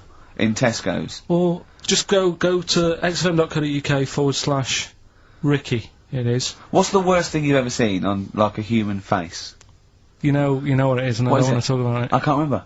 Have you told me? Yeah. What is it? But go, it's not go the to, elephant lady. Go that to the, yeah. Is it the elephant lady? You talked about that, I know. Yeah, I don't want to talk about it again. Go to the website and see the human pillow. Why is he a human pillow? That's what annoyed me. I thought it was more of a draft excluder. Oh, that breaks all kinds of rules. Buzzcocks, harmony in my head. Now, things are flying here at XFM. People have called in. There is a video of Freaks on the way. Karl's going to see that within the week. That's exciting. That is exciting for me. Do you know what I mean? About our education of Karl. We started off trying to teach him about science and history, and now we just find that he likes pictures of hairy Chinese kids and women. Who doesn't? No, true. You've got a theory about pictures of freaks, haven't you? As you see, you always bring things up that I don't want to talk about, because I'm really worried that people, if you've just tuned in for the first time, it's the first time you hear it, and we're talking about airy Chinese kids. Yeah. Talking about the human worm. Carl, listen. People don't think that you're taking the piss out of those people. They lump you in with them. Do you know what I mean? They think that you're a freak of nature. So you can say anything you want. Do you know what I mean? Because it's honest, it's from the heart, it's genuine. So, don't worry about that. Yeah, but Suzanne was saying last night that I've got a heart of stone, or whatever it is. Why? Because I wasn't crying at Comic Relief. And all I always used to say to her, get out Elephant Man, let me watch that for 30 minutes, I'll be crying my heart out. Why? Why do you care about that but not... Because it's... That is more real, isn't it, right? Think of John Merrick. Sorry. What, the film starring John Hurt is more real than footage of starving people in Africa? No, but what I'm saying is, think about... See, this is why I didn't want to bring it up, because people are gonna just say... Well, you're allowed to cry at what you like. People can't have you for not crying at someone and crying at someone else. Imagine that, like, if you've seen the film, you know, his head's all, you know, messed up and that. Yeah. He's getting picked on all the time. Yeah. By Michael Elphick, I remember. Yeah. It's just really, really sad. Whereas, you know, we're trying to help out. But you give him a bun and he forgets it. Do you know what I mean, though? He never forgets, really.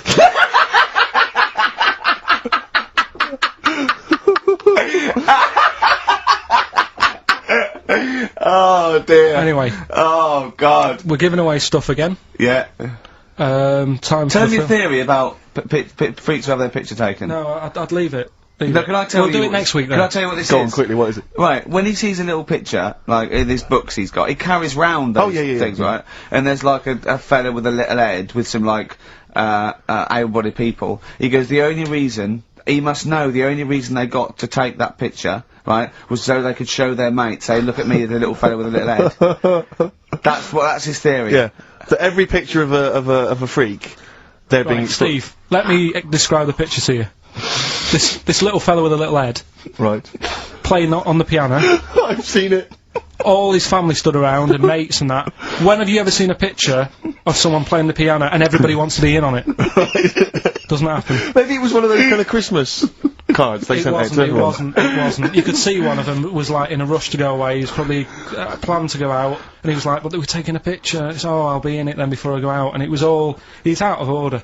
Yeah.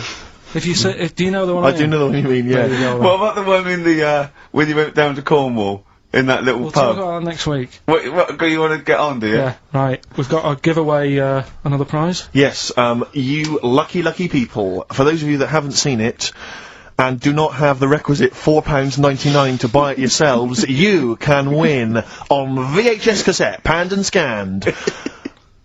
Billy Elliot, the special edition, includes bonus documentary, The Billy Elliot Boy. Oh, and, I'd like to see how they really sort of made that film. Exactly. Well, it's the hit film Billy Elliot, and you can win that on VHS. Because Carl, I assume you have included yourself in an excerpt from the movie. Taken a scene from the film. Who do you play, Billy? I'm playing the part of Billy. Brilliant. And we'll have a question at the end of it. Come on. Brilliant. 2, 3-part of all way and go. Alright. Just been down the valley. So I don't know where you... What are you looking like that for? What's wrong with Bally? What's wrong with Bally? Yeah, well, what's wrong with it? It keeps you fit and that. What do you think, Auntie Nora? You think about me doing Bally? I used to go to Bally. There you go. She used to go to Bally. Used to say I could have been a professional dancer if I'd had the training. Bet you were pretty good, weren't you? Wasn't the time you had wind for 5 minutes, was it? But you well glided across the... Oh, you just shut up! What's wrong with Bally, anyway? For girls, not for lads, Billy. Lads do football or... Well, I've done that, yeah. Boxing or... Did that for a couple of weeks, so... Wrestling? Wrestling? Yeah, wrestling, yeah. Oh, friggin' Bally. Well... Don't worry about it, anyway. Just... Is it alright if my mate Wayne stays over tonight? He just wants to sleep over. He nights, just coming over to... Wayne, sleep? Yeah, he just stays over. I'm not gay or anything, it's just... I don't fancy him, I'm not... Yes, you do. I don't. Yes, you bloody well do. What, just because I want my mate Wayne to sleep over and I've started doing ballet, that turns me into a gay man, does it?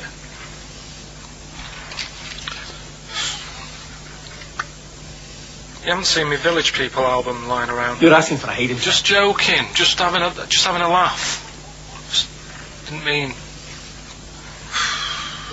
I've had enough in here, I'm going out. Look, from now on you stay here, you look after your nana. Got it? Yeah. Yeah. Alright.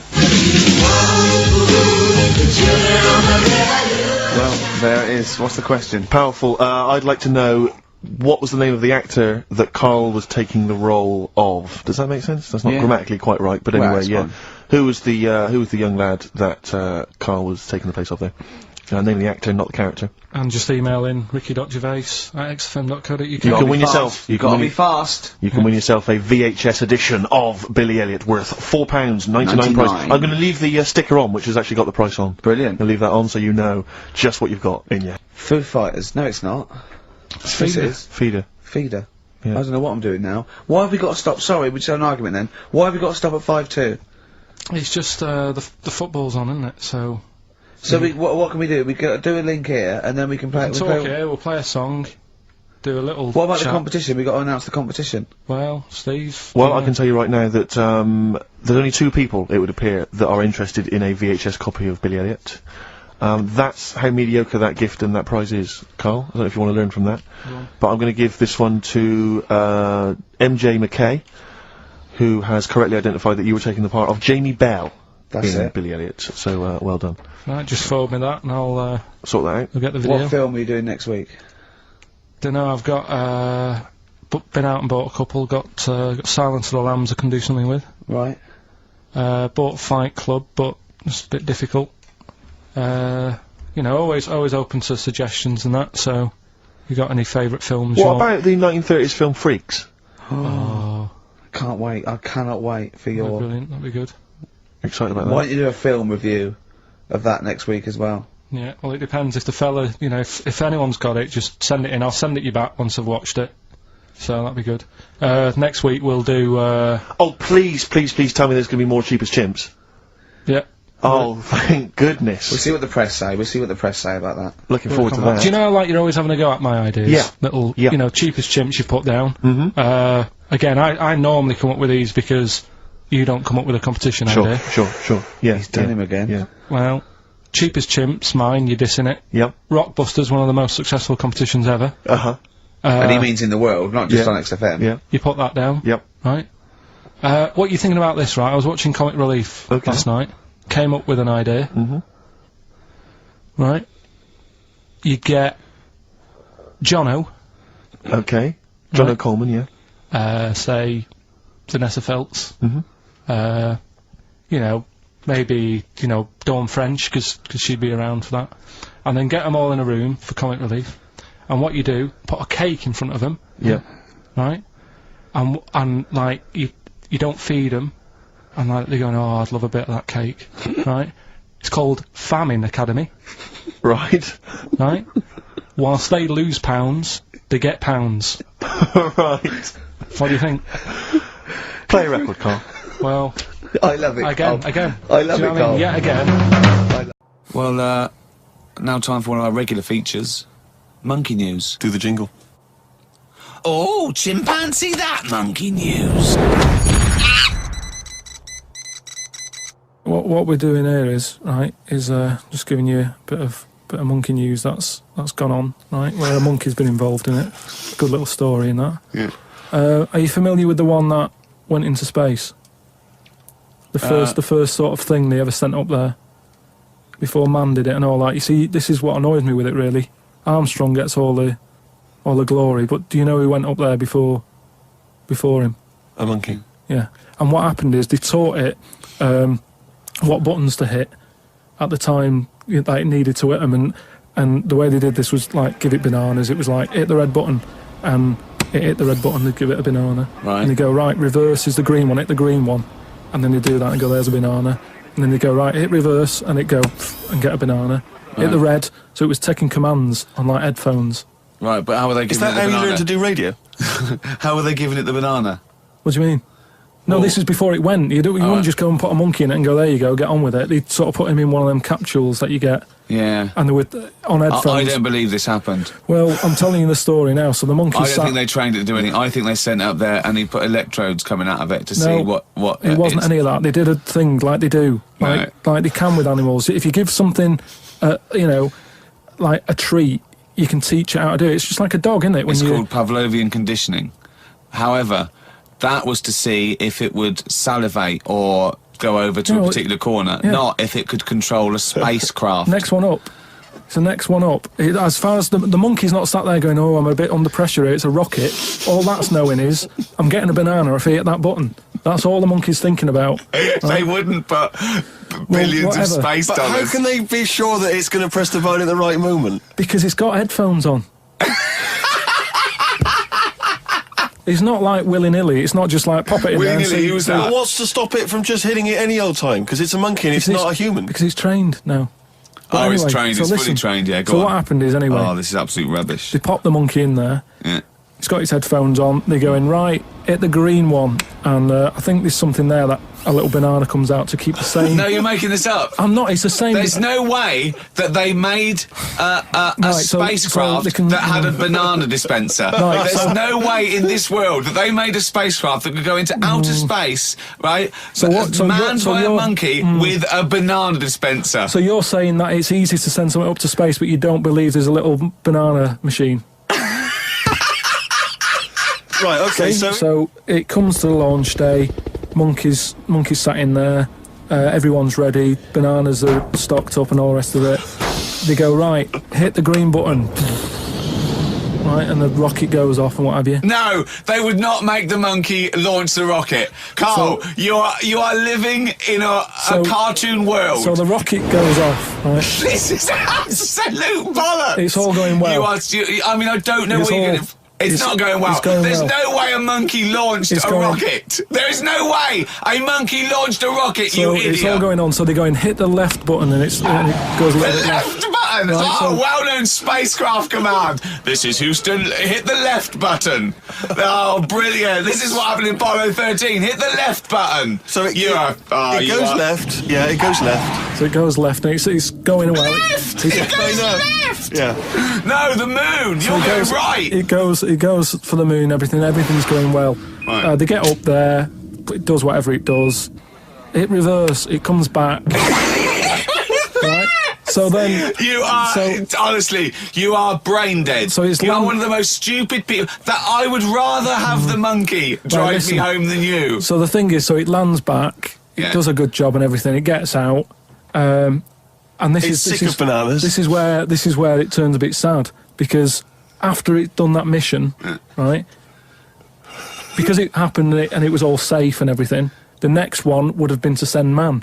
Right. So the monkey enjoyed it and it was like, well, I want to do it again, right? But they were like... So how did they know that? How did they know just, he wanted to... Just the way it looked and what have you, it was like... Fuck off! Just the way it looked! You are a maniac. So the thing is though, right, so after it had done that, it was on such a high, right? Yeah. It could never get that high again. There was nothing that it could do. Went on tour, did it? It sort of ended up killing itself. Because it could never get that buzz that it got. Right, that was absolute bollocks. None of that is true, except they sent a monkey into space. And I'll check that. Absolute drivel. So in your mind, it committed suicide. It went on a crazy bender, drinking drugs and women. And like it does happen, you hear about it. It was found in a motel room.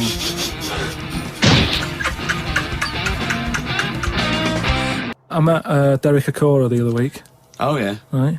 Now, who's he? Which one's he? Is he a medium? He can contact the dead, is that right? He just chats to him and that, passes messages on. Nice of him. So I said, oh, tell us something a bit weird and that. So he said, what do you want to know? I said, just something weird. So he goes, all right then. He said, here's one for you, right? And he said, there's this pub out in the country. And he said, there's this mug. Do you know those old mugs that they have? Where they used to leave their own cup knocking like about, a tankard. didn't they? Oh, yeah. The tankard thing. Yeah. So So there was one of them mugs in there, right? And everybody... Tankard, let's use a tankard if we've All right, established a that's the word. tankard, yeah. Because you're the only mug in this story. Right, Believing it all. High five. Great. So this tankard's knocking about, right? And everyone who's running the pub keeps going, oh, I wish they'd stop leaving this tankard about, right? And they pick it up. It must be a pain. Having a tiny, small tankard in a pub. That must be a real grind. So every time they sort of picked it up and went, we'll have to wash that, and they popped it on a different sideboard. Next thing you know, that person who's touched it died, right? Sure. So they must have been getting through bar staff. So they kept getting in new staff and that. And they were like, oh, what's the connection here? Right? What's the connection here? Oh, God. So they get a vicar in. Of course they do. And they go, look, there's a lot of weird stuff going on here. This tankard, every time someone touches it, they die. So he said, leave it with me. He gets his special water out and what have you. He comes round, does a little prayer, sprinkles it. He goes, right, not a problem, don't worry about it. He picks it up, chucks it in the bin. Guess what? What? Dies in a crash on the way home. Because he picked it up. Well, but Carl, you're telling me this like it's fact, and I'm meant to go, that's amazing. Cora, he told me. It's Carl. I have no opinion of that story, other than I'm pretty sure there was absolutely no connection between touching the tankard and him dying. That's all I'm sure It's of. not just him, though, is it? I'm not going to even contest the chain of events. All I'm saying is there is no connection. There is no connection possible because I believe in logic and the laws of the universe. Yeah, but what I mean, you never pick up a vibe of... I've got a mate, right, who he's living in this big stately home, right, and he's living in there now. He pays £100 a month. There's about 80 rooms. Gee. And it's this big stately house and what have you. And I went down there. He said, oh, come down and have a look, right? And from outside you go, oh, this is brilliant. It's like something out of... you know, like the Man of Born or something. You go, this is impressive. But then when you get in, it's like, it's a wreck. And we go in, and all the floors are like a wreck and rotten and stuff. And I looked at the wall, and there was like a little piece of paper stuck on the wall, right? And I said, what's this here? So I wandered over, right? Got right up close to it, and somebody had wrote it. Somebody had wrote it? Oh. Somebody had rotated. Right, go on, sorry. So there's a little sign there, right? And I go up to it, and it says flies, right, with an arrow. Flies, like flies this way, right? I think that's a bit weird. So I follow the arrow, right, which goes to this corner where there's a shelf, about 3,000 dead flies on it. Oh my God. Condom stuck on the top. That's weird, isn't it? That is weird. That is weird, right? So I'm looking at that, and there's loads of stuff on the floor and that, bits of paper. Picked up this bit of paper, right? And it had, like in biro and that, it looked really old, like it'd been there years. And it had something like, need nappies, dummy, right? Blankets, blah, blah, all this, like, all stuff for, like... And I turned it over, right? And it said, none of this now needed, baby dead. Right. Now that's weird, isn't it? Now that's what I'm talking about when you get a bad vibe. You go, that's who's been in here. It's bad vibe, it's just based on the fact that... Your mate's in charge. Yeah, that's terrifying. I mean, yes, so it's like saying, are we scared of the dark? Yes, I understand why people are scared of the dark. I'm a little bit scared of the dark. You're walking along... Because you don't know what's in it. Yeah, you don't know what's in the darkness. That's why people get nervous. It doesn't mean you have to make the leap then that you've got some paranormal sense, oh my God, I'm Karl Pilkington, and hang on, just like Derek Acora, I have sensed something strange and evil in this room. Wait a minute, there's some flies in a condom. I was right all along. That is weird. Flies in a Johnny equals badness. the flies in a condom was weird. It's weird, I don't know, but the note... Yeah. I just think of his face when he saw that, reading it by torchlight. You must have been terrified. It's a bit odd, isn't it? Kings of Leon on XFM. Carl. Of HD Merchant, Karl Pilkington. Karl, dead air. Talk! No, I'm just looking at it now. Yeah, but that's no good on radio! You can't just look at something! You gotta talk! Is he even more backward than I remember? I don't know. It's just that someone's emailed in. Yeah, so you've got to tell the listeners that. I'm telling them now, I'm doing it. Someone's emailed in from Tokyo saying that he's getting married in a few months to a Japanese woman. She's 27. Just want to know how long I've got till she starts looking old. Well, how long do you reckon, according to your theory? About... Probably about 4 years. About 4 years and that. So... What would you advise him, to get out now, or...? Well... Have some good sort of wedding pictures done and that. Carl!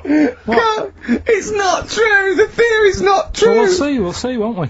Oh yeah, great. In 4 years' time, he's gonna send a picture going, oh, you're right, Carl. Look, she looks like a prune. What? He's gonna suddenly start saying this girl... It's not true, it's not gonna happen. It's that thing, though, innit, of looking at her mum. There's a lot of truth in that, isn't there, that you shouldn't really meet up with your girlfriend's sort of parents and that. Sure. Because you just sort of get a little taster of what's to come and what have you. Then what's to come with yours? It's a good job I didn't meet her early on. No. You're gonna be in such trouble! No, they don't listen. It's alright. Really? Well, Suzanne does, doesn't she? She'll probably be out. Really? But she knows. She's got some sense. Yeah, when you get back! Yeah. You went on holiday with them, didn't you? Yeah, we've been on since then, haven't we? I don't think so. Yeah, I went on holiday last week, been away, but that was just me and Suzanne. Talk about that later. Yeah, okay. That's coming up. Plus, of course, Rockbusters, the return of Rockbusters. Let's start Rockbusters. Let's do Rockbusters. Let's get it rolling, because I have got some amazing prizes. I went to the Americas, and I brought back gifts. Not your tobacco and your potatoes, but brilliant prizes. Now, quite seriously, these are not the usual tat. You will win some tat for Rockbusters, okay? We've got DVDs, CDs, things like that, right? But the winner of Rockbusters today will go through to a chance to win the prizes in week 6. We're only here for 6 weeks, by the way. This is our first of 6 shows. Thank God for that. Yeah, and I went to do The Simpsons last weekend, and I've got a drawing here, an original drawing of Homer by Matt Groening. See that? Look at that. As Homer there, your pal Matt Groening, May the 18th, 2005, and Homer's saying, "I love Karl 'cause he's stupid like me." And that's going to be framed, original drawing. That is worth, I think, a lot, but I've promised Matt Groening that it will not go on eBay. So please, I hope it goes to a fan. I've also got a rare Spinal Tap poster, met with Christopher Guest, and he signed that, Nigel Tufnell. Fans of Spinal Tap and The Simpsons, possibly the 2 greatest things ever, I think. Yeah. Also, my friend Rob, who did flannels with me, has drawn us 3 as Flannimals. There's Steve there, a little goglanker. There's me there, a little bloke dumplant, and little Karl Pilkington, Pink Floyd numbscrunt. And these are going to be framed. So some very nice prizes. And I got a little surprise for you. Obviously I met Homer. Press that little button there. Listen to this. Hi, this is Homer Simpson. I like Karl and its perfectly round, bald head. If you put 3 holes in it, it looks just like my bowling ball. Brilliant. Actual proof that you've met the people themselves, that the prizes are bona fide and genuine. But don't enter this week's Rockbusters thinking you're going to win those prizes automatically. No. This week you just win the usual tat. What is the tat, Steve? Well, we'll talk about that shortly. Okay, But you go it's worth waiting for. forward to the big showdown, the big final competition in week 6, where you get the chance to win those. One person wins all those beautiful so just everyone goes in the collectible draw. prizes. Yeah, everyone. Yeah, the winners of each week go into the draw. What is Rockbusters, Karl? We've whet their appetite. I think play a record and maybe some wonderful adverts and then come back with Rockbusters. It's that kind of teasing that has made this a potential award-winning show. Bronze, I think, next year. Can we just swap that round and do ads and the song? Whatever way suits you, mate. Go on. Embrace.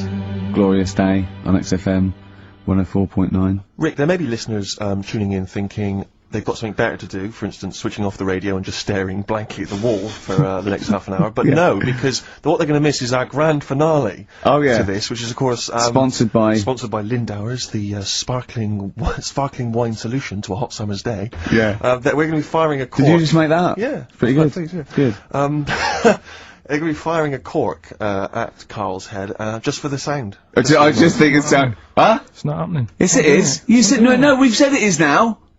We've promised it to the listeners. Yeah, come on. I'm not happy with it. Why? 'Cause the pain?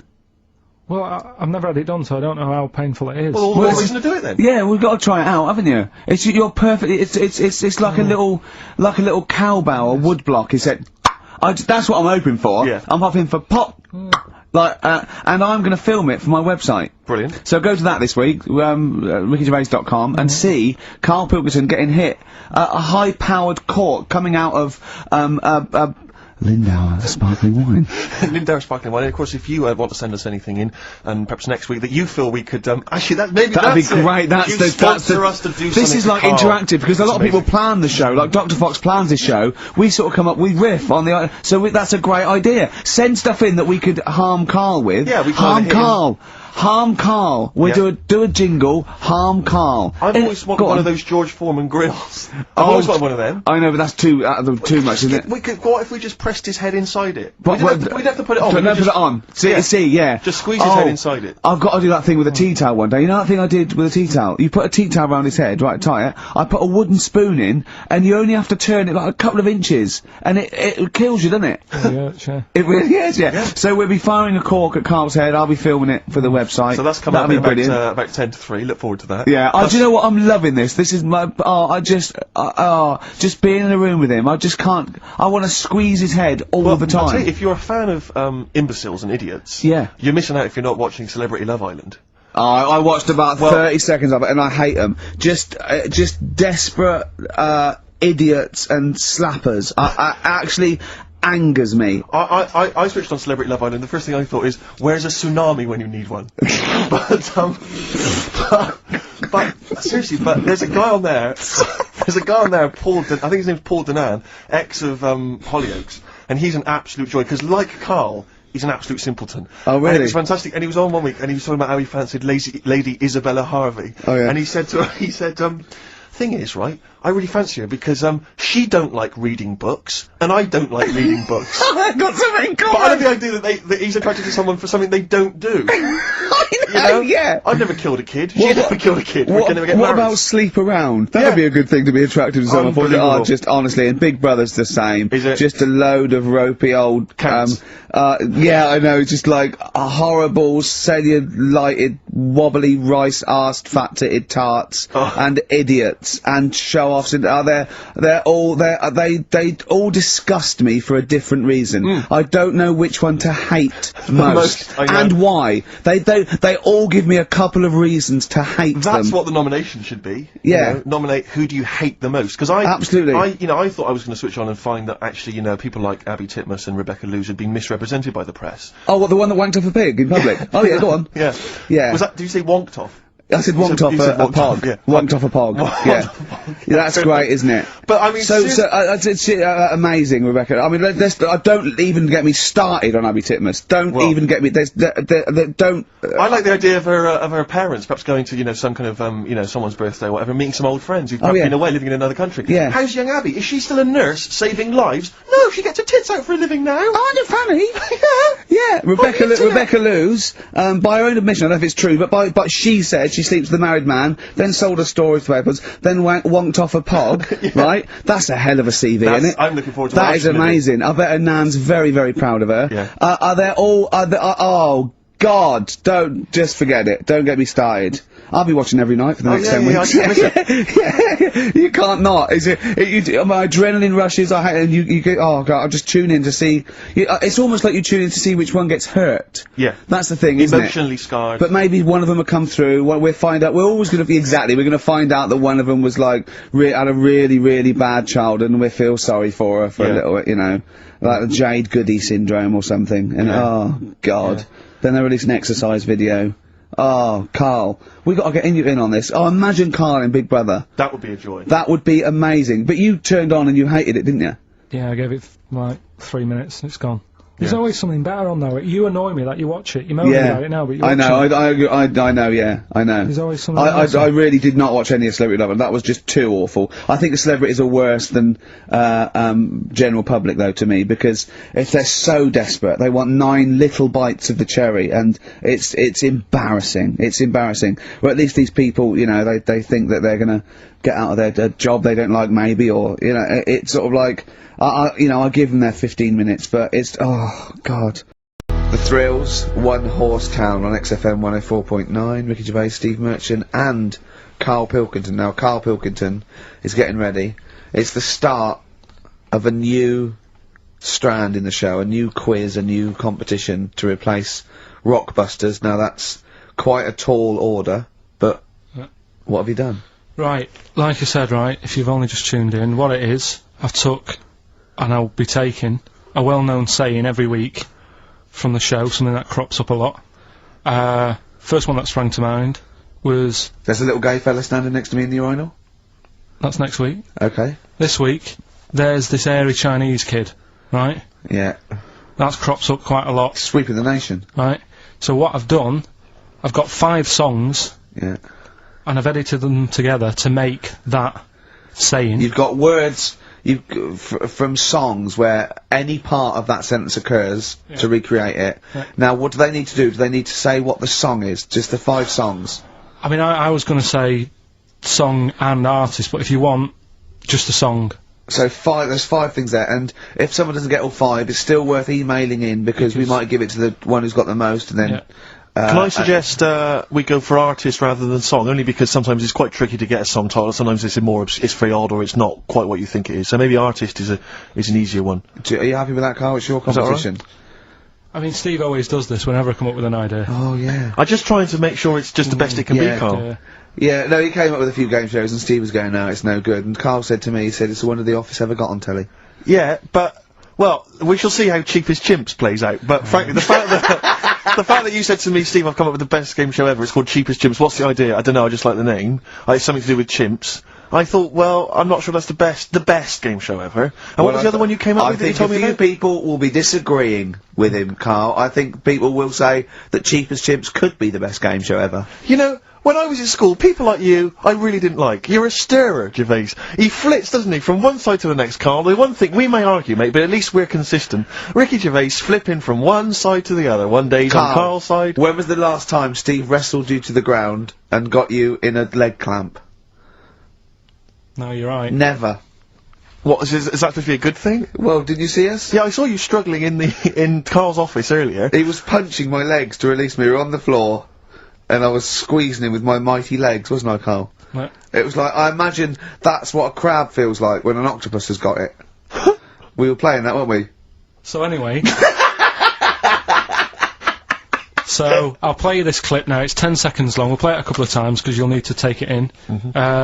So here it is then. What are we saying? We're saying artists? Let's go with artists. Artists. So email in ricky.gervais@xfm.co.uk. Name the 5 artists it has taken to make up the saying, Give there's that this email airy address Chinese again. kid. Give that email address again. ricky.gervais@xfm.co.uk. There's this airy Chinese kid. Here we go.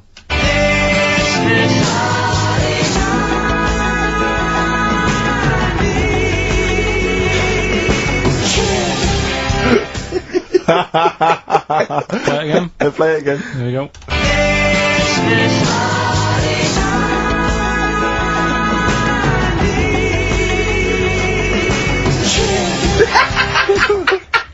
I think you better play it once more. Oh, I've got them. Have you got them all? Yeah. That's nice work. There we go.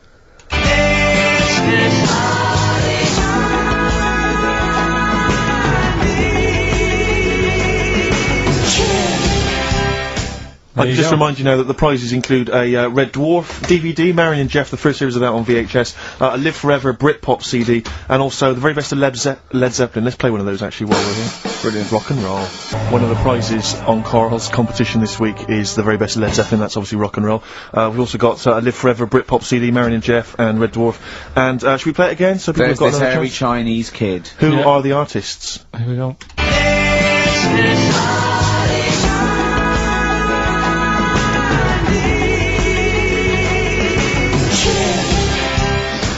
It's tricky, it's not very easy. Once more. One more.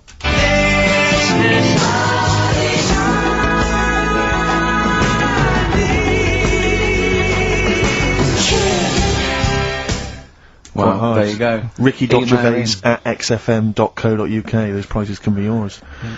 I, at the quiz, also discovered, of course, and, I don't know, I'm just intrigued to know, Karl, I'm just intrigued to know. It was your girlfriend's birthday, wasn't it? Earlier in the week? Or last week? On Monday, yeah. And, I mean, obviously it was a triumph with the stuff you got her for Christmas. The condoms. The box of condoms? Box set of condoms. Oh, yeah.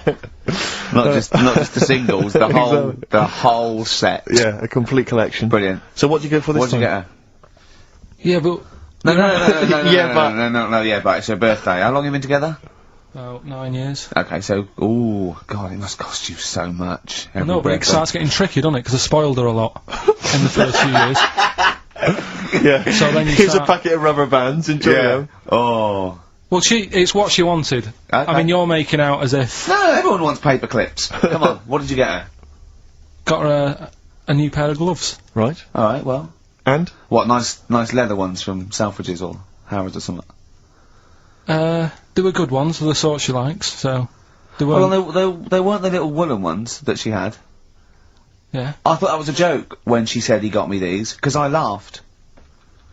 No, but I know that's... The one she did have... When they said it's his birthday, it was her birthday Monday, and me and Steve wanted to get her, and she went, he got me these, because she had those little woolen gloves on, I laughed, because I thought she was joking, Carl. That's what she wanted.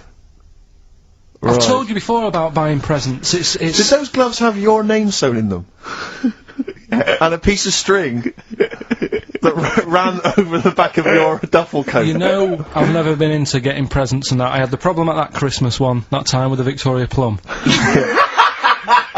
Yeah, we'd hate that. We'd hate to bring that back. We've done that. Because you talked about the book, because it's kind of to do with your dad, isn't it? He's a very bad gift buyer, was that the problem? Well, yeah, my dad just wouldn't bother.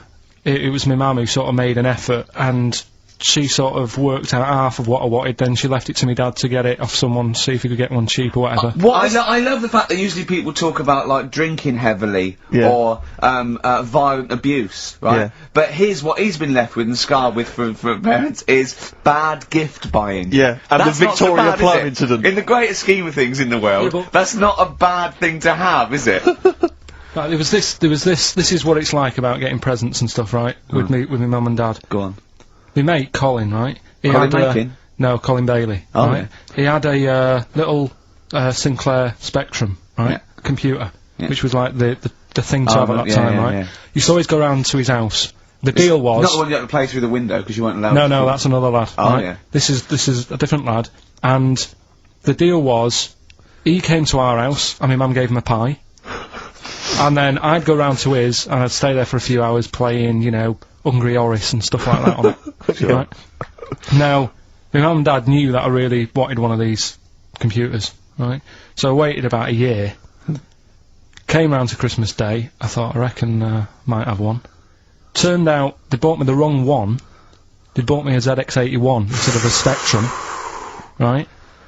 And, Christmas Day, I'm there trying to load the games up, it's not working, I'm thinking, what's wrong, right? And the thing with me, when I was a kid, I used to get quite sort of agitated. This is the moment. Right? I found out that it needed a RAM pack to make it work, right? Looking in the thing, and it's saying, and make sure you put your RAM pack in the back. And I was like, oh, where's the RAM pack? And my dad's going, I don't know, I've got you the main bit. That's it. So, I was that wound up, I just was sick, right? Just sick. I didn't feel sick or anything, I just was like, oh god. Went to the sink, just sick. Because I was that on edge about it. I said, come on, we've got to get one. And my dad's like, Tandy's shut, we're not gonna get anything today. Ruined again, Christmas Day. That was after the year when my train set got blown up by our kid. The following year, no RAM pack. And now you ask me why don't I get good presents? He's scarred. He just I'm gonna die. Honestly, I'm gonna die. He's just screaming sick. Yeah. There's no RAM pack. Did you get to the bottom of it? Why wasn't there a RAM pack? You have to buy them separate. Oh, That's why I'm okay. cons. What do you mean I can't play Frogger? Oh no. So, wasn't there another incident when you threw up? Spontaneously threw up? Oh. Through sheer anxiety? I do get it. It's not so much now, because I've relaxed a bit, but as a kid I used to be quite on edge all the time with certain things. Do you think that's what happened to your The cat wind. that kept being sick? That it didn't get the food it wanted? And it just threw up? Do you remember that? Yeah. God, so they shaved it. Yeah, but again, you see, the cat thing, I mean, it's mad, I was thinking about it the other day, right, I used to think I had quite a normal upbringing. You didn't. Right, and someone was talking Your about the mother cat. once told you not to go to school because it was windy, Carl. It was Yeah. not a normal upbringing. The cat was being sick, so she shaved it, so it was easier to clean. Right, well, my mum and dad went on holiday, right, and I stayed at the Rosses down the road. Oh, yeah. Only a kid, must have been about 5 or something, right? And, I was always running around in the house. I had a lot of energy as a kid. What the Rosses did, they had this cat that was dead violent, the most violent sort of angry cat I have ever witnessed. A tiger. It was, honestly, Steve, if it was bigger, it would have been, because it was just always having a go at you. Yeah. If you went to pat it on the head, it went to bite you and stuff. And what they used to do with it, to stop me running around, I'd sort of be running around, and then I'd get a bit tired, and they'd say, have a lie down on the settee. So I'd lie down on the settee and I'd nod off. And what they used to do, I'd wake up, and they'd have put the cat on my belly. Right? So I'd be scared to move, because it's like it's going to get me. But it would keep you there. It kept me there, and it used to sort of slaver on me, and they'd sort of, you know, go out or whatever, and I'd be lying there. That's not normal, is it? Carl, sorry, were you created by the Brothers Grimm for one of their fairy tales? What kind of a life is that?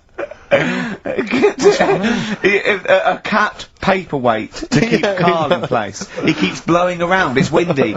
We'll have to weigh him down. Be careful. Your mum probably told him that it's a windy day. You got to get something heavy on him. Otherwise, he just gets blown into the road. God bless him. Carl, let's just hear your thing once more. Give people a final chance. All right, here we go.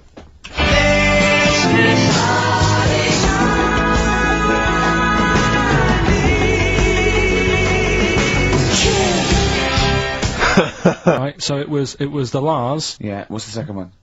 Strokes. Ooh, that was very tricky. That is hard. George Harrison for Airy, that's all I could get. It was Ari. Ari Krishna, yeah. But no. Chinese, Phil Bailey. Chinese War is. Yeah. And Deacon Blue, Real Gone Kid. Real Gone Kid. Now, you probably know me from such works as The Office and Extras. Stephen being my co-writer and co-director on those things. For those people who are not so aware of Karl Pilkington, he was our producer, sort of given to us when we first started on XFM. And you're thinking, well, why are we doing a podcast? It's because I like to be in a room with Karl Pilkington. You know, like some people go and help sort of chimps. Do they? Yeah. Well, they go to the jungles and things. And help out little sort of endangered Diane species. Fossey or whatever. Exactly. You're very much the Diane Fossey of the Manchester scene. Of the little bald mank world. And Karl Pilkington is an ongoing experiment for me, because I've seen him blossom from an idiot into an imbecile. And I want to see it through. Look at the way he's looking at us. Look at that. He's got a perfectly round head. And that's why I'm doing this podcast. Karl, what do you think about all this? It's just, I mean, we are living in that sort of era now, aren't we? That you need to be able to listen to stuff on demand when you want it and stuff. I know you're not a fan of the iPod in general, are you, or any of the MP3 things? You're concerned. I'm warming to it, but this is what's amazing about Karl. Even though he's talking about things like MP3 players, computers, iPods, he sounds like he was found in a glacier and thawed out. Do you know what I mean? And sort of taught to speak. We're a couple of high school guys who found him, and we're trying to ingratiate him in the gang, trying to pass him off as someone from the modern day. But my thing with iPods is, now, do we need them? Do you know what I mean? We're living in that era now where we have invented most of the stuff that we need, and now we're just messing about. They said that in 1900. Someone actually said everything that's to be invented has already been invented. They said that in 1900, and how wrong were they? No, but what came out? At what point? What was invented in that year where they went, right, that's it now? The 20th century. Think what happened in the 20th century. Go on. Well, planes. Yeah, but is that a good thing? Planes and that. Do you need a plane, really? Wouldn't it have been better if we all stuck where we should be instead of travelling about? War. Well, look, war's happening, isn't it? Because everyone's saying, well, now we can fly, we'll go over there. So there were no wars prior to the invention of the aeroplane? Not like there is today. Right. But what I'm saying is, the world's got smaller on it, everyone's saying that, right? Yeah. You know, the way I was saying to you the other day, you know, we now go to places where we shouldn't go. People go on holiday to places where you've got to have an injection before you go there. Yeah. Forget it then. That's a warning. Don't go Well, there. I'm with you on that. I don't want to enter a country where I have to have an injection to stop me from dying while I'm in that country. Right, I that's- totally agree with you on that. So what happened is, so they invented the plane, and it's like, oh, let's go on holiday, and then they go, oh, I die now. Oh, well, you've got to invent something. Let's invent an injection, and then it's like, right, well, what else do we need to go to that place? There's a lot of faffing. So what I'm saying is, Is that a place? A lot of faffing. What I'm saying is, you know, Steve's travelled more than I have. You've been to like dangerous places. I've been to places where you need injections, yeah. Yeah, but why? Because it's fascinating, isn't it? You know, don't you not believe in that idea of travel broadens the mind? You know, it makes you experience other ways of life, other ways of thinking. It just enriches you as a human being. That's the whole reason people go travelling. Well, since the invention of the telly, you don't have to go that far to see You're it. absolutely right. So there you go then. The telly was the 20th century, wasn't it? Yeah, it's pretty good. So where Some would good you stuff. where would you stop then? You'd stop making stuff now? Stop inventing stuff right now? If we're going to invent something, right, forget like the traditional way of people having kids, right? The way they, you know, have it away in that. You know, What do you mean? What do you mean? No, you know, like the way that, you know, we have kids and stuff. If it'd be good if what happened was to control it is if man and woman, right, they're born and that, they enjoy their life, they learn a lot, they live to be about 78, I think, by that point. So specific. Yeah, 78, No, yeah. but by 78, I reckon you've sort of got to that point where you go, do you know what, I've done everything I'm going to do. If you haven't bungee jumped by the time you're 78, you're not going to do it. You know what I mean? So it's kind of like... Your hips come off. You've done it all now, Yeah. and then you die, right? So, say if everyone had that, they live to be 78, but then, just as you die, you have a little baby inside you, and as you die, your life carries on. Sorry. How is are this you- happening? Sorry, are you mental? No, but don't you think... I mean, what? I've never heard such drivel. You're saying that, but if Newton said it, you'd go, interesting. That's what annoys me. The point is, Carl, he never would. He'd never say it. That's the point. But if you never say it, I don't understand what you're talking about there. What? How was it? How is there a little baby in a 78-year-old? No, what I'm saying is it's like an apple, where the apple grows and it's got its little baby pips in it, and the apple goes and the seeds are planted and a new one's born. But that's what happens. But that is what reproduction is. Yeah, but I'm saying babies aren't being born left, right and centre. It's controlled so that as someone dies, someone's born. But Carl, stop. Whose responsibility is Look, this? if you don't want to do it, we won't do it. But I'm is it just supposed to be nature? Has nature got to develop humans so that we act that way? We live that way, or is this a scientific experiment? He said to you then, he said, look, if you don't want to do it, we don't need to do it. Yeah. Like, if you were up for it, we'll sort it out. We can do that. We'll have a wit round so we can do the research. I just think, at the end of the day, we've got to do something. And is anyone keeping an eye on this and looking at what we can do next to control the population thing? It does my head in that I've got to live in London for work and what have you, and there's loads of people here, and, you know, forget going out on a Saturday night, it's too busy, and you can't move, and they keep... I mean, what annoys me about London So is... your solution is that 78-year-old women have little babies inside them, and as they slip away into death, the little babies... And how is that baby then raised? Who looks after the baby? Because it's a pretty good system having a baby while you're young enough to look after that baby and make sure it lives to, you know, reproductive age itself. I mean, that system's been working for years. Nature sort of sorted it out.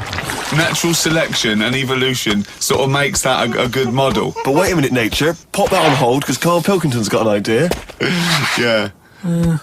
That's what it was, just an idea. Yeah, well, it was nonsense. But thank you for it. The worst Yeah. I mean, it was the ramblings of someone you'd find by themselves in a hospital eating flies. This is the sort of thing you find when, if they find maybe a pamphlet or a booklet written by a psychopath. You know, someone, just before they went on a rampage and then turned the gun on themselves, they go through their possessions and they find a book and it's got weird drawings, women with knives in their face, and this kind of garbage. In fact, I saw a similar sort of theory written out on a wall, but it was written in shit. Exactly. Yeah. No, all I'm saying is, I think it's, you know, when people die normally, everyone's fed up about it, aren't they, and a bit down. But if when you pass away, you go, oh, we're gonna miss Gladys or whatever. But then there's this new life brought in. It's almost like a Bad news, good But news. you're talking about it like someone could pick this idea up and run with it. Like you've given them enough information to do it. How is this possible? Where does she get the baby from? Why does it grow? Why grow it in Gladys's belly? Why not have it in a drawer? But what I'm saying ready to go, just add water. I mean...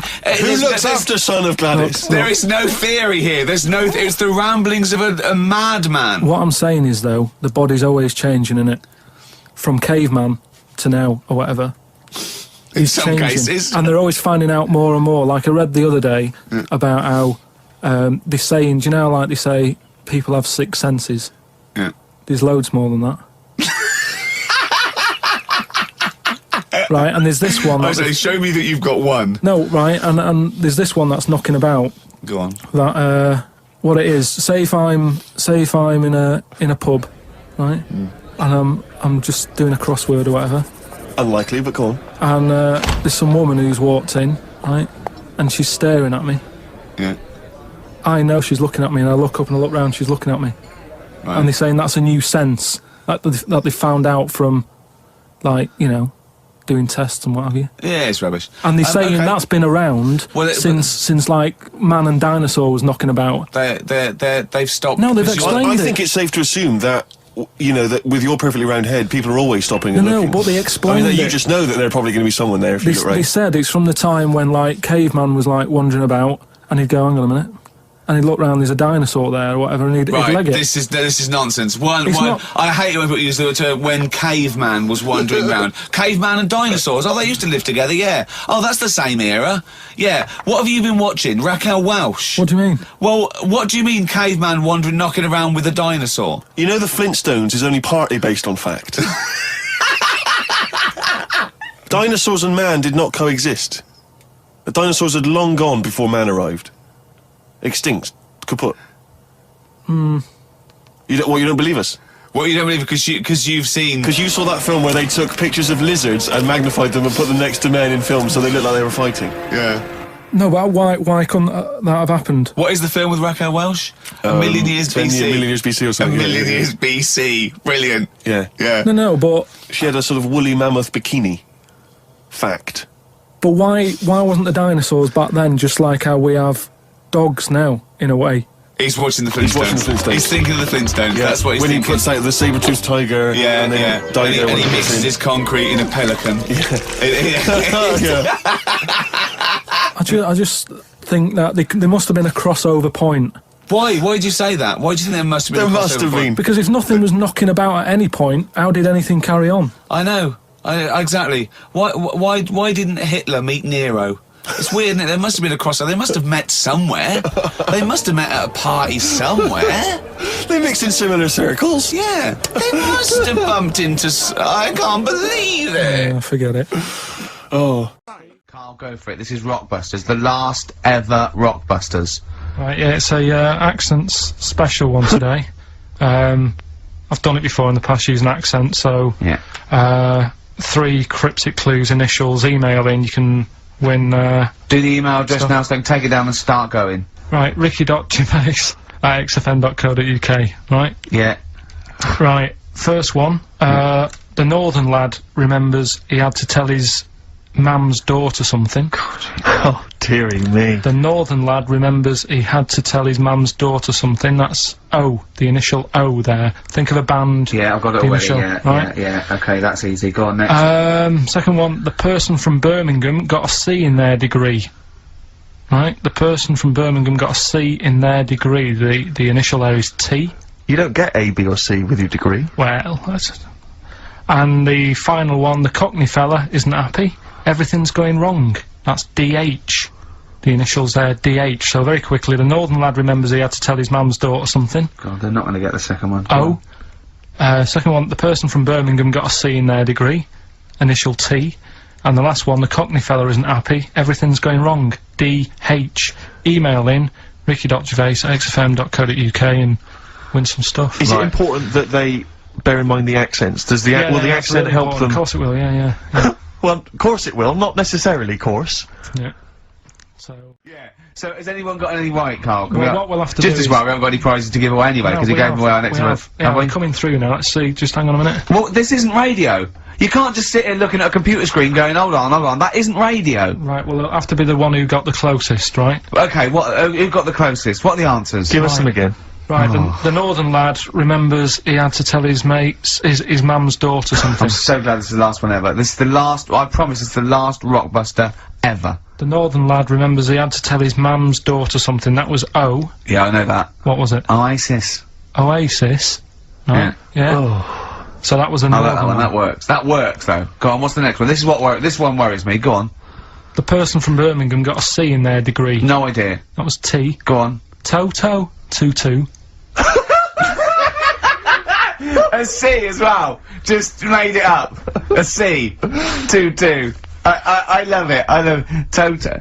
Toto. Well. Toto. Right, no, did anyone get Toto. that? Yeah. You are joking. I just saw it on an email. Right, Someone come on. got that. What's the last okay. one? That's extraordinary. Last one. The Cockney fella isn't happy. Everything is going wrong. Going back in time a bit. The initials DH. Going back in time a bit?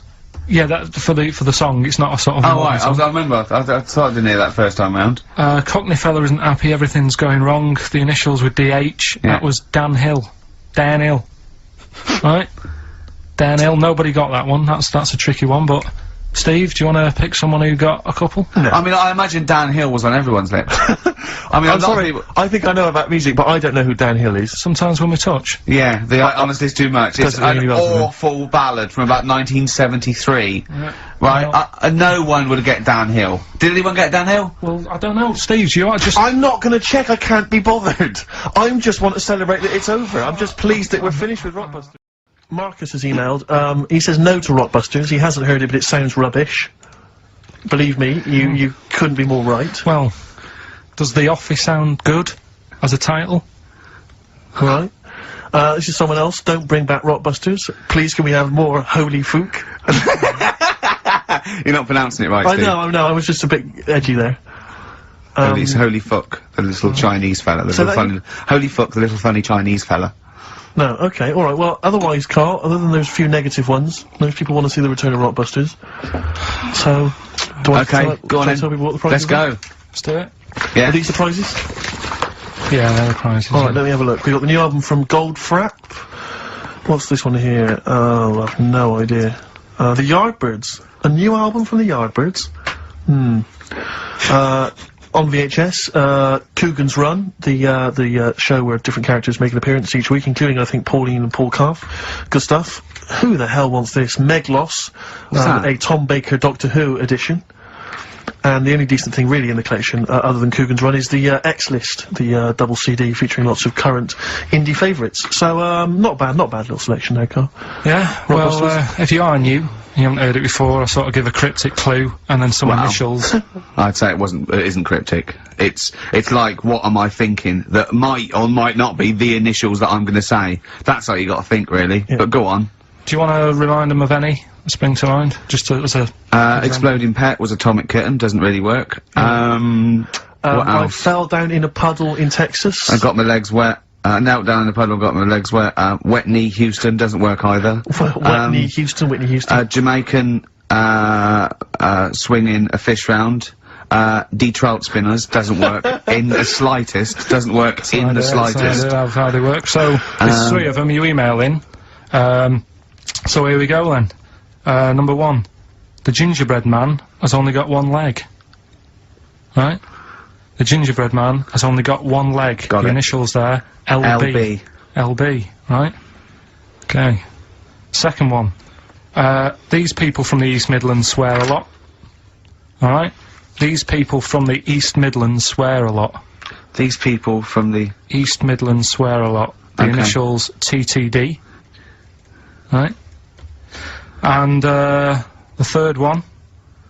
Have a holiday in Italy. Right? So you've done three then?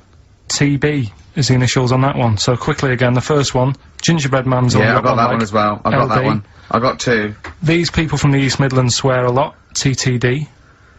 And the third one, have a holiday in Italy, TB. Email in with what the songs are and you win that stuff. ricky.gervais@xfm.co.uk. Hang on, it's not the songs, it's the artists, isn't it? Yeah. Yeah, just the... Oh yeah, like he said that. Yeah. Wow, Rockbusters. The results. You've had a few real answers, proper answers, I hear. So, either I'm wrong or people do think like you. I've got 2 of them. What are the clues again? Right.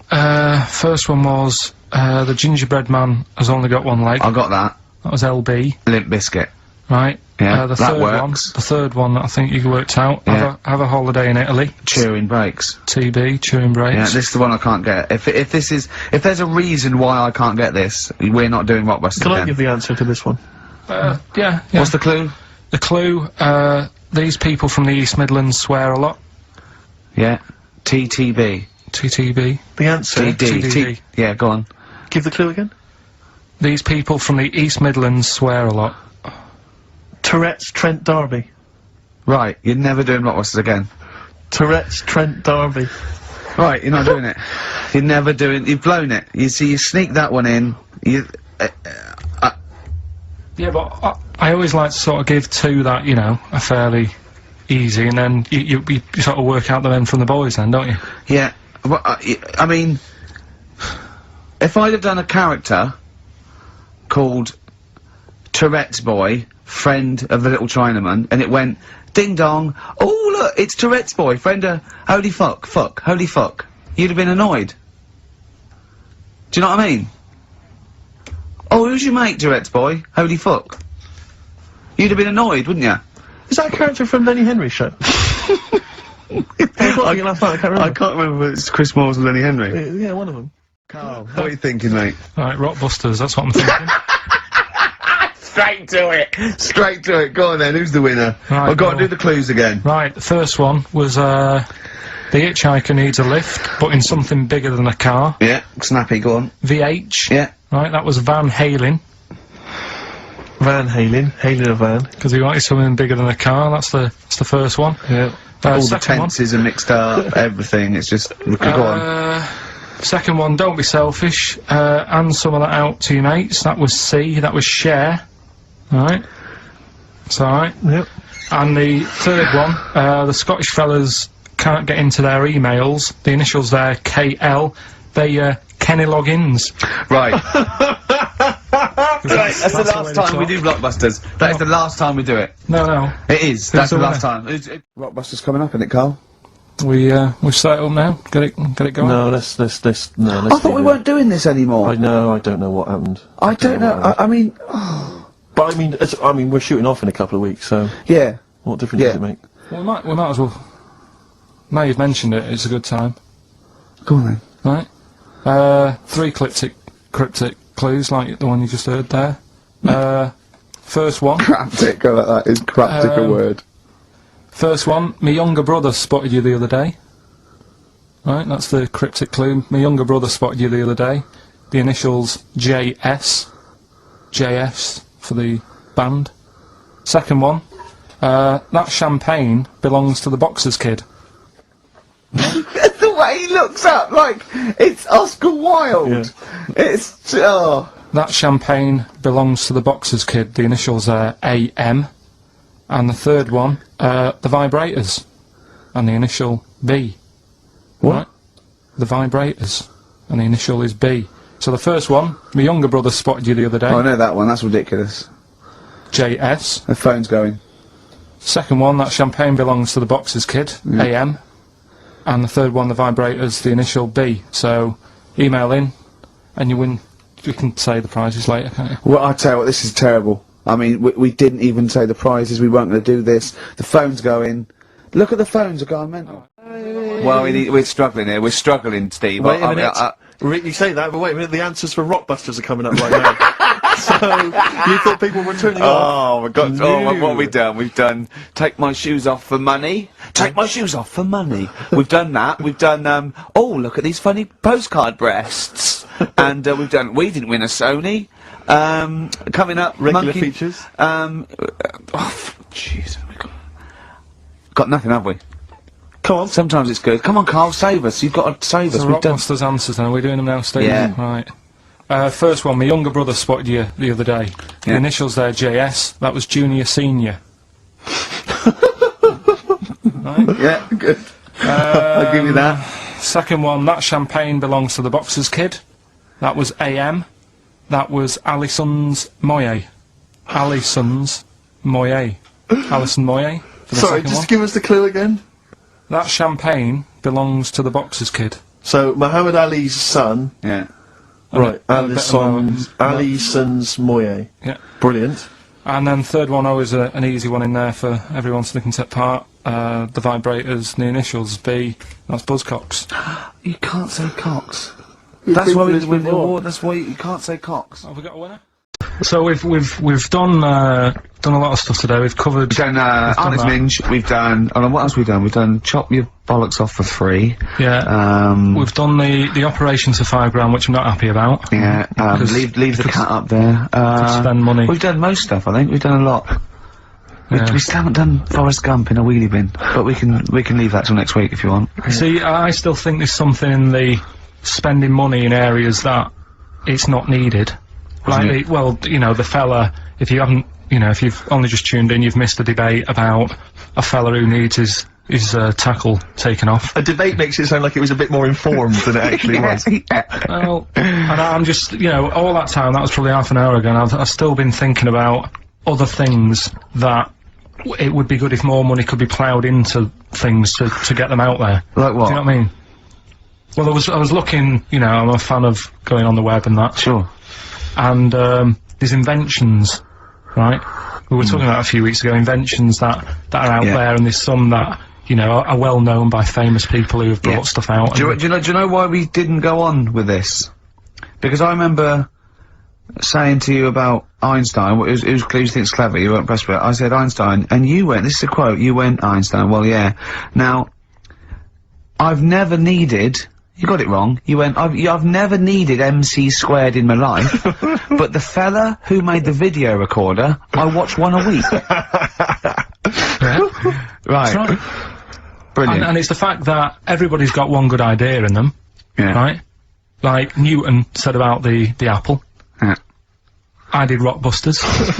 Yeah. Right?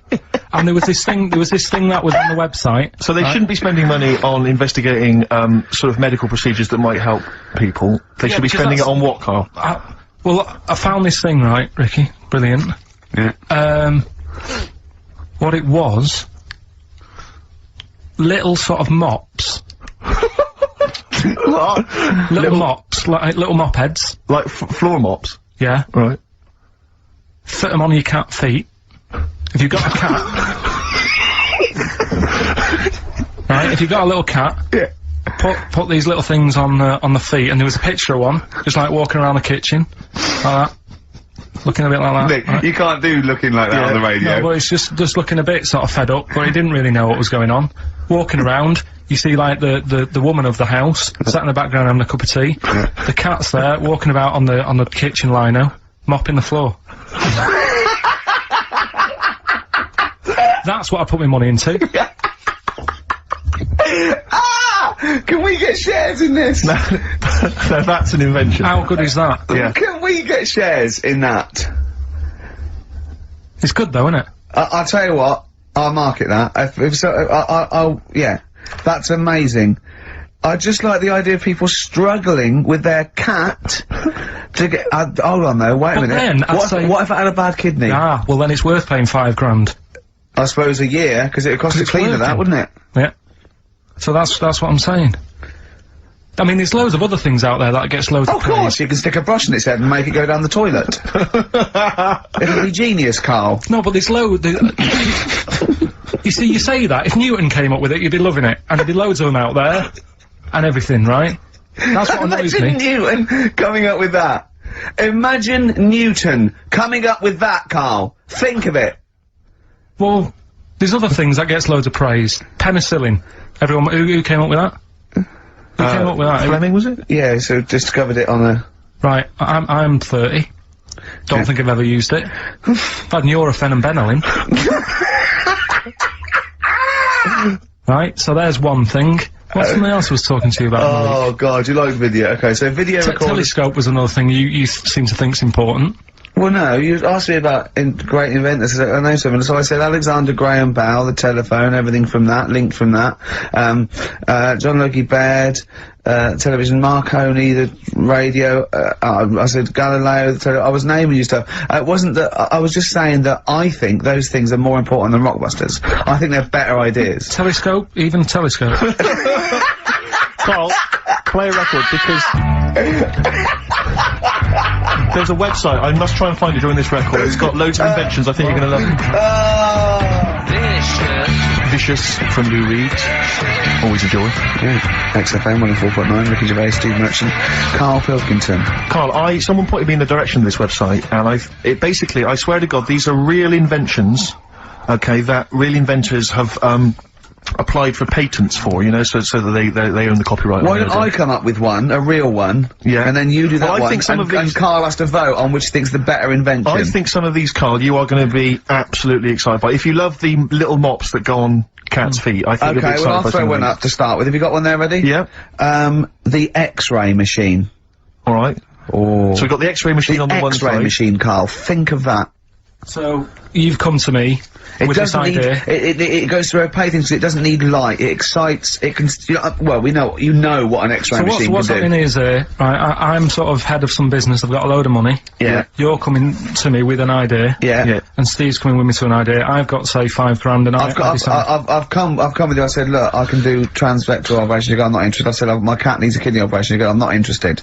Right? I've come with you with an X-ray. Meanwhile, Steve walks in with... Well, firstly, I'm going to offer you, this is, patent 5571247. You've got the X-ray machine. I'm going to come to you with the self-containing enclosure for protection from killer bees. Tell me more. Alright, well, it's like... Tell me more! A self-containing enclosure for protection from killer bees comprising an enclosure formed of a flexible, transparent plastic material, basically that will protect us from any killer bees that might be in the area. Useful? Yeah. Don't decide yet. Okay, I'll come up with another one. Refrigeration. Refrigeration. The combination toy dog and vacuum cleaner. Let me read a bit more, don't judge yet. A toy dog closely resembling a real dog and having a hollow interior in which is mounted a vacuum cleaner having a suction hose which is retractable from the tail end of the dog. This enables vacuuming a dog after a haircut and grooming without causing fear to the dog. Because it thinks another dog is in the room. Sorry, this is a decoy dog to make the dog not realise it's being vacuumed, thinking it's making a friend. There's a picture of it. Carl. Do you see what we're talking about there? That's a dog that looks... It's a fake dog. Also, do you see that why the cat with the mops is on Steve's side, and why sort of X-rays, refrigeration, things that are on my side, and Newtons and MC squared, as you... Can you see the difference in these can you see the pattern emerging and the difference? Yeah, but, you see, to me... Which are you impressed by? Are you impressed by the sanitary appliance for birds? I'll have a look at it. It's, if you've got a domestic bird, maybe a budgerigar or something, but you're tired of it crapping everywhere, these are very tiny nappies that go on a That is real, isn't it? Look, there's a picture, there's a diagram Can I put the microwave up against that one? I know I need the big guns to come out now. Oh, what are you thinking? I know you're excited. Budgie nappies or the microwave? It's weird because... Carl, are you tired of petting your dog or cat? I bet you are. That's why you need this patent petter. It is an arm on a piece of wood that will go up and down and stroke and pet your dog for you if you've not got time to do it. Well, I can only put up interferon, the cancer cure against that one. Exactly. Yeah. You see, a lot of these things... These are all genuine inventions? Yeah. And if the time was right, we'd say... get them made. Do you know what I mean? If there was a bad swarm in London, I'd be saying get the B-man on. Yeah. Right? Well, lose the X-ray machines. I don't care about broken bones for now. Well, at that moment in time, that would be more important than... Do you know what I mean? We know people have been stung. We don't need to look inside them. Sure. Do you know what I mean? It's all about... It's like the telescope now. Isn't it impressive? Sure. If you want to see something in the distance, get on the transport and go and see it. Do you know what I mean? You don't need to look at things in the distance. Right, sure. Budgerigars are shitting and pissing all over people's homes. Could we put these... I'll tell you what, Karl. So it's... looking at supernova and trying to find out more about the universe, its conception and its eventual end. Forget that, Rick, because I've got the cheese-filtered cigarette. Oh, now tell me more. This is a cigarette where the filter is actually made from cheese. Apparently cheese acts as a very good filter for tobacco, so the smoke passes through the cheese, thus you will induce a kind of smoky cheese. And also, smoking, you know, might make you a little bit peckish, and you can just nibble that, so there's no dog end lying around the pavement. Or budgie shit. It's a cleaner place, and you haven't been stung. Brilliant. Right, now listen, so that's that done. Yeah. We've done that as well. Yeah. We're running out of time, we've got like 5 minutes left. Winner for Songs of Phrase. Alright, give us the answers. Right. We did this at the start, we haven't even got time for the film thing today. Oh. But, we'll do that next week. Songs of Phrase, it was a phrase, you never see an old man eating a Twix. I love the fact that we haven't got time, like, we've had such important stuff, and it's been so jam-packed and interesting, not that it's been drivel with gaps we could have filled much better. Yeah. Don't look at it like that, like, What, with his film quiz? Come on. Oh, dear. So, Songs of Phrase, you never see an old man eating a Twix. We had to change it to Mars Bar. Here's what we had. Jerry and the Pacemakers, Echo and the Bunnymen,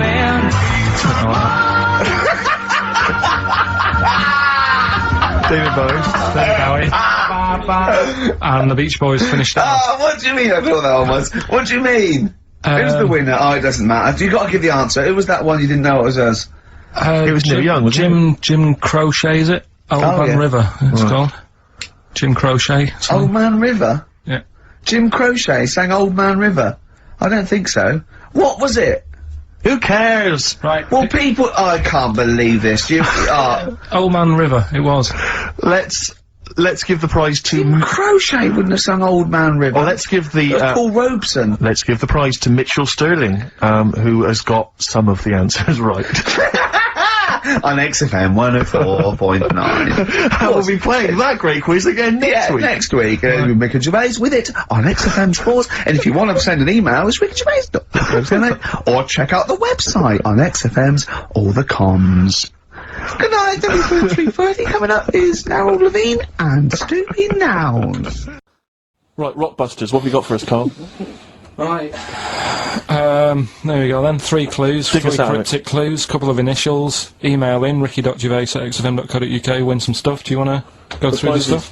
Yeah, you get them. You're definitely improving yourself as weeks go on. We've got a 3 CD set of the best of Inspiral Carpets. How they've strung that over 3 CDs, I've no idea. Yeah, I know. Extraordinary. A number of other CDs, all of which are okay, plus a T-shirt and a copy of Marion and Jeff Series 1 on DVD. Not bad at all in an XFM bag. Right, he's noticed X-Men 2 isn't there, because it's not out yet, but it is at the cinema, so I think Hayley should go with, what's his name? Shut up! Okay. Right, go on, Carl. Right, the clues are, clue 1. Oh, they're having problems. This is right, brilliant. Rockbusters. This is what we're doing. I know. I'll tell you what. I think Foxy was really soft on us. I think he's— oh, go on. This is what we're tuning for. Okay, so this clue 1 again. So go on. This is brilliant. Come on. This is like Who Wants to Be a Millionaire? Come on, Carl. Don't worry about him. He doesn't understand radio, Carl. I heard his show before we had us. He was doing it. It sounded just like Dr. Fox. Yeah. Right, go on. Clue 1. They're having problems. They haven't got any rice. Say it again, and say it like it's written down. Right. Say it like it's like you're reading it as opposed to making it up as you go along. I know you are, but say it again, because all the ums and ahs people think are integral. They're having problems. Do it again. They're having problems. They haven't got any rice left. Different. A cryptic clue every word. That's the matter.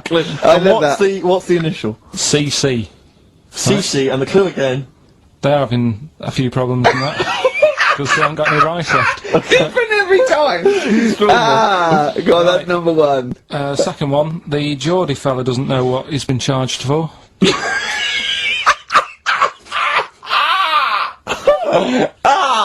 Okay, and what's the initials there? BW.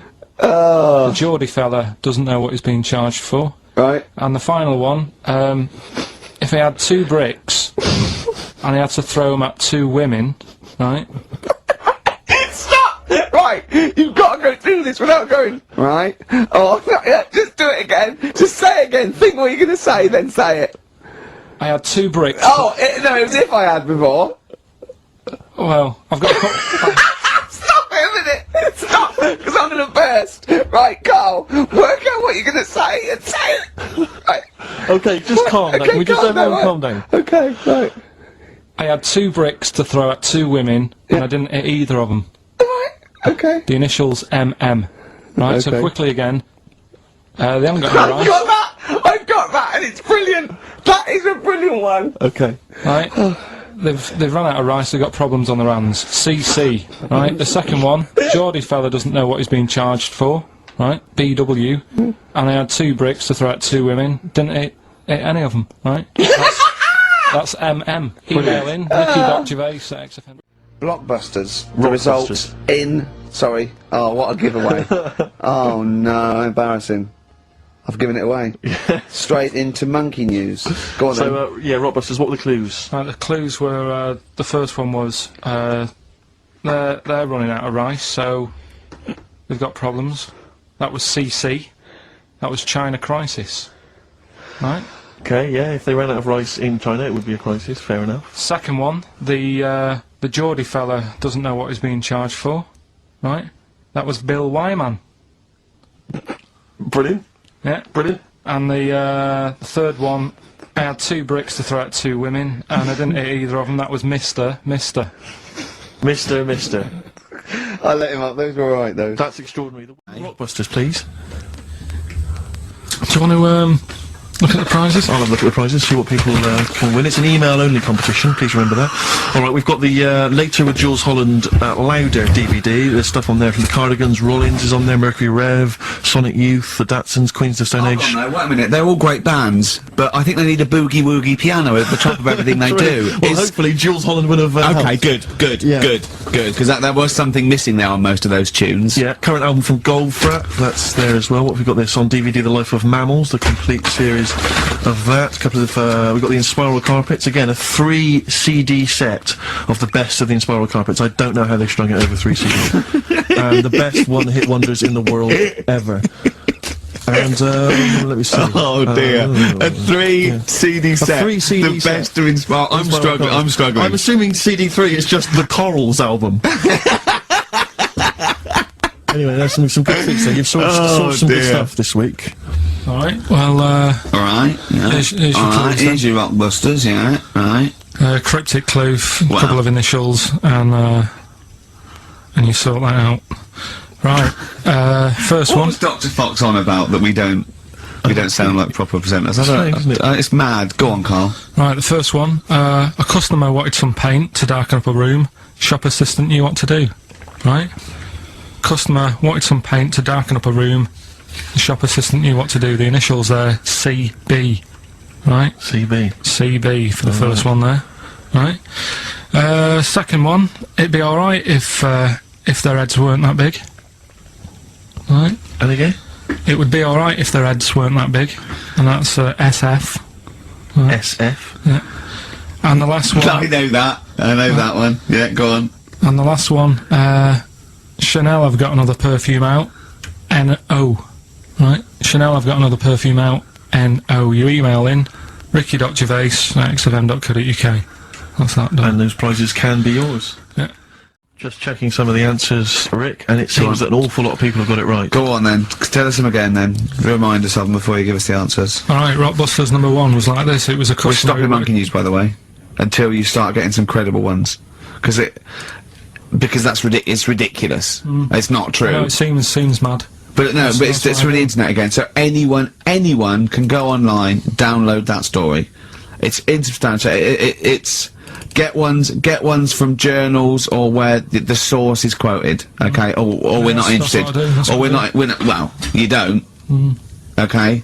So same with on thin ice. We've pulled this once. We've pulled Rockbusters. We suspended it once, and you came back again. So it's. Do you know what I mean? So go on then. Right, so Rockbusters number 1 was about a customer who wanted some paint, wanted to darken up a room. The shop assistant knew what to do. What did she do? The initials were CB. Sell her black. Right? Sell her black. Sell her some black You see, I thought Cilla Black, because it's CB, and I thought, well, it can't be, because it's not Seller. It's not sell her black. Cryptic, It's cryptic though, isn't it? No, cryptic doesn't mean it's wrong. They all got it. They all got it anyway, so it's a bit weird, isn't it? Second one, it would be alright if the heads weren't that big. Right? Right. The initials are SF. Well, one of my favourite bands, yeah. Yeah. The smaller faces, isn't it? Small faces. Well, no, that doesn't make sense. Okay, go on then. And the final one, Chanel have got another perfume out. Right. I'll just say, we've had an email from one of our listeners who said, if this turns out to be New Order, he's never listening to XFM again. What's the clue again? Chanel, I've got another perfume out. New Order. Right, well that's another listener gone. What do you mean? There's not a group called New Order. No, it's cryptic. It's not, that doesn't mean cryptic! Wrong doesn't mean cryptic! It's like saying what animal I'm thinking of. Frog. That doesn't mean cryptic. Sell her black. What artist is that? Small Faces works. Just about. If I say what animal I'm thinking of, what am I Monkey. thinking? Well, there you go then. So it does work. Play a record. Right? Play a record. So who's a winner? Ah, yes. Now I'm going to give it to someone who emailed in with the correct answer, and his name is Steve Martin. Really? And I'm giving it to, I don't know if you've noticed over the last few weeks, I've been giving the prize to people with just a kooky element to them, you know, if they got people to start sending their name in, like, Barry Bumpfreud. Well, don't worry, because I can spot if it's a fake comedy name. What was that last one we laughed at? I can't remember what it was. I think it was Gerald something. Yeah, it was. It was just like Gerald Smethurst or something. What's it? Preston? Gerald Preston. Why is that a funny name? Jerry Preston, a great guy, but Gerald Preston, we laughed at that. He caught my attention. So this week, Steve Martin's caught my attention. Bobby Womack, across 110th Street on XFM 104.9. I'm Ricky Gervais, with me Stephen Merchant, and over there, Karl Pilkington. Can I just remind people that... A man so stupid, it isn't actually offensive. I just want to put that out there. Yeah. Okay, good. No, just like to remind people that they can get in touch on the text 83XFM. You'll need that text number shortly because we're going to be playing Rockbusters very soon. Gav has texted in, and he says quite simply, "What's happened to the webcam? All I can see is a bald monkey." Well, you're absolutely right. We'll try and get that sorted out for you. But we're Rockbustering now. Should we do it now? Set it up now. Okay, great. Yeah. So you should just remind people, Rick, particularly if they're trapped in Antarctica for the next few months, what this game is. Well, this is Blockbusters, just totally ripped off, and the clues are bands and artists. Karl says they're cryptic clues. They're not cryptic clues. They're more like, what word am I thinking of? They're tenuous. Some of them don't work at all. So it's really, are you in tune with a shaved monkey? I mean, it's nearly embarrassing to get the clue. I pride myself on that I don't really get them. And I'm sort of proud of that, because you shouldn't. Yeah. But anyway, I think I've given it a big sell. Yeah. Now, you do win Tat today, but the big prize is going forward to be in the draw in 5 weeks' time, when there's a signed Homer that I got Matt Groening to draw. If you go to rickygervais.com, you can see him drawing it. It's an original. Well, if they want to see it, they can go to xfm.co.uk/Ricky, and it's actually, just click on it, you can have a look at it. Oh, you can see all the pictures there, can't you? There's also a signed Nigel Tufnell poster, and us three as Flanimals, but there's a little actually video clip. I was on rickygervais.com. You can actually see Matt Groening drawing it. Well, those prizes are the ones the big prizes you can win in 5 weeks' time if you get to the grand final. In the meantime, it's the usual selection of mediocre gifts which will be given away. That we've found in a drawer that people have sent us to give away. First up, we've got I think most people agree, the mediocre John Travolta film Ladder 49, which I think barely made it into cinemas over here. We've also got on DVD. And we're giving that away. We're giving that away. Brilliant. On DVD, the TV series Grumpy Old Men, which I think is repeated every single night on BBC Two. Oh, and that's free as well, is it? Yeah, that's free as well. Okay. We've got the complete third series of Alias. Great gift, only if you've seen the previous 2 seasons. So, is that the one I'm in? I don't know, possibly. French and Saunders at the Movies, a collection of all their hilarious movie spoofs. Again, on television, I think, every Friday. And the TV series Operation Good Guys. You know, fine series, but you could see that on UK Gold most nights. So, once again, an excellent selection. But if you win all those and take them straight down to Record and Tape Exchange, you will be able to get 2 albums that you actually like. That's exactly right. So, people send us them, so they sort of get bigged up on the radio, so that's done. We don't need to worry about that. Angry. So, anyway then, three clues. Well, hang on, let's play the jingle. No, I haven't got one. You haven't got a jingle for Rockbusters? No. Do one quickly now. Okay. Rockbusters. Brilliant. Alright, so we got three of them. Cryptic clue and the initials, the band, it could be a band or an artist, we've done all that, haven't we? Yeah. Right, first one. The fella Oh, let his wife know how he got the bruise on his leg. Right? Give us that again. The fella let his wife know how he got the bruise on the leg. He got a little bruise. Yeah, it's all, imagine that in the Times crossword. You read it again, it's slightly different. Every time I look back at this crossword, it's slightly different. All the words change. It can't be cryptic. The initials there, CL. Right? CL. Fella got a bruise on his leg. He let his wife know how he got it. What's going on? Right, second one. All the muttering! And what's the next cryptic clue? Second one. That Potter lad had a lot of bottle doing all that stuff with the wizards and that, right? He had a lot of bottle playing with the wizards and that. What's all that about? Right? I love it! He always says, what's all that about? TB there, band or artist, the initials TB, that Potter lad. He's got a lot of bottle doing all that stuff with the wizards. Right? And the third one, the Buddhists won't be able to get in their temple without these. Oh. What do they need, right? The Buddhists won't be able to get in their temple without these. The initials TM. Right? 83936 is the text number. We don't want to receive emails from this because we can't be bothered, so just a quick text. Make sure you include all three answers. We're not interested in this. You've only got, you need to get all three. Yeah. But the winner may only get two, but it's the first one with the most right answers. And if that wins all those DVDs. Alias is a box set, to be fair. That's a pretty good prize, that one. Oh, you could probably get two CDs when you take that down to Record Tape Exchange. And you don't need to see the first two seasons because you won't know what's happening anyway. Oh, okay, fine. I'm excited to think that there's some people now in Antarctica just scrabbling around to get a pen, just trying to figure them out. You know, they'll probably stew on that for the next, I don't know, 2 months. They've been hanging on for Rockbusters clues, I imagine. Here's the answer. So give us the clue again quickly. Alright, so the first one was the fella let his wife know how he got the bruise on his legs. Go on. Right, that was Courtney Love. Yeah, Courtney Love. So that's Courtney Love. That's the first one, CL. So that one's fine. The second one, that Potter. What am I doing? Letting that one go? Just let it go, just let it go. Am I just letting that go? Annoyingly, we haven't got time to take issue with it. Okay. That Potter lad, he's got a lot of bottle, hasn't he, doing all that stuff with the wizards and that. Go on. That's, Brave Harry, yeah, the Bravery, current sort of XFM band, the Brave Harry, that works as well. No, it doesn't. And the last one. No, it doesn't. No, it doesn't work. The Buddhists. It doesn't work. Won't be able to get in their temple without Doesn't these. work. Brave Harry.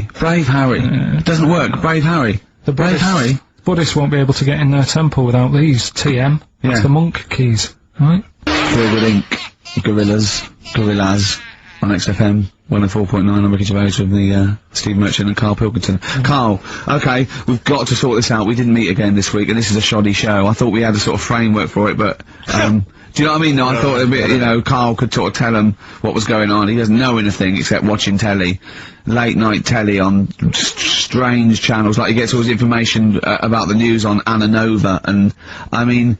I even tried to help because Monkey News last week was awful. It wasn't Monkey News. It wasn't Monkey News. It was I can't remember. I've been away on holiday. Brilliant. Yeah, and the Monkey News stops. I phoned him up. There was a front cover of the I think it was the Telegraph one day this week, and it was an ironic story. It was a fluff piece, but it was a funny story. It was about a monkey in a zoo that had a ruck with its father because it's adolescent. It was like the equivalent of like 16 to 18, and it had a fight with its father, and it escaped. It ran away, and it was like, you know, an interesting story. Yeah. I phoned Karl up and said, "It's a Monkey News. A monkey has escaped from its cage after an argument with its father." And he said, "What was the argument about?" I mean, he thinks like Homer Simpson. Yeah. What was the argument about? Like the zookeepers are going, oh no, he's brought up his untidy room again. The father, oh look, he's caught him smoking again. I mean, what do you mean, what was the argument about? They have fights. They had fights and then it ran away. His dad wanted him to go to college, but he just wants to quit and get a job. Yeah, and he fancied a monkey in the other cage, and the father was saying, she's not good enough for you. Oh. So what was it monkey about? News today? Yeah, I got a little bit of monkey You got a little bit of monkey news, right? You've redeemed yourself then this week. We've got some stuff there and that. What else has been going on? You were, what are we going to talk about now? Sort of head's gone now. Your head's got gone? monkey news. Yeah. And, Why is your brain, why is it, it seems like, since we've come back on air, you have become dimmer.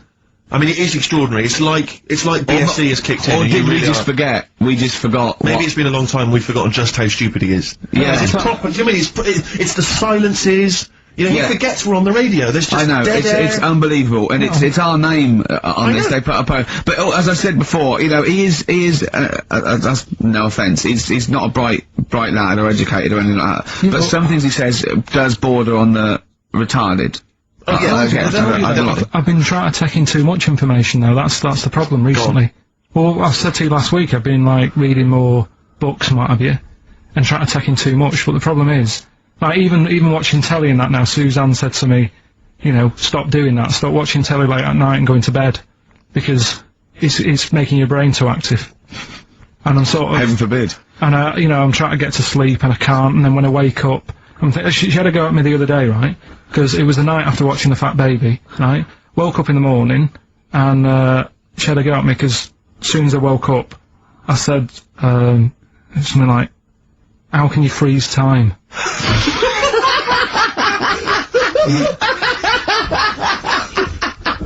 She says, are you going to say good morning or whatever? I'm gonna burst! Just imagine it, right? It's like the sun comes up through the window. Oh, she's Carl's like that, his little head. His eyes open, he goes, one of those floppy night hats. How can you freeze time? Oh, God! But it's because, like, whatever, the night before I might have heard that on the news or whatever, and it's just been sort of whizzing around my head. Sure. And, you know, it was a big debate. I think have they found a way of doing it or something? What are you talking about? They've done something about freezing time and all that. See, this isn't information, this is nothing. That is nothing, that. They've done something about freezing time. Imagine Jeremy Paxman coming on, going, well, the issues tonight, said something about freezing time. It's, think before you talk. No, but I don't worry about how to do it, I just think about what effects that Oh, they haven't asked you to get involved? Well, this is what I'm saying, though, you shouldn't explain it, it's a tough thing, isn't it? But what's the point in me worrying It's about not a question! Right, now, we got people to send in, a little thing for you last week, didn't you? The film Freaks. You got a few sent in. You watched it, did you? Yeah. Now, I should just point out that the film Freaks, for those that don't know, was a movie that was released, I think, in the... Well, actually, it was originally made in about 1932, something like that, and then it was delayed. It was banned for many years, because it did, in actual fact, feature, for want of a better phrase, real-life freaks. Yeah. Bearded ladies being one of the more kind of familiar ones. There's a guy without arms and legs. Without arms, there's all sorts. And, it was actually it's quite a tender film, isn't it? And actually portrays them as a kind of dysfunctional family. It's not exploitative in that sense, but, what do you make of it, Carl? Well, you were watching it for the Freaks, weren't you? Yeah. I mean, I wish it does take a while to get onto it. What do you mean? Well, straight away I was disappointed, right? Because at the start, like, you put it in, it's like, oh, brilliant. Here we go, you know. I said to Suzanne, we'll watch this, we'll have a good night. Yeah. Have a romantic night. Yeah, that's it, her birthday. You've got your gloves, now we're gonna watch some Freaks. So, put it on, and it starts off, and it's like, you know, the following film, you think, oh, it's like following films rated 15, which means, you know, might contain scenes of violence, bad language, and sex. Yeah. Mention nothing about pinheads. Right. So I thought they missed a trick there. Yeah. To be honest. Right? So I thought, well, let's go and watch it. And what exactly is a pinhead? Oh, if you've seen it, you'd know. Okay. Right, so, not the best thing in it either. So imagine that. Okay, so you're watching it? So, sat there, I think, right, something comes on, and the little fella's on there, the little fella we were talking about, the Pillow Man. Right. Is it the best thing in it? Now, what's the Pillow Man again? He's a fella who, years ago, he's got no arms and legs. Right. Just a torso? Just rolls, yeah. And, there's a scene where you see him sort of rolling a cigarette up, just using his mouth, and it's like, he lights it and stuff. And that's weird. And then, what else is on it? So it can stand your growth. And then there's a little fella on it, who he's fed up because he looks 5, but he's actually 34. Right? But there's a woman who is 42 and looked 8. So they both had the opposite thing. They were both really fed up. And I kind of thought that shows that, you know, you always want what someone else has got. Sure. Do you know what I mean? Yeah. So in a way, there's a story there in that. No, you described the same there. No, it was like... No, they both, you just said, they both looked young, but they are actually both older. No. This was like a little man. Yeah. Who was 35. Who was 35. And looked 8. Yeah. And so did she. No, well, the other way round then. What? So she was an 8-year-old that looked 35? Yeah. So, oh, maybe not then.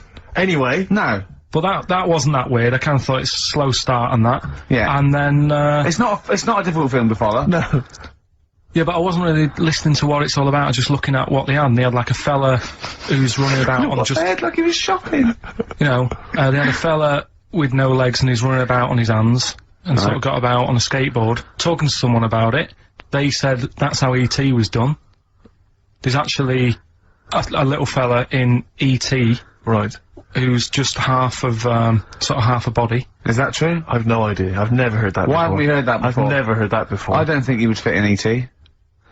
Because he's got no, because where's the head? He's got no neck, E.T. It's a skinny little thing. There's no human neck couldn't fit in that skinny little neck. You sure it wasn't Kenny Baker up to his old tricks? What are you talking about, Carl? There's a fella with no legs in E.T. In E.T. they had two fellas, right? I think they had a little, a midget fella. Right. Who did it, and then I think he was off sick, and they were like, oh, you know, what else are we gonna do?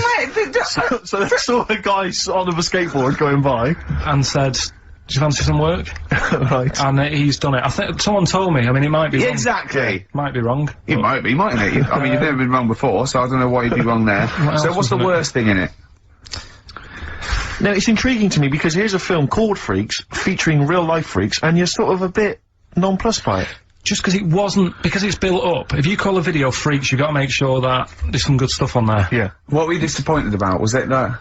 Because there was a few things on it, right? There was a woman who said she was half man, half woman, and it's like, well, you're not, are you? It was just like she had some makeup on, I thought, well, that's rubbish. And then there was a woman who could eat using her feet. That isn't that freaky. Do you know what I mean? If she's not hungry, she looks normal. And that's when I was thinking, I mean, I'm not being, right, Steve. You know I'm not being funny. Oh, here we go. No, but I'm just saying, if that woman wasn't eating, and you were sat next to her, in that film, yeah, I'd probably be sort of drawn to you more than her. I'm not...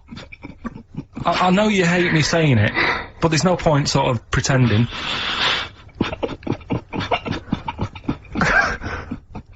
Do you know what I mean? Oi, Muttley, what are you sniggering about?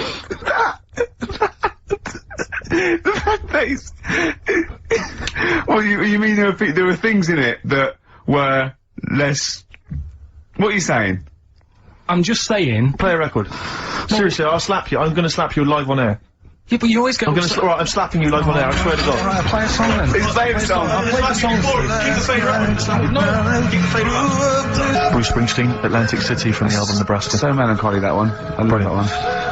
Wow. So, Freaks then. All in all, not as amazing as you first hoped. It was built up too much. Do you know what I mean? Really? It's like... Is that my fault for getting you excited? I just can't believe it. I hand you this thing on a plate. So I know, but, yeah. And I'm not being out of order, Steve. I'm just being honest. We've always said that about this show. We only talk about stuff, you know. Yeah. You know, being honest and that. Yeah, no, sure.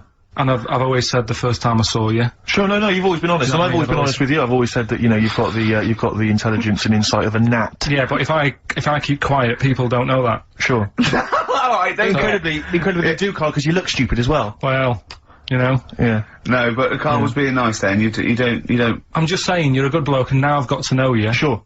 Yeah. The first time was weird when I saw you. Yeah. No, leave it. Don't just put it into it. Just let it go. No, I'm just saying. The first time, it was weird, and then weeks go by. Sure. And the weird thing is, I kind of thought maybe he's not that odd looking. Yeah. And then you went to LA for 3 weeks, and when you came back, it was like the first time again. Right, okay, No, I'm just... Okay, right, no, stop it now. Yeah. Right, everyone stop it now. No, but I just think I'm a little bit more consistent, because I've always thought you're an idiot. I don't want this, don't argue, it was just... Okay. No, I just, you know, you know what I mean? My opinion has never changed. I've always thought you're an idiot.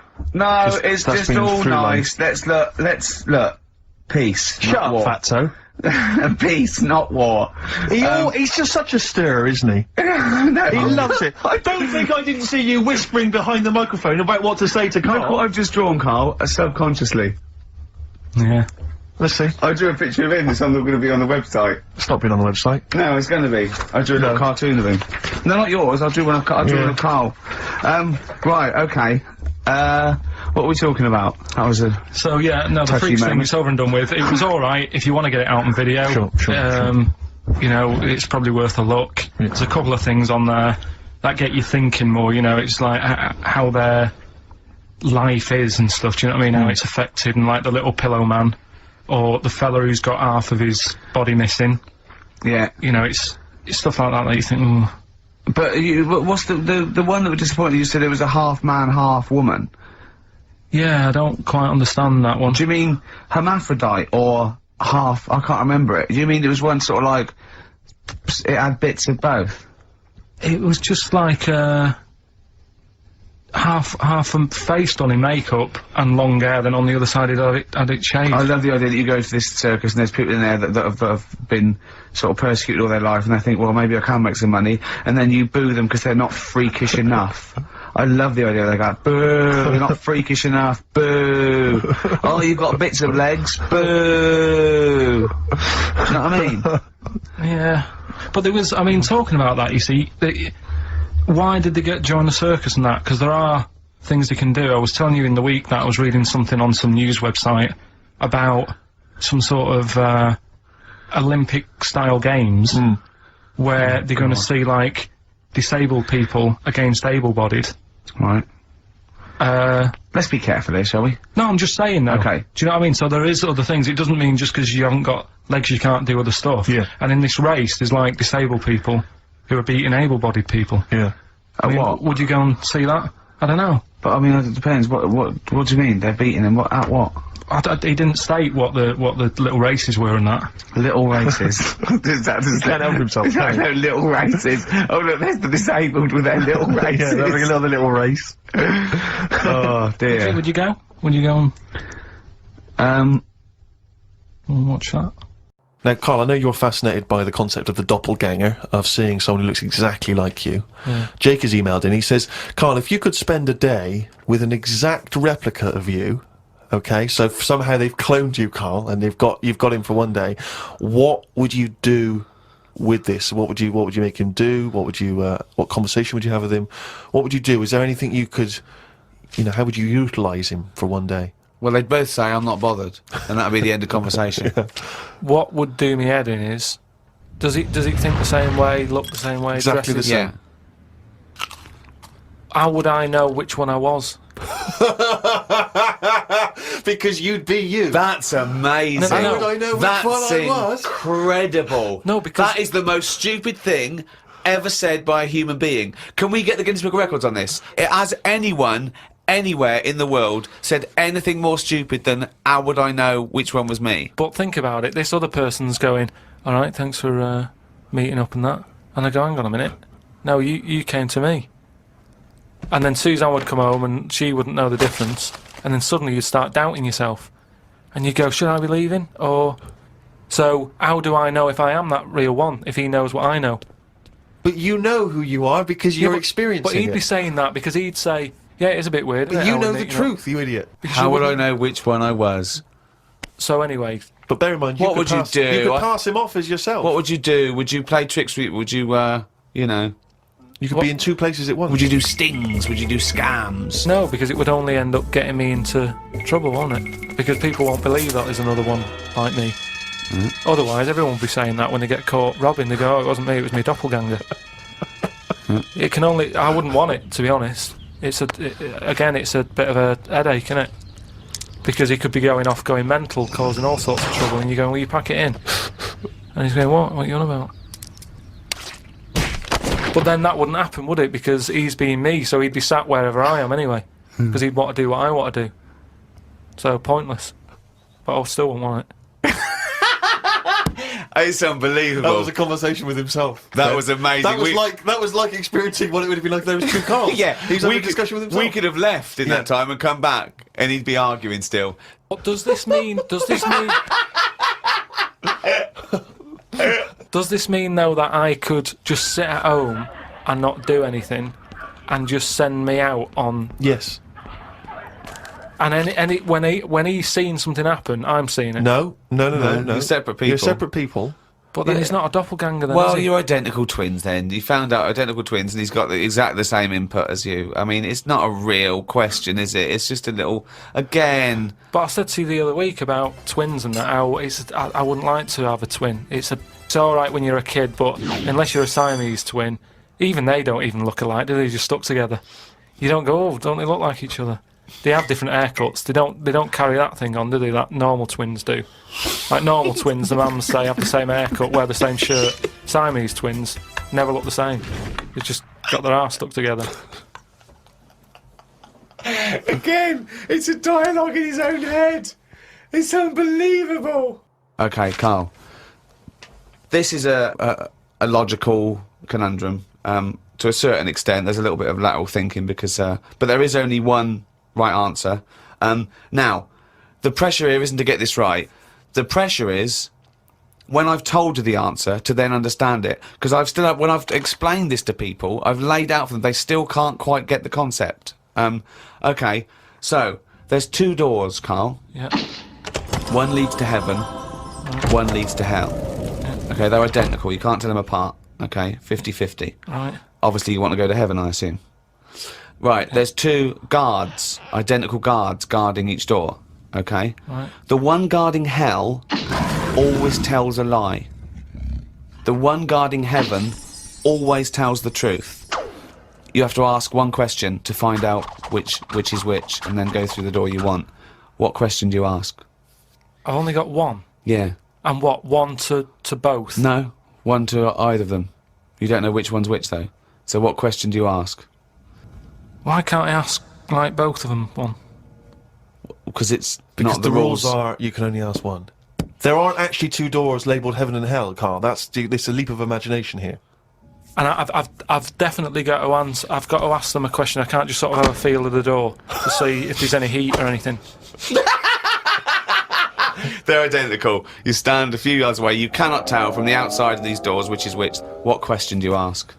I can't look through the keyhole or anything. There's no Get keyhole. anywhere near them. Let's imagine there's a small rope that prevents you from getting anywhere near, rather like outside a nightclub. Yeah.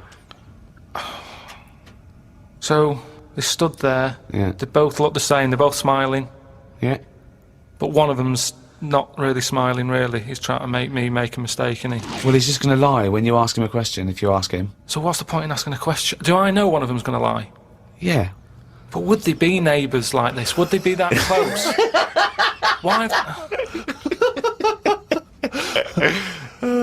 I mean, we're not sure if these two guys get on. Okay, it's a logical. Well, I'll tell you the answer. No, I want to see if he can get it. He's almost there. No, he's not almost there. What am I thinking? No, hang on. Right, so you go up and you go. Hang on. Well, look. Let's imagine that. Let's imagine Ricky and I are those two guys. Okay, right? But we have to. Well, me and Steve will decide which doors we're guarding. Okay. Right. I'm. Look away, Karl. Okay. Right. Then. So we've decided. Okay, one of us is guarding hell and one of us is guarding heaven. Which question are you going to ask and who are you going to ask it to? Right. I'll just say to you, Steve. I'll go. Got some post for God here. That's not a question. That's a statement. Right, you've got some post for God here. No, that's not a question. Yeah, but maybe the question's coming. You got some post for God here, yeah. And it needs to be signed. It's not a question. Still not a question. No, let him finish. Is God in? Because I need him to sign for this post. Is he in? Well, I can answer that as well if you want. Go on. He's in. He's behind my door. Do you want to answer it? Well, yes. Do you want to get him? Just. Well, no, you've only got one question. So you're asking Steve, is God in? What's the answer? Yes. Ask me. Yes.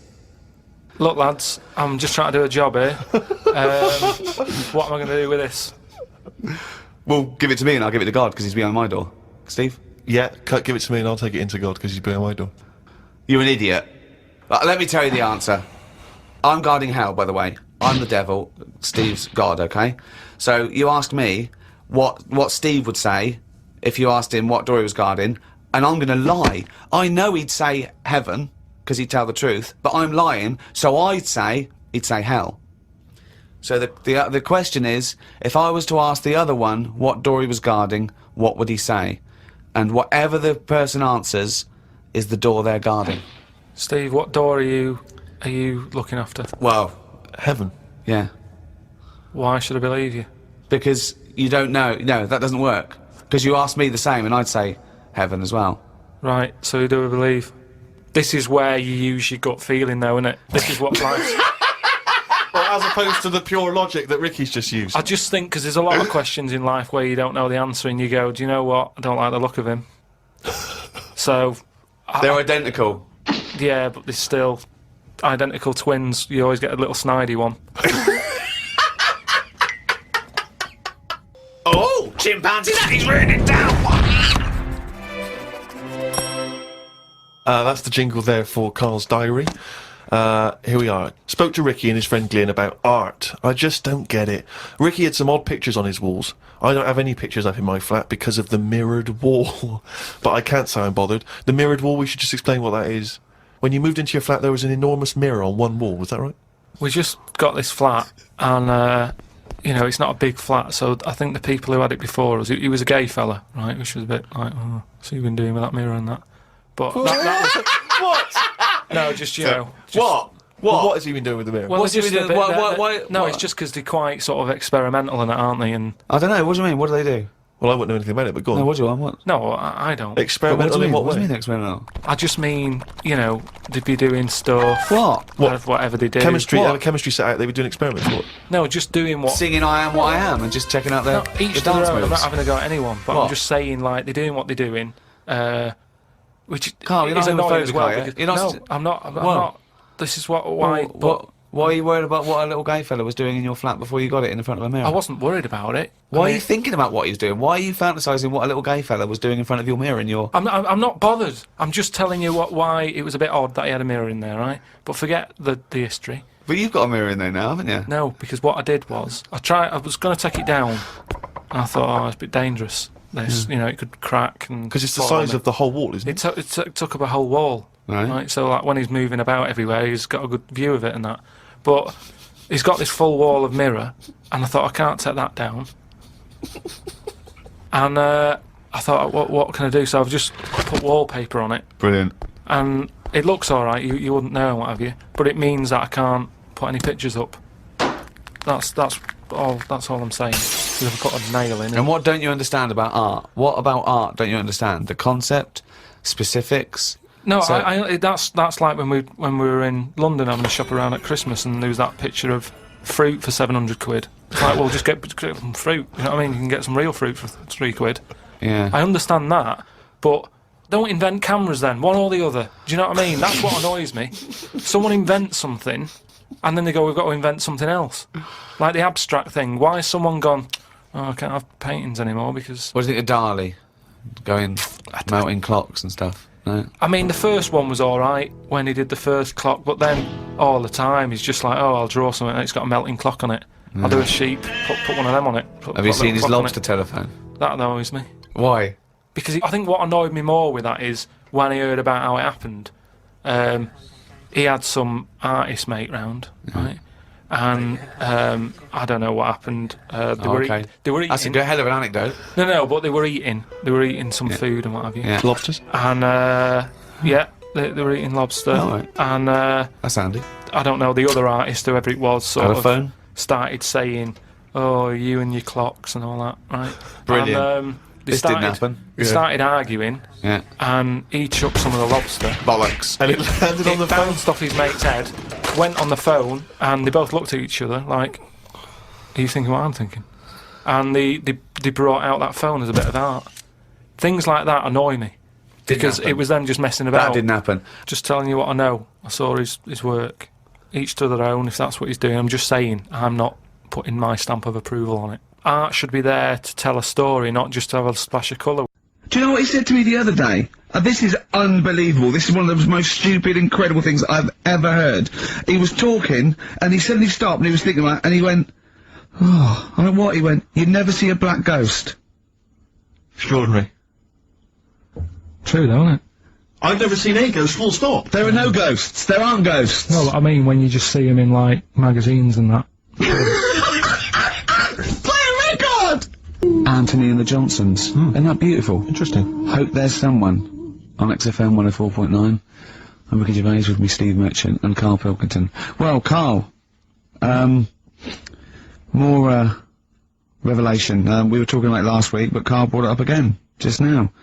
Didn't want to go to the doctors, didn't want to have a full sort of body checkup that may save his life, because he saw on the website they do a test where they have to insert a finger in his arse. Oh, don't tell me about it. Why? Don't put it on the website, just we look at your heart, yeah, check your blood pressure out. Yeah. And then they could just do it quickly, could just sort of say, right. How can they do it quickly? No, but what I'm saying is, it's worse than it going in there, knowing that, I mean, they've got it on the website, so you're on the journey on the bus thinking, in about 20 minutes I'm gonna have a finger up my arm. But they're doctors. Yeah, but just they're not doing it for a laugh, they're not filming it with a two-way screen, they're not putting on boxing gloves so it hurts more, they're up, oh, is the prostate alright, out again, out again. I'm just saying in the day, the sort of... Do you think they're in the pub going, here he comes, it's Pilkington, I had my finger up his arse today. Do they allow ladies to do that? Do they allow female doctors to do it? Of course they do, they're doctors! No, that's worse though. You're sounding like him! No, I'm just interested in, because, you know, do they allow female doctors to do the finger up the arse thing? Well, of course they do, they're doctors! Forget the female and male, they are doctors! Right, do you know any female doctors to do that? But what I mean is, isn't it a bit like if you're being searched at an airport, you know, and you're a woman, they send in a woman person to search you. They don't send in a bloke to do it. Is that the same thing? Yeah, they probably trust someone who's gone through, 6 years medical college not to be taking the piss as opposed to a fat security guard who couldn't get anything else. Do you know what I mean? You're talking about there's doctors all the time coming out in the papers, or they gave them this so they could look at their boobs or whatever, or, you know, it's all, you're always hearing stuff about dodgy doctors. But what I'm saying is, the reason why they do that security, because there's lots of security people, and they can, you know, for your own, you know, for your own modesty, there's a female one to search females, and a male one to search males, and that's fine. But there's not like 4 or 5 GPs to choose from, and you go in there and you go, is it your arse and testicles? Do you want a bloke or you know, you accept it. Got long fingernails? They don't have long fingers. What do you think this female GP looks like? She's sitting behind the desk like Cruella de Vil, with cleavage and long red false nails going, hello love, bend over, this may hurt a little bit. There's gloves and Vaseline, I mean, I don't believe there's 2 of you now in the room. Karl, they're doctors, they have to, what would you rather do than put the hand down your throat and round your alimentary canal to feel your arse? It's a quicker way in. You seem to know not about these doctors who stick fingers up people's asses. You're a very well informed gentleman about this sort of thing. Well, say if they did find something. Yeah. Would you then have to get like a second opinion so someone else's finger? Well, no. They test it to see if there's anything suspicious. That it's usually a swollen prostate, which can be anything. So you know, they catch it early, and that's it. They feel up there. But if you want a second opinion, then the same doctor will just stick a thumb up and have it around then. So it always works in the same way. Yeah. Well, if there's a doctor who can, I don't know, put me at ease. I mean, surely there's another way around it. I don't believe that. I mean, what is this? 60 million people or something in the world, isn't there? 60 billion or something? Well, 6 billion, something. Yes, you got it. Right. You hit it. Well done. That's good work. Right, so yeah, there's 6 billion, did I say? Yeah, what's 6 billion then? Loads, isn't it? Yeah, but... So if you want a doctor to phone up to assure you that the finger at the bum thing's not painful and that it's necessary, and Just that it's necessary, really. It's just that it's not an easy way round. Alright, what's the phone number here? It's, changed, haven't they? Oh, fuck. You're the producer! Here it is. 0871 222 1049, and I think you select option 1. It tells you anyway what to do. Please, if you're a GP, or you've, you know, even if you've completed medical, I mean, we want a qualified doctor, really. Anything else is not good enough for Karl Pilkington.